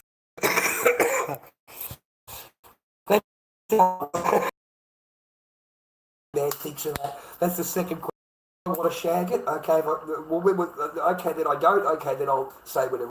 But if I want to shag it later, I better keep my mouth closed. It's the fucking truth, and you know it. It's the truth, man. You know it. Because you're not going to get it, man. You know? The poutine pie has sold out. The poutine pie does not exist for you. Poutine pie has retired. Okay? Retire. At least 1 month. 1 month, maybe 1.5 months. Retire. No existing for you. Okay? Shutter is closed on the doors. No door for you. Okay? You know. Okay? And you don't do what I say. You don't do what I want. You don't do what I think. You don't agree to what I want. That's it for you. No pie. No more pie for you. Door is closed.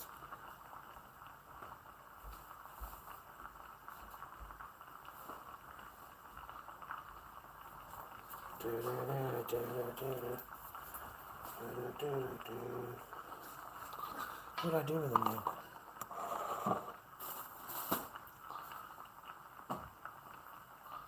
Maybe they're on the drawer.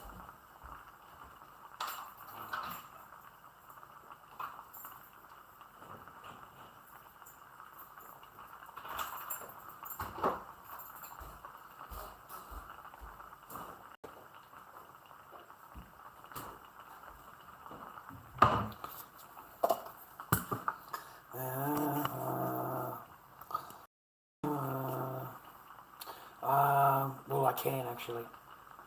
I can. Sorry to let you down.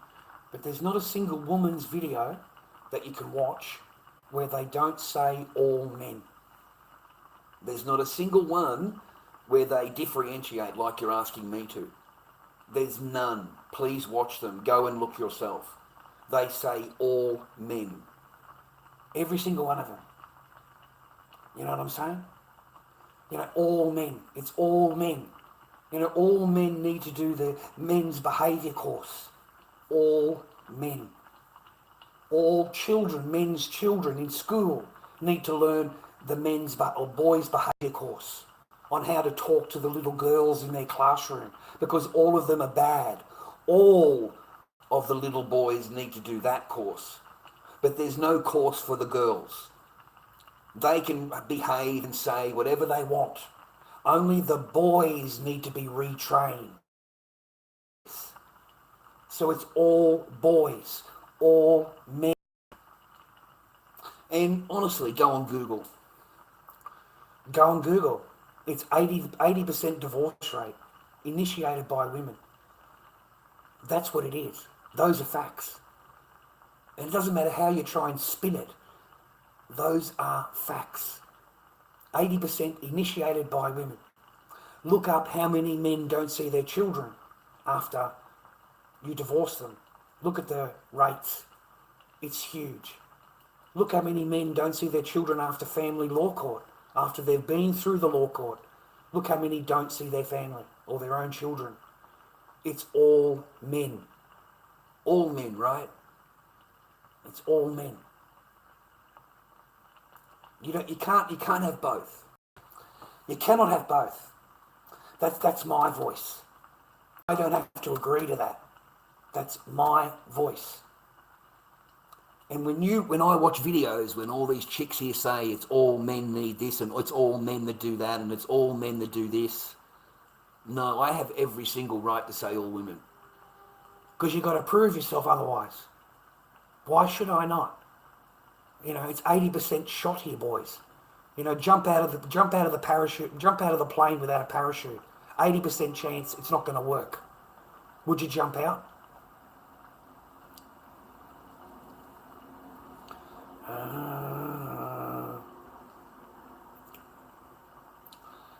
Well, your experiences with people. See, people is, people are people. It's not men.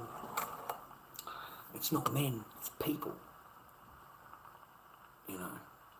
And they judge us that way, miss. Okay, I've done all these courses. I've done the behaviour course. I've done all of their psychological reports, all of their drug and alcohol, the temper one. I don't even have a temper. I've done I've done every course that they threw at me. Every single one. So it is all men. When you go to these courses, there's no women. There's no women. I mean, it'll make it really obvious when you go to Google and you put in Google search, right? You put in men's behaviour course. Go and have a look. And there are so many behaviour courses. There's like a list of behaviour courses because there are so many men that need to have their behaviour checked. Thousands and thousands of men. Every single man that goes through the court system for any reason has to do the men's behaviour course. That's the new one. They have to do the men's behaviour course. So it's thousands of fucking men, okay? And there's many, many providers all the way down the screen. Now I want you to go to the Google search and put in women's behaviour course. Go and have a look. Because they don't exist. They don't exist. Okay, there's no women's behaviour course. There's no women's anything. Okay, they're perfect human beings. How dare you question them?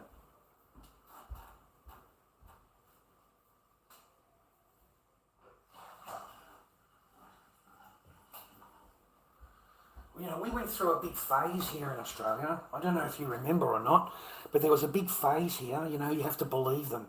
Whatever they say, it doesn't matter what it is, it's the truth. You don't need proof, you just need to accuse. And it automatically makes them correct. And they don't need to prove anything. And we went through a whole time period of that. You remember that? Well, our court systems are still there. They still apply that. It doesn't change. It hasn't changed. Okay? So no, a woman can have you arrested here, mate, just for looking at her too long. Like she's a pretty girl, she's walking along the road. Mate, she can take a picture of you, file a complaint with the police, and have you charged or questioned, because she feels like you're a creep. She feels like you're a creep, and you shouldn't have looked at her at all. Who do you think you are? You creeped her out. So what were you thinking? The cops will come to your door and question you about it. And you know what I mean? You're just a normal freaking guy. But you can face charges just on that, just on her doing that. You know, goddamn, man, I had HR called on me, simply saying good morning, miss. I swear to God, that's all I said is good morning, miss. And I had HR called on me, the boss into the office. I was not allowed to go back to work. They're doing interviews with everybody. They're looking at security cameras everywhere because apparently you abused this woman. You said this, and this to her. She like you were SAing her, like the full brief, the full thing, man, full accusations. I'm just lucky I've got cameras. There's cameras everywhere, and I had fucking 10 witnesses. You know what I mean? I'm just lucky. Because everything she said is a fucking lie. Everything she said is a complete lie. You know, it's camera. We're on camera here. We've got witnesses. Nothing is matching here. I didn't say a single fucking thing, man. I just said good morning, miss. Then they tried to get me in trouble for tone. What was your tone like when you said that? And I said, well, how do you say good morning, miss, boss? I said, you just say good morning, miss. I said, I don't know. I had no tone. I didn't even know I had tone. I didn't even know that tone comes into it. Fucking tone, boss. I just started laughing, boss. We're talking about tone, man. Fucking boss. Started laughing, man. I couldn't take it seriously. I really couldn't. But I got really upset. I got really upset about it because this is pretty serious accusations, right? So I got hold of my sister, because she's a woman. I got hold of my sister and explained to my sister what's going on right now. And my sister said, just shut up. Just shut up and let me do the talking. She said, oh, fuck it, had enough of this. She said, just put me on the phone. She says, you're going to be out of that office so fucking quick. She said, there's no fucking chance.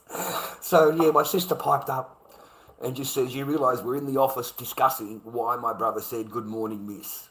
You realise that, right? And the guy's, yeah, I'm really sorry. I'm really, really sorry. I really am. He said, but we have to investigate. And there's nothing to investigate, sir. That's all I said. And after the lady started yelling at me and putting her finger in my face, she's like, don't call me this, and my name is rah rah. I don't give a fuck who your name is. I didn't say anything. I just fucking walked away and went and sat down with the gentleman at the table, 10 feet away. And the woman's still yelling. She's still screaming. She's still carrying on. Fucking, she's 10 feet away. I don't know what she's talking about. I got no idea. Yeah. But that's what you can get into trouble. That's how easy. Okay? You can get into trouble here just looking at a woman. Just looking at her. Don't even look at her, man. Because unless you're handsome and young and you've got money and you look handsome, they can get offended and have you charged and have you questioned just for looking at them. If they find you creepy, okay, remember that. Okay, because the same guy could be handsome and good looking and everything else, and she won't mind that at all. But if a creepy guy looks at her, yeah, she'll make a phone call. She'll take a photograph of you and make a report. And I go looking for your ass, boy. I go fucking looking for you. And the cops take it real serious. So they'll come and bang on your door at 4 o'clock in the morning. They'll come and kick your door down, 5 o'clock in the morning. They really will. They won't just come and knock on your door during the day.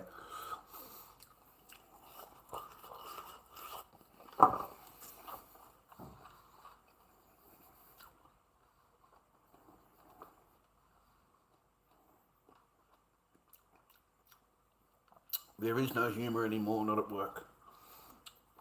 No. I wouldn't advise talking to anybody at work. Just go there, do your job, do your hours and go home. Don't try and be friends with somebody at work. It doesn't work out too good, okay? It never does. It never does.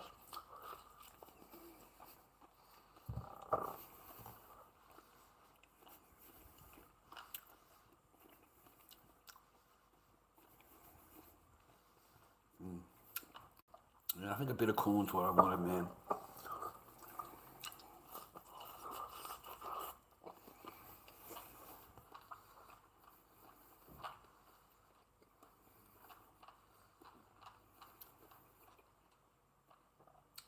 a lot better when we were young, Blue. I remember my days.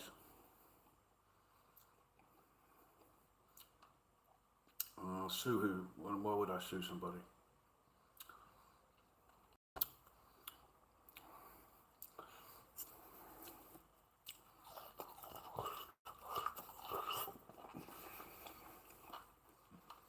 And good for my digestion.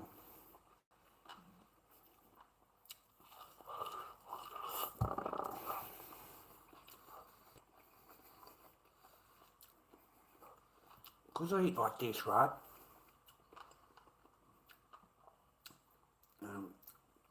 Like some mince, got spaghetti, whatever. So it's easy food to process. Easy food, right? I have a fucking steak and I'm clogged up for a fucking week. I'm clogged up, mate. Fucking clogged up, bro. Fucking, yeah, Jesus crikeys, bro. Yeah, not used to it at all.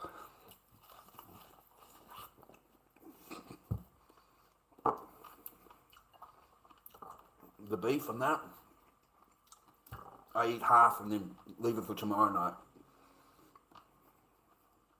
Have the other half. So my system has a bit of a break.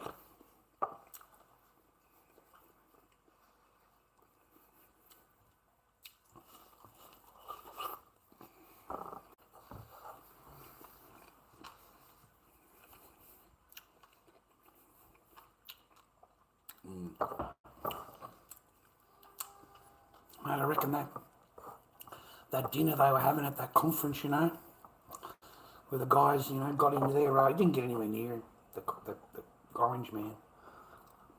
But that wasn't as fake as fuck, dude. I don't know what it is.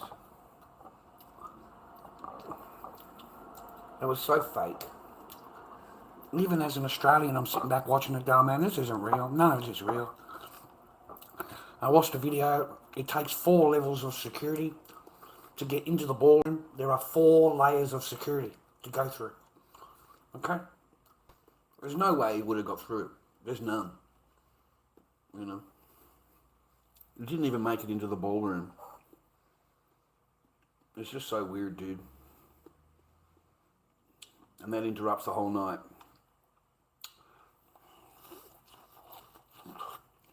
Trump was sitting behind the curtain smiling.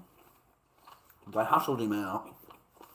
It was on top of the stage, and there's photographs of him standing behind the curtain, and he's peeking out, and he's watching all the chaos unfold. Okay, so he's not bothered at all, bro. You know. And the first person they got out of there was JD Vance. They didn't even come for Trump, man. That was funny, dude. I kind of laugh at that, man. The first person they got out of the room was Vance. They didn't even go after fucking Orange Man. They left him in there for a little while. Fucking leave him in there for a little while. Just give it a few more minutes. You never know what's going to happen, boys. We'll get JD out first. He's the next one online. We're going to get him out there because we're going to save the next president. They're going to pump up JD to be the next one. The people have turned against Barron. They don't like Barron anymore.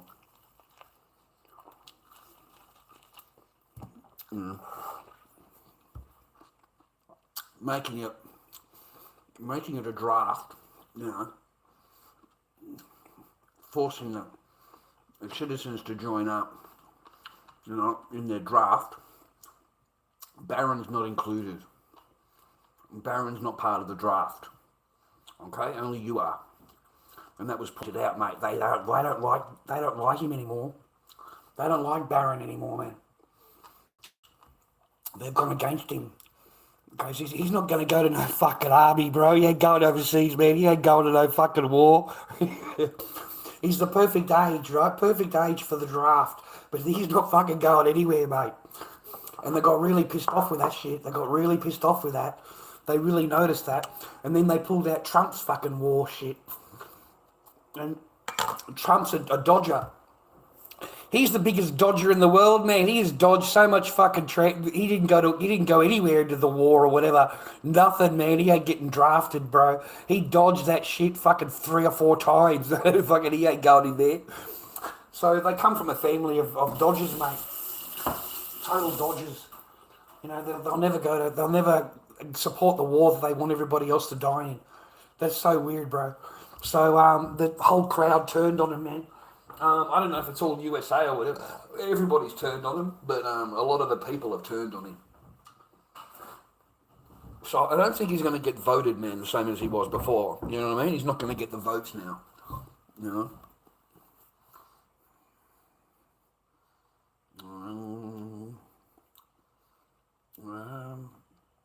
No, you thought wrong.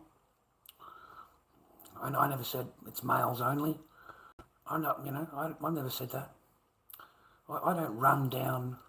Well, in my way, I don't run down. But in your eyes, I do, because I say things that you don't want me to say. So in your eyes, I'm running women down. I'm not running anyone down. You know, I'm speaking actual facts, reality. I haven't made anything up, created any crap storyline. I've told you straight. Those are the real things. You know, you just don't like hearing it. That's all it is. You don't like hearing it. Okay?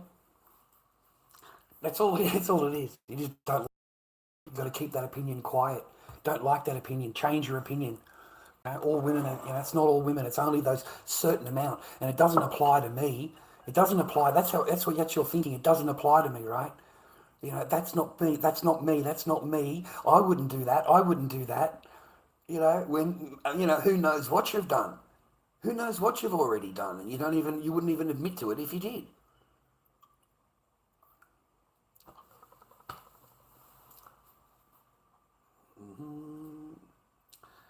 Yeah, I'm allowed to generalise. And you know why? As I've said to you before, go and watch videos about men. Go and watch the women run down men and go and run them down a lot harder than I am women. They absolutely run us down, and it's all women, all men. You never hear them say it's only a percentage of whatever. It is all men. Go and listen to them yourself. So before you judge, because I only picked up what they dished out.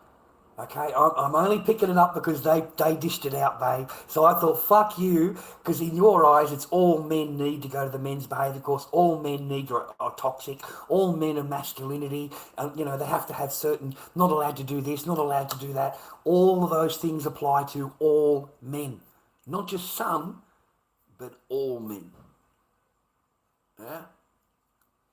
So no, I'm not wrong at all. I'm telling you the truth, man. Just go and watch a few female channels that talk about men, and I can promise you they say all men. Yeah, that's why I picked up on it. That's why. In reality, there's 80%. That's reality. That's what I always say. It's 80%. You've got a chance of that happening, of a worst case scenario.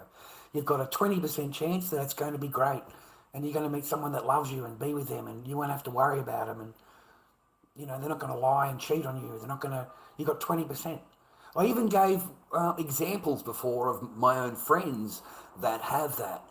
They have that 20%. They're a happy family, mother, daughter, kids, husband, been together for 30 odd years.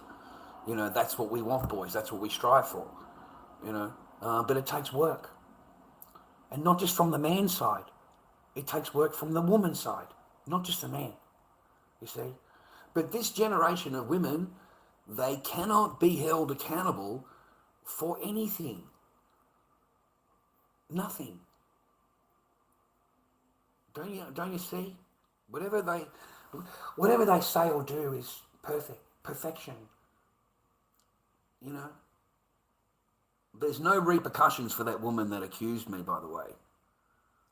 There's no repercussions. It's just me proving I didn't say that. You see what I mean? All those HR things, the boss coming in, the meetings, the talking and all of that. Yeah, that's just to prove that I'm not guilty. There is no repercussions for her. She is allowed to accuse me of whatever. She's allowed to feel whatever's the way she wants to feel. And, that is how you made her feel. So it's your responsibility. They'll still throw it back on you. You okay? There's no accountability at all.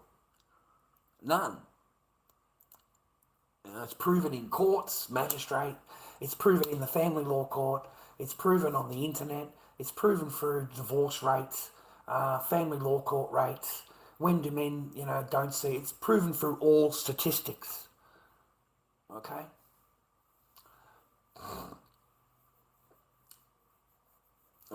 Yeah, I've learnt that there's no good being the one that says yes. If you are the one that says yes all the time, it's not a relationship.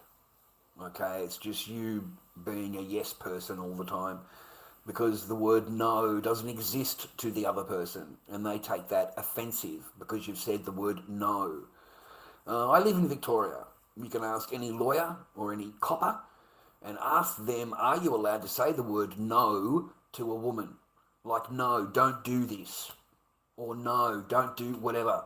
And the cop will tell you it's not. It's actually abuse. If you tell the woman no, that is abuse. You are stopping her from doing something that she wants to do, irregardless of what it is.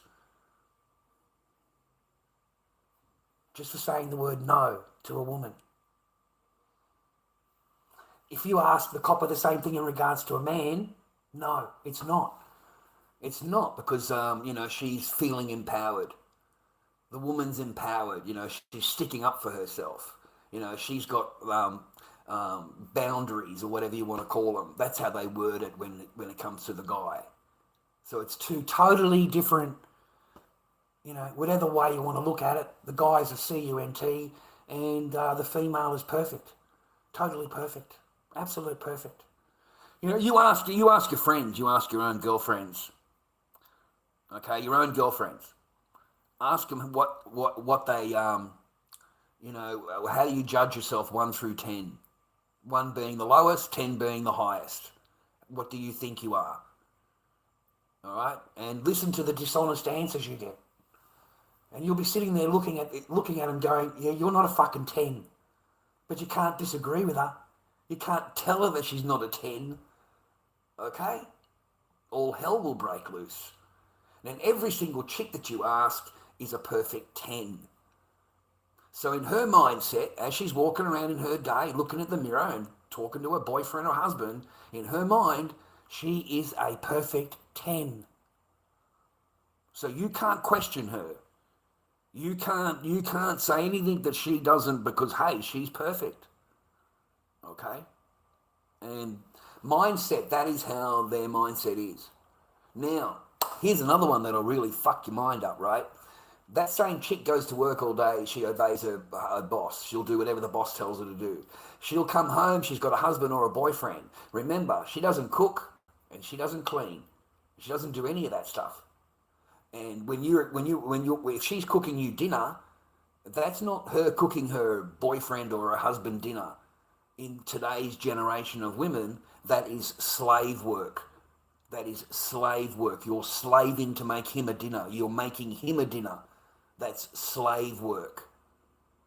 That's how they word it now, this generation. So they don't cook for a man. They'll cook for themselves, but if they cook for a man, that makes them a slave in their mind. And if they have to do the dishes, oh my God, mate, talk about the wheels falling off. How dare you expect them to do dishes? That doesn't work out for them either. They don't like dishes. Okay? Look, and you can think I'm telling you the bullshit, but I'm telling you the truth. And the richer the woman is, the less that she's going to do. If she has all the paper and basically all the power because she has the paper, she's not going to do a goddamn thing. Fucking nothing. And you will be told what to do. You will be told what to do. There's that fucking woman on the radio. She's kicked off now. Her and the fat bloke. I don't listen. They're in Sydney, I'm Melbourne. Anyway, really famous. Famous on the radio. So they were doing the interview on the radio, and she got asked a question. Who does the stuff at home for you? What happens in your house? And she says, I don't do anything. I don't cook, I don't clean, I don't do laundry, I don't look after the kids, I don't do anything. You know, when I get home, my husband has done it all. He's already done it all. This is the mindset. And this is on TV, mainstream. So every fucking woman that was listening to that is going to want the same. You know, I remember I got asked, do I want a coffee? It's never made me a fucking coffee in its life, right? I get asked, do I want a coffee, right? Yeah, thank you. I'm actually appreciating. I can't believe it. I'm actually, you know, asking me if I want a coffee. But anyway, made the coffee. I'm sitting at the thing, I'm watching TV or something like that. I can't remember. And puts the coffee down on the counter. And as she's walking away behind my back, she says, I feel like a slave when I make you a coffee. And that was it. You know, she just happened to be verbal. But they all think the same way. They walk away pretending they've done you a favour. You say, thank you very much, or really, thank you, okay, for making me a coffee. But they'll walk away thinking, oh, fuck, I feel like a slave. He's a slave master. He thinks I'm his slave. They walk away with all of these negative fucking thoughts, man. And yet they offered you the coffee. So that's the last coffee that you will ever get offered. Don't ask for another coffee. Don't ask, because she's going to get offended. And the only way you're going to get away with it, you ask her in front of her parents. Yeah, I fucked her up, bro. You got to laugh at that shit. You got to laugh at that fucking shit out, you know. Fuck yeah, right? I thought, fuck you. And never get a fucking coffee made, right? Ask her in front of her parents. Fucking right in front of her parents, mate. She can't say no. She can't fucking say no, man. She's got to go and make the coffee in silence and be like, you know, like she's a happy, devoted fucking wife and all that shit. She fucking hates you. She hates you, bro. She hates you. I thought it was hilarious because I actually got a coffee made. Yeah, I got a coffee made by tricking, you know, knowing that I can't get into trouble because her parents are sitting in the living room with me and we're all sitting there. And I said, oh, can I please have a coffee? Would you mind? Because it's not my house, right? It's the parents' house, not my fucking house. I don't know where anything is. I've got to go into the kitchen and make my own coffee. So no, that was the last coffee that I ever... Trust me, bro. I never got another coffee after that. In all of the years, in all of the entire time I knew the person, that was the only coffee that I got. And freely, okay?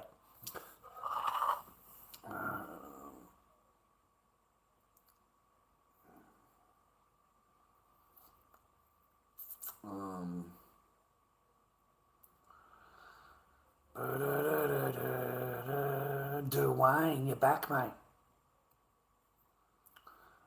If both people work full-time, both should share household chores. Good luck with that, Laboo. Good luck with that, man. I got my channel kiboshed, Joe's Egg. Completely fucking kiboshed, mate. Banned permanently, permanent banned. You know, permanent banned on TikTok.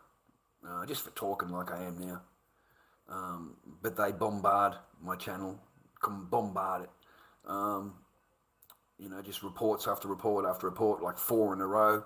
Then they'll complain about your videos on your channel. They just put in complaints about anything. It doesn't matter. Just as long as they've got a complaint going in and it adds up, right? And once they get to 3 complaints or whatever, you're kiboshed. Permanent ban. Fucking that's it. You lose your channel, mate. So they've stopped me from going live. I've got another channel on there, Lord Dobby channel.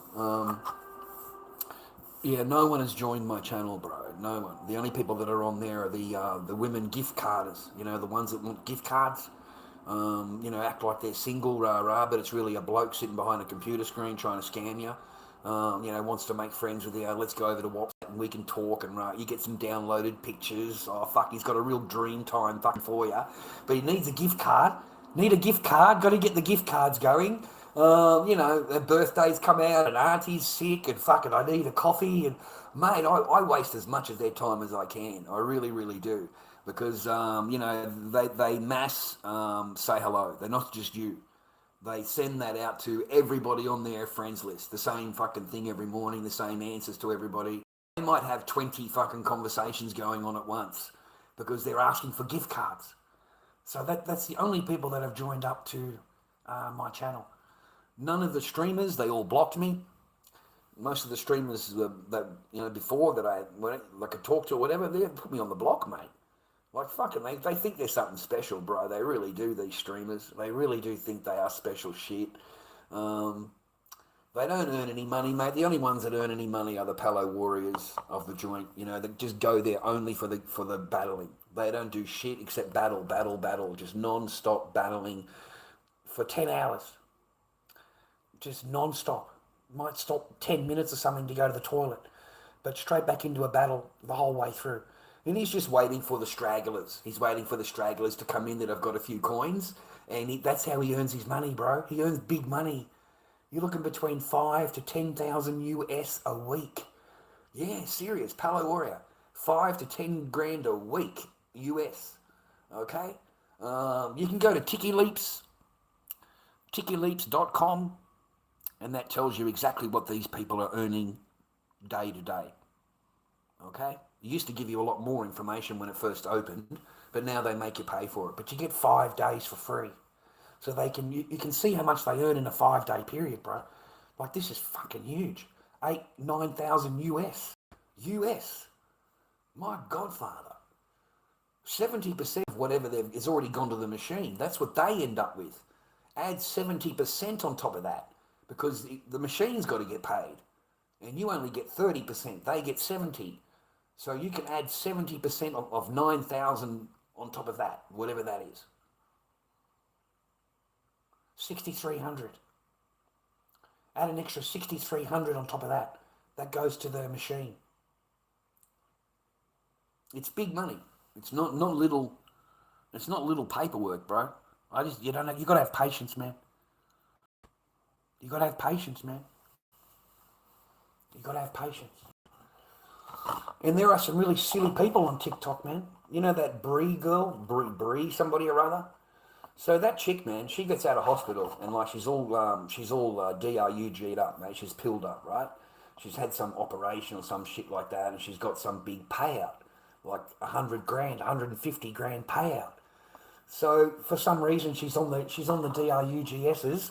She goes into Muzz's fucking live, and she sends him $30,000 through PayPal. 30K. Straight through PayPal. He's convinced her, no, don't do it in gifts. If you want to give me a gift, just send it through PayPal. Don't send it through TikTok. It comes to me straight away. Normal shit. And she sent him 30K. Wakes up in the morning, bro. She remembers what she does. She has a heart attack. She absolutely fucking breaks down in tears. She's on TikTok begging Muzz to get it back, mate. She's begging him to give her back her money. And Muzz has gone, no, you gave it to me free. It's, you gave it to me as a gift. Now, and if you didn't want me to have it, you shouldn't have given it to me, but you've given it to me now. So he's not giving a penny back. He's not giving a goddamn nothing back, mate. 30K.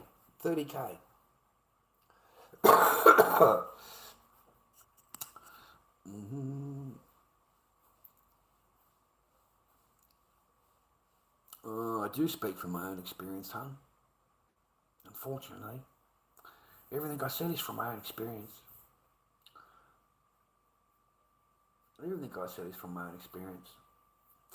And I haven't met anyone that's different. As far as I'm concerned, when your women's channels can say it's all men, and all men this, and all men are misogyny, and all men are toxic, and all men need to go and do men's courses, and all men... Go and watch the videos yourself before you fucking judge me. Go and watch these women and their stuff that they spew out about men. And they don't individual anything, man. It is all men. All men are this, all men are that. It's all men. So no, that's why I apply that. I apply it. Why shouldn't I? It's applied on us. So why shouldn't I apply it the same way? At the same time, you'll go and watch a female video or whatever, and you will not say a word to her. If she was to say all men, you would not disagree with her. You wouldn't stick up for men. You see what I mean? But you'll stick up for the women, yeah? You see how it doesn't exist for men? Tassie, haven't seen you in ages, man. I haven't seen you in ages. Well, it gets pumped up, man. Bitcoin is going up again. Fucking Bitcoin ain't doing shit. Bitcoin is like the fakest shit of all time, dude. Are you kidding me? That's like worth nothing, man. It's worth up whatever the pump up is. It's worth whatever it gets pumped up to. And then the big whale comes in, the big fucking whale comes in and dumps the Bitcoin. He sells at the top, mate, when they've pumped it up and pumped it up and pumped it up. That's when the whale comes in and sells Bitcoin and it gets driven back down to fucking nothing again. It's not worth anything. It's worth absolutely jack. It's nothing. It's imaginary bullshit on the internet. Okay? And if your electricity goes down, then you're not going to do anything with your precious Bitcoin. Your precious Bitcoin doesn't mean anything during an EMP strike. Okay? Your Bitcoin is useless, mate, in an EMP strike. If the stock market goes down, if all of that shit gets fucking closed, man, whatever, electronic thing happens, your Bitcoin's worth nothing. It's worth nothing. It's worth what it is right now, air. That's it. It's worth air. I've got an imaginary coin that's fucking sitting in my wallet. It's worth the pump and dump. That's it. That's all it's worth. Bitcoin is pump and dump. All of the coins are pump and dump only. That's all they're good for. As soon as they're released, they are built up and pumped up and pumped up, and then they are dumped within fucking a certain amount of time. All the big boys get in with their stock that they were given for free to be a part of the whole thing, and then they drop their stock, and your shit's worth nothing. It's worth nothing. It happens every single time. I don't care what you say. And none of these exchanges are trustable. Every exchange has been broken into. Every one of them have been rorted. Every one of them have been closed. Even the ones that you've trusted. The brothers took it all. Everything. All of the crypto in the entire center that they had control over, some famous thing over in Russia or some shit. And was it Coinbase or one of these big places, and they just closed it down, dude, and took everybody's shit and disappeared. They just disappear. And then they said it wasn't our fault. It wasn't our fault. We didn't know anything about it. Hackers got in. They hacked it all. Had nothing to do with us. And they get to walk away with everything. And they can blame some imaginary hacker.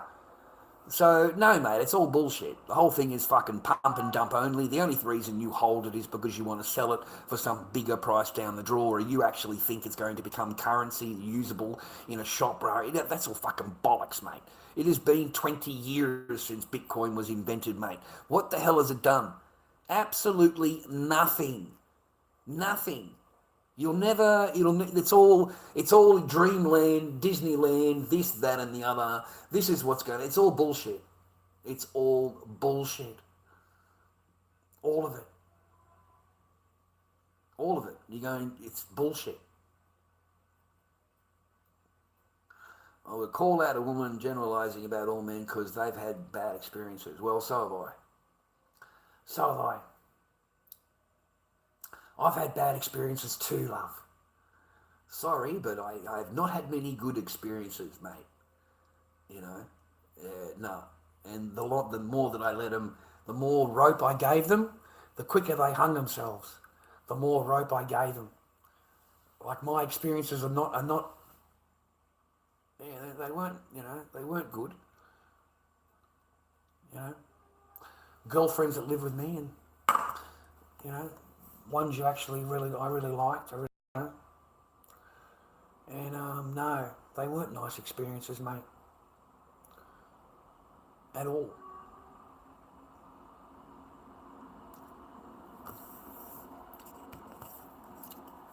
At all. And it's not worth it at all.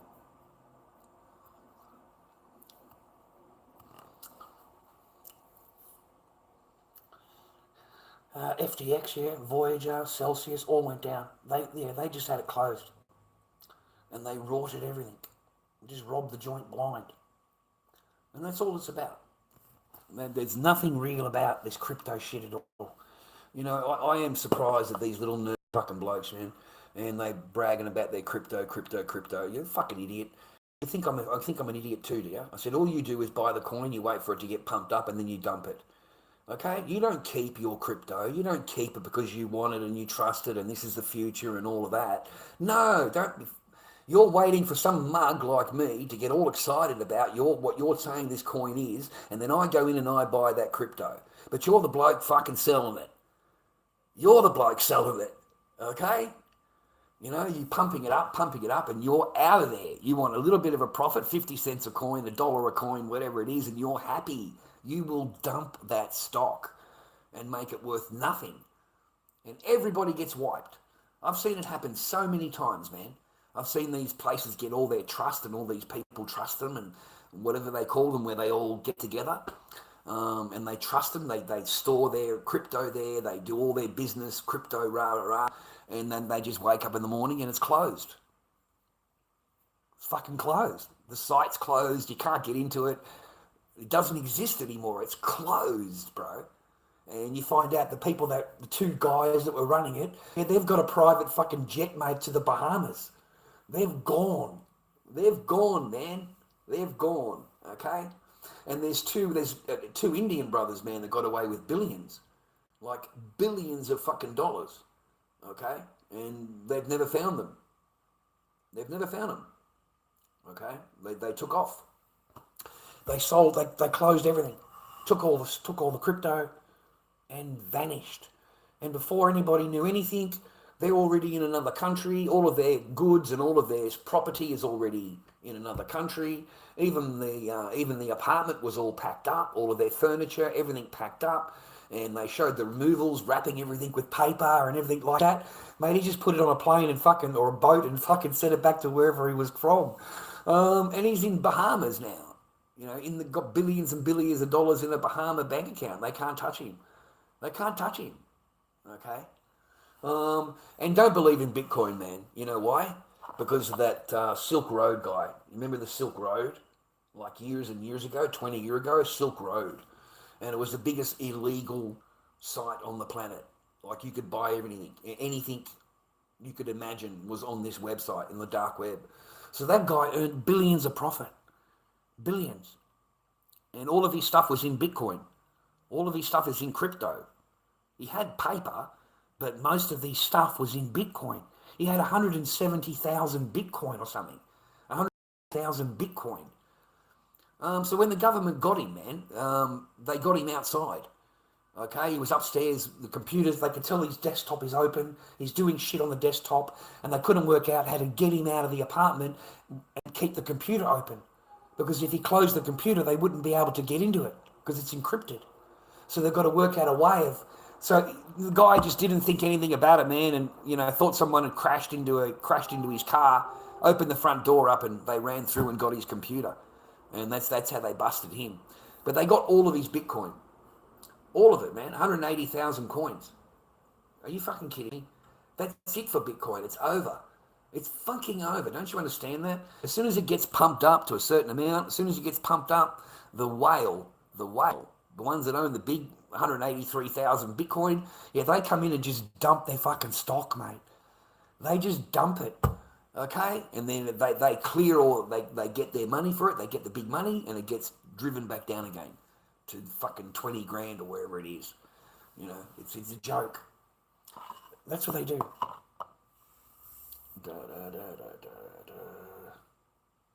How you doing, Jose? I hope you're happy, man. I hope you are happy, healthy, and well you are. I said hello to Caravan Life. Yeah, hello, mate.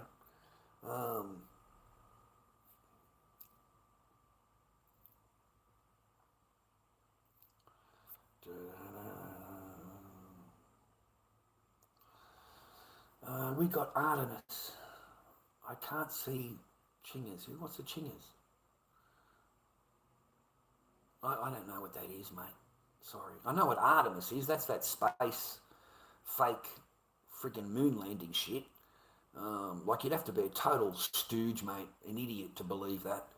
Like you would really have to be, you know, a walking zombie to watch anything from Artemis and NASA and think to yourself, yeah, this is real. Yeah, they're on the moon, you know, they're going for a flight around the moon, you know, they're coming home now.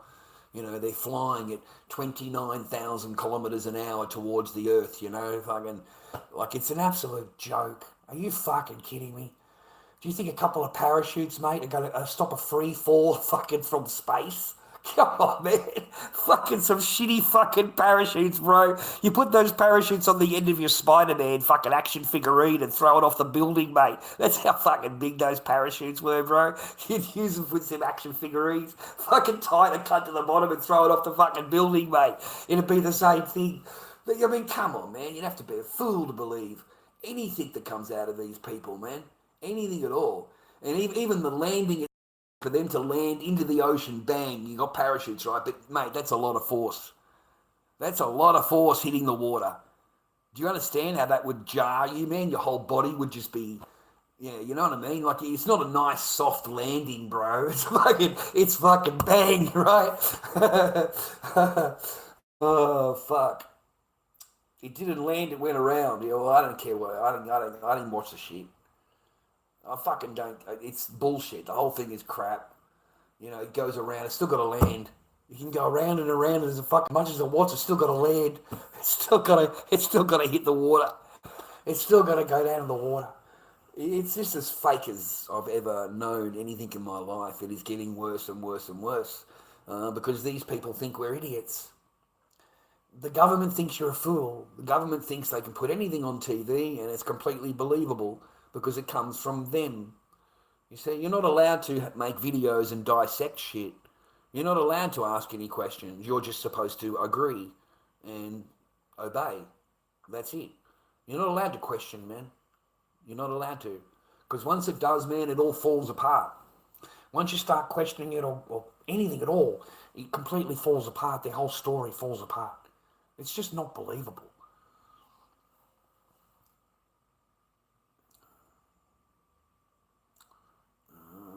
I don't know what that means. What the fuck is a Klingon, mate? You mean a Klingon? Like, as in Star Trek or something? Klingon? I don't know what that is, man. I really don't. I don't know what Chingones is. Sounds like Mexican or something like that. Fucking the Chingones, mate. We're going to get on with the Chingones. Oh, God. Anyway, man, it's all bullshit. Don't trust anything that you're told, man. Okay, you come from, you didn't come from no monkey, mate. You didn't come from no ape. Okay, I know that for a fact.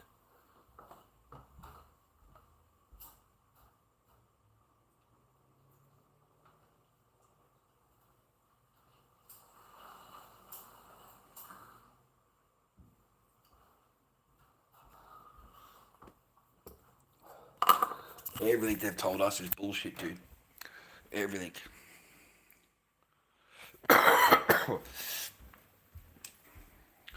Everything, mate.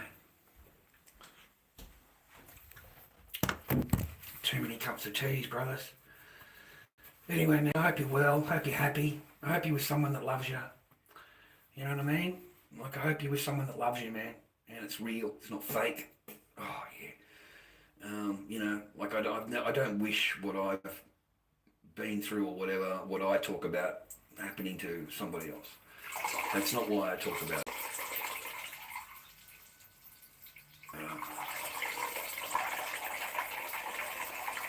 Oh yeah, I get into trouble. Oh, it's a swear word, okay. Well, I get into trouble for swear words on here. Like they unmonetize my stream. They unmonetize it. We've got a few streams right now that are unmonetized. They've got a yellow symbol. Well, that's what I see. So there's no revenue at all. There's none from the channel. I feel like I've got to make reaction videos or just make videos of what I make a video of it, make a video of whatever. But I don't know how to do the computer. Like I don't know. That was weird. That was really weird. So if anybody knows the program, like to sit down at the computer, what program do they use so that you're in the box in the bottom and they're able to read things and watch videos and stuff like that? Like, how do they do that? Like, what do they use? Like, is that in like in the live studios? Is that part of live studio? Like, you have to open up the computer and go into live studio? Because I don't know how to do it.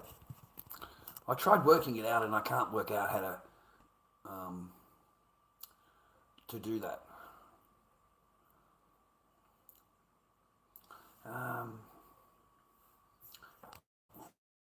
Oh yeah, what language is that? What language is that word chingones? I think that's Mexican, mate. I think that's Mexican. They'll tell me I'm cultured now, bro. I'm speaking Mexican or Spanish. The Spanish, I think it's called Spanish. They'll tell me that I'm cultured now. That's what they'll call Dobby. Dobby the cultured one.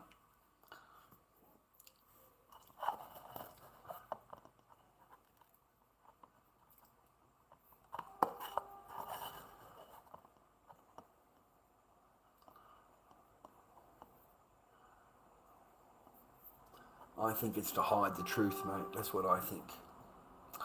It's to hide the truth. To hide what's really there. That's why they do these fake things, man. That's why they give us photographs and photoshopped videos and whatever. They can't give us the reality. They can't put the camera to the window and take a film of it because we're going to see exactly what it is. And they don't want us to do that. They don't want us to do that, man. They don't want us to see the truth. You know, the truth is not something that applies to me and you. It applies to them only and what secrets they can get from it and what power they can get from it. Did you watch that video where the guy put a fucking camera on a penguin? He put like a GoPro or something on the back of the penguin's neck and the penguin goes into the water and goes diving around the fucking water or whatever and he's watching it on his camera. Mate, that was weird as shit. Like the penguin swam past a robot, like a fucking robot, frozen into the ice. And then there was another robot that was sitting on like a ledge or something, just sitting there. Just sitting there, man. And the penguin just drove past, swam past. It wasn't alive, the robot, but what the hell, man? What is this penguin swimming past, right? So he can't go down there. It's prohibited, rah. But that's what he had on film from the penguin. So who knows what's up there in that region, man, in Antarctica. Like this was a full-on robot, frozen into and half sticking out of the ice. You know. Yeah, go and look it up. Go and look it up, man. Go and look it up. It's TikTok penguin Antarctica or something like that. And the guy puts cameras on penguins and then puts them into the ocean, swims around. And that was one of the films that he picked up. He said, I just don't know how to explain it. He said, I've got no way of explaining it. You can explain it any way you want. But this is what the penguin, this is the latest advance. He had no way of describing it. He said, I don't know what to tell you. He said, I really don't. We've got that on the left. And then as the penguin goes further, it dives deeper. And you can see another one off to the left-hand side sitting on the ledge, just sitting there with its head down like that. You know, and I'm talking massive freaking robot. So, yeah, interesting videos, man. Okay? Interesting videos. And that's why they don't allow us up there. We're not allowed there, man. We're not allowed to go there. No photography, no nothing. And you go and watch Bird's films, right? And Bird talks about it, man, as he's flying over it. And he tells you that he's sighted mammoths. There are mammoths down on the plain. There is grass. It looks warm. The water temperature is this degrees and whatever he was talking about because he went down in the plain and took a sample. So the water is not frozen. It's warm. You know? And you got all these animals and shit running around. You know? This is the Admiral, dude. And then so they pissed off. They went there. They did it all. They met some people and they met this person, whatever, living there, and they did all this stuff and they went home, right? And then they came back with full armor, read about it, man. Do some reading. Look up on Google. The second expedition that he did. And he went there with full army, battleships. You know, full armaments, man. And something drove them away. Something outpowered them. Something came up from the ocean and outpowered them and blew up the ships and destroyed everything and, you know, killed a lot of men. Yeah. In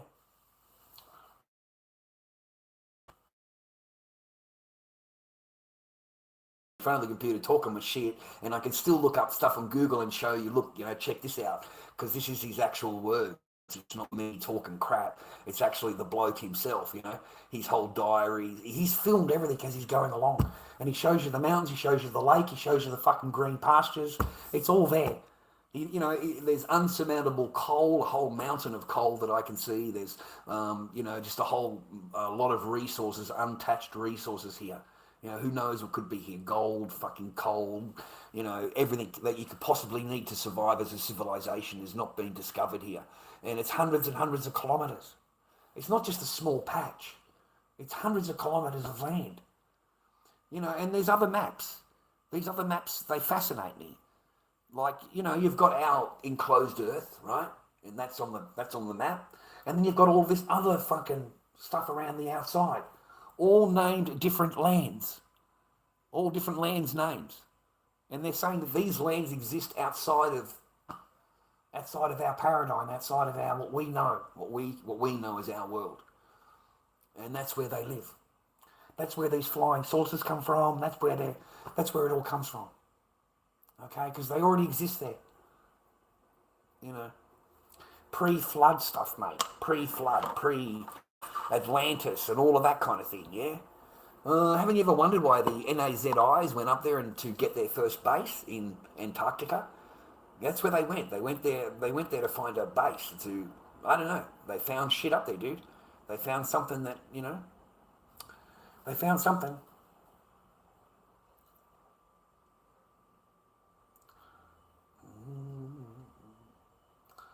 I can talk about anything I want. Stop telling me to, talk about whatever. I'll talk about whatever I want. I don't care if women like me lately. You're of no value at all to me. Well, what if I fucking care? I don't care if women don't like me, mate. Are you kidding me? You wouldn't even make me a coffee, bro. So why would I care? Yeah? Alright? Most of them are mean and nasty. They're looking for the first reason to have a little moan and a groan and complain. They can't answer a simple freaking question without turning it around on you. No, mate, all for. And you end up sleeping alone. They're happy to put you on the lounge, mate. They're happy to put you into a spare room. Fuck, they'll make you sleep on the floor, man.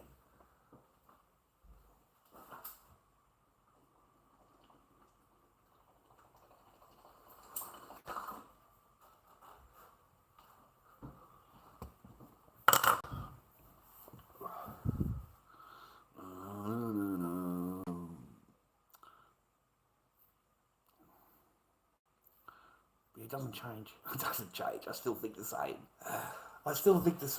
Sorry. It doesn't change. Sorry, it doesn't. I've never met the 20%. I've never met the 20% freestyle, out, roaming, single. Never met it.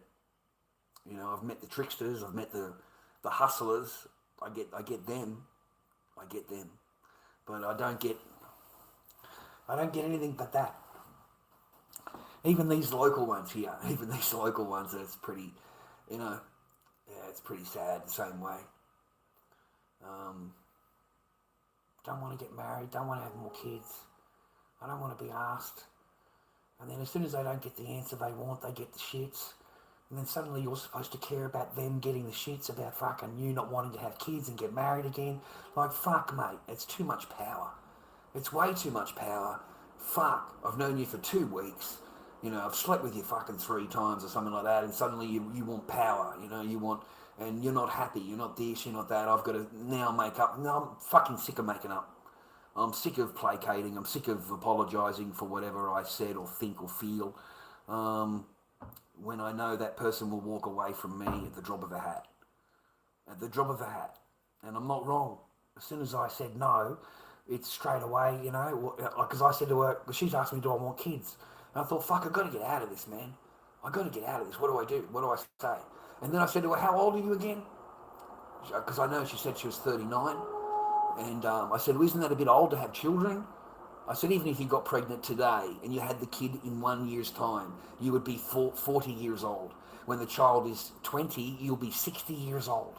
Do you want to be 60 years old with a 20-year-old teenager? I said, I'm in my 50s and you want me to be 74 or something like that? I said, can't we just enjoy that time together? Can't we just have a laugh and a giggle and enjoy our fucking time, mate, together? Why have we got to get married and have children and You know, all of that stuff. You know what I mean? No, sing alone until no one is too hot or cold beside me. Yeah, that's what my ex said. That's exactly those words were said to me as she moved me into the spare room. Those exact words were said. Okay?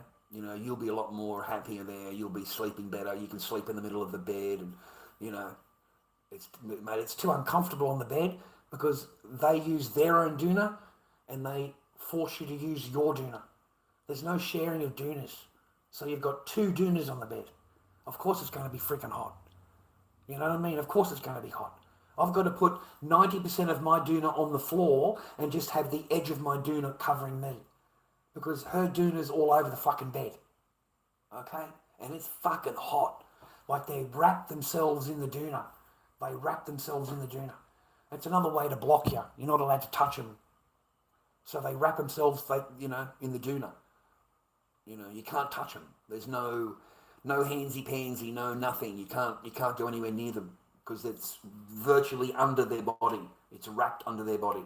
So no, man, they do all that shit deliberately so that you're not allowed to even go near them. You know, and then if you try and go lean over and give a kiss, they just turn over. They just turn over. They've got their phone in their hand. They just turn over like that. Yeah, fucking, they do the old turn over, mate. Mine did the move over game. That was her favourite game. So as I've explained, we've got two doonas on the bed, okay? And when you'd fall asleep, this one is saying to you, move over, like you're asleep, and they wake you up. Move over. So you move over a little bit because you think you must be all over the bed, right? But every single night you've got your hand right on the edge of the bed. Right on the edge of the bed. You can't move over any more than where you are. And they are still telling you to move over. They are waking you up during the night. Move over. You've taken up all the bed. There is no more bed to take. So you get up, you look over, and the whole bed is vacant. The whole bed is fucking empty, man. This person is right on your back. She's right on your fucking back telling you to move over. So that was every single night. Every fucking night. Okay? And then they force you to sleep head to toe. Head to toe. Maybe you'll be more comfortable head to toe.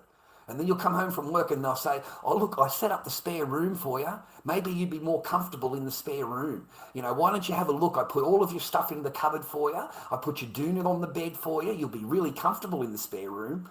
They've moved you into the spare room while you're at work. While you're at work. They're moving your shit, mate, into the spare room. They're moving your shit. And then you come home and all your stuff has been moved out of the bathroom, cupboard, everything, man. It's all just been fucking thrown into the spare room. There is your shit is just thrown into the fucking stuff, man. This person doesn't give a fuck about you. Fucking get into the spare room, you lowly little person, you know. And that's how that went down, man. That's truth. That's how that went down. So after that, I slept every night in the spare room. And I've only been with this person a couple of months. We've only moved into the house fucking a couple of months. This is our marital home, right? My marital bed, right? My marital room, right? Yeah, I've never slept in the fucking room, mate. I've never woken up in the bed. A single morning. Not one morning did I wake up in the bed. Okay? It was fucking horrible. Yeah, they're a pleasure, mate. You know, you need to like, you know, that's how that went down. I don't know what to tell you, man. There's no fairy tale about it. That's just the truth. That's just the truth, man. That's not lying at all. That is how that went down.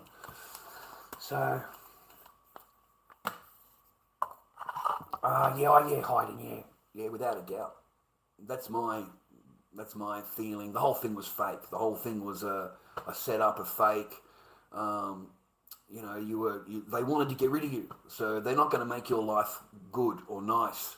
When a woman has made her mind up and she feels trapped because she's married, she will turn your life into a living nightmare, a fucking nightmare, and it becomes awful. They work out more things every day to complain about, to harp about, to really. The ignore game will kill you. The ignore game will totally destroy you as a man because you love the woman, you want to talk to her, work it out, find out what's going on because you're a man. But this person will not give you the time of day. None at all. So there is no working it out. You don't even know what you're arguing about or what she's upset about. You've got no idea. I've got fucking no idea. Everything that I say or do is not good enough. They're looking for anything to... And the ignore game is huge. The ignore game with this particular one was her thing. That was her thing. And then they worked out, they just turned around and said, look, we don't speak your language anymore. We don't speak English. No speak English anymore. Only speak my own language. So there is no more conversation at all after that. In fact, I've got to look at my little one and ask her, what did you say? What did they say? And I'll get an answer out of my daughter, but I won't get an answer out of her. If I ask her what they were talking about, she says nothing. Oh, nothing. Nothing. Don't worry about it. So you're not included in any conversation that they have. Nothing. Absolutely none. I have to ask my 5-6-year-old what did you say? I've got to ask her. Can you translate for Dad? Can you translate for me? Because they want to cut you off, mate. Alienate you. Alienate your heart, alienate your mind, alienate your masculinity, because you're not allowed to be masculine anymore. How dare you fucking expect to actually have relations with the person that you're with, mate? Today's laws, mate, these laws want paying for everything and no relations at all. At all. How dare you expect to have relationship with her? How dare you? You're nothing but an SA person. You're an SA. You're this. You're that. They call you toxic. They call you masculinity. They call it because you want a relationship with the person you're married to. That's it. You're not asking for anything special, bro. You're just asking for the person to fucking respond to you and talk to you. And how dare you expect that from her? Who do you think you are? That's how the men's behaviour course teaches you. That's its thing right there. How dare you expect any relationship with your wife? How dare you? Who do you think you are? You're an abuser. You're an abuser because you expect that. I remember this person set me up one day. Total setup. Well, 2 times I can tell you about. Total setup. The first time is I'm on YouTube talking about Alex Jones. Talking my conspiracy shit, right?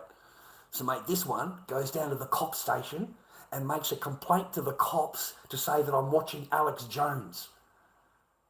Cop that.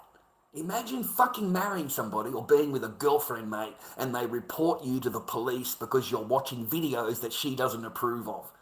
Because in her country, if she did that, you'd be arrested. You'd be arrested, brother. You're not allowed to watch videos like fucking conspiracy theories or anti-government fucking shit over there. Your ass will get arrested. Over here, she thought it was the same fucking rules, mate. You get it? So you tried to have me done, bro. Okay? Now also, man, check up on your Facebooks and also your, when you first meet them, they join up to everything, right? They're talking to you through these messenger apps and all that kind of thing. Mate, that person had me on block. I think it was 3 weeks after we moved in together. She had me on blocked on every social media, everywhere. Facebook, everything, mate, blocked. Okay? Then you're supposed to be your other half, mate. It's supposed to be your other half. So they give themselves up, mate. They show their cards. But they think that they are so clever that you don't see the cards. And maybe you don't see them until I've highlighted these things to you. Because all of these things will tell you that person does not love you. They don't love you at all. If they're willing to walk into the blue coats and make a report about you, because in their country you would be arrested, but over here, well, you're allowed to watch YouTube videos. You know what I mean? It's fucking YouTube. Sorry for swearing. It's YouTube. But over there is no YouTube. You get it? There's no YouTube, buddy. There's no, it's China, okay? So these kind of videos you can get into trouble for. Yeah.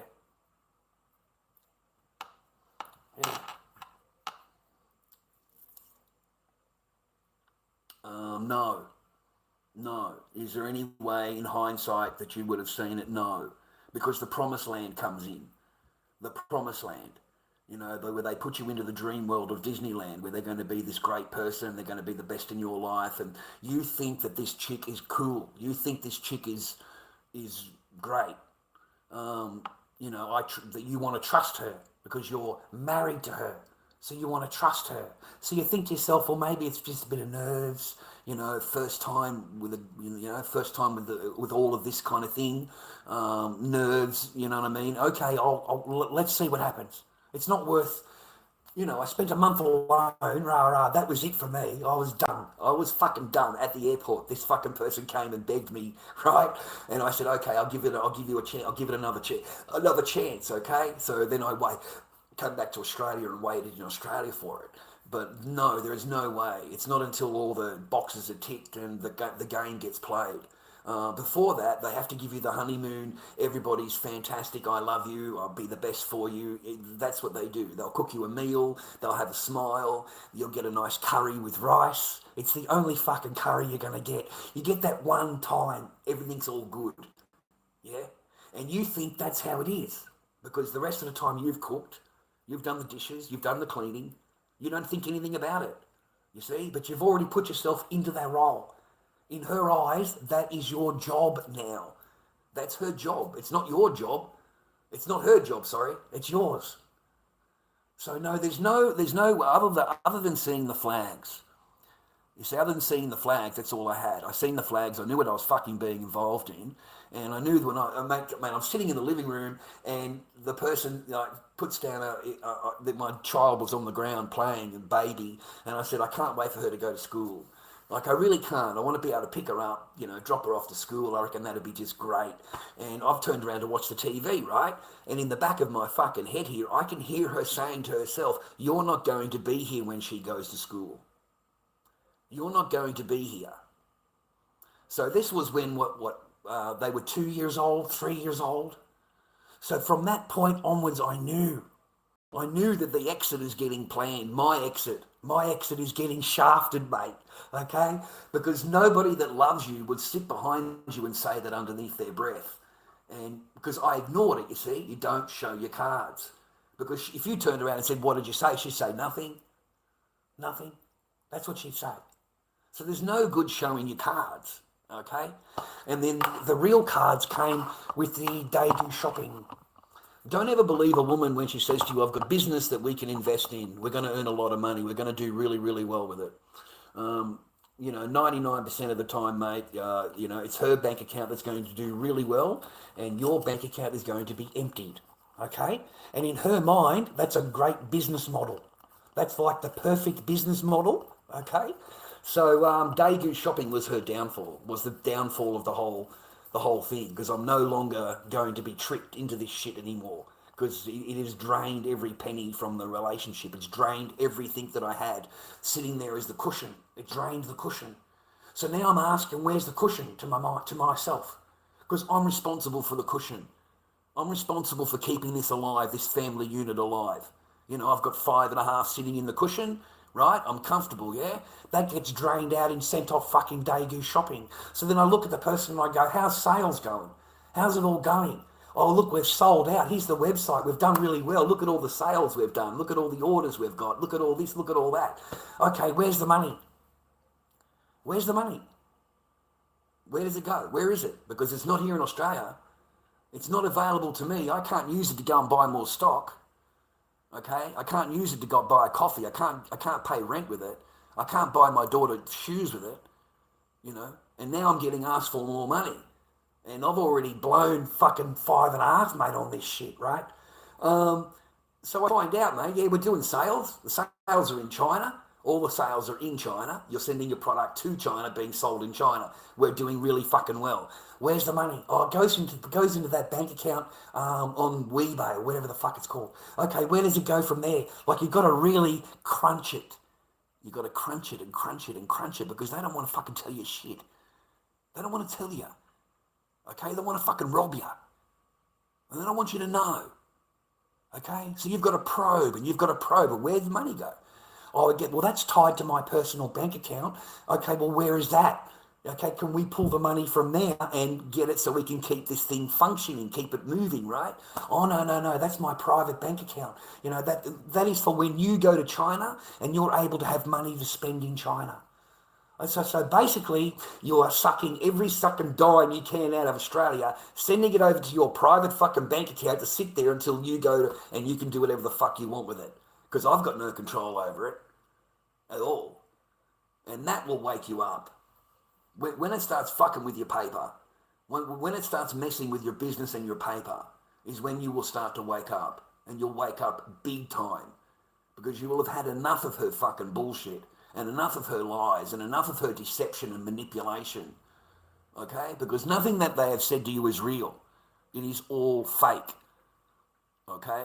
So the idea is to get your as much resources out of you as they can, turn your life into shit so that you actually leave all broken-hearted in your car, crying your eyes out because, you know, they're so fantastic of a person, you know, that you've lost this great gem in your life. Okay? That's how good they think, mate. They're fucking gold, brother. You know, there's not a single woman walking around on God's given fucking earth, mate, that doesn't think that the vag is gold. Gold. Even platinum, mate. Okay? It is the best of the best of the best, right here. And it doesn't matter how many partners or whatever marriages, it doesn't fucking matter, mate. It doesn't matter if they're fucking 60, 70 years old, it's gold. This is fucking gold right here. Fucking hell. I'm serious, bro. There's 60-year-old women that are looking for their last marriage. 65-year-old, 55-year-olds looking to get married. How long do you think that's going to last? Before she fucking divorces you and takes your retirement, takes everything she can out of your bank account, and she's 65, 68, 70 years old, 75 years old, and your ass is going to end up, you can't even afford where you're living by the time she's done with you. And that's that last grope before death gets them, that last thing, mate. And why? Because it's gold. This is gold, even at that age. It's gold, okay? And if you want gold, it's expensive.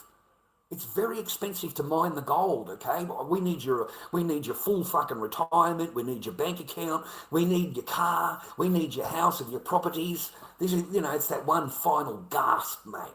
That one final prize wheel before they hit the ground. Yeah? Even at that age, 65, 70 years old. There's videos on YouTube. You can watch them.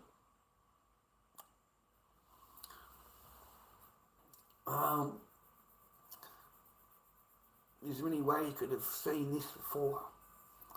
No, I answered that question. Absolutely not. It's well hidden. It's well hidden, buddy.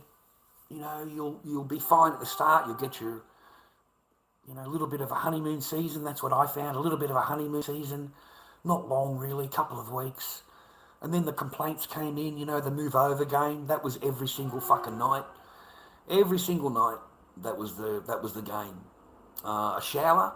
I was weighed when I got out of the shower. They had the electronic weights sitting there, and they would weigh me. Look how much weight you've gained. Look how fat you are now. Look how much weight you've gained. And they would weigh me every fucking night and tell me how fat I am.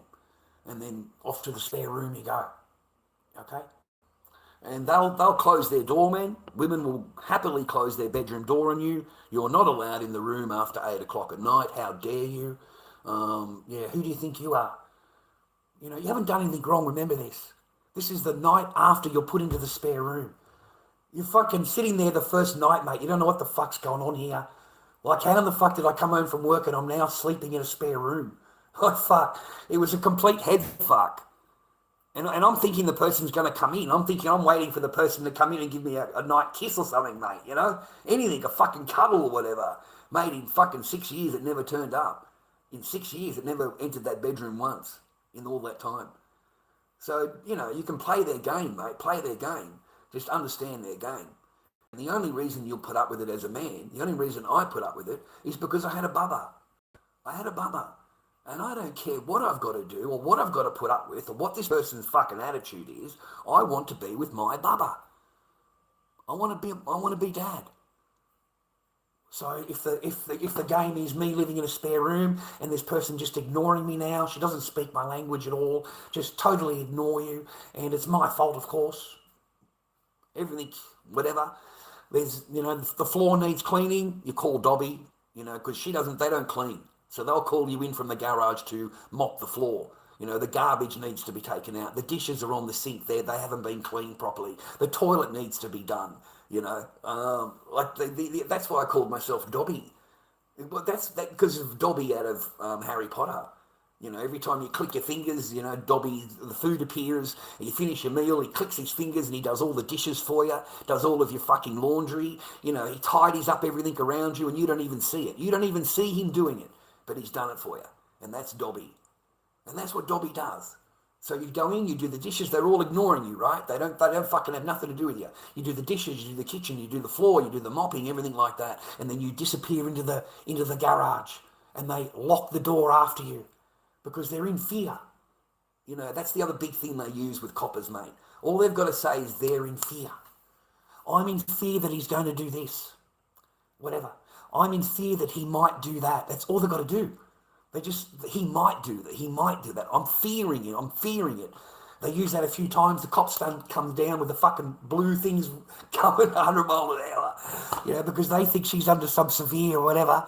And the cop's willing to get rid of you. The cops told me, by law, if they get called to a place 6 times over any given amount of time, they will automatically remove the man. Automatically.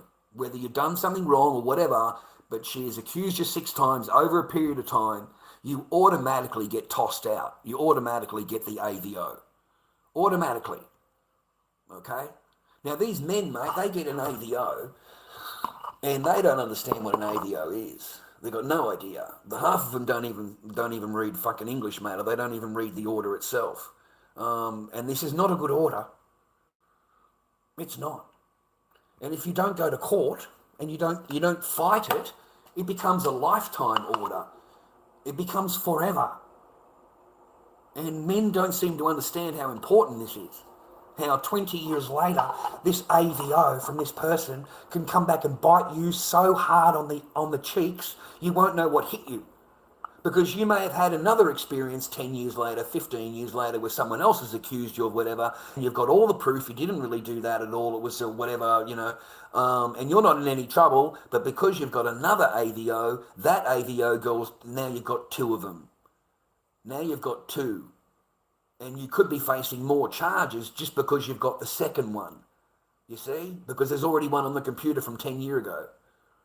You're a danger to that person. They had to have it on you for life. They had to have it on you 10 years later because you're going to track that person down. They will invent a fucking story. Okay? They only have to just invent it, mate. It doesn't have to be real. They can just create any shit they want. And it's not until it's in front of the judge where they have to provide evidence. You see? They have to provide evidence. But before that, they can accuse you of whatever they want. Whatever the woman wants to accuse you of, there's no holds barred. And there's no proof needed. They don't need proof. It's just, I fear this, I feel that. That's all they need. And they can have you arrested, taken away off your property, the whole shebang, depending on what they've said and depending on your attitude to the cops when they turn up. Like if you give any whatever attitude or whatever, you're not happy about whatever, mate, they will fucking put the cuffs on you and escort you straight off the property, straight away. So, they're pretty full on, man.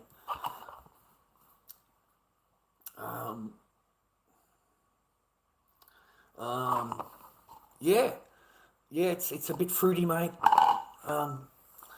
It's okay. It's nothing special. It keeps me medicated. Whatever. I'm cool. I'm cool.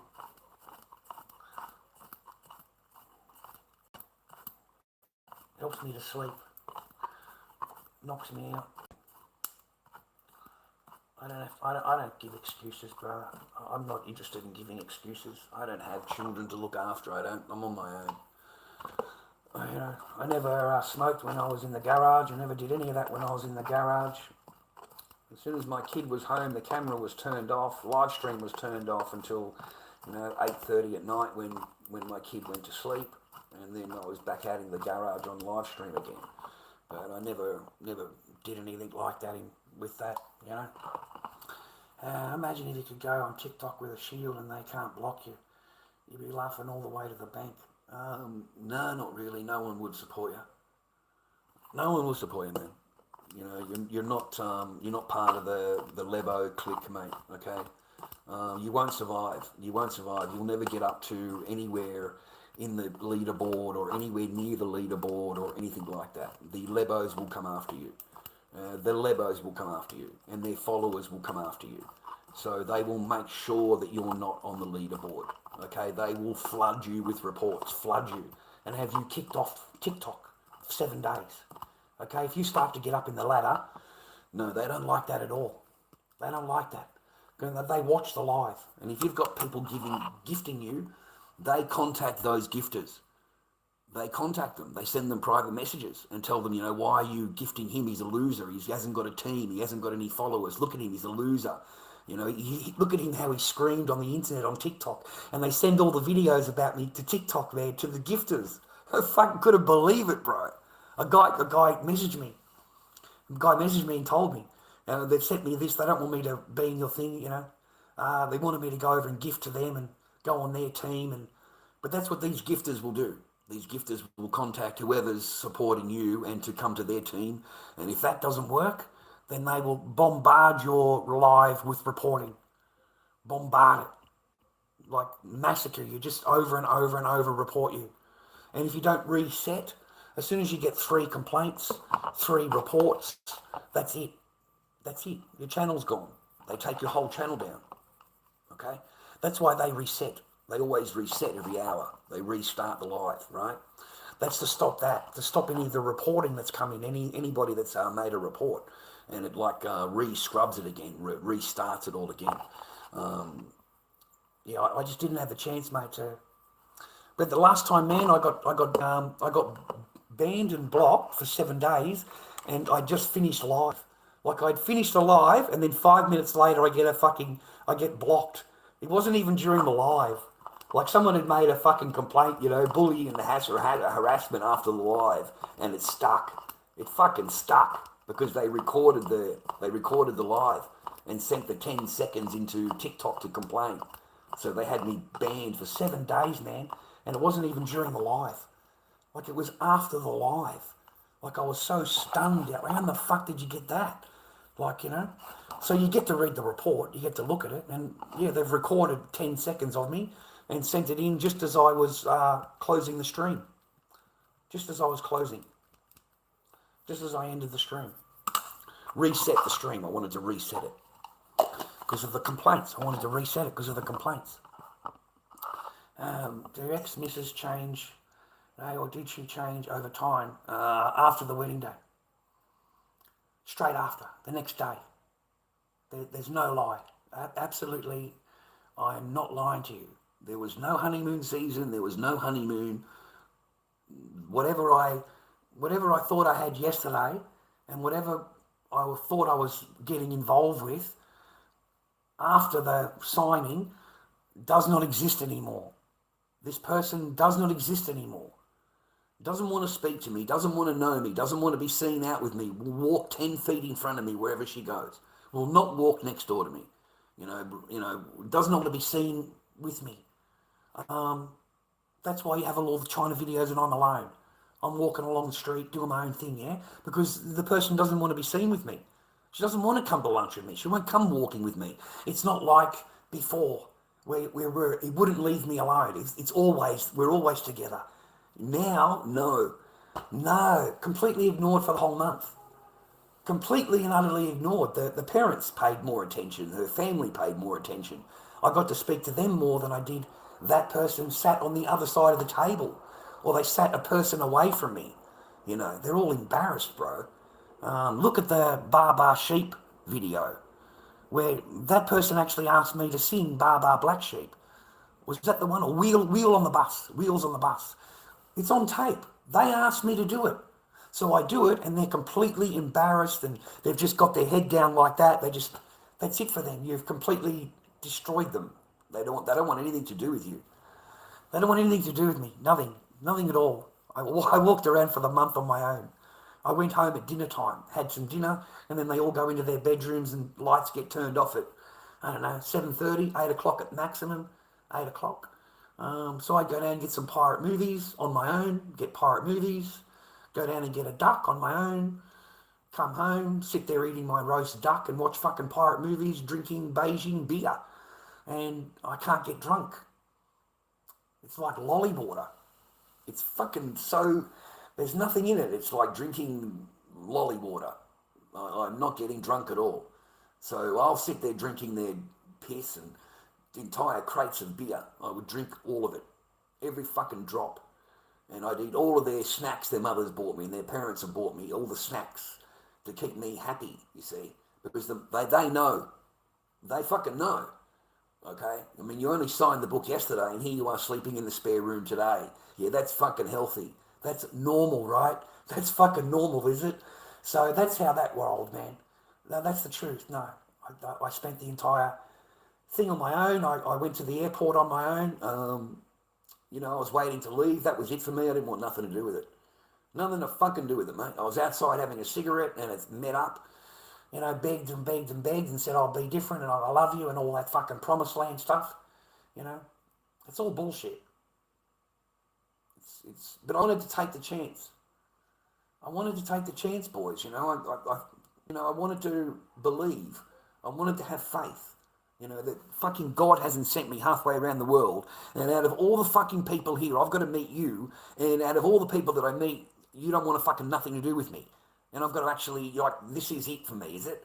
Out of all these fucking women here, right? I've got to meet the one that doesn't want to fucking bar with me, mate. Doesn't even want to be seen on the street with me, mate. I'm embarrassing to her. She's embarrassed. Yeah, I've now become the old man.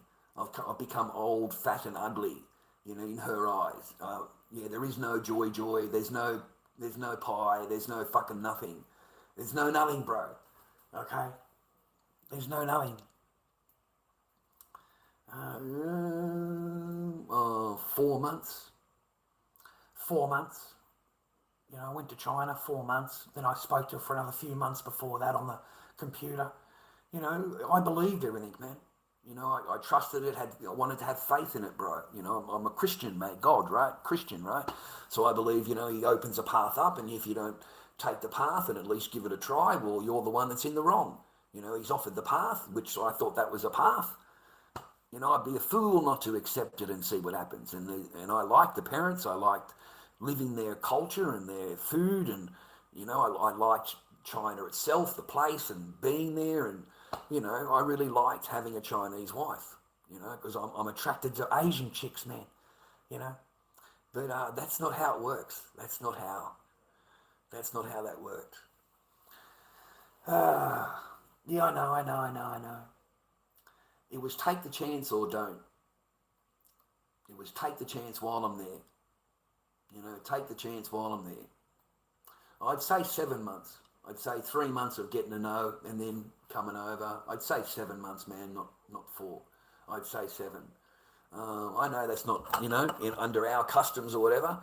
But, mate, this person's promising you, right? She's laying it on, brother.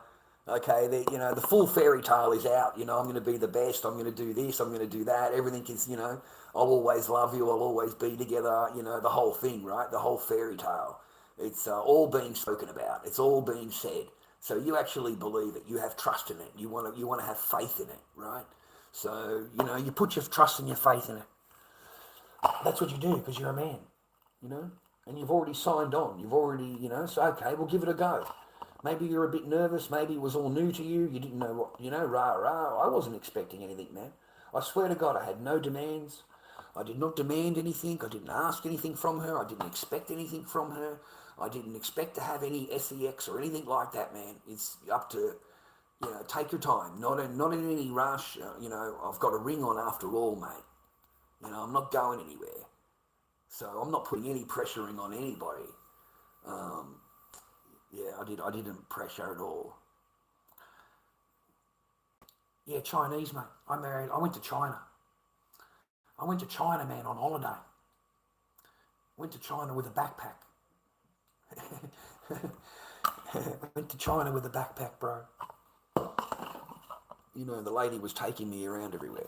I met her on the internet, didn't think much of it. I met plenty of chicks on the internet, mate. She wasn't the only one. So no, just show me around everywhere. Let's have a good time. No expectations. Just can you show me around your country if I come over? That's what I said. You know, I've never been to your country. You know, maybe I could come over and have a visit. Is it impossible? Is it hard to do? And she said, no, I just write you a letter. I write you a letter that you're staying with us and that we vouch for you. And she said, you'll have the visa straight away. She said, otherwise it's hard to get to China. You have to take a tour bus to come to China. I don't know if the same thing now, but back then, you know, you had to have an invite paper from somebody that lived there. So that's what I did. You know, I didn't know that's where I was staying. I didn't know it was all that.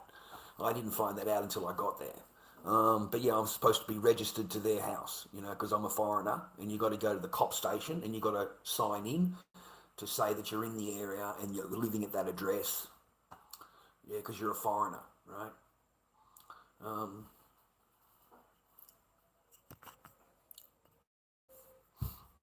That's what they do, man. They blame culture. You know, I've got a different culture than you. No, mate. No, they're nicer here. An Asian chick here, mate, is a lot nicer. An Asian chick here. I mean, you know, seriously, bro. You know, you're with the person for fucking, what, 8 years? You know, 8 years or whatever, and they still need a translator. So that goes to show you. Still need a translator for all fucking communications. Don't understand anything. Yeah, I'm a poor girl. I don't understand anything. Okay?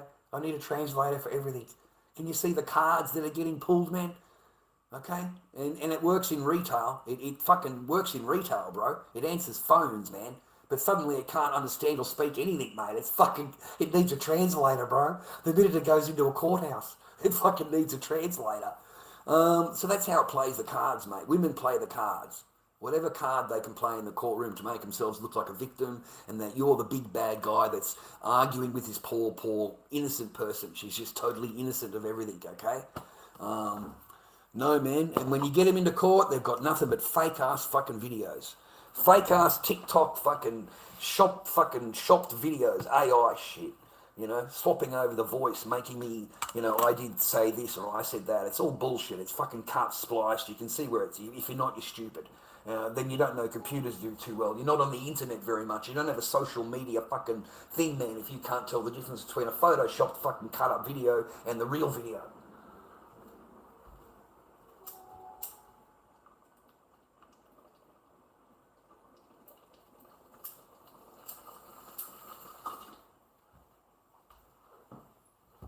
And what's cruel about it is that person, mate, she's happy to put you in the nick. She's happy to jail you, brother. She will jail you based on those photoshopped videos or whatever she can produce. And she'll sit back and feel like, you know, she's done a good job. She will, man. She'll congratulate herself. She was able to get you charged. Yeah, she will feel proud of herself. Happy with herself, mate. I remember getting called into the lawyer's office in the city. I live in fucking Frankston, right? So I've got to take the train into it really bugged the shit out of me. Like, what's the problem? Like, what do you need? So I get called in there, right? There's 3 pages of videos. 3 pages. All of these videos from TikTok. There's some videos that I don't even recognize. They're not even fucking me. I don't know who they are. I said to the lawyer, what is this video? I don't even recognize. This isn't even me. This is some Indian fucking video that they've got on there. And I'm flicking the page, and it's all these videos from TikTok, all of them. And they are expecting you, your lawyer, your family lawyer, is expecting you to answer to every single video what their complaint is. It'll take you hours. Like I said to the player, I said, we're not still playing this, are we? You know, we're not, you know. I said, you know, TikTok and YouTube and AI and, you know, these are spliced videos. Where are the videos? So they give you a piece of paper, 3 pieces of paper with all the video titles. Okay, where are the videos? What do you mean, Mr. Barker? Well, I need a copy of every video. Okay, before I answer anything, I want a copy of every single accusation. Where is it? Where's the video? We haven't got it, Mr. Barker. Why haven't you got it? Because it's disgusting, Mr. Barker. We can't watch those videos. I said, so you're supposed to be my lawyer. You're my lawyer, right? You look after my interest, right? She's gone, yeah. I said, and you've called me into your office and you're questioning me about videos that you yourself as a lawyer have not looked at. Your own client. Okay? You're in here just accusing me. You haven't looked at the videos. You're my lawyer. You are supposed to look at these videos to see if there is any evidence against your client. Before you ask your client to come into the office to prove these videos wrong, you need to make sure these videos actually exist. Do these videos exist? You know, I'm paying out on this person, man. This is supposed to be my lawyer. That is how your lawyer does not help you at all in family law court. They are there to get paid. They're there to answer emails and phone calls because that's how they get paid. They're there to hand paperwork in because that's how they get paid. And then they get their $2,000 for turning up to court and keeping their mouth closed. They get paid. They don't care about your whatever, accusing, whatever. They don't care. They just want to keep you on the mouse wheel. You know, on the mouse wheel, answering to this person's fucking fake ass allegations. So what I did is I went to the front page and I wrote on the top of it, I don't answer to bullshit. That's what I wrote. There's your answer to my videos. There's your answer to the accusations. All right? Because as far as I'm concerned, you haven't got anything unless you've got a video. Unless you've got every single video that you've marked down in these 3 pages, yeah, I don't even want to discuss it. Okay? Why am I being questioned about it? So in my eyes, it's all bullshit. It's all, and that's how I spoke to the lawyer. I'd had a gut full of her. You've done fucking nothing for me and my daughter. Absolutely. I told her, you've done nothing for me and my daughter. I can guarantee you in 6 months' time, we are going to be sitting here and you'll have not done a gut. You've done nothing for me and my case at all. And I wasn't wrong. Here we are. It all got adjourned. Then I got called into this office and I said, here we are. What did I say to you 6 months ago when I first met you? 6 months ago, I told you we would be here and you haven't done anything for my case at all. Nothing. And I wasn't wrong. All they do is adjourn and adjourn and adjourn if you're a man. They just adjourn. And they don't need proof of anything. You will be accused of everything under the sun. Because it's family law court, they don't need proof. They don't need proof. Don't you understand that? They can just present it in court as real, as facts. And look, he's got all these videos. And look what he said on TikTok. And look what he said here and there. And I just fucking looked down like that and started laughing, right? Because they're playing the videos. So then the children's lawyer pipes up and says, oh, Mr. Barker, you're not watching the videos. These are very important. They're disgusting videos. I said, they're fake. I said, I've seen them before in the magistrate court. I said, they're the same videos. Have you got the one where I said my daughter needs a DILDO? Because that's the video you had on your list. You know, I bought my daughter that for Christmas. The most disgusting fucking thing you could ever think about. Have you got that? Where's that video? You know, where have you got the one where I'm filming my daughter, you know, NAKED on live stream on YouTube? Where's that video? Okay, because you're good at accusing me on paper, you know, because that was the 2 big videos I wanted you to put up because I want to, because it's me walking on the beach. It's got nothing to do with the title. Absolutely nothing to do with the title. So the trolls just make up fake titles, run a clip, any clip, and just run the fake title on it, and it gets views. That's, you know, what do they call it? Rage baiting or whatever they call it. Click baiting or whatever they call it. It's that. They put a shit, you know, title on it. A really horrible, horrible title. It doesn't last on YouTube. People are not going to put up with that. It's not going to last. So the whole channel, their channel will get taken down or the video will get taken down. But all they need to do is have it for 2 seconds and take a couple of pictures of it on the phone and they can say, look, it's on YouTube. Look, everybody's watching it. Look what he did. Look. And that's all it took. That's all it took. All right, now those videos are all gone. Thank you. It wasn't me. It was you guys did it. You know, my stream, my channel did it, not me. My channel, you know, you just had enough. Had enough of these titles, had enough of talking about kids, had enough of talking about minors, bringing in pictures in and shit like that. They've got families, mate. We've all got fucking kids, mate. They had enough of seeing those videos, those kinds of words. You know, they can't stand behind them, brother. They can't stand behind that, you know, that kind of video.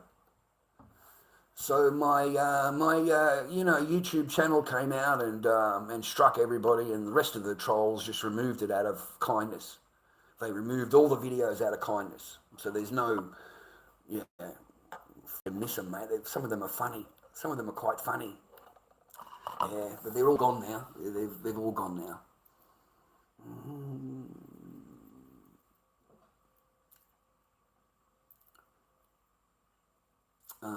Yeah. Please don't judge all women on scam. No, man. No. Stacey the same. Louise, Susie the same. They all cheated, mate. They all lied and cheated. I knew nothing. You know, there's all stories with them. I have never met one that hasn't, mate, that I haven't caught out in some way or another. And each one of them really hurt. They really, really hurt, and they taught me. It doesn't matter how you live or what you offer them or anything, the place that your lifestyle and your resources that you have. If there's a greener pasture, then they will monkey branch. There is just no doubt about it. They will monkey branch. And, you know, I've had 2 of them monkey branch, mate. And one of them, 3 of them, and one I was married to, a complete monkey branch, straight from one to the other. No break, straight from one to the other. You know, Stacey's wanting to do it in front of me. She's wanting to get chatted up. She wants to go for lunch with this guy. Fuck, are you kidding me? This is my girlfriend. Lives with me, right? And she's trying to pull the rug, right, without you knowing about it. Well, I just laid it on him, sent him away for an hour to have lunch, come back, and I'm fucked off, right? You know, Louise the same. We had a beautiful life together, man. Really nice house, full of old furniture. You know, I used to buy and sell antiques. So I had a really nice house, man. But it wasn't good enough. You know, all it took was, you know, because we did plays together. We did plays, you know, real stage plays, and we would get parts and go and learn the parts, and it was fun, right? It was fun for me. You get different parts, you know, on a stage, and the people would buy tickets, and we'd put the play on, and we did that for a while together. That's how we grew together. And all it took was this guy who just completed a commercial, was on TV, it was running on TV. It was just a 30-second fucking insect commercial, right? And but now he's in the play. And now he's taken fancy to my girl, who's the opposite. He's the main part and she's the secretary, whatever the fuck, I don't know.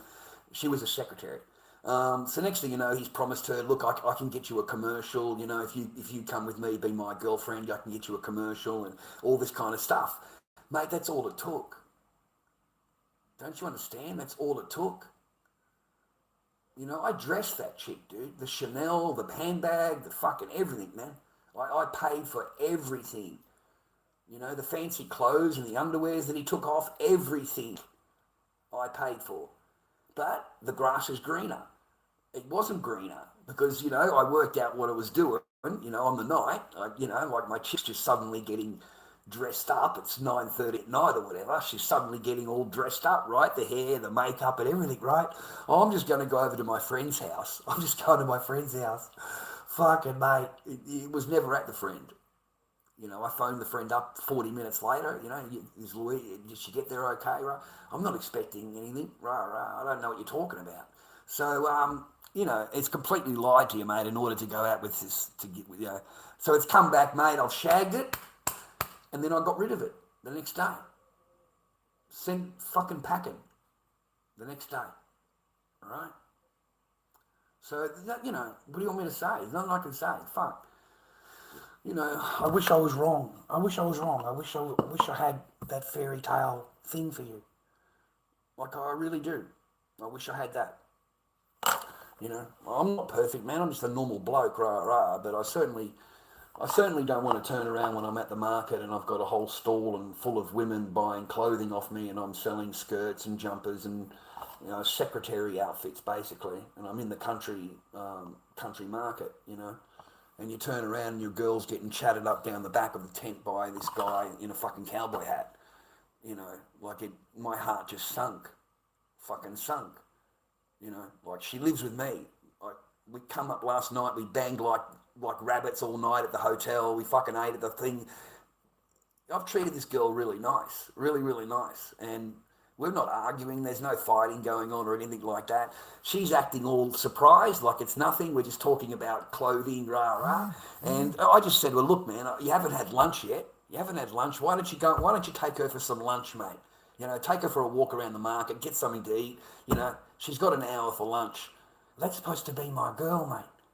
But my girl turned around and walked away with the cowboy. Okay? It's not your girl. It's not your girl, buddy. All right? Now, I left her, come back to Melbourne. She caught a ride back. Okay, it's a week later, whatever. He phones me up, it's apologising. I didn't mean anything, rah, rah. Of course, that's what they do. Because, unless she can move in straight away and she's getting some resources from the guy, she can't really do anything with the guy, okay? So anyway, back it comes. It's again living with me. It's all happy, everything right. It invites me to the birthday. Come to my birthday. Great. She's 21. And I ended up going there earlier and going in the spa with her, okay? A little bit of spa work. A little bit of fucking spa work, mate. There's bouncies going off the fucking water. Oh, it's fucking huge, brother. You got no idea. My little chickie babe's a good sort, brother. Fucking, it's massive, with blonde hair, blue-eyed, fucking short hair Australian chick. Really cute and can cook, man. She's a chef. She can really cook. So I was happy as fuck with her, man, because I could actually cook a meal and the next day she would cook me a meal. It just wasn't me cooking all the time, which I hated. So I ended up banging her in the fucking spa, mate, in the afternoon. So I'm waiting, right, for this party to start, right? So I thought I'd fuck off for a little while, go and have a few chongas, because I'm done, right? I'm spent. I'm fucking spent, right? I gotta go home and have a shower, fucking couple of codes, fucking relax, right? I'll leave you, I'll see you fucking later, right? So I banged it and fucking got home, right? So it's fucking 6 or 7 o'clock at night. I thought I'll have a shower and get over there, right? Because I'm the boyfriend, right? But I don't really want to. I'll see you tomorrow night or something, I just spent the afternoon with it, mate. I fucking everything, just fucking, I've still got plenty of pictures in the mind happening, okay? So I don't know, there's no relapse of the fucking mind going on. But mate, I was there and surrounded by DICK. The entire fucking party has shagged her.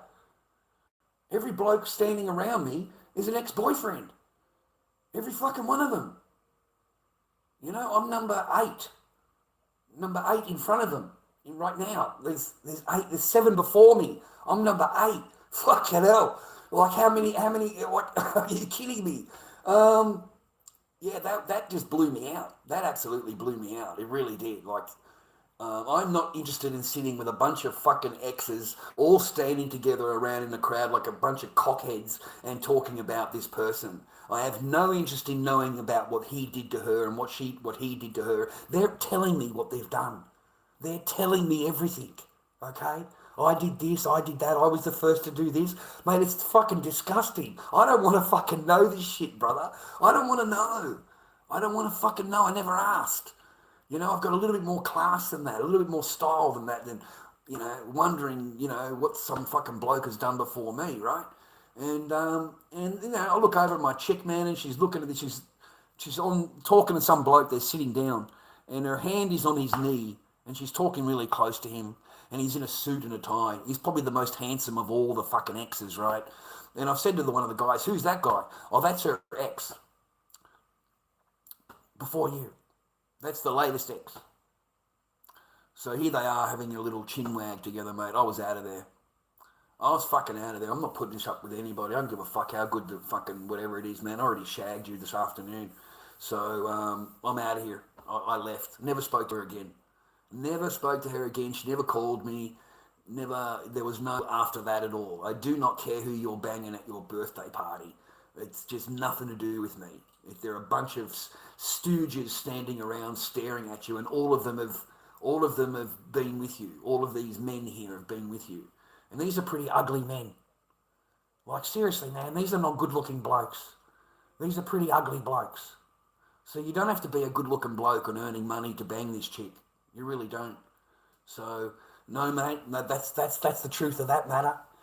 You know, that's facts, mate. That's facts. So you better wake up to the game, brother. Play the game, okay? Just don't fall into the game. You don't have to marry them. You don't have to marry them. You don't have to move them in. But you can play the game. If you don't play the game, mate, there's no panties, okay? There's no chance of any at all. You may as well be a friggin' monk. So you've got to learn how to play the game, okay? And hopefully it doesn't cost you everything that all of your resources that you have garnered over your lifetime, because that's what you risk. That's what every man risks, okay? It's a huge risk. You know, it's like signing a contract where they get a golden parachute when their feelings change. They get a golden parachute, brother.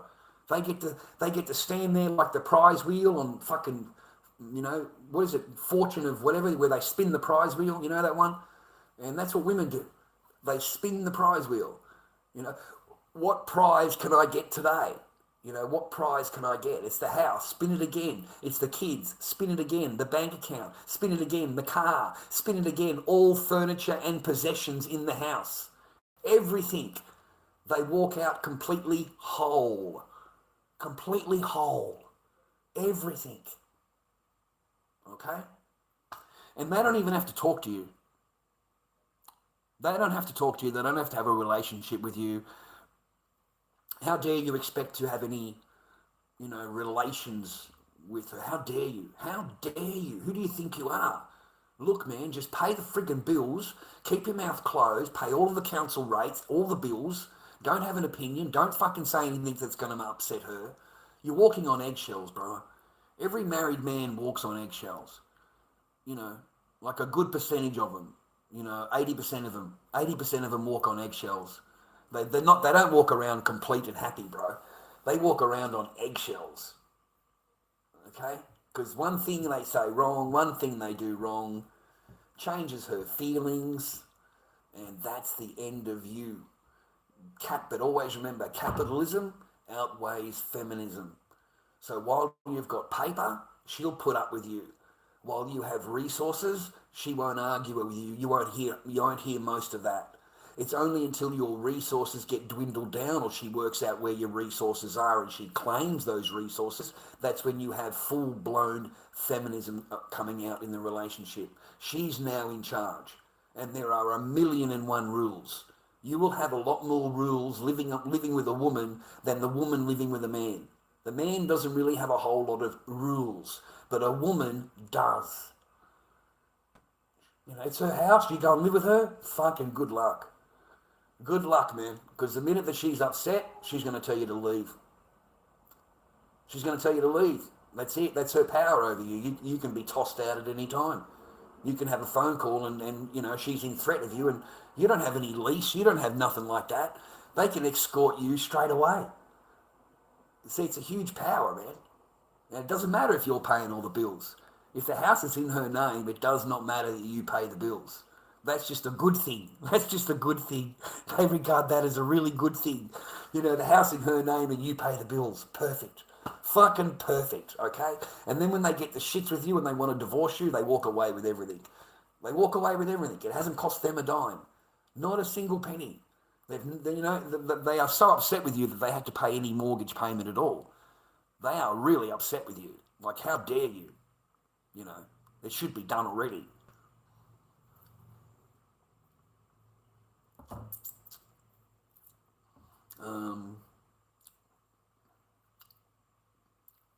Well, that is how they become wealthy. Okay? That is how they become wealthy, mate. They don't become wealthy because they're clever and smart, mate. You know, some women do. You know, there are certain women that have created shit and done and are very wealthy, right? The lady with the juice bar, the lady with nads. You know, there's several women, mate, that have become multimillionaires through their own invention. But you know, a majority of it, the 80% chance there is they get it through divorce. They get it through divorce. Yeah, they don't get it through their own thing, man. And the woman always wants the $5 million house. She wants the big flash house. She wants the brand new furniture. She wants all the new handbags and lipsticks and nail polishes and all of that stuff, man. Yeah, you're up for that also. I remember spending over $400, mate, on soap. Soap. This person's gone crazy at the soap shop. We've got hundreds of dollars worth of soap sitting in the fridge, and it poisoned everything in the fridge. Everything, whatever's, you have to throw the entire fridge away because it taints into the soap smell goes into the milk, even the juice, everything, man. I don't know how, but the milk tastes like soap. So the whole fridge had to be thrown out. All the freezer food definitely had to throw out. You could smell the soap on it. You could smell it, okay? So no, man, they will buy and waste fucking, But you're not allowed to do anything, dude. There was a point there where I wasn't even allowed $5. I wasn't even allowed money to go to the pool, to take her to the pool, and to buy some snacks afterwards, because my daughter gets hungry. So some chippies and a drink, or an ice cream or something, just normal shit. And, I've got to fucking steal 20 bucks out of the purse, man. I've got to steal 20 bucks in order to do it. Because it's my responsibility to stay home and look after the house and look after the drop off and the pickup, because someone has to be home, otherwise they can't drop the child off, and in the morning someone has to be here to wait for the bus. So I can't. They've got a full-time job. They've said to you, look, can you just, for a couple of months, can you help me out here a little bit and stay home and, do the bus and take care of Echo and bathe her and get her changed and food and dinner and all that kind of stuff. So that's what you did, man. You looked her after. You got her changed. She had dinner straight away. 4:30 in the afternoon, man. My kid had dinner every day. 4:30. As soon as she got off the fucking bus because she's hungry, I put dinner straight on, man. And my kid would eat like no tomorrow. So she doesn't have to wait 2 or 3 hours for her shitty little fucking noodle dinner with Spam. Who in the fuck eats Spam, brother? Mate, if I never see a can of fucking Spam again, I'll be a happy man. I never fucking liked Spam before that, dude. I never touched no fucking Spam. But, I've never seen so many Spam cans in the fucking cupboard, bro.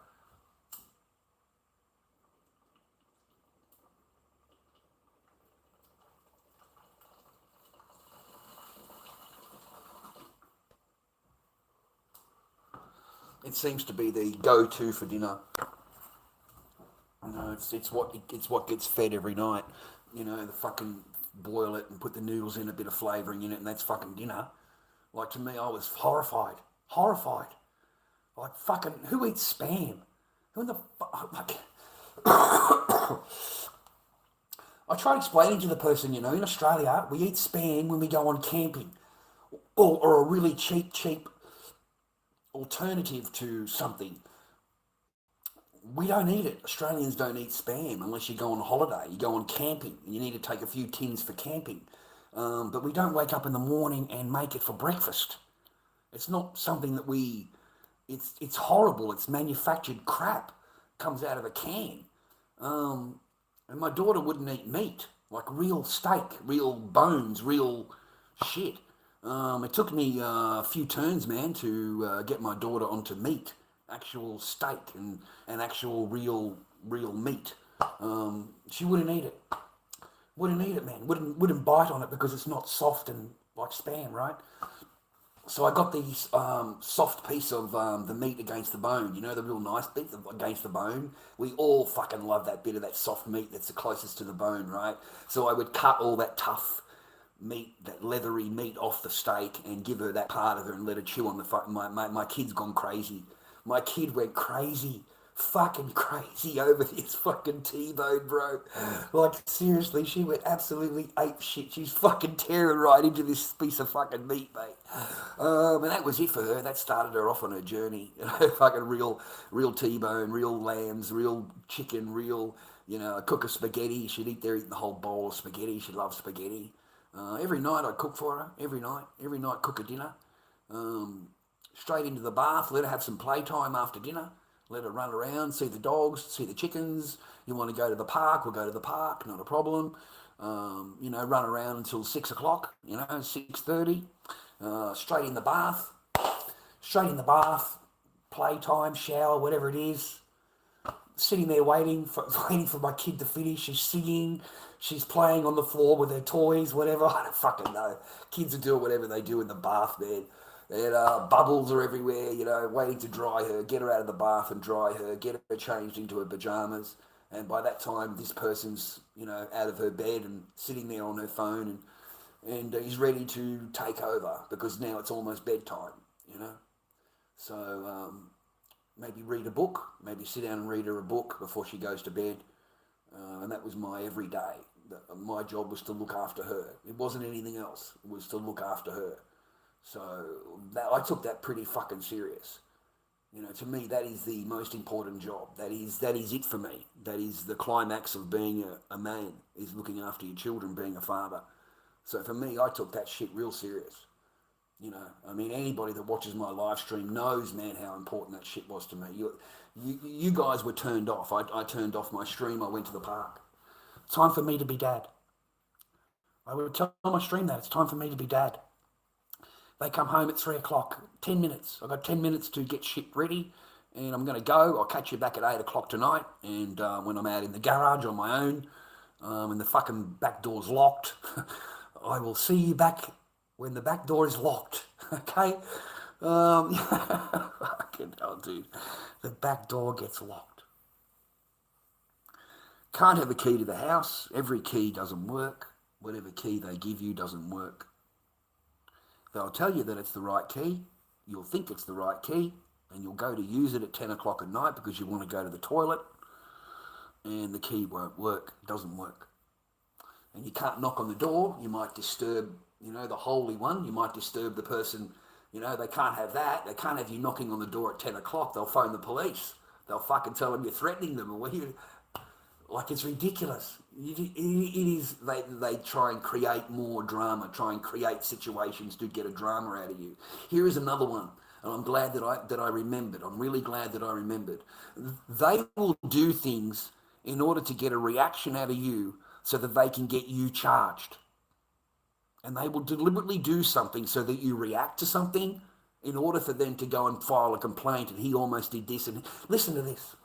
I'm in the living room. I'm watching TV. It's come home. It's all upset. It's fucking raving and ranting because there's toys on the floor, right? Toys on the floor. You know, are you fucking kidding me? This person's going off her head, mate. Abusing me. You know, I want it all cleaned up before I come home. How dare it? The house is looking like this. I want it clean when I come home. I want all of this tidied up before I come home. And starts yelling at my daughter, right? And I'm telling you to yell at me. It's my job. It's not hers. She's fucking a child. It's my job, not fucking hers. Okay, you know what I mean? And you don't have to yell at her. You can yell at me, okay? Because I take that shit real personal, okay? It's my fucking job, all right? It's not her job as that child running around cleaning up everything, worried when you get home that everything needs to be cleaned, otherwise you're going to be upset. That's not how a child should fucking live, yeah? So, you know, I said to her that, you know? So, you know, it's gone storming into the bedroom, right? The little one's followed her in because she's upset now and, you know. So it grabs a coat hanger. It's got a coat hanger in its hand. Little one's standing in front of her and she's tapping my child with the coat hanger on the shoulder. Like that, with a steel coat hanger, tapping her on the shoulder. And in my view, my eyes, that's threatening my daughter. In my eyes. I'm in the living room watching it happen. That, to me, unacceptable. Unacceptable. I don't accept that at all, okay, because I have a past that people don't know about. So I will not accept a child being hit with fucking anything. Anything. So I actually got upset about it. So I'm walking in. I took the coat hanger out of her hand and threw it across the room. Threw it across the room. And said, how would you like it if someone was hitting you with a coat hanger? You wouldn't like it very much. Why are you hitting her with a coat hanger? The bitch gets on the phone, makes a fucking report straight away, saying that I threatened her with a coat hanger. Straight away. Bang, reported. I threatened her. They come, they do their interview, right? They come and interview me, right? And I'm telling them that she was hitting the child with the coat hanger, and I went in, exactly what I just said to you, word for word. They wanted to charge me. How dare I take the coat hanger away from her? How dare I do that? You know, And I said, oh, she's hitting the kid with a coat, and that's acceptable. Me taking the coat hanger away from her, unacceptable. So I'm supposed to sit there watching her chastise with a coat hanger. Do you realise how much trouble I would be in, mate, if that was me? Do you realise how much trouble I would be in if I was the one hitting my daughter with a coat hanger or tapping her on the shoulder with a coat hanger? Do you realise how much trouble I would have got in as a man? Dude, I would have been in some serious trouble, okay? Because it's a man. But a woman, nothing. Nothing at all. I'm in trouble. I'm the one that's getting chastised and told off, and and I'm trying to explain to the cop that she was hitting the kid with the coat hanger. That's okay, that's her mum, she's allowed to do that. Well, I'm her father, and I don't find that acceptable. Why? Why is it okay? Why is it okay? Because it's not okay. It's not okay under any circumstances at all. It's not okay. So why is it okay? And that's why I didn't get into any trouble. That's why I didn't get into any trouble. Because why? I'll go to the courts. I'll happily talk to the judge. Oh, I've got no problem with that. That threatening me with that doesn't mean anything. Just charge me. Let's go to court. Let's go to court. Let's talk to the judge. Yeah? All of it doesn't mean anything until you go to court, buddy. Remember that. Until you're in front of the magistrate or until you're in front of the judge, none of the whatever matters. It only matters what they can produce on the day as evidence. Not all their hearsay, not their accusations, nothing else. Evidence. And you are answerable in this court. You're answerable, And not every judge is going to look at you and go, yeah, it's acceptable that you did that, and it's unacceptable that he stopped you from doing that. Because that's all I did. I didn't touch the person. I didn't threaten anybody with anything. I took it out of her hand and I threw it across the room. It was nowhere near her. Okay, so why am I being questioned, and is she in any trouble at all? Okay, because it just didn't make sense to me. I said to the copper, if it was me doing that, I'd get charged. I'd get into trouble for doing that. But they get a free pass because they're women. They get a free pass. You can't do that, mate. You can't do that. Okay. I remember dropping the kids off. First marriage, dropping the kids off. And I don't know, a couple of hours later, I get arrested. Child abuse. I get arrested, right? Hauled down to the police station, handcuffed, thrown in the back of the divvy van, handcuffed, the whole thing, right? I get down to the station, man, and they show me a picture of my daughter. Like, it's just in her little thing, and she's got a bruise here, a bruise there, a bruise here, a bruise there. Fucking looks like she's been in a fight, mate. Looks like she's only 5. It looks like she's been in some major fucking shit, right? And I looked at the picture, turned it upside down, and I said, what's going on? What is happening here? Why is that picture? Well, what happened? Is she okay? Is everything okay? What's going on? No, Mr. Barker, you're here because you've been accused that you did that. I did that. Okay, how did I do that? How? When? The whole thing, right? This is the instance where you left them inside, Mr. Barker. When I was having a cigarette, and she said, yeah. I said, I'm happy to tell you everything about it because there's no abuse at all, okay? I have a 5 and a 3-year-old and they don't stop fighting. They are non-stop fighting. They kick, they punch, they fucking chase. They don't stop, okay? And I've never noticed. I've never, at all ever, because I just see them fighting all the time. It's just what they do. That's that age, okay? So anyway, what happened? Well, I'm outside having a cigarette, and my daughter locked the door from the inside. Can't get in. I didn't want to go in because I'm having a cigarette. So they're laughing and giggling on the other side of the thing, laughing and giggling at it. And I'd almost finished my cigarette, and I'm going to try and work out a way of unlocking the door, right? Because they're not going to unlock the door. They're having a great giggling, laughing, keeping me locked out. Okay, that's just what kids do. So I said to my oldest, I said to her, look, what I'm going to do is I'm going to count to 20, okay? And I'm going to come and find you. We're going to play hide and seek, okay? So I want you to unlock the door. I promise that I won't come in. I will count to 20. You can hear me counting, and I want you to go and hide. That's what I want you to do. So, of course, they've unlocked the door. They've both fucked off, right? They're hiding, right? I live in a 2-bedroom apartment kind of situation, you know, alone, plenty of room. There's a living room, there's a bedroom, there's plenty of rooms to hide in. But, of course, they're all hiding together. They're sisters, so they're hiding underneath the bed, underneath the doona. And you can hear them, you can see them. It's quite obvious they're hiding underneath the doona. You know, they're giggling, they're laughing. I'm walking around the room, opening up the cupboard. Are you in here? Can I see you in here? I can hear you giggling. And I'd close the cupboard. I'd open the drawer up all around the room. I'd open up all the different drawers. Where are you hiding? I can hear you giggling. And they'd be giggling and giggling and giggling, right? So finally, she said, well, what did you do? I said, well, I walked up right really quiet. I got really quiet. And then I snuck up on him. And then I went, rah! And I grabbed them. I grabbed both of them under the doona, and I went like that on the doona, you know, and went rah. And they both giggled and laughed, and we jumped out of the bed, and I can't remember what we did. I think we went and made dinner or something.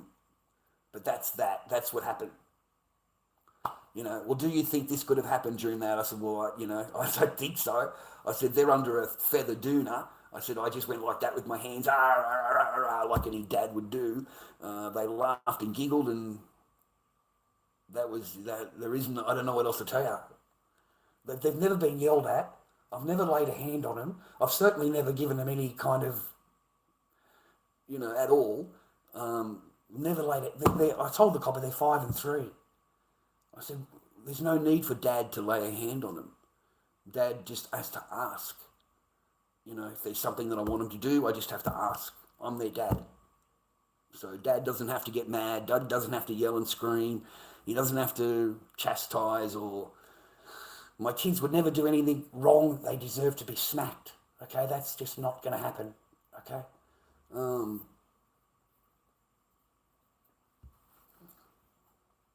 Yeah, Kaka, yeah. Yeah, brother. Yeah.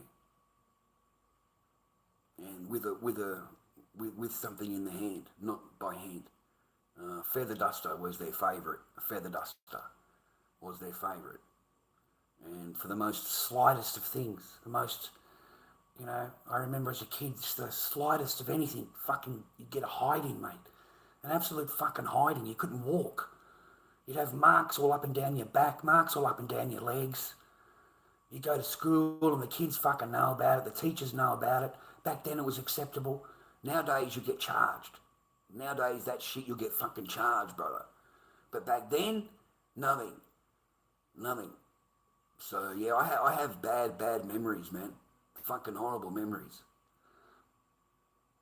Yeah, for me to ever do anything, mate, you know, yeah, it's just not even going to happen, brother. It doesn't even come into the mind at all. You know, that's why I wanted to be dad.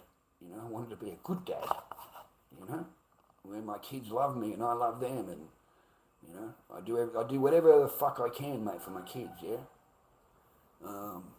That's why it was so important to me. That's why I was so broken-hearted, because you know, they can just fuck it all up the wall. They can destroy you, destroy everything, destroy your relationship, destroy your marriage, destroy your fucking kids. They can destroy you and walk away and bounce on top of another bloke and not have a second thought about it. Nothing.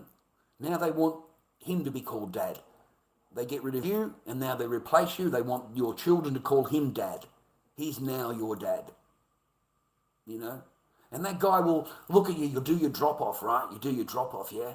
And this fucking monkey's standing there, yeah? And he's telling me they're not my kids anymore. They're now my children because they live with me now. So I'm not going to be dropping them off or picking them up anymore because they live with me. And I'm their new dad. I'm their dad. So in his eyes, apparently, he's their fucking dad, right? So I've said to him, why don't you just let him drive away? Just let him drive away. We'll go to the park and you can explain to me how you're their dad. You can show me how much you want to be a dad. Just let him drive away. You know, we'll go for a walk, eh? Yeah? So he goes straight down to the cop station, mate, and tells them that I threatened him, gets an AVO on me, straight away. They're such that, you know, straight away. You know, he threatened me, rah, rah. So straight down, get an AVO, and don't have to obey anything. You're never going to see your kids again, rah, rah. Now, all it means is that you're not allowed to drop the kids off, that you're supposed to stay away from me. It doesn't override a family law court order. It doesn't override my rights as a dad, you know. So they just fucked off, mate. They sold their house and fucked off and moved house and moved schools, and that's it for you. You're done. Because you need money. You need paper, bro. Family law court. That shit ain't cheap. It's set up that way. It's deliberately set up that way because it's the man that has to pay.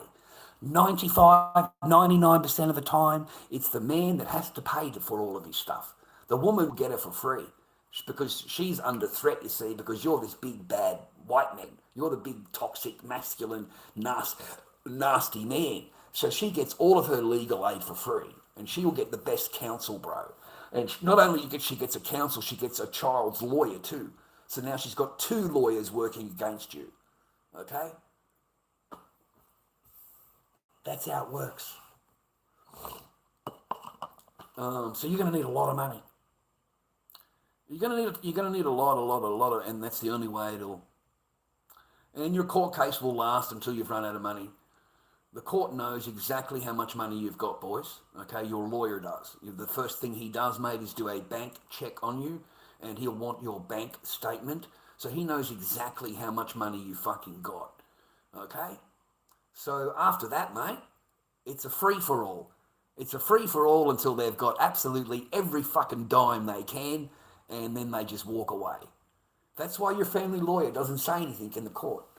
He's full of B's and P's and everything else when you're talking to him in the office. He's got this plan and he's going to do this and he can do this and he can do that. When he gets into court, mate, he doesn't say a fucking word. He just sits there because he wants it to get adjourned just as much as she does. Because if it gets adjourned again, he gets fees. He gets to represent you. The court gets paid again. You need to pay for the paperwork. You've got to pay for the courses or whatever she's demanding that you do. That's how the system works, man. It's set up to drain as much resources out of you as it can. And then as soon as it knows you're done, you're done. You're done. Okay? And they expect you, like all the thousands of other men out there, to just walk away and to have no voice at all. Never to be heard again. Don't ever talk to anybody about anything. It's because it's, you're such a bad guy. I mean, it's horrible where they actually, and you wonder why we have such a huge suicide rate and men's death rate and drug rate and alcoholism and everything else that men, how many are wiping, men wiping themselves out after family law. Look it up on Google. It's not small, brother. It's a huge percentage of men that are dropping off after family law court because they've been dragged through the fucking coals, man. They have been dragged and dragged and dragged. I spent 4 years in family law court. 4 years.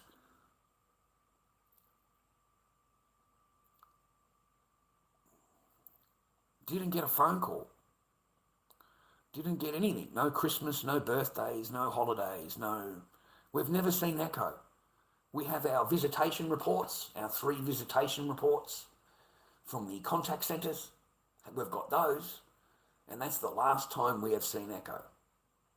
Not allowed to take a picture of her during the visit. Not allowed to have a picture. Not allowed to take a picture. Your court case is still pending, so you're not allowed to have any pictures. You virtually walk out with nothing.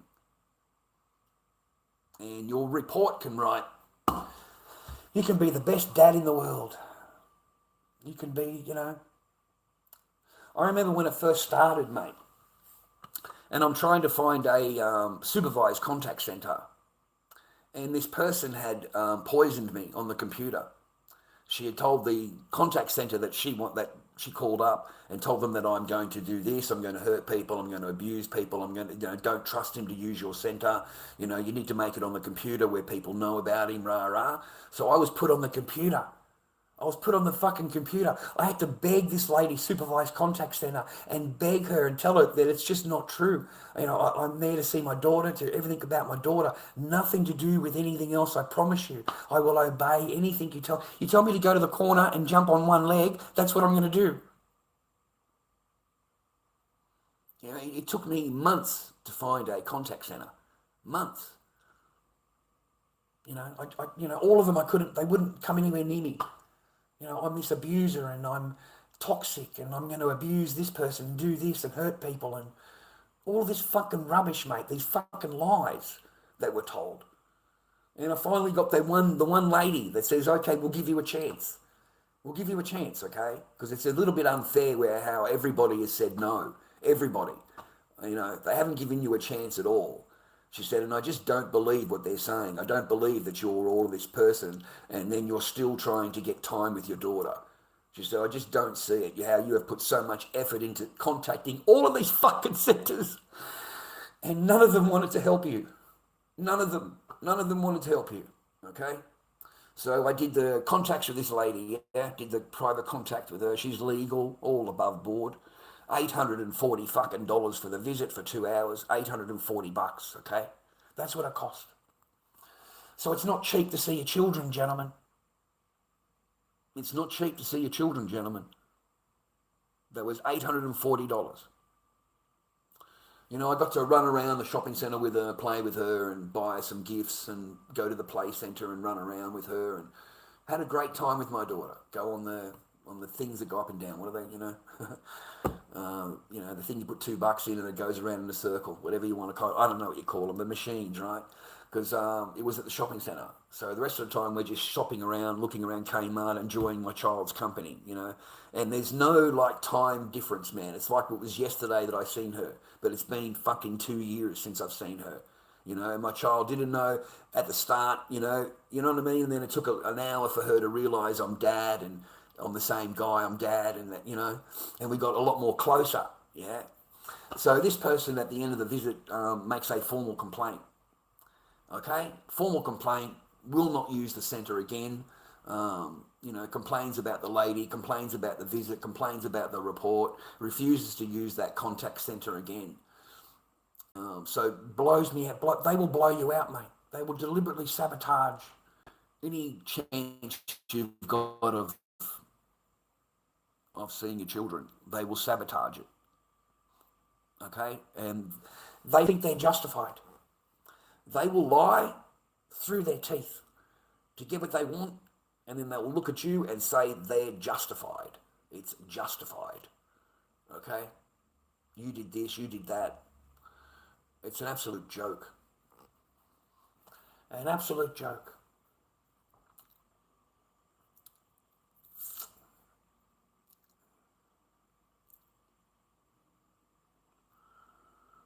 Yeah, there's no need to, Blue.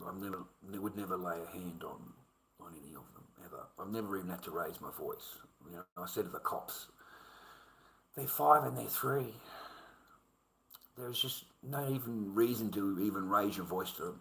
You know, my daughters do whatever a dad tells them to do. He tells them to go and have a bath, they go and have a bath. He tells them to put the pyjamas on, they put the pyjamas on. If Mia doesn't want to put the pyjamas, my youngest doesn't want to do that, all I've got to do is ask my oldest. That's all I've got to do. They follow each other. So if you wanted to do something, just ask the oldest to do it, like to have a bath and put your pyjamas on, and they just follow suit. They follow their sister. So there's no need to do anything. You know, the only person that laid a hand on my fucking kids, mate, was this new guy.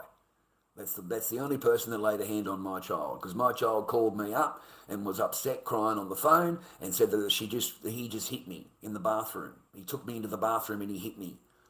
Right? So the only person that laid any hand on my daughter was fucking him, not me. Okay? Not their real dad, mate. But I believe those marks are just from them fighting.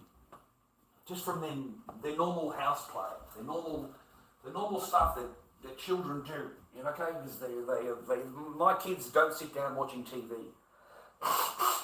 All right? The one thing about dad, mate, the one thing about me as dad, there's no TV. Okay?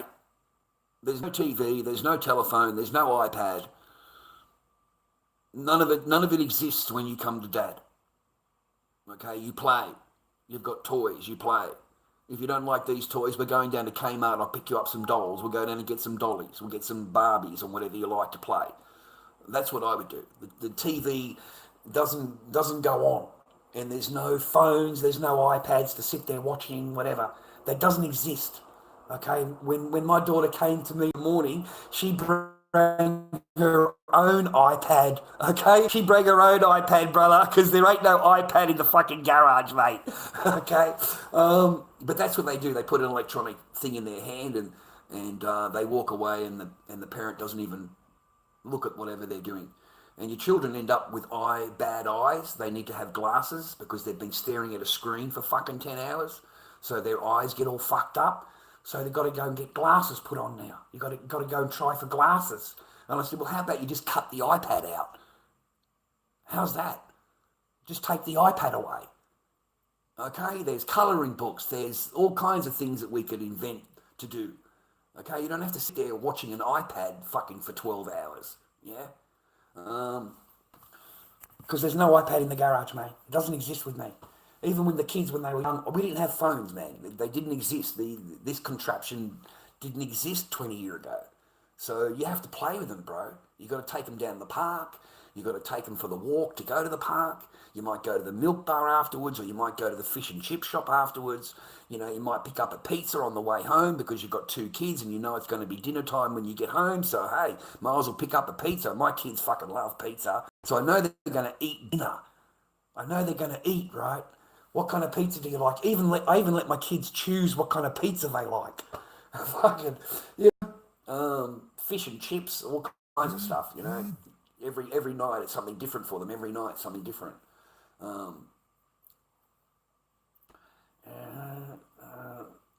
was ropeable. I phoned up the cops and made a complaint, and I was told there's nothing you can do now. That's their stepdad, and they live with him, and there's nothing really we can do about it. Nothing really. So, and I've got the AVO. You still got that on me name. I got rid of that. But I can't contact the guy. I just got really upset, mate. My daughter's called me and told me that, you know, really, really upset because I've never laid a fucking hand on mine, and it takes some arsehole, some guy that wants to be a dad to fucking lay his law down to my kid in the bathroom with the door closed. So I've got hold of the ex because I've got no AVO, right? I talked to her, and what's going on? It's unacceptable. She said, I agree. She said, it will never happen again. She said, you know, it will never happen again. She said, I wasn't here. I was not witness to it. I did not approve of it. You know, it's not something that I would accept to happen. She said, and, you know, it won't happen again. I said, well, you know, he can't lay his hand on the kids, ever, for any fucking reason, okay? So at least I got to talk to the ex. She wasn't screaming down the phone at me, you know, like we both agreed on that.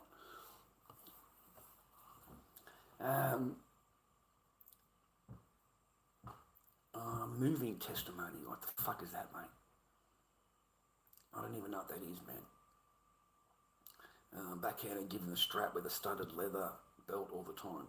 You can either raise your own kids the same way or choose to be a better for your own kids. Correct? Yeah, correct, yeah. I would never, mate. Okay? But back then, the parents were pretty strict. Parents was a different era. You know, different era. They're allowed to lay into you back then, mate.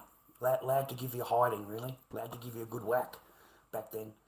The welts weren't good, mate. My welts lasted on the back of the legs for several weeks, and I would go to school, and my friends would ask me, and the rest of they realised that my friends knew what happened. Because at school back then, you wore shorts. It's not like now. You know, everything is visible, mate. Everything is visible. So, you know, you learned to keep your mouth closed pretty quick back then. But if you think I would repeat those at all, you're fucking crazy. I mean, it sent me off, mate. You know, in a quiet way. You know, like I was watching her tap the shoulders with the coat hanger, right? And I was fucking, mate, I was getting... Because I know I can't do anything. I know that I've got to be cool, okay? I know I've got to, you know... Because I didn't realise at the time, but she's waiting for that. She's waiting for me to react. Why do you think she's standing right in front of the door? She's standing right in front of the door, right in front of me, doing exactly what she's doing, mate. She's doing it to set you up, Okay, and the minute that I reacted to it, they're straight on the phone. I'm in fear. He got a coat hanger. He's going to hit me with a coat hanger, rah, rah. And they're straight around to do an interview. Did you hit her with rah, rah? So they already think you did. They already think you did. You're guilty, mate. You've got to prove your innocence. You've got to prove it. Okay, you're guilty, mate, when it comes to a blue coat when a woman accuses you of something. You know, until they look into it and they can prove her wrong, then you are guilty. You are only not guilty if they can prove her wrong. Okay? But you are guilty all the way up till then. All the way up. Okay? I mean, I'm the guy that's waiting outside of the business for 3 fucking hours, sitting on the cold cement while they did all of their interviews inside and looked at all the cameras. Fucking, they interviewed fucking everybody in the warehouse, bro. Everybody in the warehouse got interviewed. And then I walk in there and the guy's just said to me, I can't believe. He said, I'm so sorry, Charles. He said, I really am. He said, I'm just fucking sorry. He said, I don't believe her, anything that she's saying at all. I don't believe a single word of it. He said, you've got nothing to worry about at all. Nothing at all. He said, I'm going to sign you out. He said, you don't have to come here ever again. The time that you got left, the 2 weeks or 1 week you got left, just regard that as a holiday because I'm going to sign you out. Okay, you have completed your task here. You don't have to come back here. Okay, so it was my sister that helped me because she said I'm not standing for this. I'm not. He said good morning, miss, and it just can't be possible that he's being questioned like this, right? A full-on interrogation. They were really nice to me though, man. They were. I'm not saying they were mean at all. The people doing the HR and the job agency people were very, very nice to me. Okay? It's pretty... Because the guy looked at me and said, what did you say? I said, good morning, miss. He said, what else did you say? He said, you serious? He said, what else? Good morning, miss. As I walked past, that's it. He said, did you say it in a rude manner or did you say it mean? I said, I don't know. I just said, good morning, miss. I said, did that sound like it was whatever? I said, I don't know. I started laughing, man. I said, I don't know what you want me to tell your boss, okay? I said, I didn't fucking say a word to her. I said, the woman's screaming at me, boss. She's got her finger in my face, boss. And I know for a fact that she's allowed to do and say whatever she wants, boss. She can yell, scream, punch, kick, whatever the fuck she wants. And the minute that I say anything, that's the abuse. It's not abusive for her to be that way, boss. She's allowed to be that way. Okay? Only the man, if I say anything at all, because my sister's on the phone listening to me, if I say anything, then that's abuse. Whatever I say will be regarded as abuse. So I know better, boss. So I walked away and went down to the other table where the other staff were to sign into the book, which is what I'm supposed to do, and to sit at the table waiting for the lady to tell me what she wants me to do. And I did that with all the other people sitting there at the table. And then they said to me, what is she yelling about? Because this woman is still yelling across the fucking warehouse. And I said to her, I explained to the boys, and he said to me, you're kidding me, right? I said, no. He said, just sit here. He said, don't fucking get up. He said, just sit here. I said, I ain't fucking moving, bro. I ain't moving, man. I said, I'm staying right here. So this is women for you, though. This is women for you. An hour later, it's lunchtime. We're sitting there having lunch. Now, remember what we've put up with in the morning, okay? This lady that just walked in now, who's part of the staff, who's been out doing deliveries all morning and picking up vegetables or whatever all morning, she doesn't know what's happened in the morning. She doesn't know. So we're sitting at the lunch table, right? We've just been served lunch, and I'm hungry. And this is my lunch, my 20 minutes for lunch. So this lady comes in and says, I need 2 people to unload the car. I need you to unload the car right now. And so she's walked out. She's come in, said her words, turned around and walked out because she's expecting people to follow her. And none of us got up. None of us got up. We want to eat our lunch. I'm hungry, man. I'm sorry, but I'm actually really fucking hungry. And I said to the bloke, I want my 2 hot dogs. I got 2 hot dogs in front of me, bro. I'm totally broke and I'm hungry. So I don't give a fuck, right? I just want my lunch, right? I'll deal with that in 10 minutes or whatever, right? I'm not going to leave my hot dogs, bro. They're fucking in front of me, right? So this woman's come in again, man, and she starts abusing people with their finger out. You know, you've got to do what I tell you to do. I need 2 of you to get up now and do what I ask you to do. I've been here a lot longer than you. You have to obey me. You have to do what I tell you to do. This fucking woman. I swear to God. I swear to God. And I'm sitting there, and the guy, like, sitting next door to me, he said, what did she say? I said, I don't fucking know. I said, I don't listen to any chick that's fucking yelling at me, bro. And the minute that she raised her voice to me, I don't fucking hear a goddamn thing. I fucking yelled it out. I don't hear a goddamn thing when you raise your voice to me. I don't hear anything. Nothing. I am not going to jump up and react. And I tell the guy, I'm not doing anything, man. I'm eating my lunch. He just started laughing, man. He said, fucking come in and abuse you. They want you just to jump up because, you know. Anyway, the next day she's came in and apologised. Came to the table and apologised to everybody. You know, I was having a bad day yesterday and I'm really sorry about that and it won't happen again. But that's what a woman can do. A woman can come in and abuse a table full of men, demand fucking that we do whatever the fuck she wants. And when she doesn't get it, she comes back in and abuses you even more for not obeying her. She's not a boss. She's not in charge. She's just a fucking delivery driver. But because she's a female, that entitles her to say and act the way they do. And then all they've got to do, mate, if someone gets upset with them, they just go, oh, sorry about that. You know, I didn't mean it. I'm sorry about that. Won't happen again. It's already fucking happened. And no offence, but you're not apologising to the right bloke. You know, I'm the one that you abused. Me. Not anybody else. Not anybody else. You demanded that I get up and I come out and help you unload the car. You had your fucking pointing at me. I took that shit personal. So, you know, this woman's laying down her apology at the table the next day and I just walked away. I went out the front and had a cigarette. I'm not listening to your fucking fake bullshit. I'm not listening to you. I'm never going to speak to you again. I'm never going to talk to you again. I don't care what the fuck you asked me to do. I'm not going to be anywhere near you. Nowhere near you. I'll hang out with the other people. There's other people I can do jobs if I want to do something, you know? I don't know who that is, man. I've got no idea.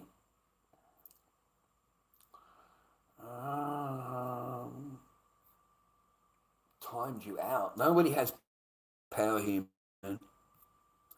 Nobody has power here. Nobody's mod. I'm the only one that can kick people out or whatever. So I don't know. I don't think I have a moderator on a computer moderator. I don't know. Perhaps I have a computer moderator. Nothing's come up on the screen. Nothing told me that people were timed out or whatever. Normally it tells you, man. Doesn't it tell you? I'm pretty sure it would tell me, man, if someone was timed out or whatever. It sends me this little notice.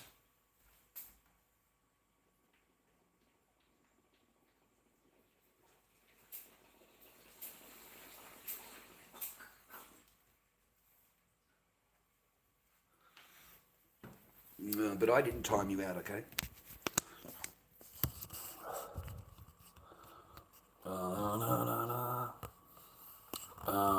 Just because I'm bored, mate.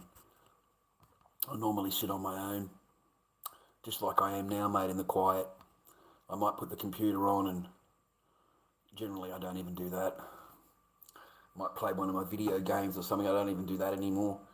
By this time of night, mate, I'm normally in bed, sitting there watching TikTok. That's it. As soon as the sun goes down, mate, there's no good me sitting up or whatever. I have a shower and lie down in bed and sit there watching TikTok all night. That's about it. That's my whole fucking night and day and everything else that I do. Oh, wow. I don't know how, Blue. I don't know how. I didn't... I haven't kicked anybody out the stream. I haven't kaboomed anybody. Kabooming doesn't do me any good, man. You know, they follow me and then they get kaboomed and then they don't follow anymore. And, you know, I'd lose subs, mate. I lose followers. My channel never grows. It never fucking grows. It's been here for years and years, mate. It never grows.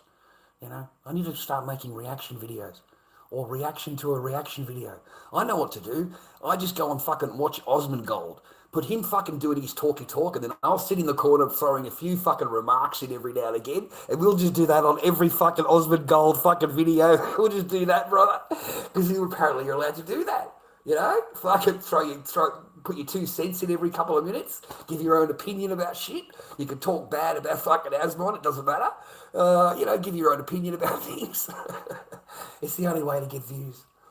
It's the only way, man. It's the only way you would get any kind of success on YouTube, mate. You know, they get thousands of views per video, per snip, you know. Well, that's good. There wouldn't be many channels now, mate, that, yeah. Do you have any mods who are just watching and timing out people? No, there's no mods. There's no mods. Mods come in with a hammer. They've got a hammer. There is nobody with a mod. Nobody. They'll ban everybody. As soon as I give mod to somebody, they ban the entire chat. Okay? They're not my friends, mate. Okay? They're trolls. So it doesn't matter who's watching me, who I give the ban hammer to, they find it hilarious to ban the entire chat. So everybody gets fucking banned, not just one person, everybody. Everybody, the entire chat will get cleaned out. I'll look up the chat and there'll be nobody in here. They'll have banned everybody. Okay? So that's why I don't have mods. There's nobody that I would want to have that responsibility anyway. So, you know, it's not a good job. It's not a fun job. Okay, you know, like you're playing sheriff or whatever to the fucking comment section, and then you'll get highlighted by the other trolls. If you get a hammer here, your life becomes fucking misery, mate. It becomes misery, bro, because every troll fucking goes for you. You know, they contact you privately, they message you, they talk down about me, running me down. And if the person did like me, they turn the person, mate. They turn them into your enemy, and your mod will end up banning everybody, blocking everybody. Any gifter comes in, yeah, they get blocked. My mods banned my gifters, mate. That's why there's nobody really that comes in anymore of the old names. Because they got kiboshed, bro. They got kiboshed. Especially gifters. Anybody gifting. Yeah, they get contacted privately. So I've never asked anybody to be a mod, mate. It's too big of a job, too much of a responsibility, and it's no fun. There's no fun in it, bro, to be a mod, you know. And there's nothing really to police here. There's 11 fucking people in the chat, mate. There's fucking nobody. There's absolutely nobody. Well, there's not many to watch anymore, mate. There's not many streamers to watch anymore, man. You know, streamers are becoming non-existent no more. You know, they're becoming, they rely on their stream, right? They rely on that. That's the problem. That's their failure. That's where they F it all up. Is they rely on the stream, rely on it. You know, and you're not going to get anything from the stream, bro, except more headaches, more problems, more expectation, more negative vibes than you will positive vibes. You'll get a lot of negative vibes. I mean, look at back at those days, Garage Arts, man. Look at how much shit I went through, and there was one person in the crowd that would buy me a burger. One person. The same person every day. You know, he actually cared that I had something to eat. Because you can't eat any of the food inside the house now. You're not allowed to touch anything. You can do the dishes and clean the counters and do all that, but you're not allowed to touch any food now. Because you didn't pay for that food. So the new rules, you know, you're not allowed to touch my food. That's my food. I paid for it out of my wages.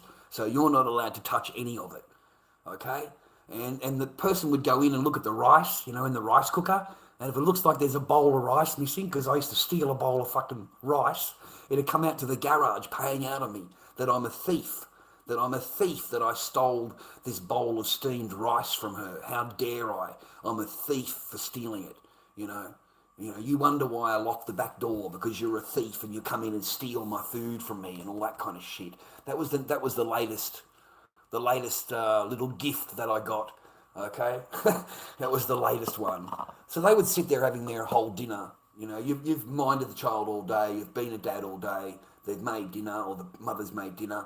So they're now sitting there eating their dinner. They want me to go outside into the garage and wait for them to finish their dinner. And then you can come in and you can do the dishes. You know, you can do the cleaning. Because, you know, you've got to pay for your rent. You're living in the garage, and that could be your way of paying the rent, is you do all the cleaning. In their mind, completely normal, completely legit, womanese language talking. Okay, they've got their own little fucking Dobby slave out in the garage, mate. Yeah, not allowed to touch any food, not allowed to fucking eat anything. Fuck that. But you can do all the child minding, you can do all the cleaning while we sit in the living room discussing how much of a cunt you are, how bad you are. Okay, oh, mate, what a joke. What a joke. And they'd sit there eating in front of me, man. And I'm hungry, dude. I've been home from the bus. I did the pickup. I did the drop off. You know, I cooked for my daughter. You know, I can't have a full-time job or even a market job and do what this person is asking me to do. It's just not fucking possible. Okay. You know, my market starts at 7 o'clock in the morning. I've got to be on the stall. It finishes at 2 o'clock, 2:30. I finish the market. I'm not even home I wouldn't be home for the pickup. I wouldn't be home for the drop off. Okay? So, you know, you sacrifice what you're thinking about because it's for the greater good, for your family's good, because they've got a really good job. You know, they've got a chance of kicking a goal. And you think to yourself, that's great. That'll make our life even easier. Yeah? So, you know, you think you'll go along with it. Rah, rah. No, man. The woman doesn't think that way. You know, her money is her money and your money is our money. Okay? That's how they logically think. Your money is our money. My money is my money. That's for me. Okay? You're not allowed to touch my money. Okay? This money that you earn, that's our money. Okay?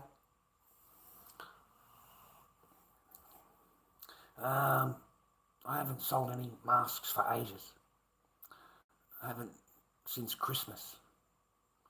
I haven't done any, mate. They fucking hate my masks. Like, they literally hate them, bro. You know, I've got a small glitch on eBay, you know, but everywhere else hates them. They don't like them at all. You know, I've been kicked off TikTok so many times just for wearing a mask. Nothing more, just wearing a clown mask, wearing one of my masks. I get 7 days banned. If I have them on the background, I get banned again. Dangerous location or dangerous activities. I think it is dangerous activities for my masks. You know, the agency won't support me because I've got masks. You know, they're all offended. All the Muslims are offended on TikTok, and they're all Muslim. So they go and file reports after reports after reports. They'll report your whole channel, whatever video you've got with a mask in it, that gets reported. They've all been reported. Or every single video on that channel that got banned has been reported multiple times. Every single one. Even the cartoon that I had, you know, the Lord Dobby cartoon. Mate, you got no idea. Abuse and harassment. Report on the cartoon. It'd get put up again, but it gets taken down. And they only need 3 to get your channel taken. They only need 3 to stick, and your whole channel can be taken down. Okay? It doesn't take a lot, mate. It doesn't take a lot to have your channel banned on TikTok. I never earned anything out of the joint. Not a fucking penny.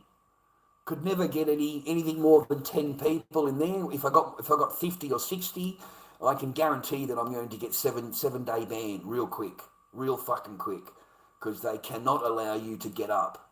The other streamers cannot allow you to get up.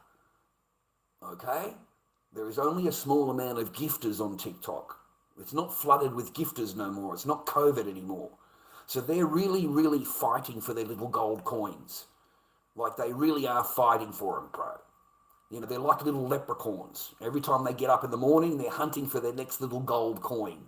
And that's what TikTok is. All the little coins, they're leprechauns, bro. Every single fucking day they're a leprechaun. You know, like they really are. And they call themselves professional because they'll sit there for 10 hours on TikTok all day, all night, and just battle. They don't talk to anybody. They don't acknowledge anybody. Only when you send a gift do you get acknowledged. They'll scream your name out, mate, really, really loud to get you excited. You know, they all have their game. You know, Palo sits there all like, oh, he's, you know, bored and frustrated and, you know, no one supports me, no one likes me, and I'm the only real one here, and the head's bowed the whole time with the hat on, right? And then as soon as he starts getting a few gifts, he starts to perk up a little bit, he gets a bit more happier, and then he wins a few battles, he's jumping on a chair. He's jumping on a fucking chair. The minute that person starts gifting more, he's jumping up, he's running around. The minute that it drops off, the hat goes back on again, and it's back down to where he was before. Because he realises that person's come in, they've done their coins, bro. They've sent their little galaxy or whatever they're going to send. They don't have any fucking more. He's drained them. So now it's time to rinse them. It's funny to watch them talk about it. They're totally professional. And they don't really talk about it a lot. And it's always late at night, 2 o'clock in the morning, 3 o'clock in the morning. You might get that odd live stream where you've got the Palos, you've got the Kazas, you've got the Monzas, you've got those particular in the fucking chat, in the boxes, talking to each other. And they are bragging to each other how they rinse their entire crowd. You know, that's what Kaza called it. He says, I've rinsed enough of this week. I need to give him a little bit of a break. You know, I've rinsed a lot out of him this week. And I thought, really? So I went and looked it up.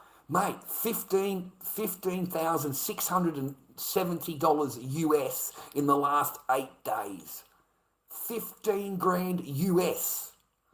Palo pipes up and says, no, you know how to rinse them. And Palo actually gets out of his chair and pretends that he's in front of a sink. And he says, you know how to rinse them, but I know how to rinse them. He says, I put them all in the sink. He said, I get the towel and I really soak it right up. And when I finish with them, I wring them dry and then I toss them out. And that was Palo's explanation of it. The rinsing. They called it rinsing. Okay? That's what they call it. And they'll sit there, Mons and everybody bragging how he's robbed that lady of nearly 400 grand. Nearly 400K he got off her. Nearly 400K. You know?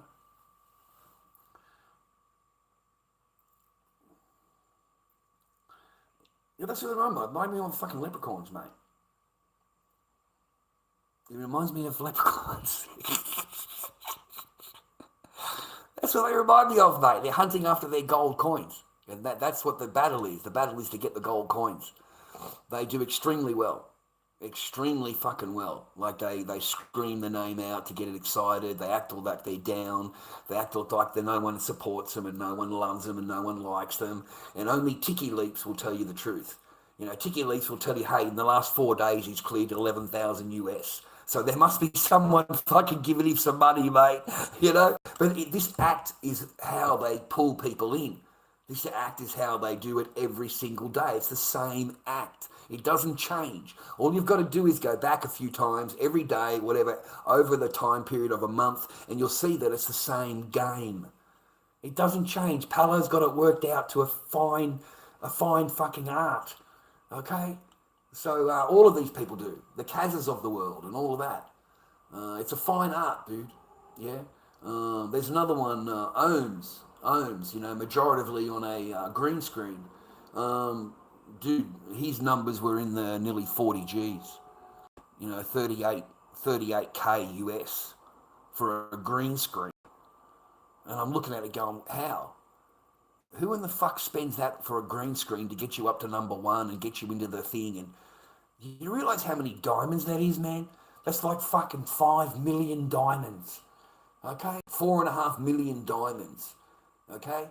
In a 5-6 day period, that's how much gifting you've been given. So there's something else going on, man. Whether they're flushing money through the system, I don't know, because you're losing 70%. But you gain a little bit more if you buy the coins from the site, but I don't know what it is. But I know they take 70% and you get 30. So you wouldn't want to be flushing, say, tobacco money through it. You wouldn't, because you'd be losing 70% of your money. you would be clearing 30% and turning it black, okay, turning it white, turning it green, because you've run it through the system, right? And at the end of it, you've got 30% there. So you can pull that out of Tiki, and that can just be regarded as gifts, okay? So, you know, instead of 100, you walk out with 30. Would you really want to pay a 70% tax? I just don't see them doing that. They're criminals. They're not gonna give away 70% of the fucking dollar, mate. You know, it doesn't matter if they want it black or green, mate. That doesn't matter. At the moment, they've got the 100, right? They've got the 100%, right? They're not going to flush it through the machine to end up with 30% clean. That's a big penalty, bro. You know, so I don't know. It didn't make sense to me. I didn't understand how this person could get so much, because that's only what they end up with. That shows you exactly what they end up with. Well, you've got to add 70% on top of that. You've got to add it. You've got to add 70%, because that's what the machine got. The machine got 70, you got 30. There's your 30, that represents $48,000, whatever it is. Well, the whole total amount is a whole different ballgame. That's huge. Phenomenal. It's unparalleled, brother.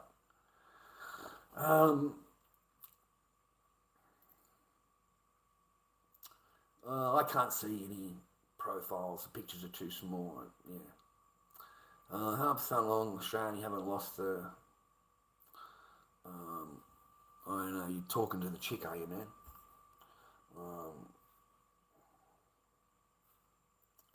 Oh, you must be talking to the chick, Kaka. Man, you're trying to pull chicks in the freaking chat, man. I can't believe you.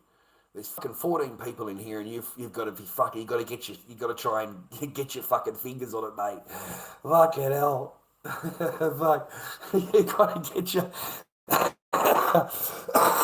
Just making a few inquiries, Mr. Dobby. Just making a few inquiries, that's all I'm doing. I'm just looking at some profile pictures. I'm just having a look at some hair. Just asking a few questions, just a few queries. Nothing really to worry about over here, Mr. Dobby. You know, I'm just having my own little private conversation over there. You can go talk to your fucking self here. I think I found my fucking new wife. This is it for me. I've looked at a profile picture. I've seen some red hair. I'm thinking, it doesn't match the drapes. Doesn't match the drapes. If it does, that sounds pretty fucking exciting there. Fucking hell. Oh my god.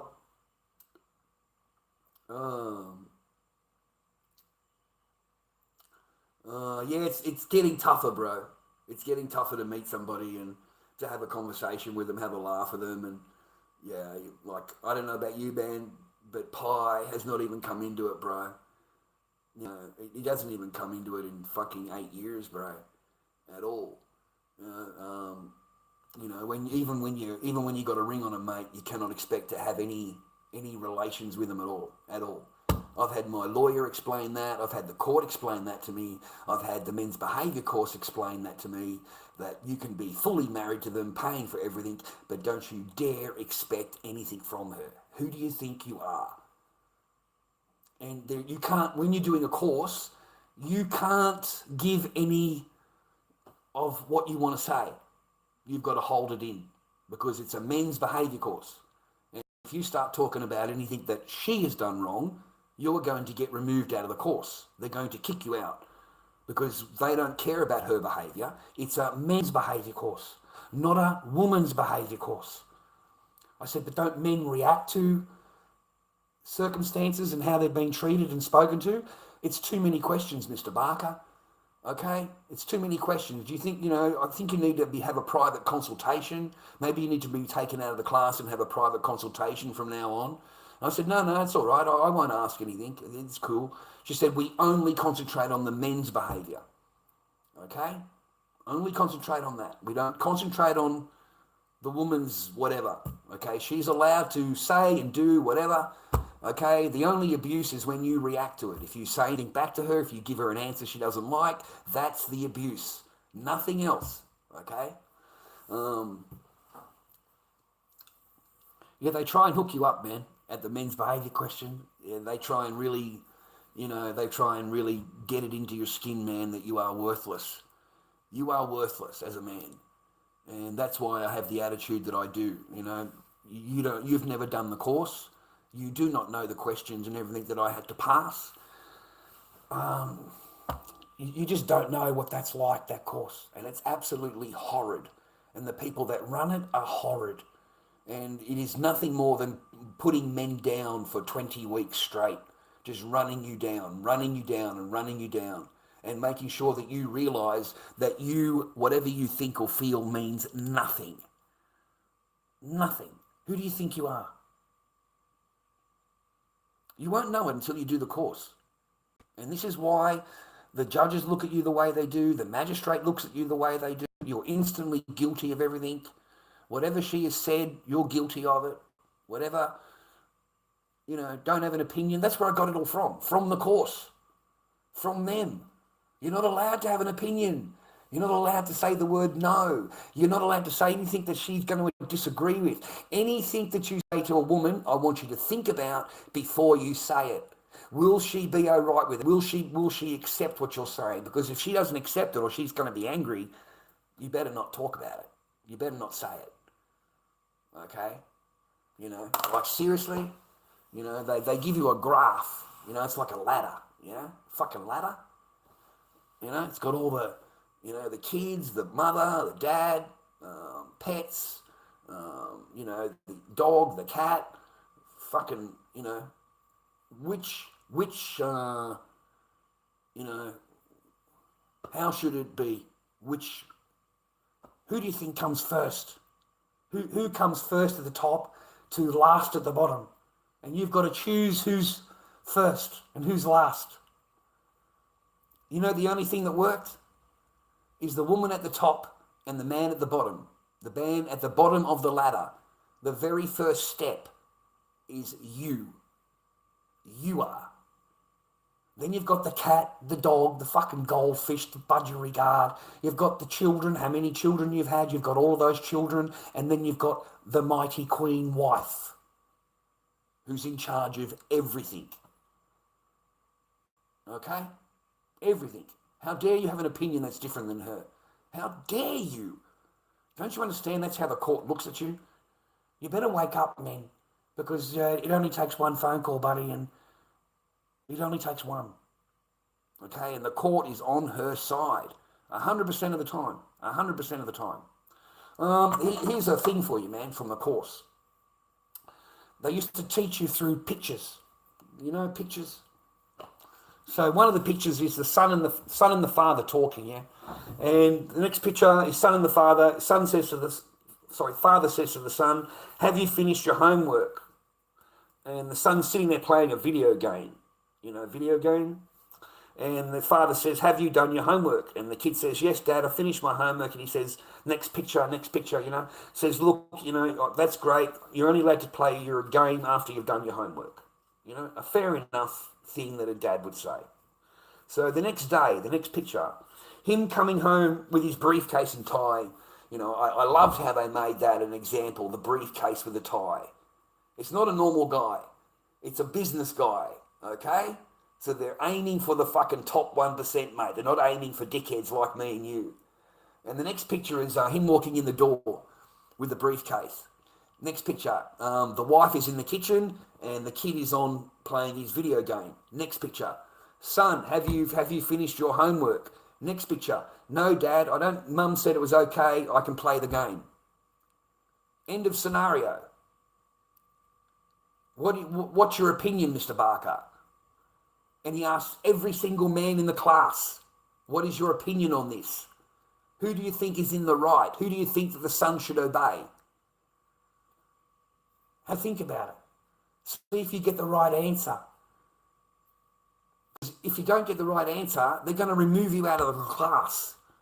There's no second chances here. You will go back to the start. Week 1. I was in week 19, week 18, week 17. I've got 3 weeks to go to get out of here.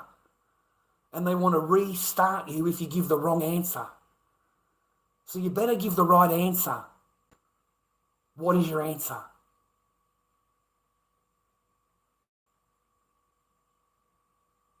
Have a think about it. What do you think would be the answer?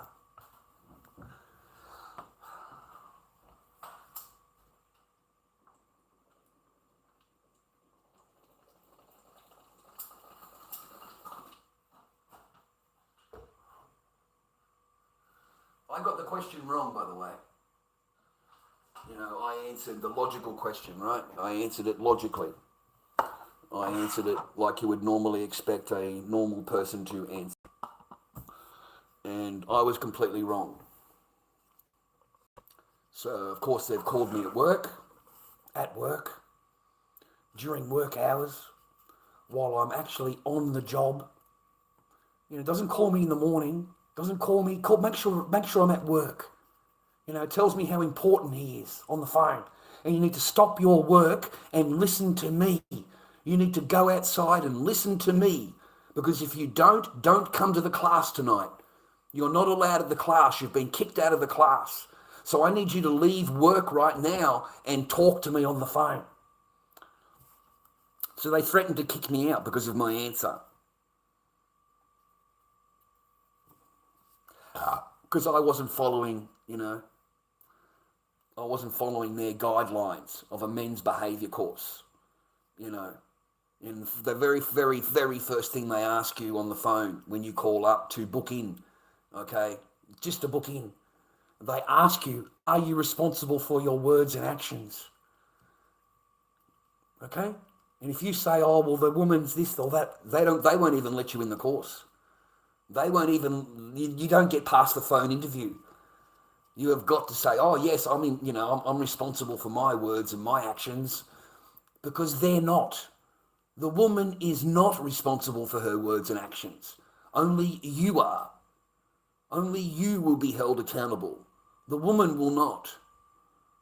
Okay? That's why they make the distinction of getting you to agree that you are responsible for your words and actions before you can even book this course. Yeah? Cost $400 and something.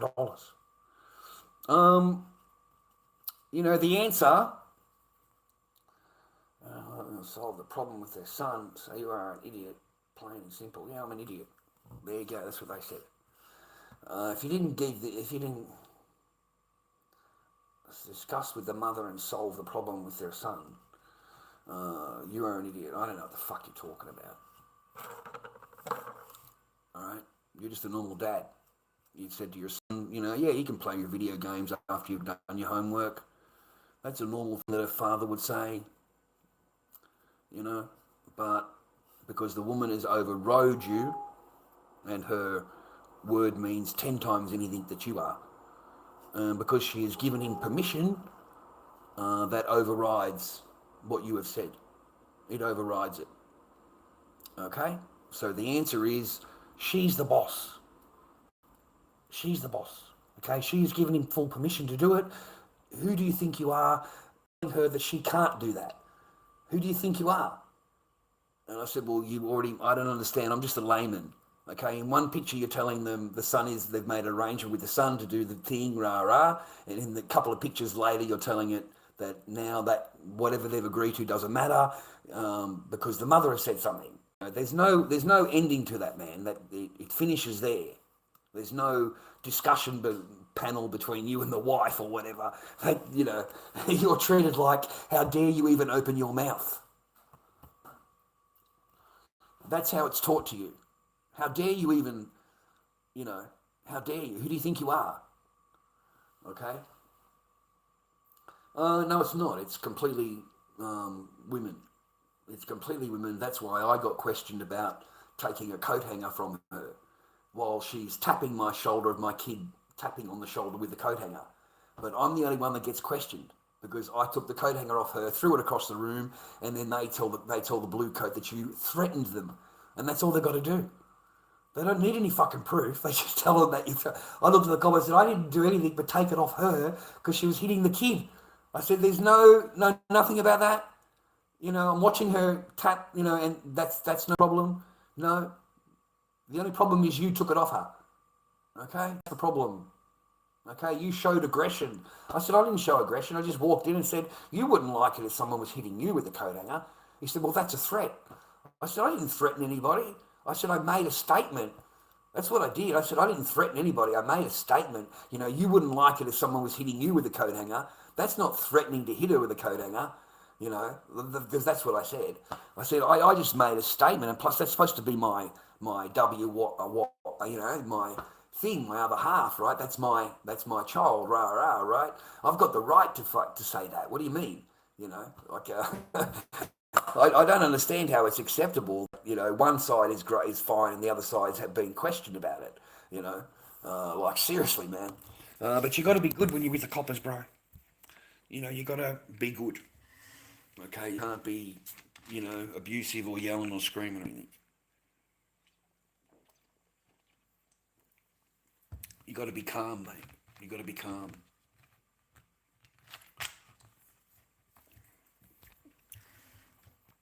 There's no such thing as equal power. Have you ever been with a chick, mate?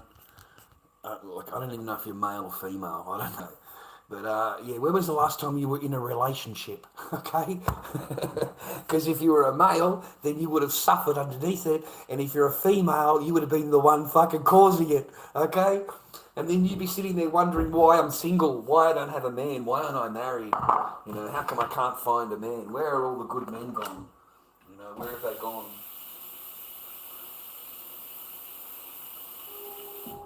And they all want the payday, bro. They all want the payday. Got to get the payday. Okay? It all comes down to the resources, brother. What are you worth? How much are you worth? What are you worth keeping? What are you worth getting rid of you? If you are worth more out of the house and they can claim your property from you, that's exactly what they will do. Because they can go and get anybody, mate. Tippy-tappy, left, right, and left, right. Oh, you look good. You look good. Come over. That's it. She's getting jammed by a new bloke off the internet. She's fucking loving every minute of it. She's fucking got the whole joint to herself. She hasn't had to do anything for you. Nothing at all. She will gladly go in and make the new boyfriend dinner. She'll gladly go in and make him a coffee. Whatever he wants, man, she'll gladly go and do for him. Okay? She wouldn't have done shit for you. Nothing at all. Nothing at all. Absolutely nothing.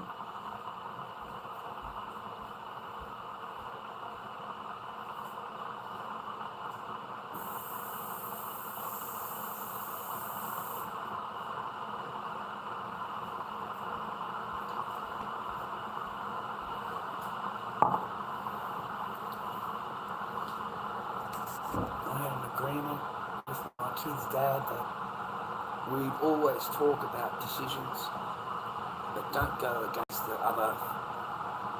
Good on you. Well done. Alright?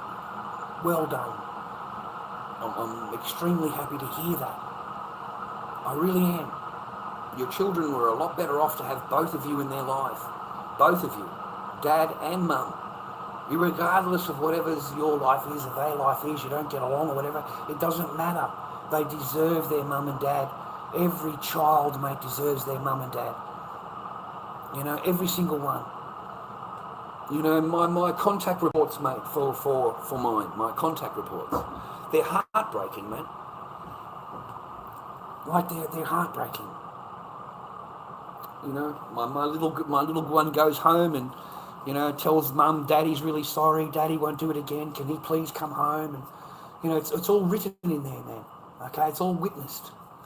It's sad as fuck. Your kids don't want to see it like that. They don't want to, they don't want mum and dad broken up and all that kind of thing. When can dad come home again? When can he come back? Can daddy come back now? And then you're not called daddy anymore. They start to call you by your name because the mother won't let them. Not allowed to call daddy. You got to call him Charlie. All right, or yeah, just Charlie. That's what they call me.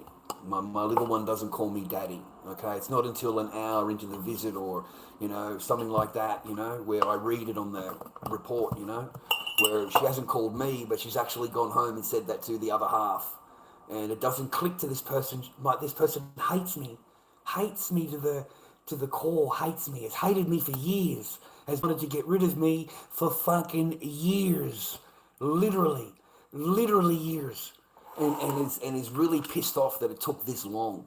Doesn't realise that I actually loved her enough to hang in and do whatever I needed to do to keep the family unit together. It doesn't dawn on this person at all. They're not going to put half the amount of work in that they would anywhere else. Half, not even. Okay? So, good luck. Good luck. Crazy to think that chicks can hook up with guys so easily. Yeah, you won't get shit, mate. You'll get gift card scammers. That's all you'll get, mate. That's all the men get.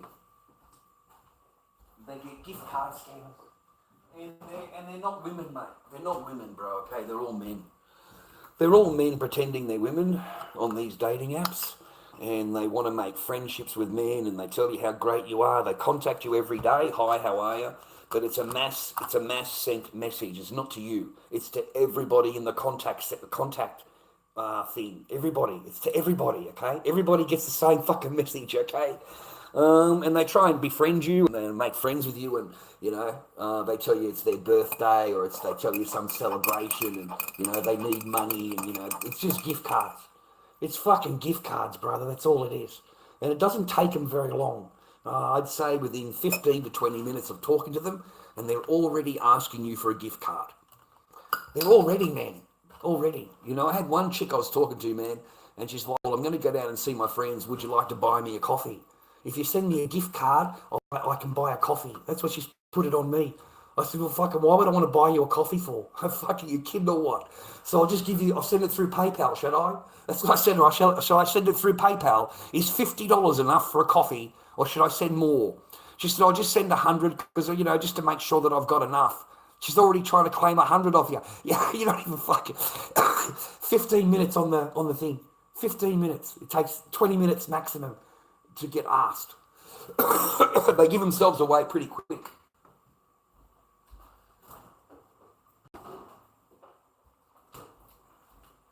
And the one thing that gives them away, the one thing, man, because it's a bloke over in South Africa somewhere. Okay, it's not a white bloke you talk to. You're talking to some bloke in South Africa, Somalia, some fucking, foreign country or whatever. They call you dear. Okay? In your first conversations, everything will be fine, like English. They'll talk like they're American or they're Australian. The good English. And then they fuck up. Okay? Because it only takes one dear. D-E-A-R. Thank you, dear. Oh, that would be great, dear. Thank you for sending that to me. If you could send me a coffee for a coffee, I'd really like that. Just that one word alone, okay, that tells you who you're dealing with. You don't have to wonder about it. You don't have to think about it. It's from South Africa, Somalia, whatever, one of those countries, okay, because that's the only place that talks like that. There's no English person or Australian person you're going to talk to will say, oh, thank you, dear. D-E-A-R. Never, ever, ever. But try and waste their time if you can. If you've got a spare hour, waste their fucking time as much as you can, please. Okay? Make these scammers fucking, make them think they've got something and then you can't get the number out, or you change the number, or fucking just create any fucking thing, right? But try and waste as much time as you can with them, because they actually do scam men for a lot of money. Some stupid men actually believe this. Like the 6 pictures they send you, they're real. They're all downloaded, man. Every single one of those pictures are downloaded. They're not even real pictures, okay? And every single one of the TikTok, they've got 4 or 5 videos. 4 or 5 videos, just 10 seconds long, just them staring at the camera like that up in the air. Or, them walking and you don't see their face. You just see the back of them or something like that. Some stupid little videos. That's all they have. That's it. 5 videos. Because it's a scam channel. It's a scam channel. They want to look for single men my age, got a bit of paper, a little bit lonely, a little on the lonely side. We're going to have a little chitty chat on WhatsApp. We're going to move over to WhatsApp, okay? Or the next one is Legion or something like that. The next one of the things they were asking me to join up to, they try and get you onto another chat service because they can't ask you for gift cards on TikTok, okay? They can get banned. All you've got to do is send the message to TikTok, and the whole account would be banned.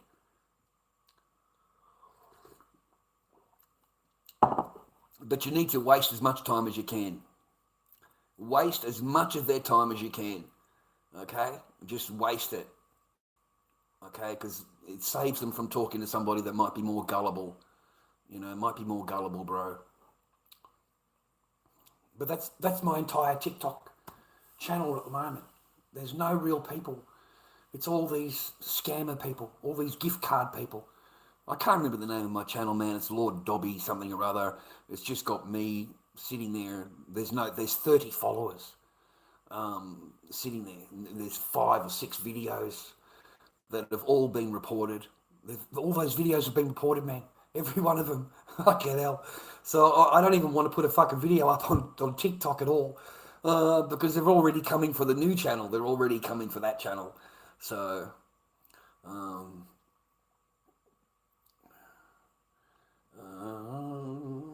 you know it back to front, huh, Dobby? What's that? No, because I'm not rude.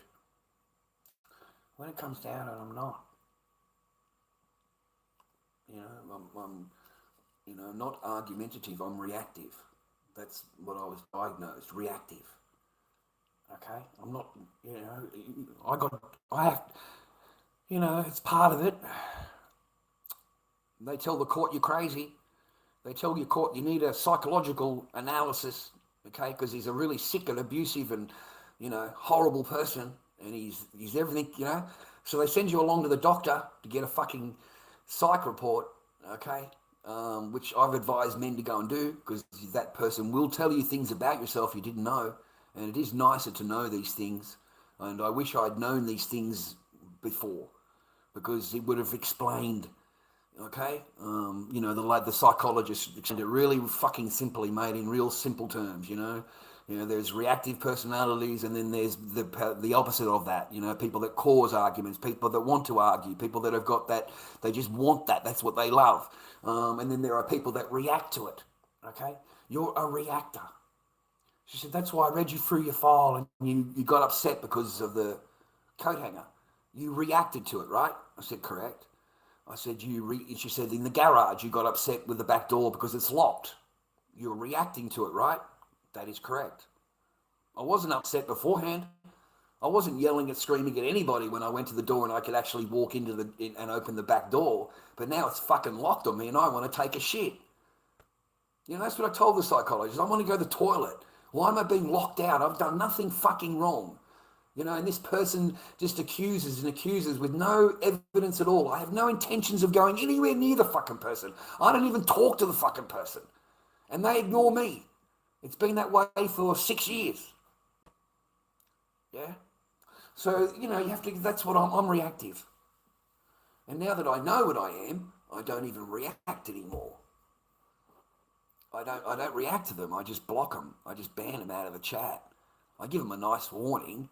But I don't yell and scream and, yeah, that, you know, I'm diagnosed, man.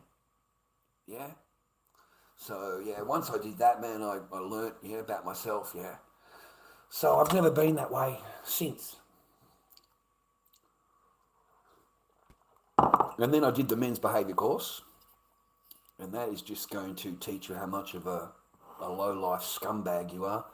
And that you're not worth anything. You're the bottom of the ladder. Keep your mouth closed. Don't have an opinion. And your job is to pay all the bills. And don't say anything that will upset her, like at all. In fact, don't say anything until you've really thought about it, whether she wants to hear it or not. Because, you know, she may not even want to hear what you're saying. So basically, keep your mouth fucking closed, bro. keep your shit to yourself, man. Just nod your head, man. Just nod your head and agree to everything. Don't have an opinion that differs from her. Don't. You're not allowed to, man. You're not allowed. Okay, it's against the course. So that's why I didn't react to the women yelling at me, you know, with the finger out. You know, I didn't react to that. I didn't react to the smoke shop lady. She's carrying on. Didn't even. I just walked out, man. Didn't even react to that. Go back in again, and then I'm kicked out. She's all whatever. I don't know. I don't even know what the problem was, bro. I really don't. I can't even chat them up. I can't even make a conversation with a smoke shop chick.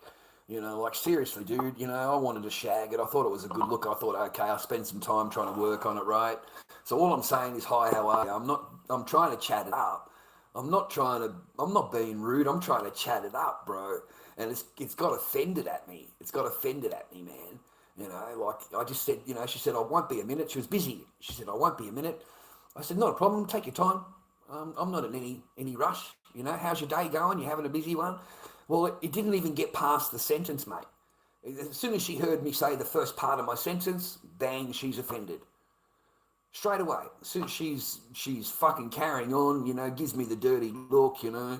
Like, I don't understand. I fucking really don't. I don't understand. Like, I'm trying to make convo with a chick, and I thought that was a normal thing to say. Take your time. I'm not in any rush. It's fine. And she's got offended at that. Okay?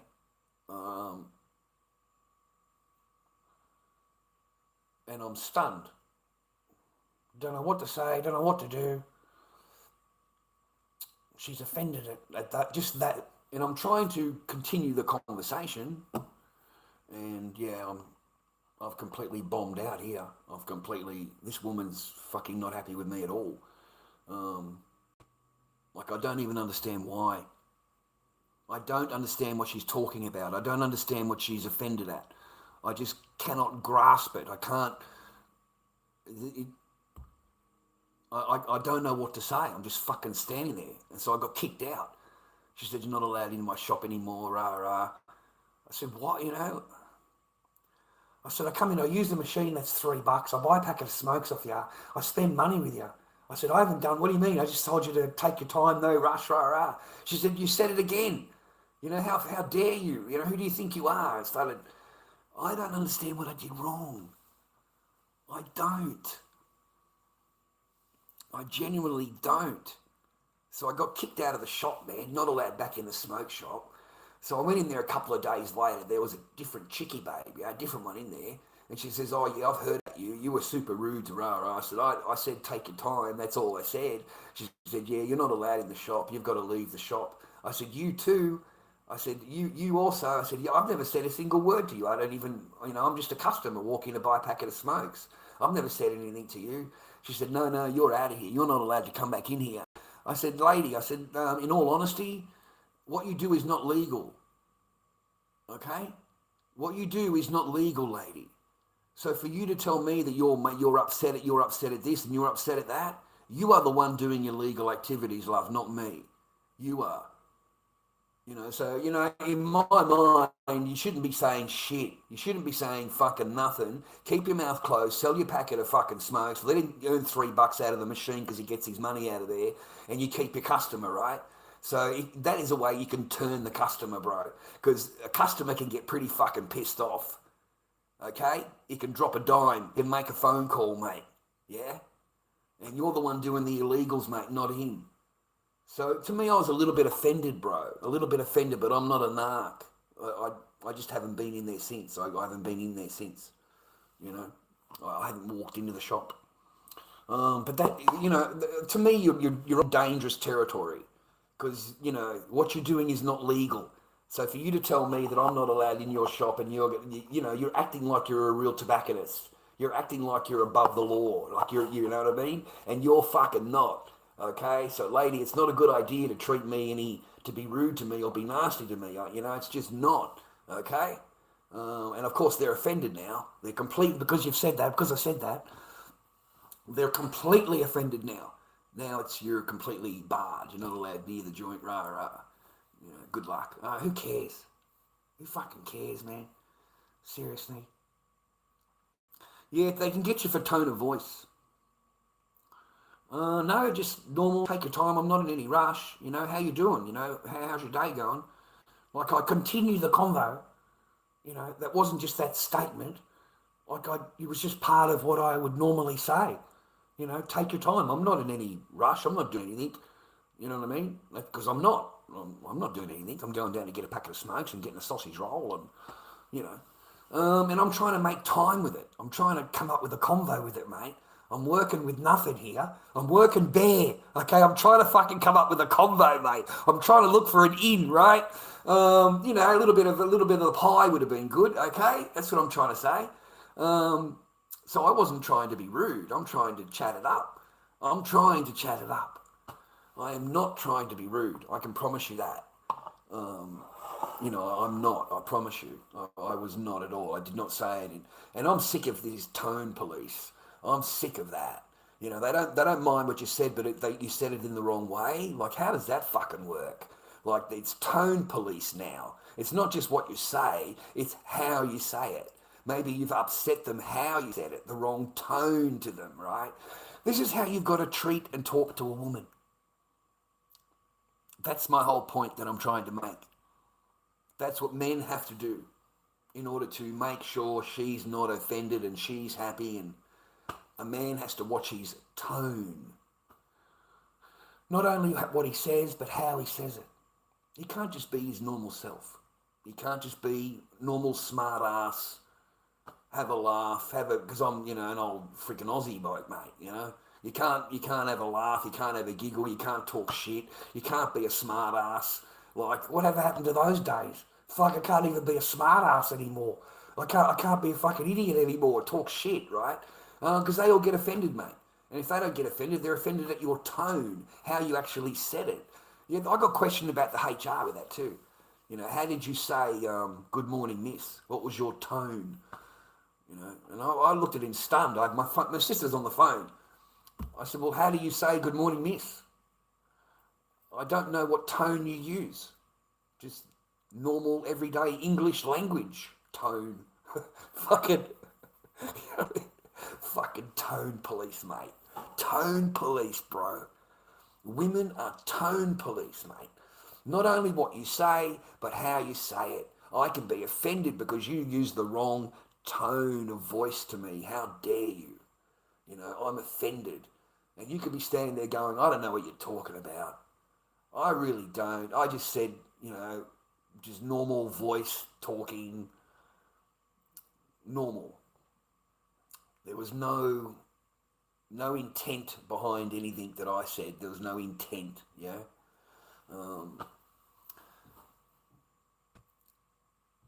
That's why I've given up. I've given up, mate. I've given up. I've totally given up. I'm just not interested in gift card scammers and fucking tone police everywhere I go. And you get questioned because you say good morning, miss. You get questioned because you say, hey, take your time. I'm not in any rush. How you doing today? You got a busy day coming ahead, and then suddenly you get that really dirty look on her face. And she said, what did you say? I said, what did I say? And she said, did you tell me not to take my time and because you're in a rush, rah rah? I said, no, I don't know what you're talking about, Oh yes, you did. You said it to offend me, like she's all offended. By that time, they're raising their voice at you. Women love to raise their voice at you, bro. They can point their finger at you, yell at you, and they can abuse you in front of other customers, accuse you of whatever in front of other customers. That same fucktard, that same fucking woman, bro, it was a few fucking days later, and I'm standing outside the fish and chip shop having a cigarette, and out it fucking comes, right? You've got monkey number one, monkey number two, and fucking Mrs. Queen over here that gets offended at fucking everybody. So monkey number one and monkey number two look at me, she looks at me, and then she turns around and says some fucking shit to them. So they looked at me, and I just stared at the cunts. I just fucking stared at them. Come and be a hero. I'm thinking to myself, come and be a fucking white knight. Come and fucking give me a mouthful, bro. See what the fuck happens, okay? These bitches, bro, she's standing there looking at me, talking to them. So she's talking to me about them. She's trying to G them up. She's trying to G him up, bro. He wants him to come over and say something to me. And I just stared at the guy. Just fucking stared at him. Yeah, it's not a good idea. Yeah? Not a good idea. Yeah, I was waiting at the fish and chip shop. And the next shop is the smoke shop. So they come out to have a cigarette outside. And they're like, I don't know, 10 feet away from me, and they all stared at me, and I just stared back at them. I thought, fuck you, let's see who turns around the quickest. Let's see who stops looking.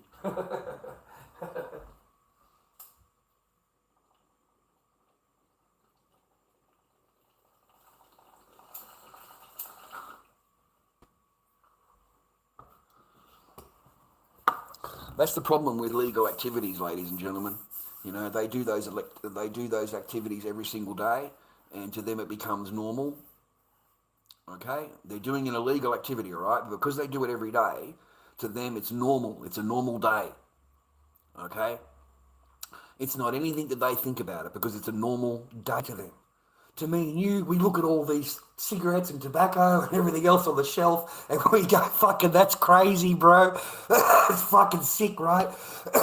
All the counters are full of cigarette packs, all the fucking behinds full of cigarettes, all the things full of vapes, it's free, everything on display, bro. And to them, it's all normal. But this is fucking highly illegal. Everything is illegal. Everything. You see? So for some reason, they think that they've got some, they can be rude to people or nasty to people or whatever, and there's no repercussions, mate, okay, because it's normal for what they're doing. But in reality, some guy could get really fucking pissed off, mate, okay? I'm serious.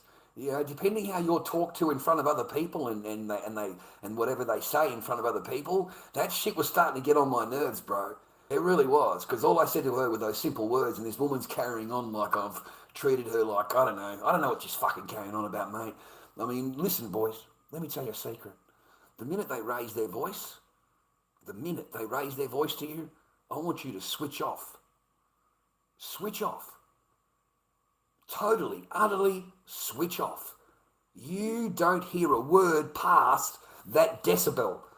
Once the decibel's gone up, mate, and you don't hear anything. All you hear is blah, blah, blah, la, la, la, blah, blah, blah. Fucking, you don't hear anything. Nothing at all. I don't hear a fucking thing, mate. I don't hear a single word they're saying, bro. I don't know what she's carrying on about. I don't know what she said, mate. I wasn't listening. Did you hear what she said? Nah, mate, I didn't hear what she said. I don't listen to a woman that's yelling at me. I don't listen to her, man. I blank that shit out. You know, she can stand there all she wants at the fucking table, yelling and screaming at the men at the table with her finger in the air telling us that we have to obey her and we've got to go out and do the car now and unload the car now. And, you know, she works here and all that. And I just looked at my friend. I said, mate, what did she say? He said, I don't know. We looked at each other and I just said, I didn't hear a fucking thing. I'm just sitting there eating me hot dog, man. I just sit there eating me hot dog. I don't hear what she's talking about. I don't know. I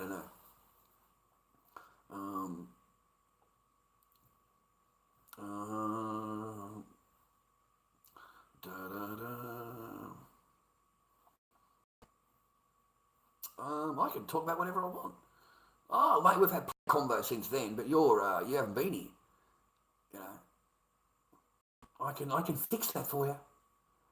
I can fix that for you, rejects. You just keep running your mouth, and I'll fix that for you. Because there's no good having someone like you on my channel anyway. It really isn't. We've had so many different discussions. It's a fucking joke.